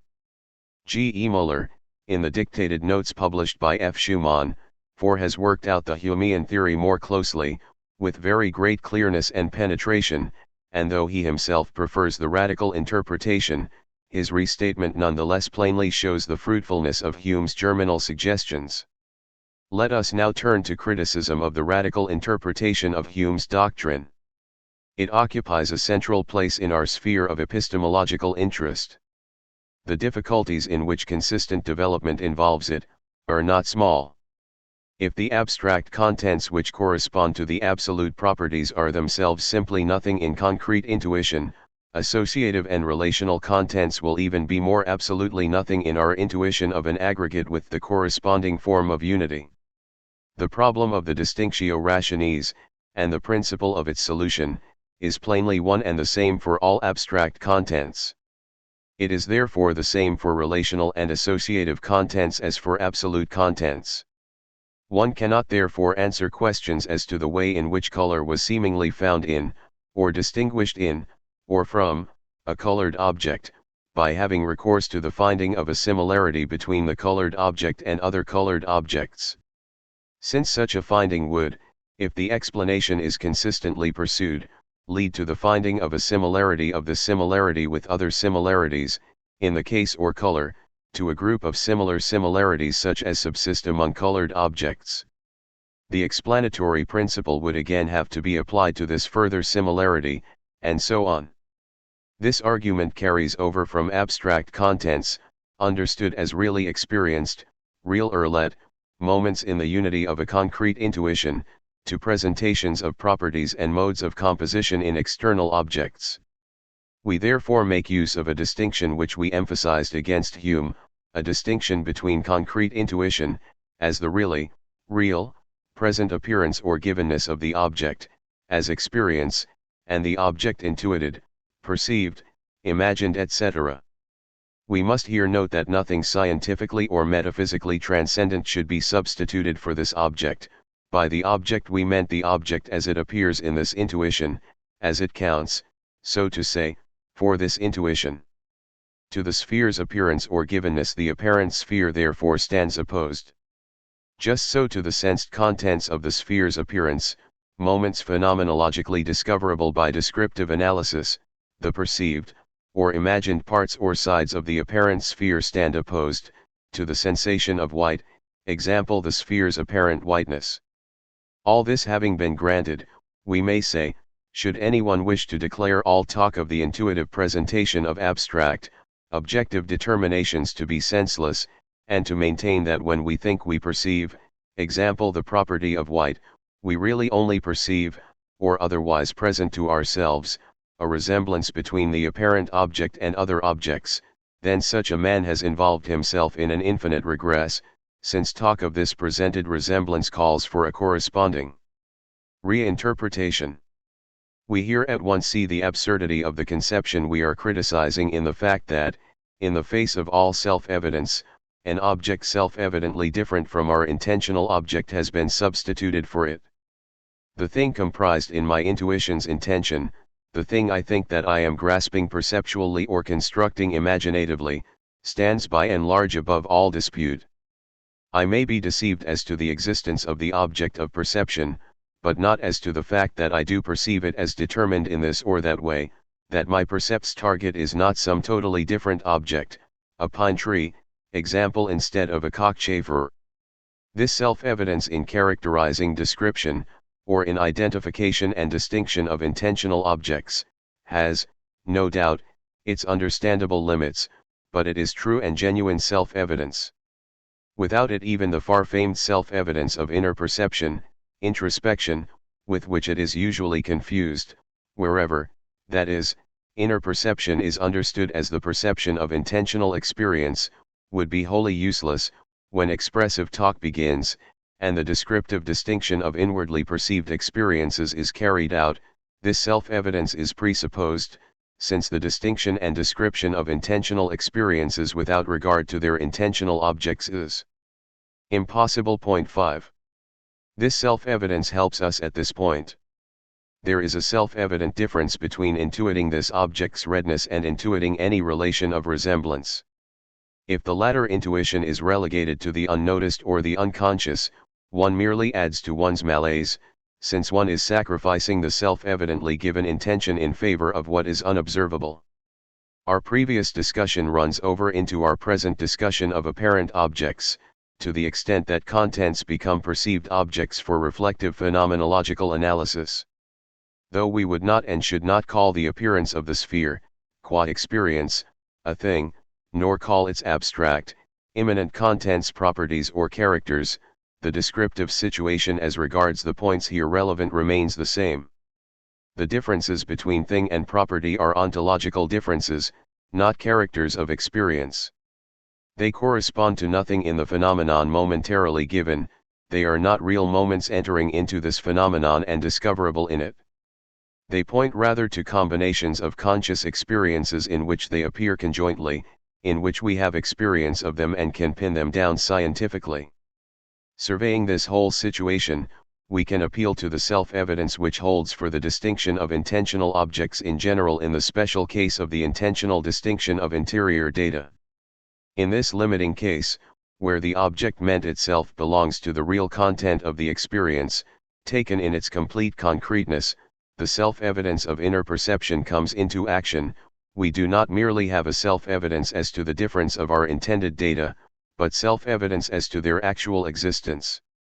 When we direct our analytic interest not so much to the apparent sphere as to the sphere's appearance, qua experience, and distinguish parts or sides in the latter, while deliberately not noticing what such sensed contents mean, it is not merely self-evident that our color content, our total content etc. is perceived, it is also self-evident that it really exists. We may not always be successful in ignoring meaning, nor in carrying the analysis of experienced contents as far as one might wish, broadly and roughly, however, both may be achieved.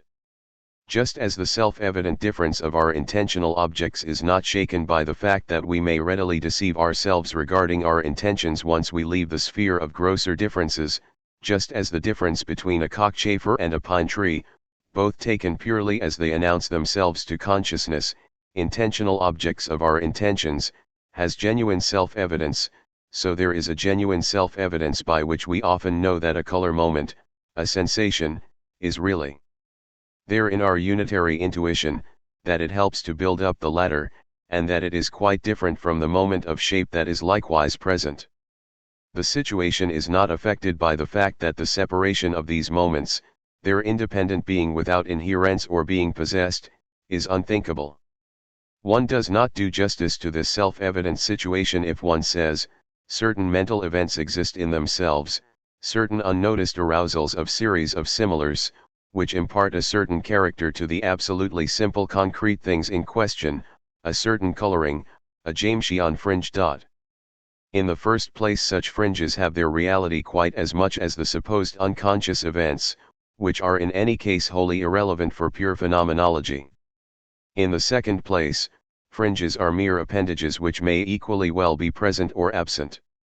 If we therefore identify these supposed fringes with the moments self-evidently noticed in the concrete thing, these fringes would all become mere appendages of a carrier quite of the type of the wonderful, featureless substance that no one any longer takes seriously.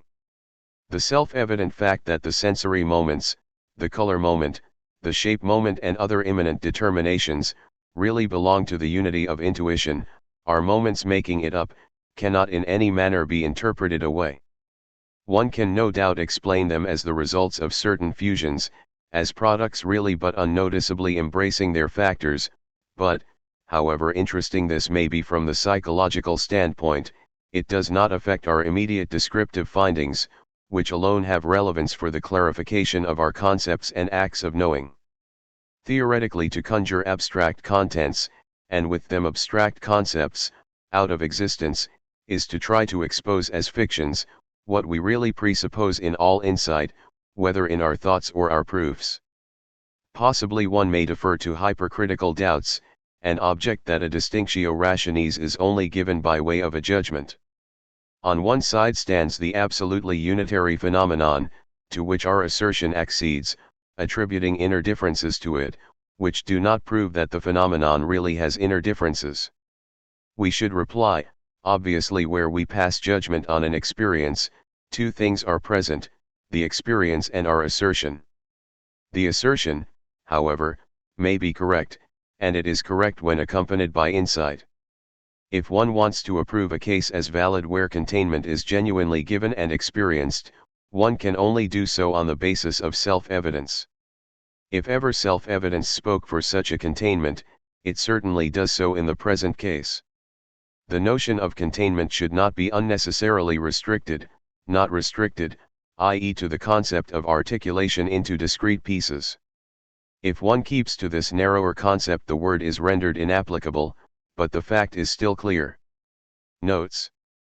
1. We encountered a line of thought similar to the one just dealt with on a previous occasion. Point 6. We there dealt with the question whether species could be treated as objects, whether it was not more correct to say that there are in reality only individual objects, variously ordered according to their similarities. But in our last discussions we were not dealing with species but with their instances. There is not merely a denial that one can speak of red in general as an object of thought, but also that one can speak of an instance of red as a moment of an intuition which occurs here and now. We could not achieve the self-evident consciousness of generality, in which the species is, as it were, given in person, if the instance, whose intuitive givenness is presupposed in the actual performance of abstraction, were reinterpreted in relativistic fashion. The parallel arguments are therefore essentially connected.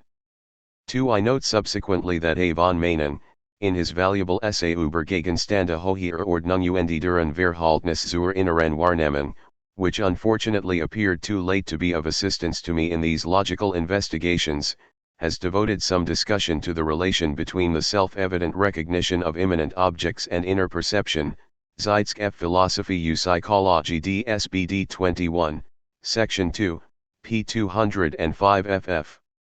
If I understand him rightly, Manen makes the former case of self-evidence coincide with that of the inner perception relating to the existence of the presentation concerned. In that case he cannot have meant the self-evidence that we meant in the text. That the so-called immanent object is not in a serious sense an object in our presentation, as Twardowski still put it. 7. Is naturally my definite opinion too. On the side of the presentation nothing exists but the reference to this object, the significant scope, Bedeutungsgehalt, as it were, of the presentation. But the self-evidence of the fact that I mean a pine tree in my presentation of pine tree, a tree of a sort determined by such and such features, and not possibly a cockchafer or anything else, is not what can be attributed to a mere percept, even to one relating to the mere experience of presentation. One is here dealing with the self-evidence of assertions, whose complex meaning intention is fulfilled on a basis of numerous acts, of numerous presentations, and of identifications and differentiations which connect them. Even if we ignore the acts to be found on the intentional side, it is quite impossible to make do with mere acts of inner perception in the case of fulfillment. The inner perception of the acts of identification and differentiation just mentioned is obviously not adequate to account for the self-evident subsistence of identities and differences. 38. Transference of our scepticism from abstract part contents to all parts whatsoever. Scepticism in regard to abstract part contents is paralleled by possible scepticism in regard to concrete part contents, i.e. pieces. A homogeneous white surface we take to be a divisible object. All parts that can be distinguished by us in actual division are treated as pre-existent parts in the surface. This practice we carry over to the case of sensation. The contents we actually experience in dealing with the white surface are bits analogously related to the total content as the objective bits of the surface are to the total surface. If it is pointed out that, in the intuitive presentation of the surface, we allow our glance to glide over it, thereby experiencing a multitude of continuously differing contents, we are not at a loss. We simply transfer our conception to each such content. But how do we know that the content is really composite? If we imagine divisions in the unbroken white surface, the corresponding sense content may really exhibit connected parts, but such imaginative intrusions do not leave our original content unaltered. The complex, discontinuously fragmented content we now have is not the same as the original, quite single, inwardly undivided one. The parts, into which one can think such a unity broken up, are fictitious parts. 8. Certain activities of imagination and judgment have been superimposed on an indivisible content of consciousness, and what the former produce we credit to the latter. Doubt grips us further, if we turn to consider a case, at first unassailed, where the intuitive content already exhibits divisions. Does our experience in such a case not first offer us a certain unitary content, that we afterwards say is compounded of parts, and is our saying this not due to a prior performance of certain novel operations? We pay attention, it is commonly said, now to one part, now to another, and now to yet another part of the content. But with each step our experience alters. Our tendency to confuse sense contents with perceived or imagined objects makes us substitute quite different contents for our original content at each step. The part we are attending to at the moment not merely lies in our focus of attention but also, more literally, in our focus of vision, and so yields sensations differing from those that it yields when remaining in the background. Keeping more strictly to contents, we may say that the content we momentarily pick out is surrounded only by an obscure, wholly chaotic mass, a fringe, a penumbra, or however one may wish to name the unamiable. It is not separated from the latter, but inwrought with it. As one passes from part to part, the situation remains generally the same, though always differing in content. This is the case even when we do not let our glance wander. It would be a crude account of the descriptive situation were one to speak of this or that indirectly seen part, or of the corresponding experiential part, as if it were merely made individually noticeable in an identical unity of content, without suspicion of accompanying changes in the experience itself. Here, as in the case of abstract contents, genetic grounds point to certain connections in past experience which render selective notice possible, and whose effects are also shown in other facts of consciousness. What we see indirectly operates as a sign for anything coming from a sphere of similars bounded by past experience. The emphasis of attention involves, further, an interpretation, and with this, generally a change in content, an elaboration in fancy. But if we object that repeated revival and comparison of experienced contents teaches us that it is right to talk of a division even in the case of such contents, the sceptic may well point to the abiding illusions to which such comparisons are subject, to the confusions between apparent things and experienced contents, between comparisons of objects and comparisons of contents, etc. 39. The extreme limit of scepticism and its refutation. If we persist in this sceptical direction, we shall have to doubt whether there are parts of any sort, and in consequence whether there is ever a plurality of concrete contents, since ultimately, if we may still presume to judge the matter, the contents which appear in coexistence and succession are always in a manner unified. Our scepticism would at length be crowned by the assertion, consciousness is something quite unitary, regarding which we can at least not know, whether it has partial contents at all, or whether it in any way unfolds itself in simultaneous or temporally successive experiences. Such a scepticism, it is plain, would render all psychologies impossible. 9. How one must combat it need not be said after our previous explanations. Whatever the flux of immanent phenomena, it does not rule out the possibility of first grasping these phenomena in vague but quite clear concepts, clear because directly formed on an intuitive basis, and then, based on such concepts, of making many decisions, rough in fact but self-evident, which are quite enough to render psychological research possible. As regards the white surface, I am not here referring to the white surface itself, treated as a thing, but to the conscious content. We see very well how it changes, but also how, despite all such changes, it stays alike, even identical. The boundaries added by imagination do not constitute its pieces originally, they merely bound them. It is self-evident to us that these pieces really were present in the unity of the content white surface. The content, held without boundaries in an identical intention, coincides with the same content changed only by such imagined boundaries. The two coincide in respect of the outlined parts. The parts were, and always are, in the whole, not however as separated unities in their own right. A certain fluctuation and flux of contents, the uncertainty, even the impossibility, of keeping them just the same, does not destroy the self-evidence of these judgments. Like all purely descriptive judgments passed on intuitive data as such in a faithfully expressive manner, they hold within a certain range of variability, with a certain index, therefore, of vagueness. 10 Naturally we only adduce examples where all relationships exhibit gross differences, and so really fall within the sphere of the gross self-evidence spoken of above. Self-evidence is also present if we proceed in the opposite direction, and remove in thought a fragmentation that is actually present. If a surface divides into a white and a red section, then, if there are merely qualitative changes, the identity of the two extended parts is maintained. If we now think of the white of the one, and the red of the other, as shading continuously into one another, both parts now coalesce in an inwardly undivided unity.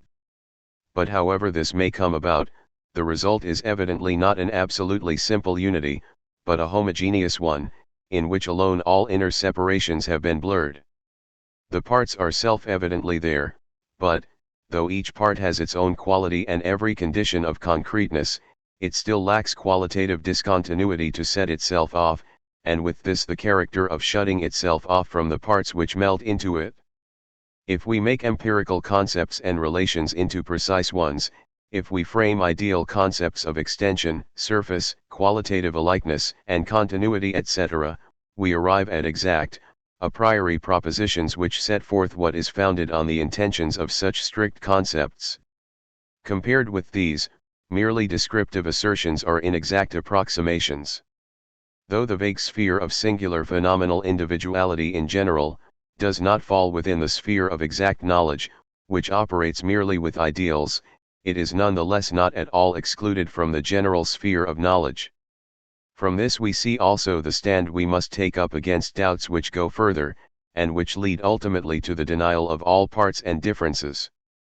In individual cases the flux of sense experiences, or also of specific mental experiences, may very well leave room for doubt.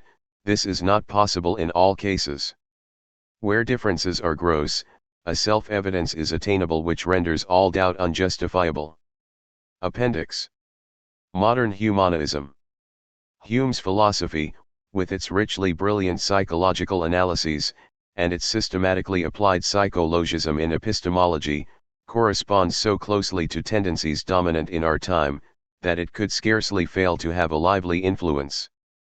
One can perhaps even say that Hume has never been more influential than he is now, and one could even apply the name modern Humeans to quite a fair number of contemporary thinkers.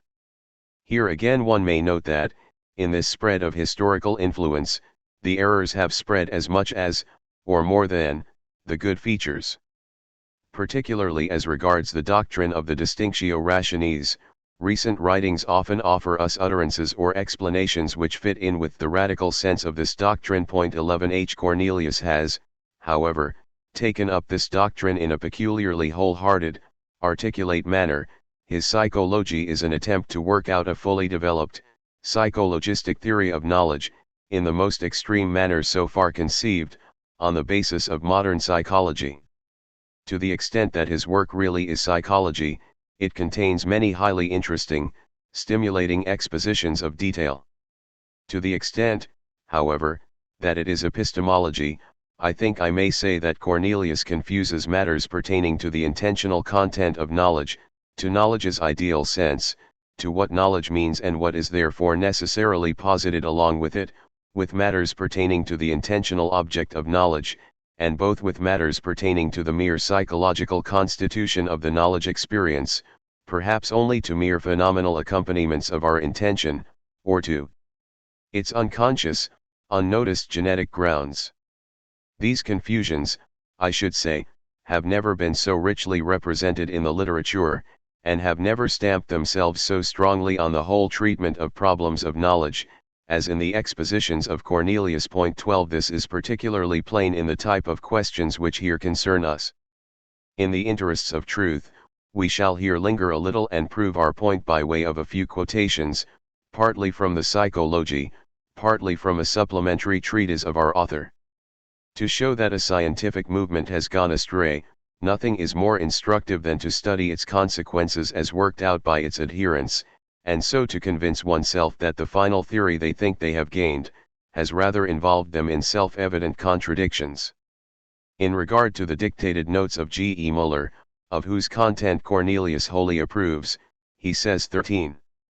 The distinction of differing features, is based, on the fact that the contents are gathered into groups according to their similarities, and are named with common names. There is therefore nothing else that we mean when we talk of the varying features of a content, than the fact that this content belongs to various such groups of contents, all mentally similar and therefore called by the same name. Nothing so definite is to be found in Hume. The great thinker would probably have hesitated before accepting this proposition. What we mean is surely our sense, and can one say even for an instant that the sense of the proposition "this tone is faint" is the same as the sense of the proposition "this tone belongs to a group, of whatever sort, of similars"?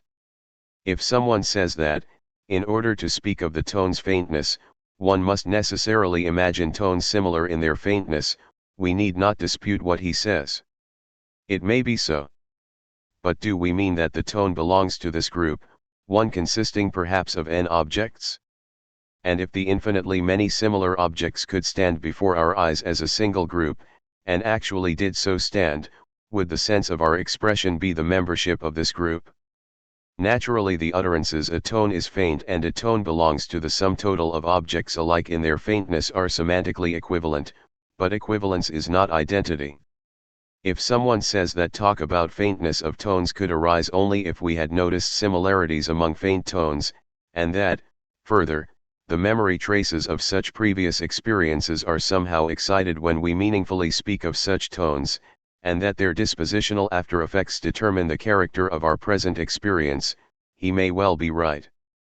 But what has all this to do with our sense, with what we mean by our words? My reference is plainly and immediately given: present experience.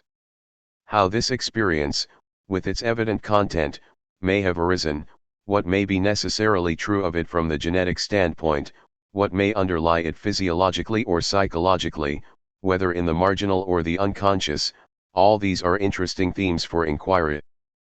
But it is absurd to seek information about our meaning along such paths.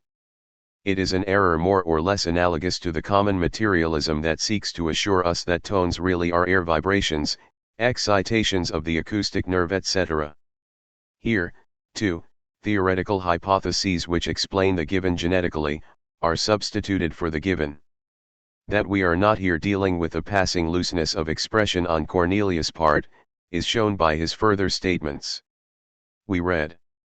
We need hardly say that, on the theory just set forth, this common feature of simple contents cannot be used generally to explain the similarity among these contents, as one is accustomed to reduce the similarity of two carpets to an exact match of color.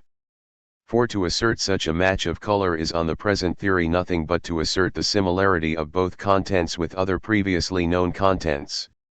The one assertion is the other, this is stressed by Cornelius, they are therefore the same assertion. It would therefore harmonize with the sense of our statement that the assertion of this color match had a different sense for each man, and a different sense at different times. It would depend on the otherwise known contents, and thus on previously experienced contents, which plainly differ from man to man, and from time to time. When Cornelius adds that the meaning of predicates need not appear in the form of separate presentations on each occasion, but can be given in rudimentary association, we are not greatly helped. What actual associations cannot do, rudimentary association, brought in as a substitute, cannot do either. Cornelius so darkens facts with theory that he even says 14 that the expression abstract content or abstract presentation are abbreviations for presentation of the similarity in a certain respect of one content to others. Which of the various features of a content is spoken of at a time, in which direction or respect the content is treated, depends on which of these differing similarities will be brought to consciousness, will be inwardly perceived by us. Point 15. Cornelius will not permit us to call his conception nominalistic. Yet extreme nominalism has always thought that similarity mediated the relation between a general name and the class it applies to, and for Cornelius, as for such nominalism, general names are in a manner equivocal. Psychological grounds, the theory maintains, limit the application of a name to a class, but the name's meaning consists in particular similarities experienced from moment to moment, and therefore varies from case to case. The ideal unity of the class sets bounds to this multiplicity of meanings, but it does not and cannot create the single meaning of the univocal concept. But how we should know anything of this ideal unity, of the group of objects which one similarity encompasses, remains, on the theory, mysterious. Point 16. The content of the theory liquidates its own presupposition. A certain sense that the consciousness of generality also makes itself felt descriptively and demands explanation, shows itself in several passages in Cornelius. We read, example, that a predicate word, in virtue of its origin and meaning, does not stand for this or that individual content, nor for a certain number of particular contents, but rather for something common to all these contents. The general idea associated with the predicate, which determines its meaning, is the memory of the similarity binding all those contents together, a thing not further describable, but immediately known to internal perception. Of course, the thing not further describable but immediately known to internal perception is the peculiar consciousness of meaning, the act of general meaning, but the words certainly manage to describe this indescribable, and, it seems to me, in an incorrect fashion, since they substitute a sense content for an act character, and a fictitious sense content at that, one at least that eludes phenomenological scrutiny.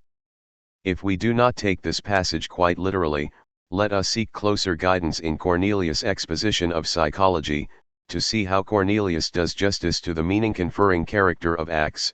This, as the thing really requiring explanation, should be sharply focused, distinguished in regard to its essential modifications, and set up in these fixed differences to illuminate genetic analysis. Here two fundamental confusions may be noted. The first is the confusion of the objective fact, that the general name is confined by associative connections to the circle of similarity, with the subjective fact, that we mean the universal in the individual act, and so refer ourselves in our intention to the class, or to an indefinite individual as member of that class, or to the unitary species, etc.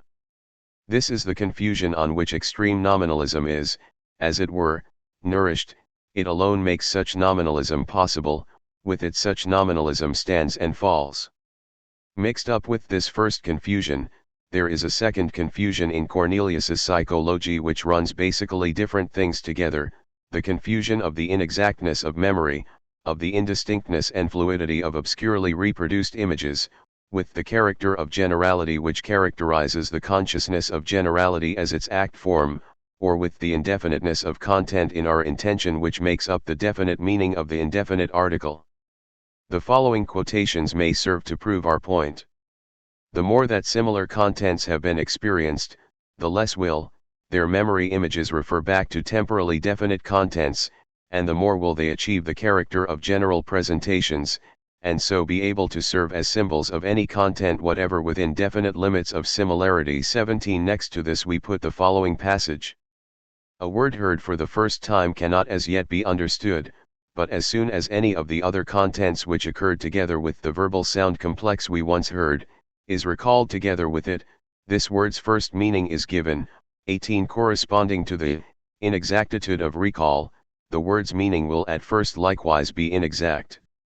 Since the memory presentation associated with the word does not merely serve to symbolize a completely determined experience, but leaves its properties undetermined within certain limits, the word likewise must be rendered ambiguous through its association with this memory presentation. A later content, conversely, will likewise be in a position to be associated with the word as long as its difference from the content previously bound up with this word does not go beyond these limits. When the meaning of a word thus emerges, an abstract, ambiguous symbol is necessarily created, standing equally for a series of different contents alike in a particular respect. The word obtains conceptual meaning to the extent that, in virtue of the emergence of its meaning, it serves the individual as a symbol for all contents lying within certain limits in a definite similarity series. 19. At the close of the same section we read further. 20. We find that not only words, but also presentations can be general, and are in fact always general within limits, in the sense in which conceptualism asserts such generality. This generality, however, remains bound within limits fixed by our acquired fineness of discrimination, whereas the generality of the word is in no way limited by the limited generality of the associated image. That there is no presentation of a triangle in which the properties of the acute-angled and obtuse-angled triangle are united, we can unconditionally grant to Berkeley as against Locke, but that in every presentation of a triangle completely definite relations of sides and angles are presented could be denied as definitely. We can as little frame the image of a triangle with a definite, wholly exact proportion of sides, as we are in a position to draw it. The presentation just spoken of is impossible, since the differences of form between acute and obtuse angled triangles are too gross and familiar for us to be in any possible doubt regarding the corresponding properties in the case of a triangular form. The fully executed presentation of a completely determinate triangle is also impossible, for the reason that our discrimination of triangular forms can never be quite exact. Small differences at least are lost in memory.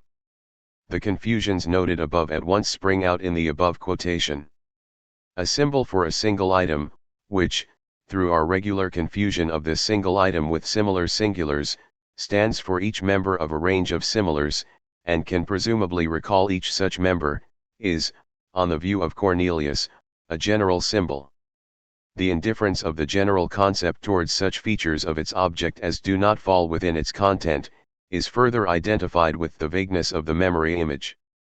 And, in his final passage, Cornelius thinks that he can mediate in the Berkeleian-Lockean dispute over the general triangle, by substituting for a question about the sensuous presentability of a triangle having conflicting properties, Locke's idea of a triangle, the quite different question as to the possibility of framing a precise mental image of a geometrically definite triangle of given proportions, or of recognizing one so framed as corresponding to our geometrical ideal, and of distinguishing it from others slightly different. In this indefiniteness, taken as vagueness, seems confused with inexactness in the exemplification of an ideal. Cornelius thinks that a sensuous triangle can unite contradictory properties, infinitely many of these in fact. It must only avoid trying to unite large differences, like those between being obtuse angled and being acute angled. One would hardly care to accept such a psychologistic rehabilitation of Locke's idea of a triangle, even when confined to such finer differences. We cannot agree to believe something to be psychologically possible if it is logically and geometrically absurd. Chapter 6. Separation of varying concepts of abstraction and abstract. 40. Confusion of concepts of abstraction and abstract concerned with non-independent part contents, on the one hand, and species on the other. The attentional theory of abstraction presupposes, what the doctrine of the distinctio rejects, that there is a certain difference in our contents themselves, corresponding to the difference between abstract and concrete. On the distinctio rationis doctrine there are only one kind of parts, i.e. pieces, parts capable of separation or of being presented as separated. On the former view, however, one distinguishes between independent parts, in Stumpf's terminology, on the one hand, and non-independent part contents, on the other. Among the latter we count the inner determinations of a content, exclusive of its pieces, and among these also the forms of unity discernible in this content, or, objectively regarded, present in it, through which its parts are combined to make up the unity of the whole. In relation to this same distinction, one speaks also of concrete and abstract contents or parts of contents. Point 1. In the theory of abstraction since Locke, the problem of abstraction in the sense of an emphatic pointing to abstract contents has been mixed up with the problem of abstraction in the sense of concept formation. In regard to the latter, we are concerned to give a descriptive analysis of the essence of the act in which we are self-evidently aware of a species, or to clarify the meaning of general names by recourse to fulfilling intuitions. From an empirical, psychological viewpoint, we must try to explore the corresponding psychological facts in the context of human consciousness, the genetic origin of men's general presentations in the natural process of naive, unconsidered living, or in the artificial process of deliberate, logical concept formation. The abstract presentations which are here in question, are presentations whose intention is to species and not to non-independent or abstract contents. Should these intentions be intuitively fulfilled, concrete intuitions with, as it were, stressed part contents will serve as their foundation.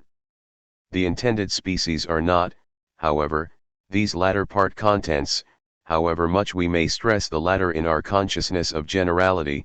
they do not become our intended objects themselves, nor are they objects of separate contemplation. There is, however, a constant confusion, as can be seen from our present critical investigation, between abstract, non-independent moments in the object, and the species, or between the corresponding subjectively experienced abstract contents and abstract concepts, the meanings of certain names, or also between the acts of emphasis or regarding of these abstract contents, and the acts of general presentation. Locke, example, wants abstract ideas to be general meanings, but they are described as features of objects, and psychologized as abstract sense contents torn from concrete intuitions. The attentional theory likewise points to the possibility of a peculiar notice paid to such abstract contents, without a tearing of them from their context, and thinks that it has thereby shed light on the origin of our general concepts, as meanings. In the same vein, some deny the intuitive character of abstract contents too, though, as aspects of concrete intuitions, they must be intuited with the latter. This error occurs since men are led astray by the inaccessibility of general concepts to sensuous intuition. If it is absurd to try to paint tones, or to represent colors by smells, or, generally, to represent one heterogeneous content by another, it is doubly absurd to try to represent what is essentially non-sensuous sensuously. We may say in general that there are differing concepts of abstract and abstraction that call for distinction. Our present task is to pursue their distinctions. 41. Separation of concepts grouped about the concept of the non-independent content. If we adhere to the talk of contents favored by recent theories of abstraction, we may say: A. Abstract contents are non-independent contents, concrete contents are independent. We think of this difference as objectively determined, perhaps, as follows: concrete contents are by their nature such as to be capable of existing in and for themselves, whereas abstract contents are only possible in or attached to concrete contents. Point 3. It is plain that this talk about contents can and must be carried further than it is in the phenomenological sense of realin, elements in consciousness. The phenomenal external object which appears, but which is not a real datum of consciousness, at least if one does not falsely interpret the intentional or merely intended object, as a real constituent of the experience in which the intention takes place, is as a whole concrete, its immanent determinations, color, form, etc., understood as moments constituting its unity, are abstract. This objective distinction between abstract and concrete is the more general, since immanent contents are only a special class of objects, which naturally does not mean of things. The difference in question could therefore more suitably be called a difference between abstract and concrete objects or parts of objects. If I here still continue to talk of contents, I do so as not to give persistent offense to most of my readers. The distinction has arisen in the field of psychology, where intuitive illustration naturally grasps at sensuous examples. Here the interpretation of the word object to mean a thing is so dominant, that to call a color or form an object might be felt disturbing or even confusing.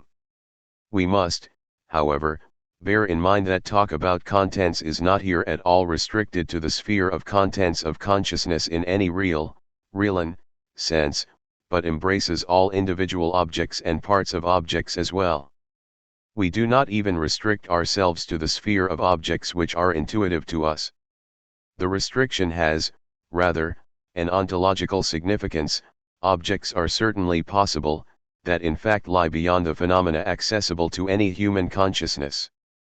The distinction, in short, concerns individual objects as such with unrestricted generality. Its true place is in the framework of an a priori formal ontology. B. Taking the objective, ontological, concept of abstract contents as our foundation, we may mean by abstraction the act through which an abstract content is distinguished, i.e. through which it is not prized loose, but nonetheless made the peculiar object of an intuitive presentation directed upon it. It appears in and with the relevant concretum, from which it is abstracted, but it is specially meant, and further not merely meant, as in indirect merely symbolic presentation, but also intuitively given as what it is meant as being. See, here we must, however, take account of an important difference that has been more than once previously emphasized. Point 4. If we pay attention to one of the side surfaces of a cube which appears before us, this surface is the abstract content of our intuitive presentation. But the genuinely experienced content, which corresponds to this phenomenal side surface, itself differs from the latter. It only forms the basis of an interpretation, through which, while it is sensed, a side of the cube differing from itself manages to appear. The sensed content is not in this case the object of our intuitive presentation, it first becomes such an object in psychological or phenomenological reflection. Descriptive analysis nonetheless teaches us that it is not merely contained in the total concrete appearance of the cube, but that it is in a certain fashion set in relief, accented as against all other contents, which in their presentation of the side surface in question do not function representatively. It naturally remains so emphasized, when it becomes itself the object of a presentative intuition peculiarly directed to it, except that then, in reflection, this intuition is added. This setting in relief of the content, which itself is no act, but a descriptive peculiarity of the phenomenal side of the acts in which the content becomes the bearer of its own intention, could likewise be called abstraction. We should thus have laid down a totally new concept of abstraction. Point 5. d. If one assumes that abstraction is a peculiar act or, in general, a descriptively peculiar experience, responsible for setting the abstract content in relief from its concrete background, or if one sees in the manner of such setting in relief the essence of the abstract content as such, one comes to yet another concept of the abstract.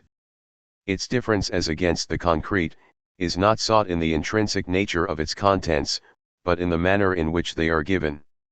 A content is said to be abstract, in so far as it is abstracted, concrete in so far as it is not abstracted. It will readily be noted that the tendency to characterize a difference in content by having recourse to acts, stems from a confusion with more advanced concepts of abstract and concrete, in which the essence of the matter certainly lies in the acts. If one understands by abstraction, in the positive sense, the preferential notice paid to a content, by abstraction in the negative sense the ignoring of simultaneously given contents, the word loses its exclusive relation to abstract, in the sense of non-independent contents. Even in the case of concrete contents one speaks, certainly only in a negative sense, of abstraction. One attends, example to such contents in abstraction from their background. 42. Separation of the concepts that group themselves about the concept of the species. A. One distinguishes abstract and concrete concepts. By concepts one understands the meanings of names. To this distinction there accordingly corresponds a distinction of names. In a nominalistic logic only this grammatical distinction tends to be drawn. We may very well start with grammar.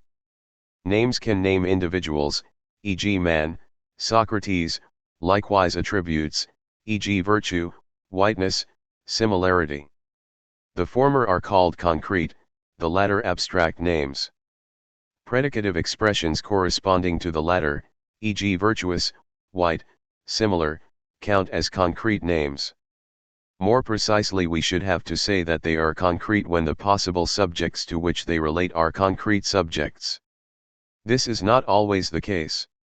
Names like attribute, color, number etc., relate predicatively to attributes, as specific singulars, and not to individuals, or at least only mediately to individuals, and with an alteration in predicative sense. Behind this grammatical distinction there is plainly a logical one, the distinction, namely, between nominal meanings directed to attributes and nominal meanings directed to objects in so far as they share in such attributes. If one follows Herbart in calling all logical presentations, this means, we hold, all nominal meanings, concepts, their concepts in this sense divide into abstract and concrete.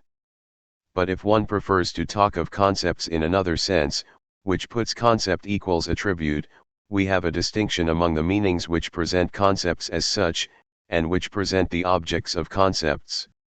This is a relative distinction in so far as objects of concepts can, in relation to certain new objects, have the character of concepts. This cannot, however, continue in infinitum, and we necessarily come at last to the absolute distinction between concepts on the one hand, and those objects of concepts, that can no more function as concepts, on the other. On one side there will therefore be attributes, on the other side objects that have attributes without themselves being attributes. To the distinction of meanings there accordingly corresponds a distinction in the field of objects, the distinction, in other words, between individual and specific, i.e. general, objects. General objects and general presentations or meanings, i.e. direct presentations of general objects, are alike called concepts, but equivocally so. The concept of redness is either redness itself, as when its manifold objects, i.e. red things, are opposed to this concept, or it is the meaning of the name redness. Both plainly stand in the same relation to one another as do the meaning Socrates and Socrates himself. The word meaning is no doubt likewise equivocal, so that men do not hesitate at times to call the object of a presentation a meaning, and at times to say the same of its content, the sense of its name. To the extent that a meaning is also called a concept, the relative talk of concept and object of concept likewise becomes ambiguous. At one time one is dealing with the relation, just now taken as basic, between the attribute, redness, and the object to which this attribute belongs, the red house, at another time with the totally different relation between the logical presentation, the meaning, example of the word redness, or of the proper name Thetis, and the presented object, the attribute redness and the goddess Thetis. b. The distinction between concrete and abstract presentations can also be interpreted in another fashion. A presentation can be called concrete when it directly presents an individual object, without the mediation of conceptual, attributive, presentations, abstract in the contrary case. On the one side, in the realm of meanings, we shall then have the meanings of proper names, on the other side all other nominal meanings.